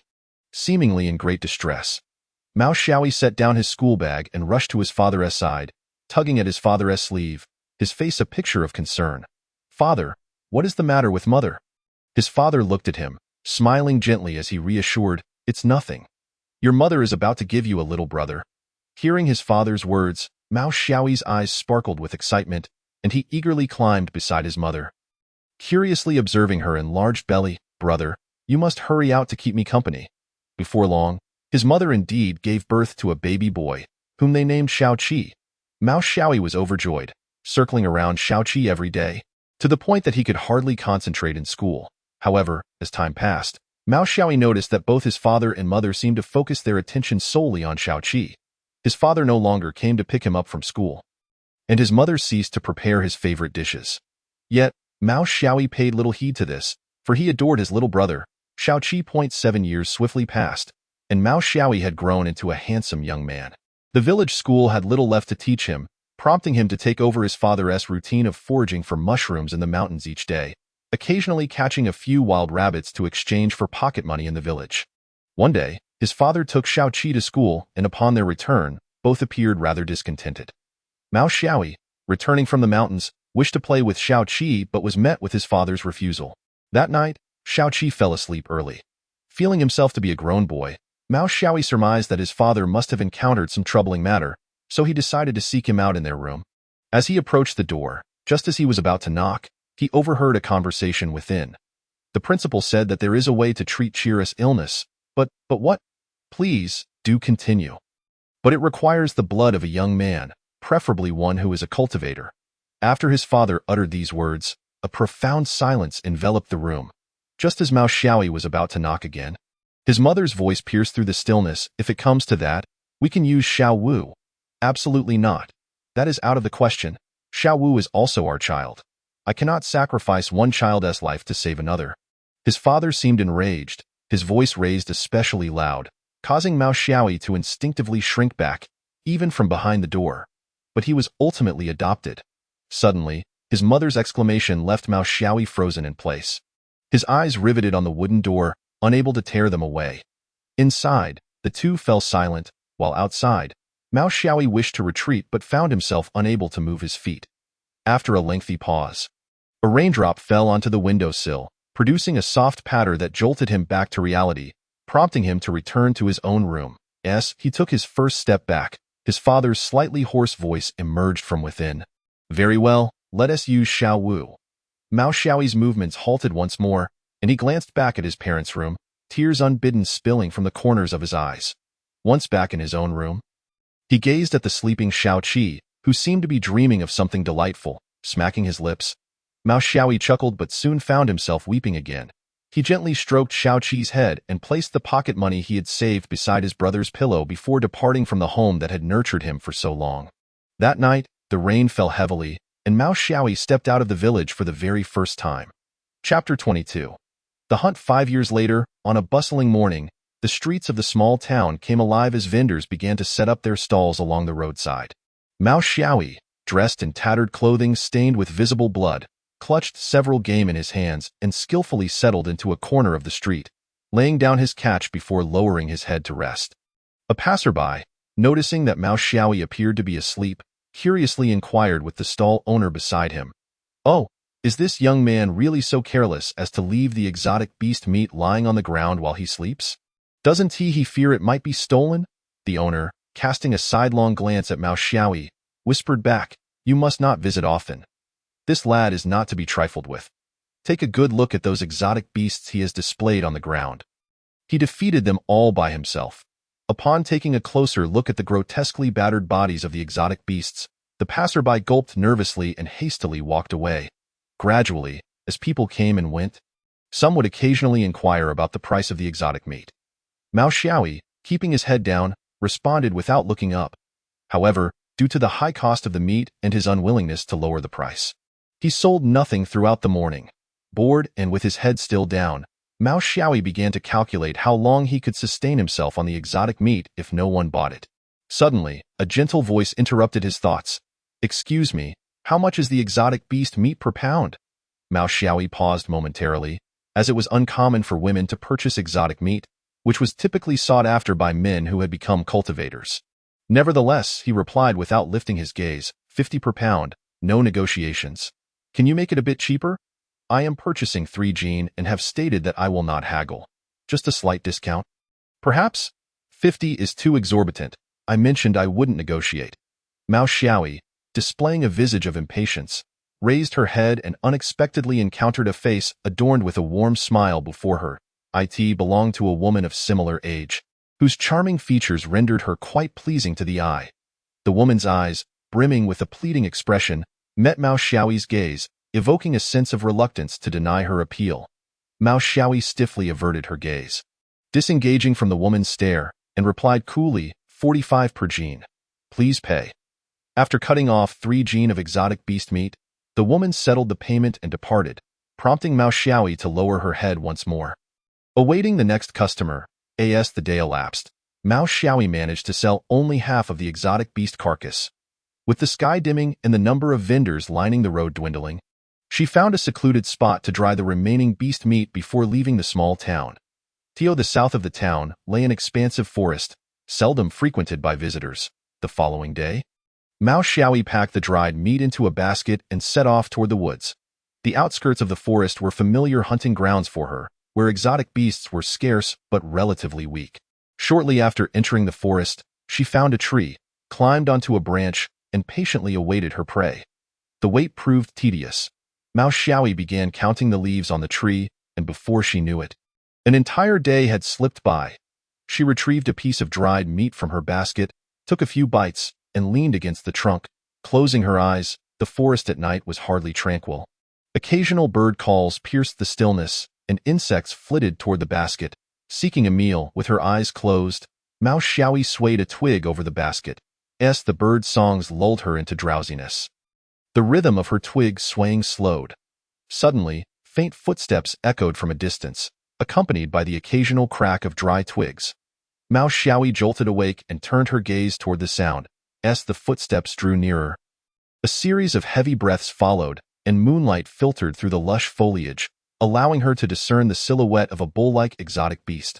Mao Xiaoyi's eyes sparkled with excitement. The bull-like creature before her was in its prime, weighing no less than 300 to 400 kilograms. Such large prey rarely ventured into the forest's outskirts. Securing her basket to the tree, she awaited the bull-like beast to pass beneath her.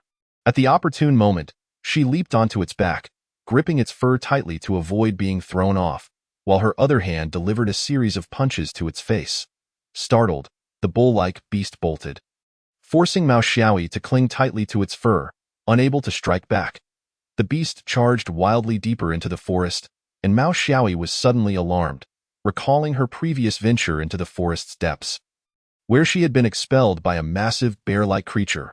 Resolute, she crawled toward the beast's neck. The bull-like creature sensed her movement, thrashing its head violently as it ran. Its horns swayed dangerously close to Mao Xiaoyi's arms. But she managed to grip its neck with one hand and hammer her fist against the inner side of its neck with the other. With a wail, the bull-like beast halted its frantic pace, leaping in place, causing Mao Xiaoyi to lose her grip and be flung away. She collided with a tree but, fortunately, managed to mitigate the impact, sustaining only minor injuries. After regaining her footing on the ground, she stretched her muscles and fixed her gaze on her quarry. Realizing that Mao Xiaoyi had been thrown off, the bull-like beast ceased its antics and scanned the area, locking eyes with her. Its heavy breaths echoed ominously, and its front hooves stomped restlessly, while Mao Xiaoyi, seizing a nearby branch, prepared herself. Finally, the bull-like beast could no longer contain itself. All four hooves propelled it forward like a tank charging at Mao Xiaoyi. She sidestepped to the left, narrowly avoiding the beast as it collided with the large tree behind her, snapping it in two. Seizing the moment, Mao Xiaoyi maneuvered to the beast's side, aware that the thick hide on its back would not yield to her branch. She aimed for its abdomen instead. However, the bull's hooves continued to stampede, obstructing her chances to attack. In a moment of desperation, she kicked the beast's flank. Having practiced as a cultivator for over a decade, her kick would have sent a mere mortal flying, yet the bull-like creature merely staggered before swiftly turning to charge at her once more. Mao Xiaoyi evaded again, but this time the beast seemed to have learned. It halted when she dodged and pivoted its head back toward her. Chapter 23. Rescued. The bull-like beast no longer barreled forward, but instead advanced steadily, its horns pointed threateningly at Mao Xiaoyi. Ah, growing clever. Are we?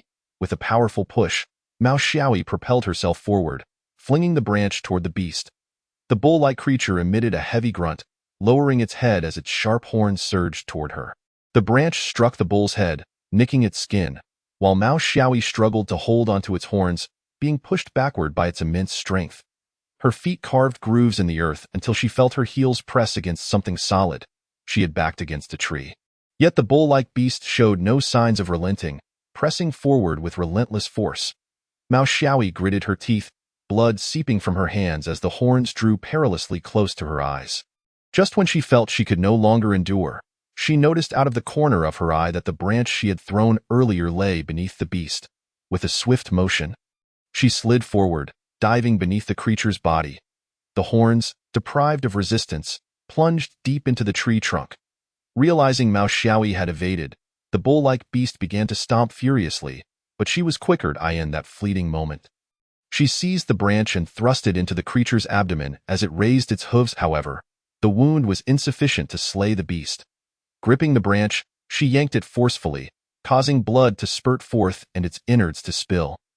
Splattering her face, the bull-like creature finally succumbed, its legs giving way as it collapsed upon her.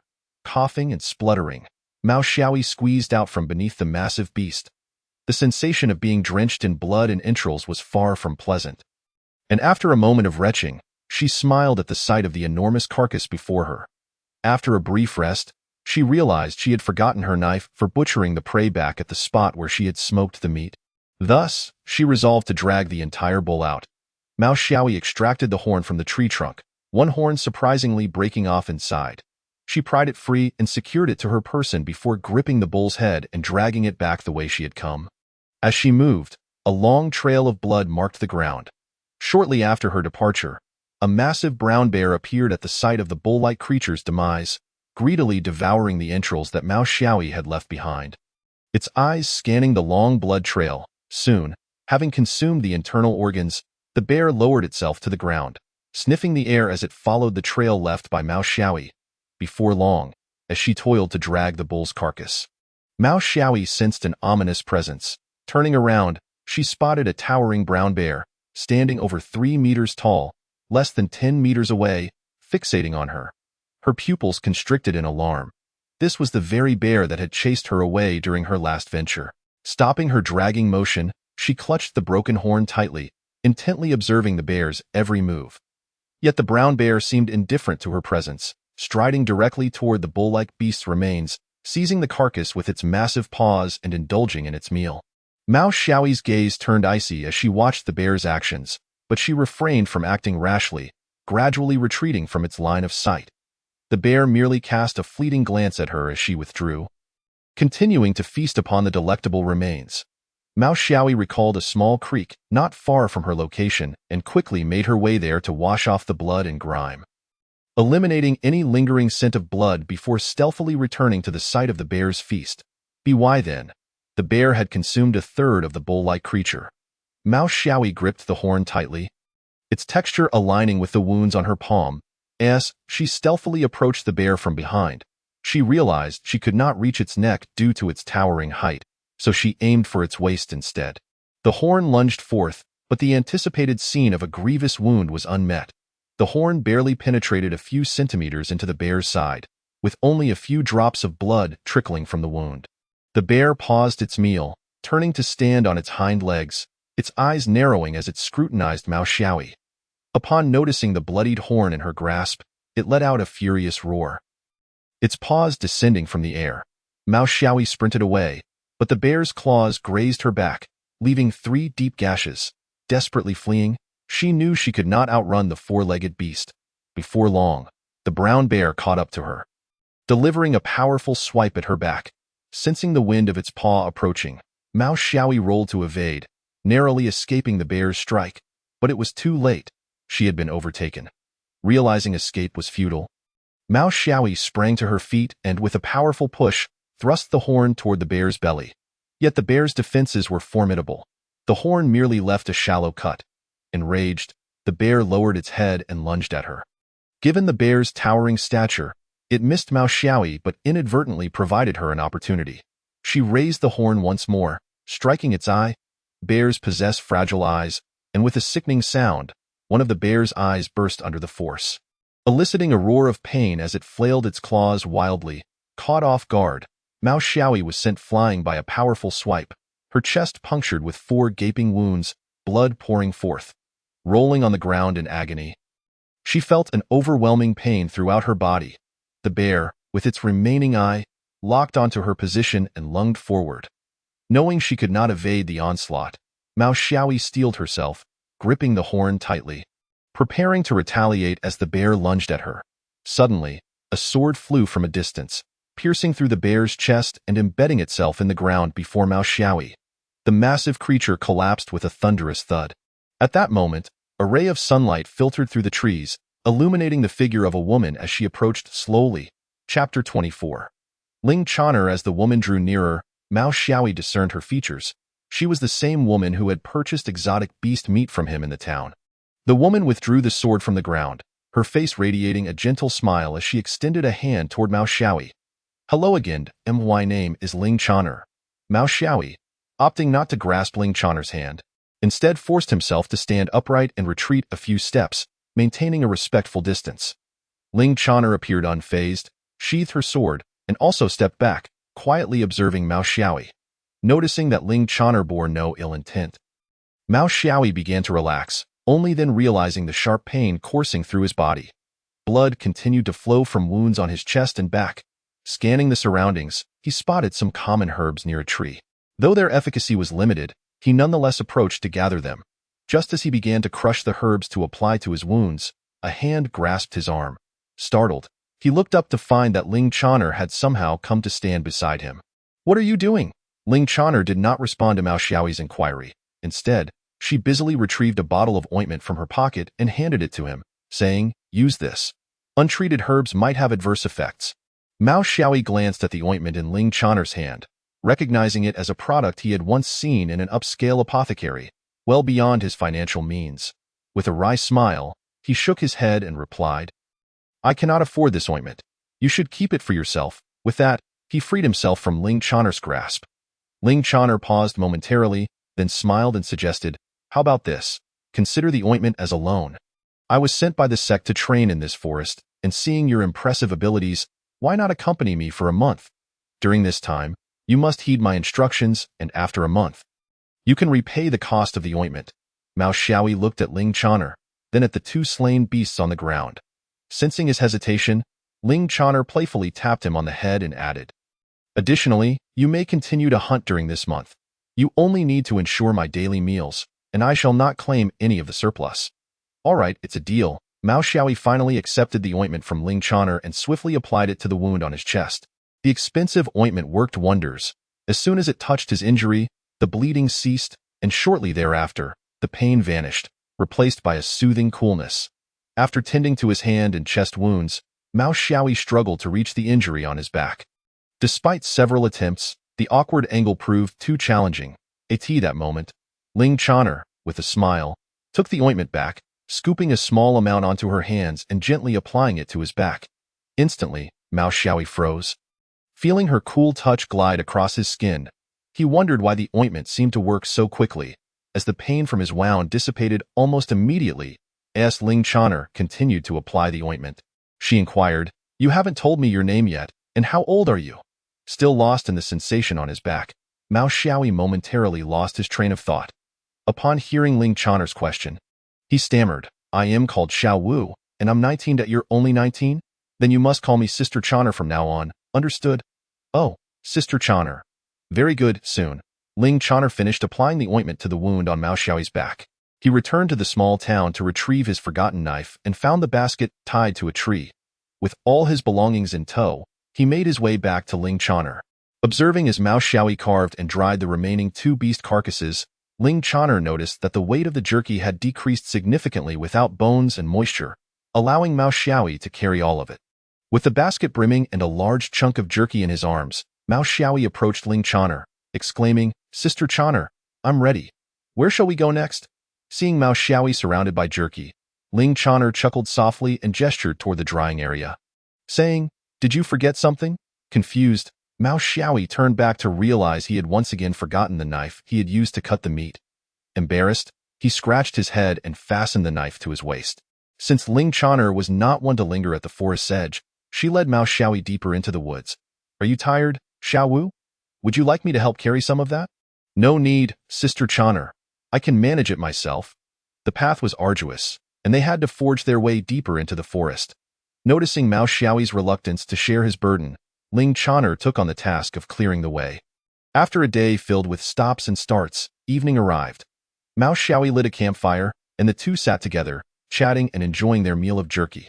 "Sister Chaner, what is the sect like?" "The sect? It's akin to a vast family, where everyone are friends or elders. By the way, Xiao Wu, you don't belong to a sect, do you? I see you're already at the mid-level of the entry stage. Would you like to join our sect?" "Not really.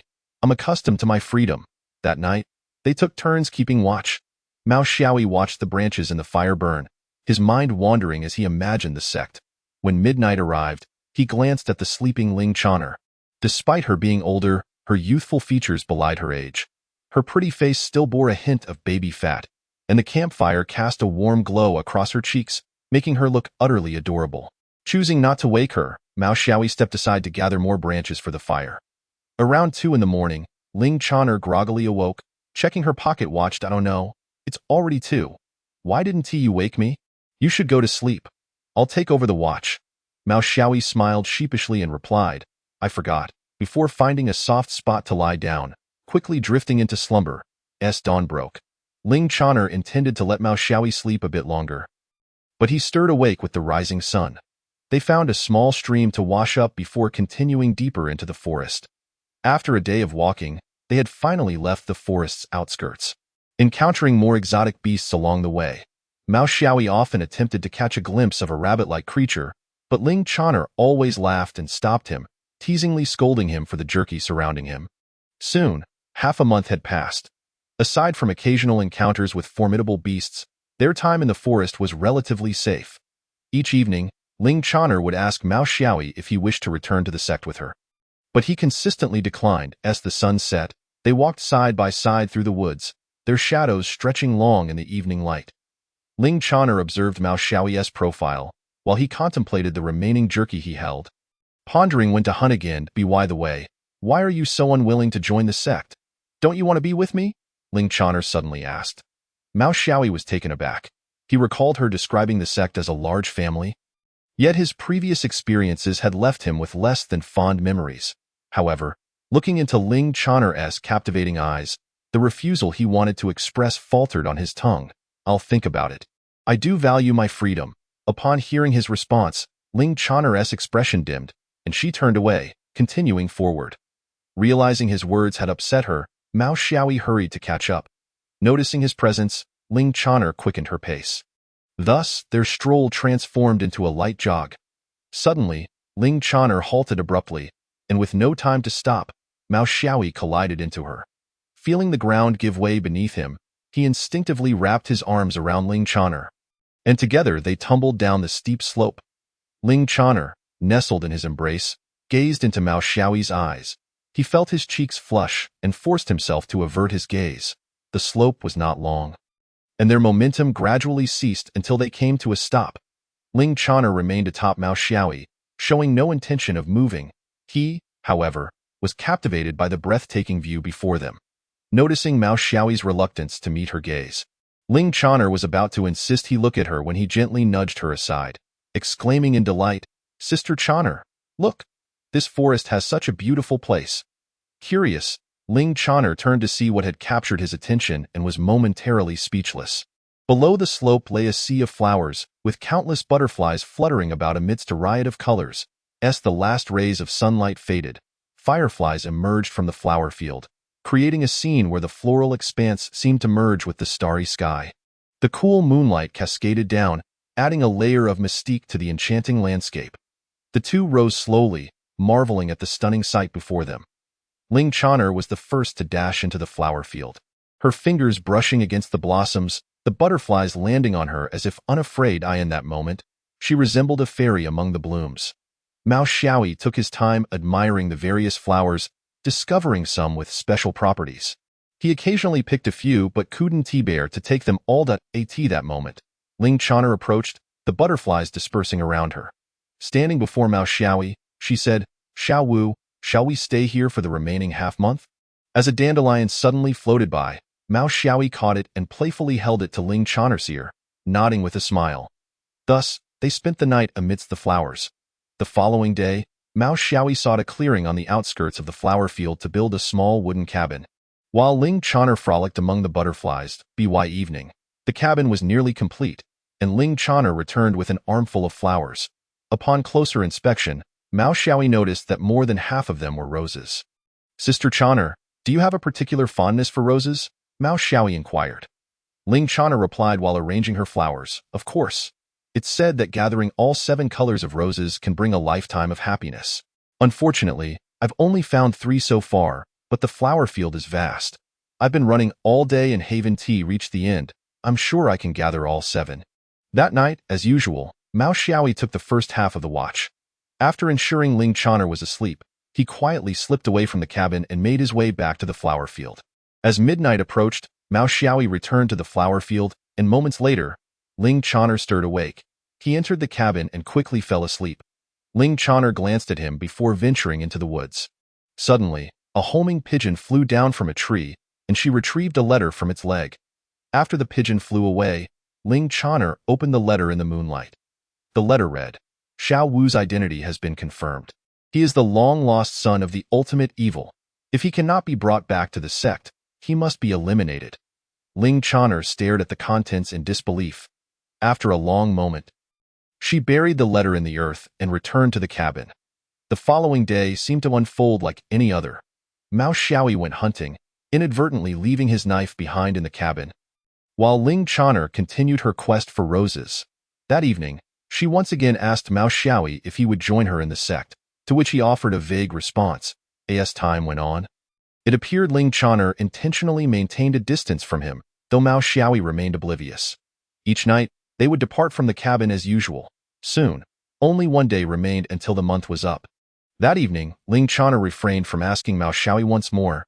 During the first half of the night, he left the cabin as per usual. Once he was gone, Ling Channer opened her eyes and stepped outside, watching the direction he had taken, as she tore a letter to shreds and scattered it on the ground. Mao Xiaoyi sprinted swiftly to the end of the flower field, arriving at a cliff. Skillfully locating a hollow in the tree, he retrieved 7 roses of different colors. Seated at the cliff's edge, He picked up a vine and began to carefully tie the 7 roses together. Finally, I have gathered them all. Tomorrow morning, I'll give these flowers to Sister Chana and tell her I'll return to the sect with her. She will surely be overjoyed, Mao Xiaoyi murmured to himself. Just as he was about to finish binding the flowers, suddenly, a powerful force struck his shoulder, and he turned in surprise to see a familiar face before him. Sister Chana. As the words hung in the air, an unexpected sensation of weightlessness suddenly enveloped Xiao Wu. I am sorry, he uttered, watching as the familiar visage gradually diminished in his sight, feeling the wind brush against his cheek. Mao Xiaoyi's eyes brimmed with confusion and a hint of grievance. With a resounding thud, Mao Xiaoyi's body crashed to the ground, and a cascade of roses in 7 hues gently descended from the heavens. Blood seeped from beneath Mao Xiaoyi, and as he beheld the familiar yet indistinct figure retreating from the precipice, he slowly closed his eyes. Chapter 26. May I not be driven away? Time slipped by, shrouded in uncertainty, until the metallic scent of blood attracted a few aberrant beasts. The creatures encircled Mao Xiaoyi, sniffing the air before they were poised to feast, when suddenly, fissures emerged at the heart of the cliff, sending countless pebbles tumbling down, startling the beasts into a hasty retreat. From the crevices of the mountain, an ancient stone door gradually revealed itself, exuding tendrils of dark energy that seemed to be drawn towards Mao Xiaoyi. Entering his being, as the black essence infiltrated him, Mao Xiaoyi's pallor gradually returned, ultimately appearing as if he had succumbed to slumber on the ground. Days turned into weeks, and eventually, Mao Xiaoyi slowly opened his eyes, testing the mobility of his limbs. Once the stiffness dissipated, he rose to his feet, facing the stone door from which an aged voice resonated. Having accepted my legacy, from henceforth, only through bloodshed shall you grow powerful to go forth, and let the world know your name. Mao Xiaoyi cast a glance at the stone door, then at the scattered, withered roses on the ground, his expression betraying no emotion as he turned and vanished into the shadows. Years later, on a brisk morning, the marketplace of the small town bustled with its usual vibrancy. Hey, brother, have you heard? Another true divine relic has been discovered. Indeed, I've heard. It's said to be on a cliff, but apparently, no one can unlock it. You might not know this, but those grand sects are seeking individuals with the ultimate evil body. It is said that only the blood of such individuals can unlock the stone door. Within a sect, a graceful young woman stood respectfully before an elder. After perusing the letter in his hands, the elder tossed it aside and inquired of the woman, Chana, are you certain no bodies were found beneath that cliff? In response to the esteemed leader, Chana confirmed that even if devoured by the beasts, remnants of white bones would remain. However, there were no traces of any corpses at the bottom of the cliff. The elder slowly seated himself, gently tapping the table with a finger. After a pause, he spoke in a somber tone. In that case, you shall personally lead the search for his whereabouts. Ensure that no other sects discover your intentions. Regardless of the cost, bring him back. Yet if he proves useless to us, then he must not live. Chana accepted the command. In a place known as the Beast Mountain Range, a solitary figure clad in a black robe and a wide-brimmed hat ventured into the mountains. A few well-meaning individuals cautioned him about the multitude of beasts that roamed the area, advising against entry. The man merely bowed in gratitude and continued his journey into the depths of the wilderness. Contrary to the warnings, he encountered no beasts and successfully reached the summit, where, to his astonishment, a quaint wooden cabin stood. He opened the door, removed his hat and robe, revealing a weathered face. It was the long-lost Mao Xiaoyi. Approaching a mirror, Mao Xiaoyi chuckled at his unkempt reflection adorned with stubble. He splashed a bit of water on his face and dried it with his sleeve before lying down on a straw mat. Quickly succumbing to slumber, as dusk fell, Mao Xiaoyi was deep in sleep when a distant roar of a beast jolted him awake. He swiftly donned his hat and robe, hastening toward the source of the roar. Soon, a leopard-like beast appeared before him, poised to attack. However, Mao Xiaoyi was already there, and with a swift motion, he ended its life with a single blow. With the carcass in hand, he ascended to a cliff overlooking a gorge, casually tossing the beast's body down, where it landed amidst a mountain of white bones.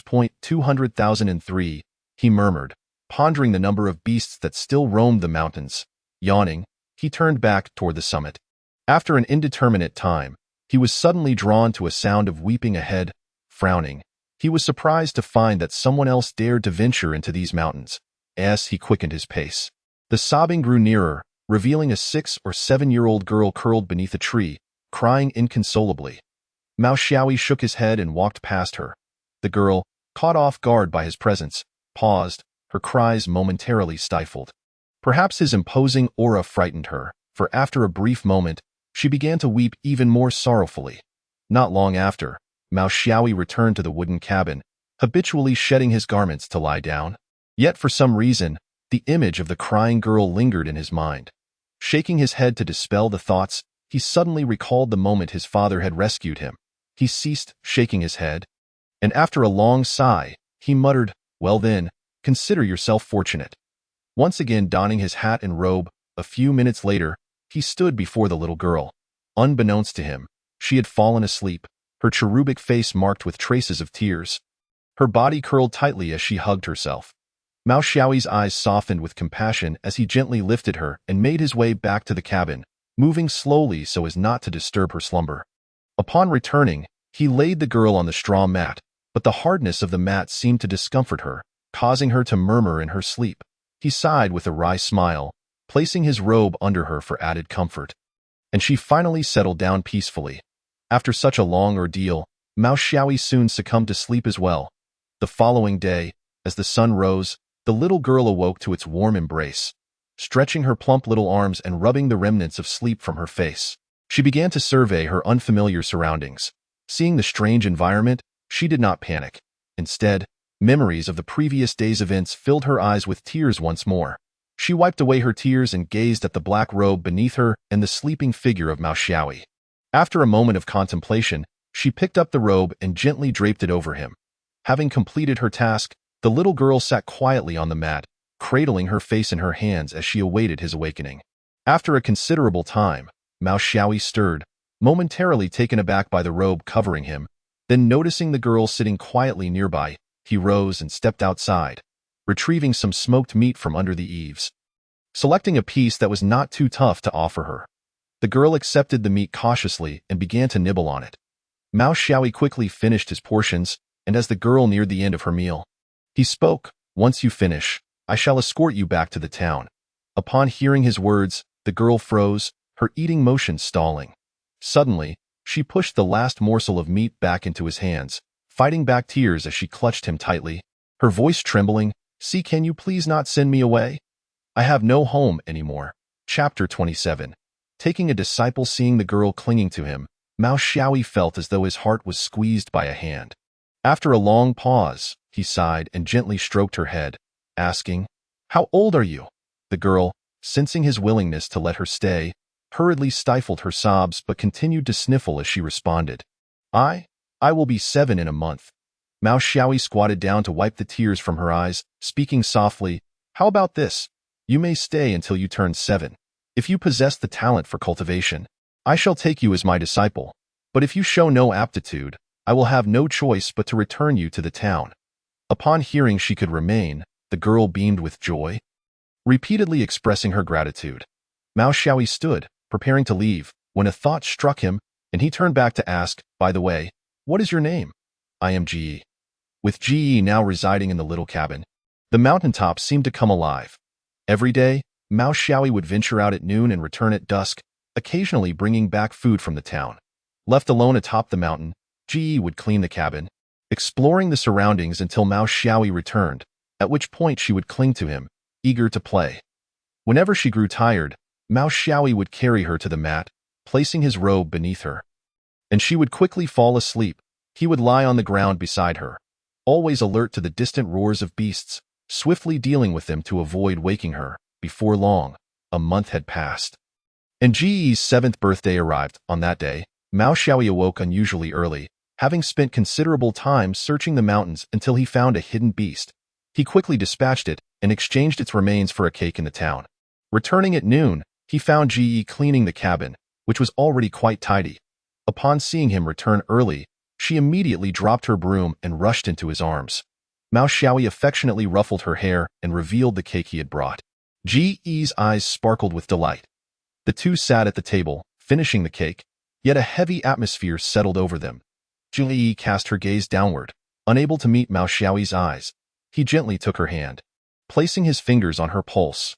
After a long moment, he exhaled deeply, breaking into a smile as he lifted her high, spinning her around.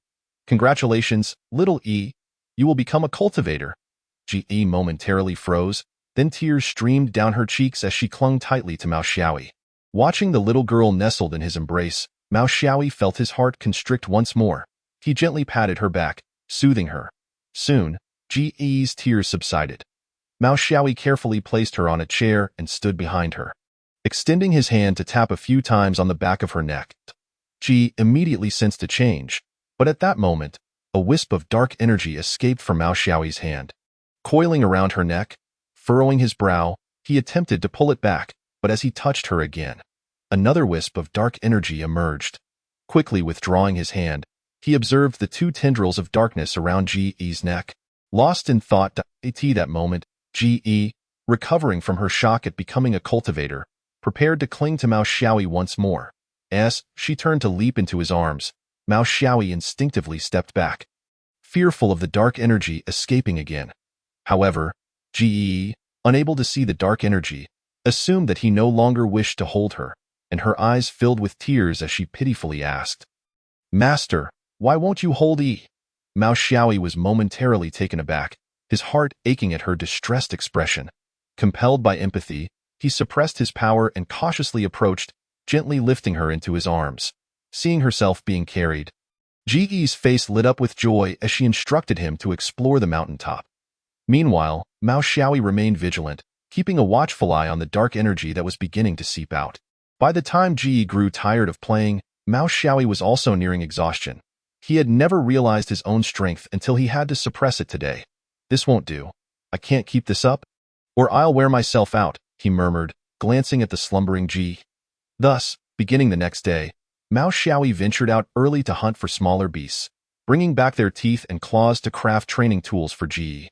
At first, Ji was terrified of the beasts, but under the stern gaze of Mao Xiaoyi, she gritted her teeth and fought against them. In her initial attempts at cultivation, Ji was no match for the beasts.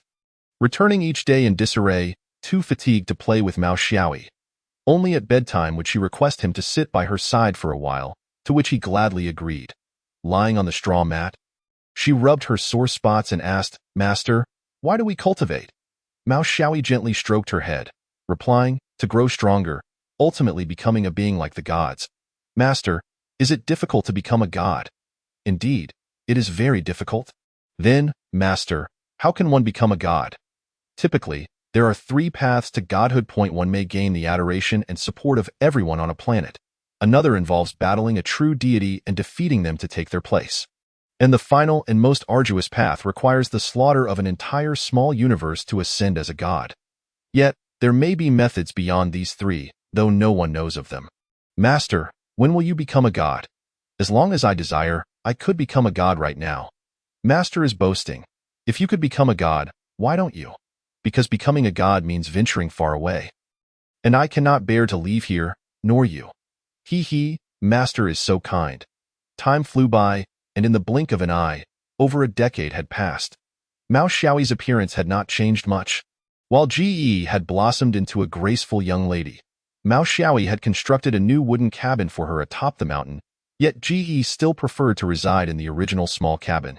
One day, while Ji practiced with a tiger-like beast, Mao Xiaoyi suddenly sensed something and swiftly departed from the summit.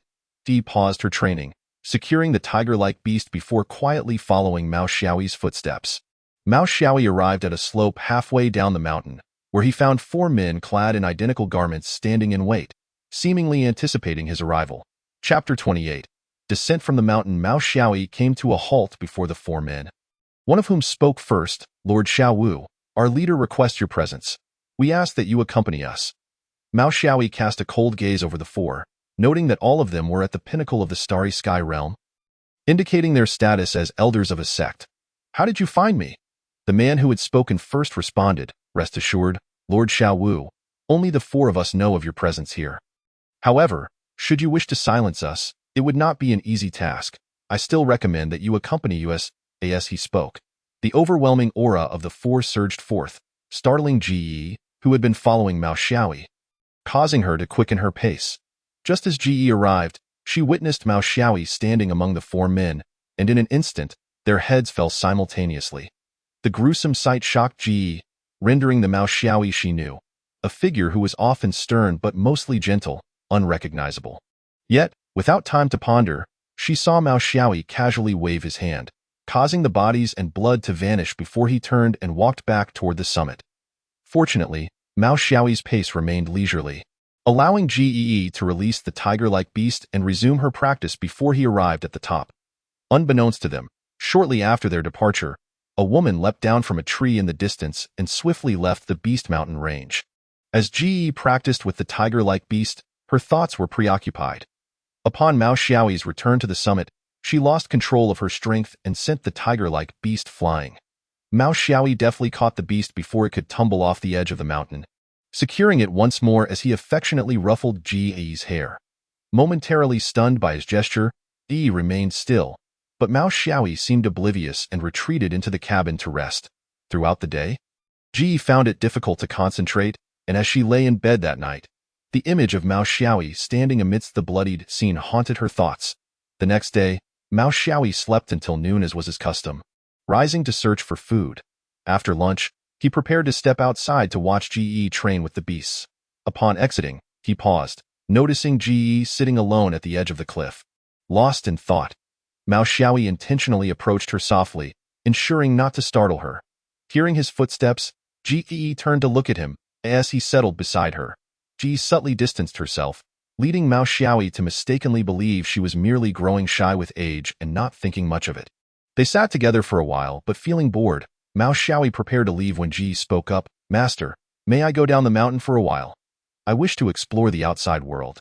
Mao Xiaoyi was momentarily taken aback by her request but quickly acquiesced. While reluctant to part with her, he had anticipated this day would come. He could remain on the mountain for eternity. Yet Ji had yet to witness the vast world beyond. He could not confine her to the mountains for life. After helping Ji gather her belongings and giving her some pocket change, he watched as her figure disappeared at the foot of the mountain, feeling a sudden emptiness in his heart. That night, as Mao Xiaoyi lay on the ground to sleep, a gust of wind swept through the window, causing the black robe to fall over him, reminding him that he had a bed. Chuckling softly, he hung the robe back up and settled onto the straw mat. Meanwhile, Ji's descent into the town felt like stepping into a new world. Filled with an array of vibrant clothing and mouth-watering street food, quickly depleting the money Mao Xiaoyi had given her. She gazed hungrily at an enticing candied hawthorn skewer, her mouth watering, yet she had no funds left to purchase this delightful treat. At that moment, a woman approached her, purchasing 2 skewers of candied hawthorn from the vendor before handing one to Ji. The girl stared at the woman in wide-eyed wonder. The woman smiled and playfully pinched Ji's cheek, saying, "Eat up. It's on me. Afterward, I'll take you to the most fun places in town." Nave and inexperienced, Ji quickly devoured the candied hawthorn and spent the day playing with the woman. By the end of the day, she was completely enamored with life beyond the mountains. As evening approached, the woman brought Ji aboard a small boat on the river, where they feasted on freshly caught fish. Ji had never experienced such a feast on the mountain, eating heartily and nearly choking on fish bones several times. Once her belly was full, the woman gently said, "You seem to be all alone. Would you like to join our sect? Everyone there is very kind, and if you come, I can play with you every day." Ji did not understand what a sect was, but she recognized the woman's kindness and readily agreed. That night, Ji stayed at the inn with the woman, and the following day, they set off toward the sect the woman had mentioned. Upon arrival, Ji was captivated by the new environment, resembling a small town where everyone seemed to know one another. The woman appeared to be well respected in the sect, with passers-by greeting her as Sister Channer, leading Ji to a quaint courtyard. The woman said with a smile, "This will be your new home. Feel free to explore while I attend to some matters. I'll come find you later." Ji gazed in awe at the courtyard, mouth agape, completely ignoring the woman as she dashed around, eventually flopping onto the large bed inside and rolling about in delight. Meanwhile, the woman left Ji's courtyard and found an elder in the sect's main hall. "Leader, we have located him, but his strength exceeds our expectations. Even if we allied with other major sects, we might not prevail." The elder furrowed his brow, stroking his beard as he looked at the woman and asked, "Channer, do you have any good ideas?" She smiled knowingly and leaned closer to whisper in the elder's ear, "Leader, he has taken in a disciple, and I have brought her back. Tell me, when he faces opposition from all the sects in our world, how will he react if the one he trusts most stabs him in the back?" The elder chuckled heartily, clearly pleased with her plan, as he patted her shoulder. Exiting the grand hall, she approached a cluster of roses, casually plucking 7 multicolored blooms to arrange in a vase. Gazing up at the sky, she murmured, "Xiao Wu, do not blame me. This is your fate, and you are destined for a tragic end." Chapter 29. Then, let us ascend to godhood. Unbeknownst to Ji, she had spent over a month in the town. While she enjoyed her time there, she gradually longed for the life atop the mountain. She had repeatedly expressed her desire to return to the summit to Ling Chaner, but each time, Ling Chaner deflected her with various excuses. One evening, overwhelmed by her yearning, Ji stealthily slipped out of the courtyard, intending to leave the sect under the cover of darkness. Yet, she hadn't taken more than a few steps when she spotted Ling Chaner seated on a bench by the path. Smiling at her, realizing she had been caught, Ji ceased her attempts at concealment and boldly walked past Ling Chaner. However, Ling Chaner immediately stood up, her expression turning serious as she grasped Ji's hand and asked, "Where are you going so late, E?" The grip was painful, and Ji's voice held an edge of anger as she replied, "I'm going to find my master." "Why are you stopping me?" Ling Chaner sighed deeply, slowly releasing Ji's hand. As Ji began to walk away, Ling Chaner called after her, "You cannot return. Your master is not a good person. He is a demon." Upon hearing Ling Chaner's disparagement of her master, Ji halted, turning to confront her. "How can you say that about my master when you've never even met him?" Ling Chaner offered no answer, instead pulling Ji toward the sect's grand hall. During their hurried journey, Ji bombarded Ling Chaner with questions, but she remained unresponsive. Upon reaching the grand hall, an elder awaited their arrival. Upon seeing him, Ling Chaner immediately bowed respectfully. "Greetings, leader." Meanwhile, Ji, still fuming, glared at the elder and demanded, "Old man, did you instruct Sister Chaner to speak ill of my master?" The elderly man, unfazed and smiling, approached Ji, placing a hand gently against her forehead and declaring, "I understand your skepticism. Allow me to demonstrate." In the next instant, wisps of black gas began to emanate from Ji's forehead, ultimately coalescing within the palm of the old man. He then positioned his hand before Ji's eyes and inquired with a grin, "As a practitioner yourself, possessing considerable strength, you surely recognize what this substance is." Ji's pupils constricted sharply as she gazed at the dark energy in the old man's hand. She certainly recognized it. This was malevolent energy. Having never taken a life, it was impossible for her to harbor such darkness. Thus, only one conclusion remained. This malevolence must have been tainted from her master. Noticing Ji's silence, the old man continued, "Your master, unbeknownst to many, is the lost son of ultimate evil from years past. He possesses a natural body of ultimate malevolence, capable of rapidly enhancing his power through the slaughter of living beings. You are most aware of your master's strength. Now, consider how many innocents he has truly slain." As the old man's words echoed in her mind, Ji recalled the image of Mao Xiaoyi standing amidst a pool of blood. Her initial anger morphed into a complex turmoil as she began to doubt the man who had raised her for over a decade. Was he truly good or evil? Having achieved his objective, the old man patted Ji on the shoulder and departed. At that moment, Ling Chaner approached Ji, presenting her with an oddly shaped dagger and stating, "After some time, most sects will confront him. But only you among us may have the chance to approach him. Remember, if he survives, then it is we who shall perish." With those words, Ling Chaner hastily exited the grand hall, leaving Ji alone to contemplate the dagger in her hand. Outside the hall, Ling Chaner quietly spoke to the old man, "Sect master, I have entrusted her with the dagger. Should she strike true, the blood will flow along the blade's channel into the vessel within the hilt.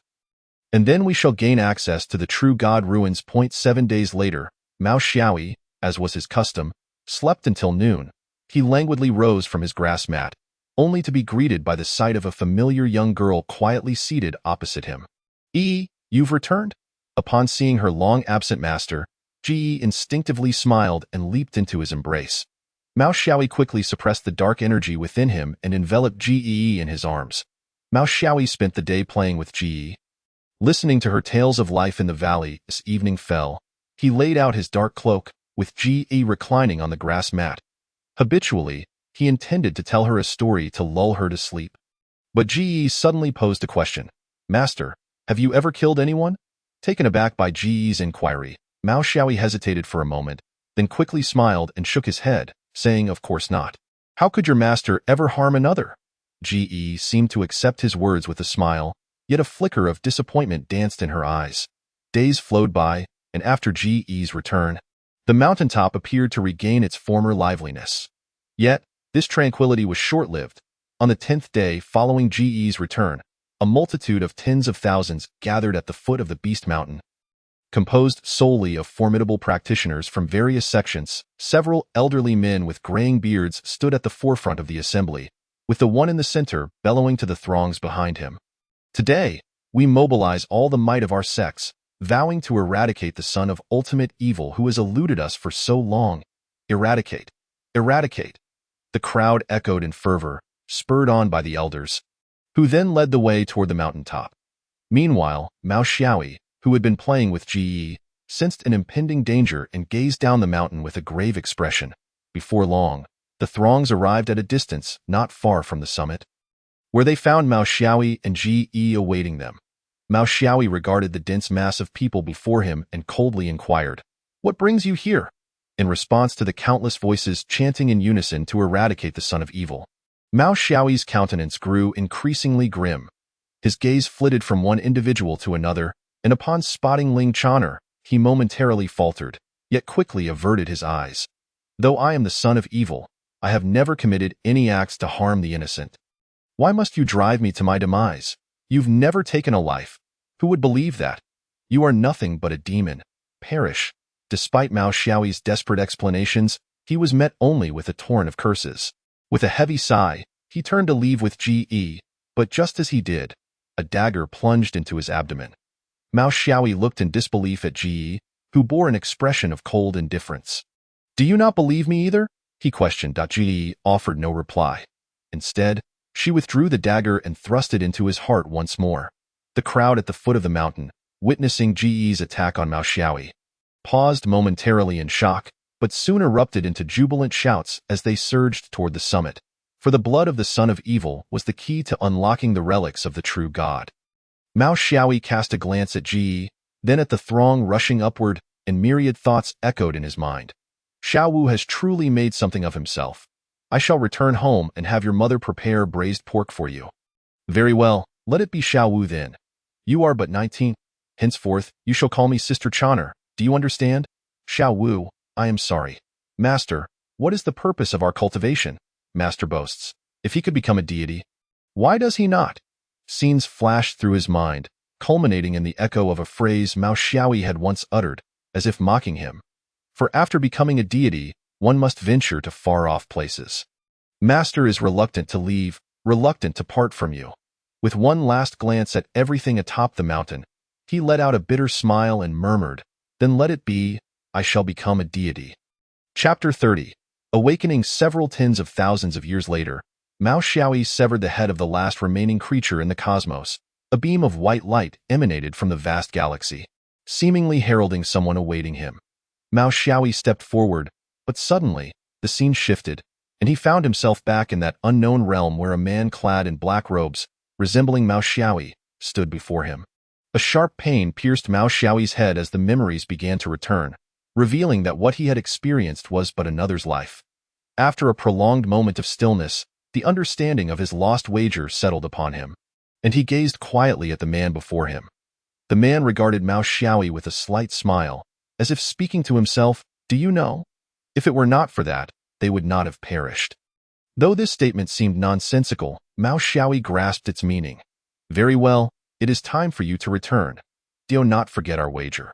I shall reappear when you are ready to fulfill it." With that, the man vanished, and Mao Xiaoyi found himself staring at the ceiling of a hospital, where Xiao Xiao Xiao sat beside his bed, resting with her eyes closed, as he beheld this woman who tugged at his heartstrings. A complex emotion surged within him, and memories of his dreams with Ling Chaner surfaced unbidden.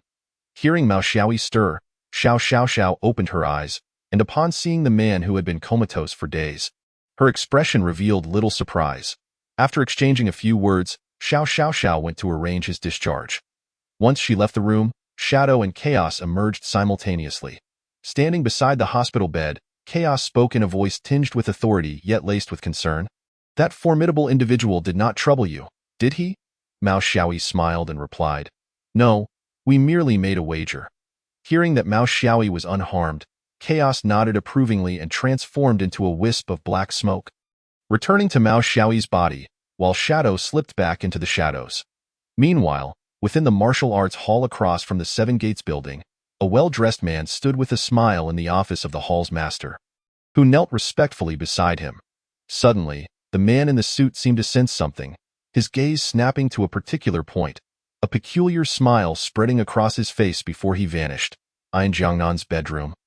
Jiangnan, bored, peered into a crystal ball, observing corners of the Kyoto Bay City. When the scene shifted to the martial arts hall, he saw a man he had never encountered standing in the hall master's office. Just as he intended to scrutinize further, the man seemed to notice him and abruptly turned to look. Jiangnan hastily stowed away the crystal ball, eager to inform Brother Yu, but at that instant, the man from the hall master's office appeared right before him.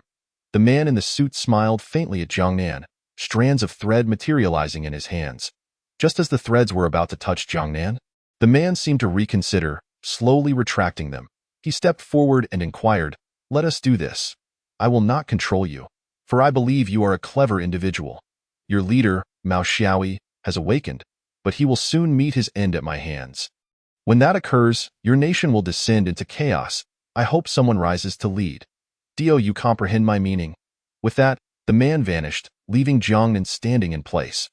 Once he confirmed the man had truly departed, he sprang into action, intending to relay the news, but his hand halted mid-motion at the door. Half an hour later, Mao Xiaoyi returned to the Seven Gates, where Wu Ming and others came to visit him. Relaying recent events, upon hearing that Sakura Country had transformed into the second base city of Huaxia, Mao Xiaoyi could not help but chuckle. Aside from that, there were no major issues, but it piqued Mao Xiaoyi's interest that his hometown, Jiangnan, had a group of survivors establishing a base city in collaboration with the military. He resolved to take some time to visit. Thus, a week passed, during which Mao Xiaoyi spent nearly all his time in the company of Xiao Xiao Xiao. After a week, Elder Qi summoned Mao Xiaoyi to the military headquarters.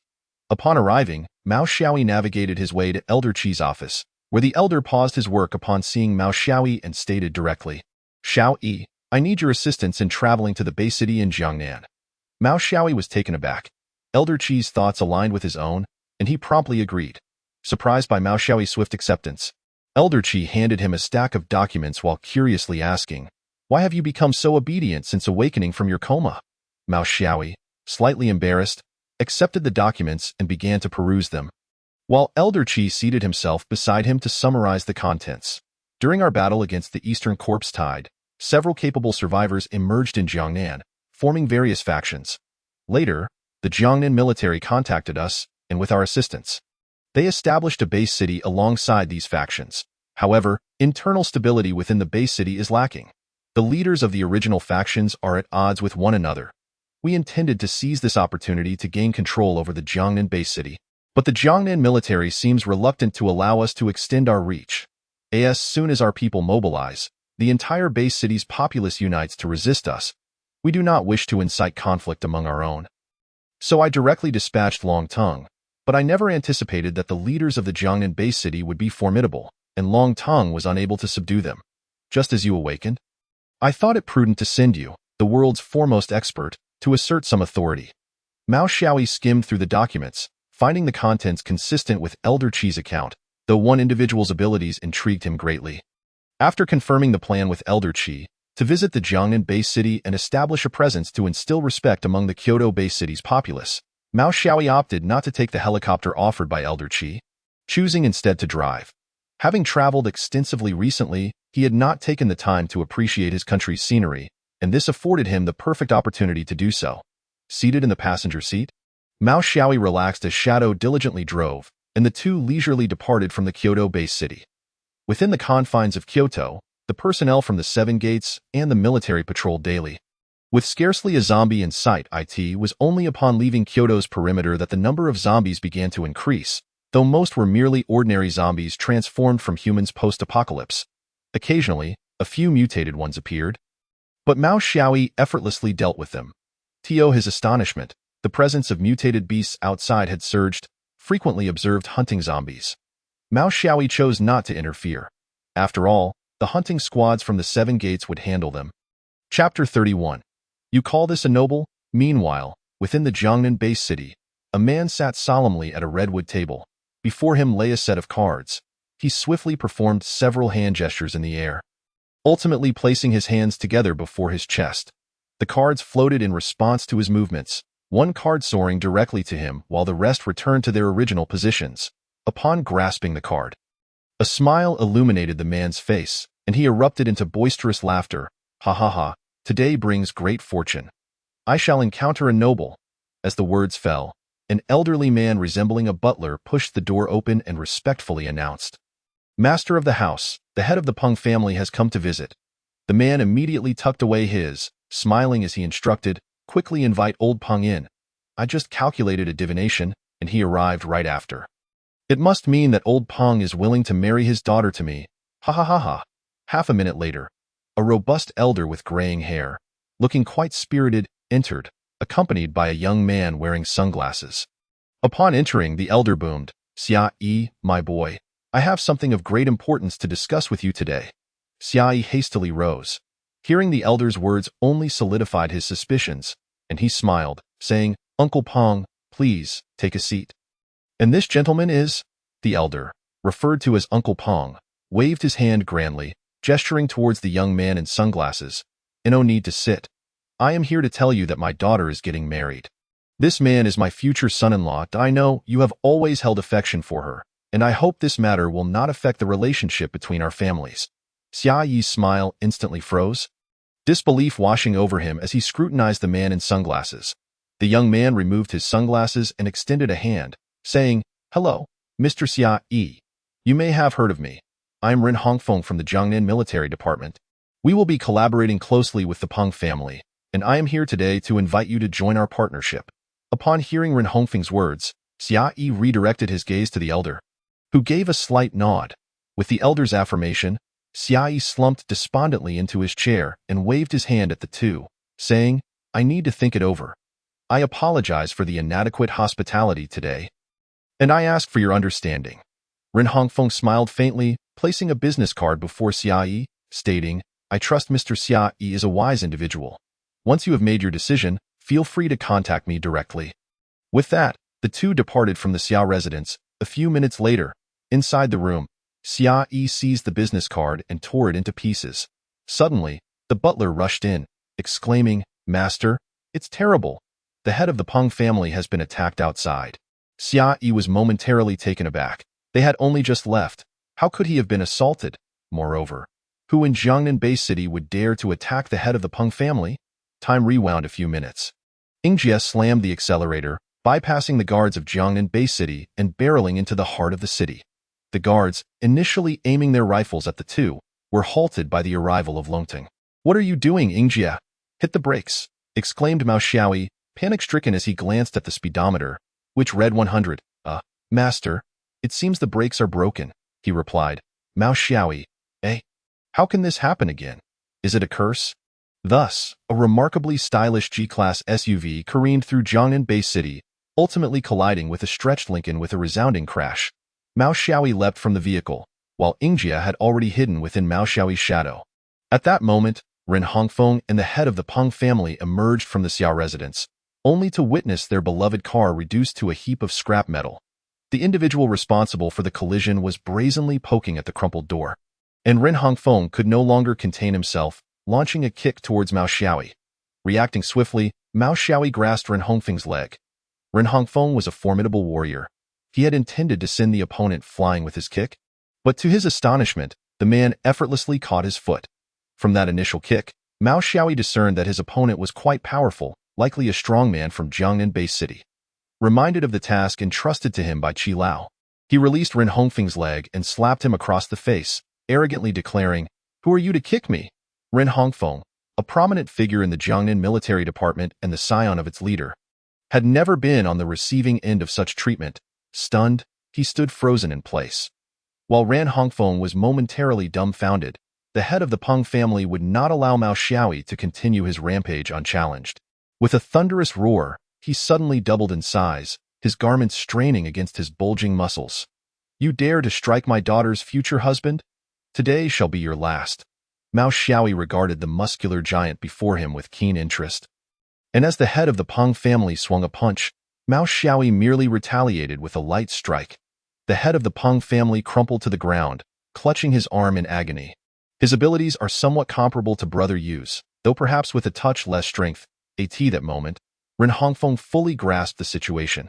Seeing the head of the Peng family swiftly defeated, he realized that this man was far beyond his capabilities. Just as Ren Hongfeng pondered how to extricate himself, Longting arrived with a squad of city defense soldiers, followed closely by Xia Yi, who emerged from the house. Seeing the newcomers, Ren Hongfeng's face lit up with joy, and he regained his previous air of superiority, calling out to Longting, "Mr. Longting, please apprehend this man. He attempted to assault me." Longting trotted over, casting a sympathetic glance at Ren Hongfeng before discreetly signaling to Mao Xiaoyi. To everyone's astonishment, he then bowed deeply to Mao Xiaoyi, exclaiming, "It is an honor to meet you, Sir Ghostface." Mao Xiaoyi instantly understood. This was his moment to shine. He leisurely retrieved a black mask from his pocket and donned it. Feigning authority as he declared, "All right, rise. These two sought to strike me first. I was merely acting in self-defense." Longting stood up and stepped aside, while Ren Hongfeng and Xia Yi, along with the others, were left speechless. Their astonishment palpable. As formidable figures in Jiangnan Bay City, they were well aware of the Ghost Face's reputation, yet they never envisioned that the world's number one would be standing before them. Mao Xiaoyi approached Ren Hongfeng, raising his hand for yet another slap. "What? Is there a problem with me striking you?" No. This is self-defense," Ren Hongfeng stammered, lowering his head submissively. He regretted provoking such a formidable presence. Meanwhile, the head of the Peng family, who had been groaning on the ground, reverted to his previous demeanor, now looking at Mao Xiaoyi with an ingratiating expression. Mao Xiaoyi disregarded the two, striding directly towards Xia Yi.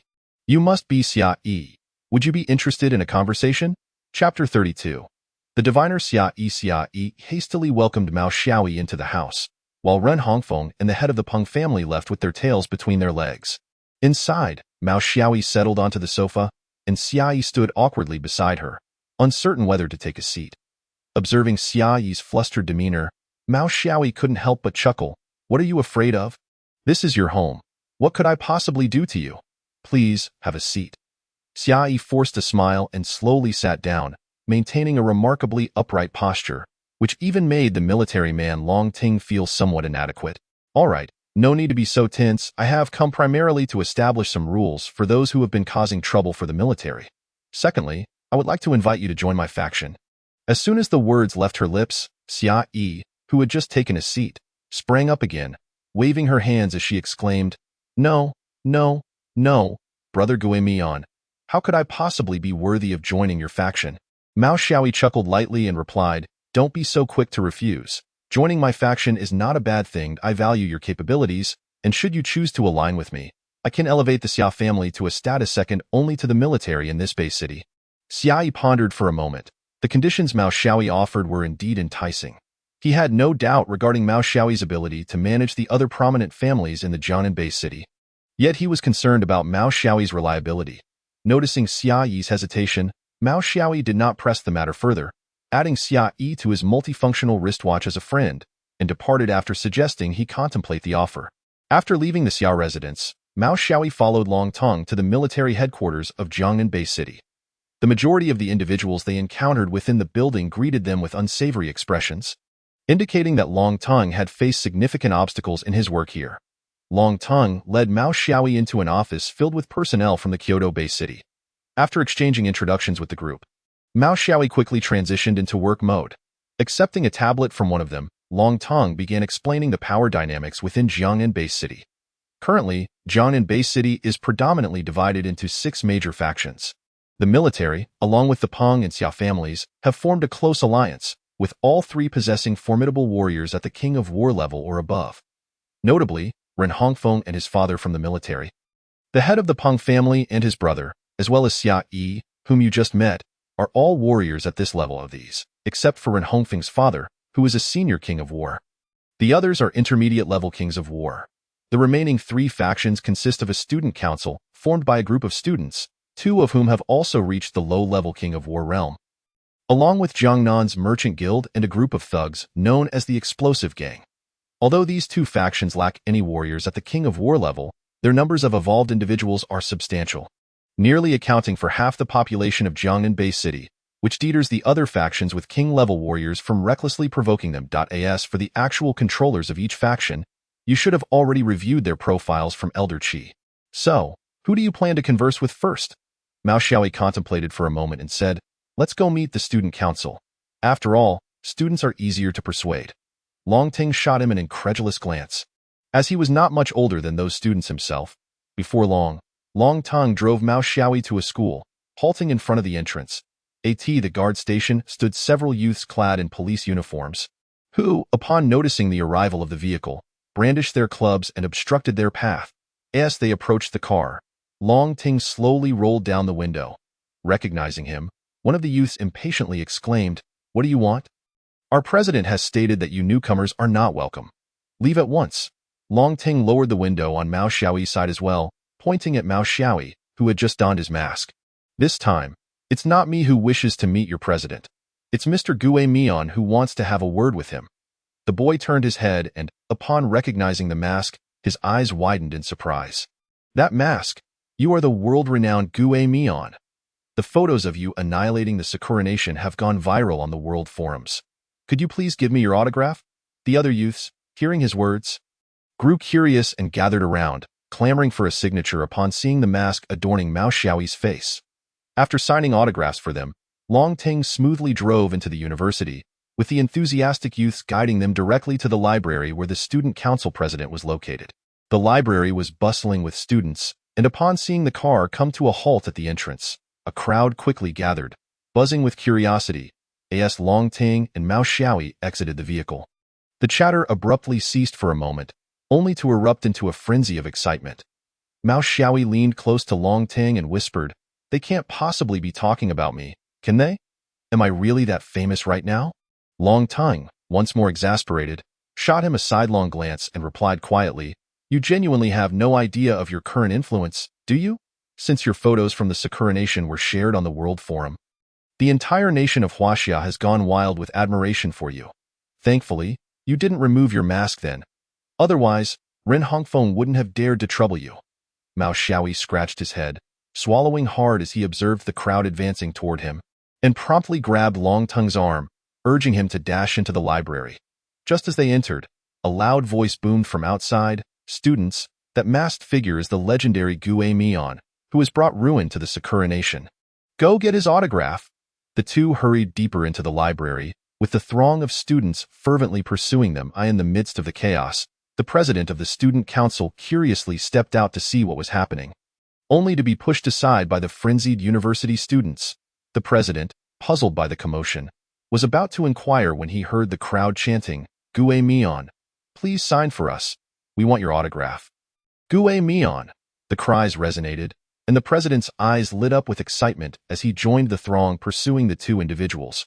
Although the duo fled with remarkable speed, the library had its limits. And ultimately, they found themselves surrounded by a group of university students. As the students scrutinized them like ravenous wolves, Mao Xiaoyi silently tightened his collar. Thus, Mao Xiaoyi commenced signing autographs for the students, who dutifully formed a lengthy queue that extended beyond the library's entrance. Meanwhile, Long Teng was overlooked by the students, discreetly avoiding Mao Xiaoyi's pleading gaze. Observing the seemingly endless line, Long Teng resolved to step out for a meal before returning. Halfway through, he abruptly halted, took 2 steps back, and turned to face the president of the student council, who had also noticed him and waved before returning to the queue. Long Teng retrieved a list of the 6 major factions, glanced at the council president in the line, and silently marked a tick beside the words Student Council. Chapter 33. The Mere God of War. After several hours, Mao Xiaoyi finished signing autographs for all the arriving students. Wu Ming took a bite of the roasted sausage he held and offered Mao Xiaoyi one he had not yet tasted. Mao Xiaoyi quickly devoured the sausage and turned to the student council president. saying, "President, shall we sit down and have a chat?" Following the student council president, the three entered the library's office. Once seated, Mao Xiaoyi got straight to the point. "I trust the president has a general understanding of our intentions upon seeing Long Ting and me arrive. What are your thoughts?" The student council president poured a cup of tea for Mao Xiaoyi, stating, "Of course, I understand. Since our idol has spoken, we will certainly cooperate fully with Mr. Long Tung. However, I am curious if our idol has confidence in simultaneously dealing with the other 5 major factions." Mao Xiaoyi took a sip of tea and replied, "Even if the Xia family does not align with us, they will not ally with the other 4 factions. As for the remaining 4 factions, I intend to pay them a visit. Whether they can continue to stay in Jiangnan Bay City will depend on their performance." The student council president smiled and refilled Mao Xiaoyi's cup. Having no doubts about his capabilities, as a devoted fan, he had already resolved to support Mao Xiaoyi unconditionally. The three continued to converse for quite a while, mostly with Long Tung discussing the cooperation needed from the student council once the Kyoto military completely took control of Jiangnan Bay City. With Mao Xiaoyi as an idol present, the student council president readily agreed to all of Long Tung's requests, which pleased Long Ting significantly. When they emerged, it was already afternoon, having wasted too much time on autographs. Thus, they decided to visit the other 4 major factions the following day. Meanwhile, at the Jiangnan military headquarters, Ren Hongfeng began secretly gathering personnel. Earlier that morning, a dejected Ren Hongfeng returned to the headquarters, where his father, Ren Yulin, immediately felt a pang of sympathy upon seeing the handprints on his son's face. After hearing Ren Hongfeng's account, Ren Yulin promptly contacted Zheng De, the leader of the Zhatian gang, and the two decided to thoroughly expel the Kyoto military personnel that very night. Once Ren Yulin had arranged for assistance, he patted Ren Hongfeng on the shoulder, saying, "It's merely a god of war level opponent. With so many evolved individuals, we can drown him with a mere spit from each of us. Once we eradicate these Kyoto scoundrels, you can immediately marry the daughter of the Peng family. At that time, Jiangnan Bay City will belong to us father and son." Ren Hongfeng nodded, shaking off the gloom from being beaten by Mao Xiaoyi, and assumed a commanding demeanor as he continued gathering personnel. In the dead of night, Mao Xiaoyi was joyfully playing cards with Long Ting when he suddenly tossed down his cards and, with a resigned smile at Long Tung, said, "I can't sit still any longer. It seems there are quite a few coming." Although Long Tung had yet to sense anything unusual, he understood Mao Xiaoyi's words and immediately rose to gather personnel. Mao Xiaoyi stopped him, chuckling, "It's just a rabble. I can handle them alone." However, this time Long Ting did not heed Mao Xiaoyi's words, his expression serious as he insisted, "This time is different. Some among them possess strange abilities. I suffered a significant loss before." An elder Qi said not to let you kill too many evolved beings, as they will be our future strength. Mao Xiaoyi pouted. Indeed, if he could not go all out, it would be quite troublesome. But that was all. Seizing the opportunity while Long Ting went to assemble personnel, Mao Xiaoyi instantaneously teleported to the street outside. The once bustling street was now devoid of life, with shops shuttered early. And at both ends of the street, 2 groups of people were firmly blocked. Mao Xiaoyi stood proudly in midair, surveying the 2 groups. The leader of the left group was Ren Hongfeng, whom Mao Xiaoyi recognized, while the right group was led by a burly man whom Mao Xiaoyi had seen in the files, presumably named Zheng De. Just as Mao Xiaoyi scrutinized the two groups sprang into action, launching a myriad of attacks toward him. In an instant, a kaleidoscope of assaults surrounded Mao Xiaoyi. Ren Hongfeng, seeing Mao Xiaoyi encircled, burst into laughter. "Ha ha ha, a mere god of war dares to oppose us. Let us see how you deal with so many of us." Yet, in the next moment, a flash of purple light flickered, revealing Mao Xiaoyi brandishing a purple scythe, still standing defiantly in midair, while the myriad of attacks that had encircled him had vanished without a trace. Mao Xiaoyi scanned the area and immediately locked onto the still laughing Ren Hongfeng. With a swift motion, he darted towards him, leaving the others in a blur. Ren Hongfeng finally reacted, hastily attempting to flee. But Mao Xiaoyi's speed was overwhelming, and in the blink of an eye, he was right before Ren Hongfeng. Elder Qi had warned against killing too many evolved beings, but he had not said it was forbidden. The god of war aura radiated from Mao Xiaoyi as he swiftly swung the scythe down. Just as the blade was about to strike Ren Hongfeng's neck, Mao Xiaoyi suddenly felt a wave of weakness wash over him, and his god of war aura plummeted to that of a war emperor level. The sudden deceleration allowed Ren Hongfeng and his companions to react in time, and they joined forces to deflect the blow. Sensing something was amiss, Mao Xiaoyi immediately used teleportation to vacate the area, returning to midair, but the feeling of weakness did not subside. Instead, it intensified. Suddenly, a shout emerged from the crowd. "He is weakened. Brothers, attack with all your might." Mao Xiaoyi immediately turned his gaze toward the source of the voice, but a deluge of attacks quickly obscured his view. With a cold smirk, Mao Xiaoyi unleashed several purple blades, yet this time, the purple blades failed to intercept the barrage of assaults, and in the next moment, countless attacks struck Mao Xiaoyi. Just as everyone believed they had successfully injured Mao Xiaoyi, a figure enveloped in a swirling chaos appeared in midair. The vortex gradually dissipating to reveal a completely unharmed Mao Xiaoyi. At that moment, Long Ting and his group rushed out from the building, and upon seeing Mao Xiaoyi unscathed, they breathed a sigh of relief. "All right, it's time to end this," Mao Xiaoyi said slowly as he gazed at Long Ting and the others who had emerged. Chaotic space. With a snap of his fingers, the original sky vanished, and the street and buildings transformed into nothingness, the ground becoming a realm of chaos, trapping everyone within. Mao Xiaoyi manipulated the chaos to extricate Long Ting and the others, allowing himself to descend back to the ground.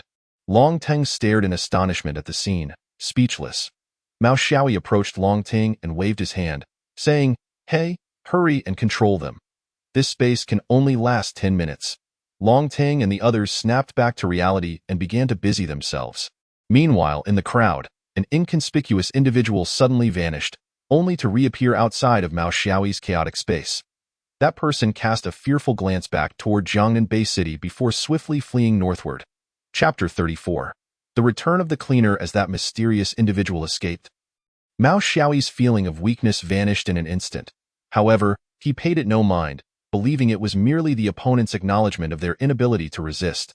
Soon, all the troublemakers were captured, awaiting interrogation. Mao Xiaoyi directed Long Tongue to investigate who possessed that weakening ability. Hoping to recruit them into his faction. As for Ren Hongfeng and Zheng De, they were destined to be sacrificial lambs for the Kyoto military's display of power, facing public execution. The next day, after a long night of work, Long Tongue was busy organizing materials when Mao Xiaoyi brought breakfast from the street and asked, "So, have you found the person with the weakening ability?" Long Tongue took the breakfast, chewing while mumbling, "No. I interrogated each person last night, and none know who possesses that ability. I had them showcase their abilities one by one, but still found no trace of that individual. Are you sure you sense someone weakening you?" Mao Xiaoyi nodded slightly. He was acutely aware of the palpable sense of weakness, yet he harbored faith in Long Tongue.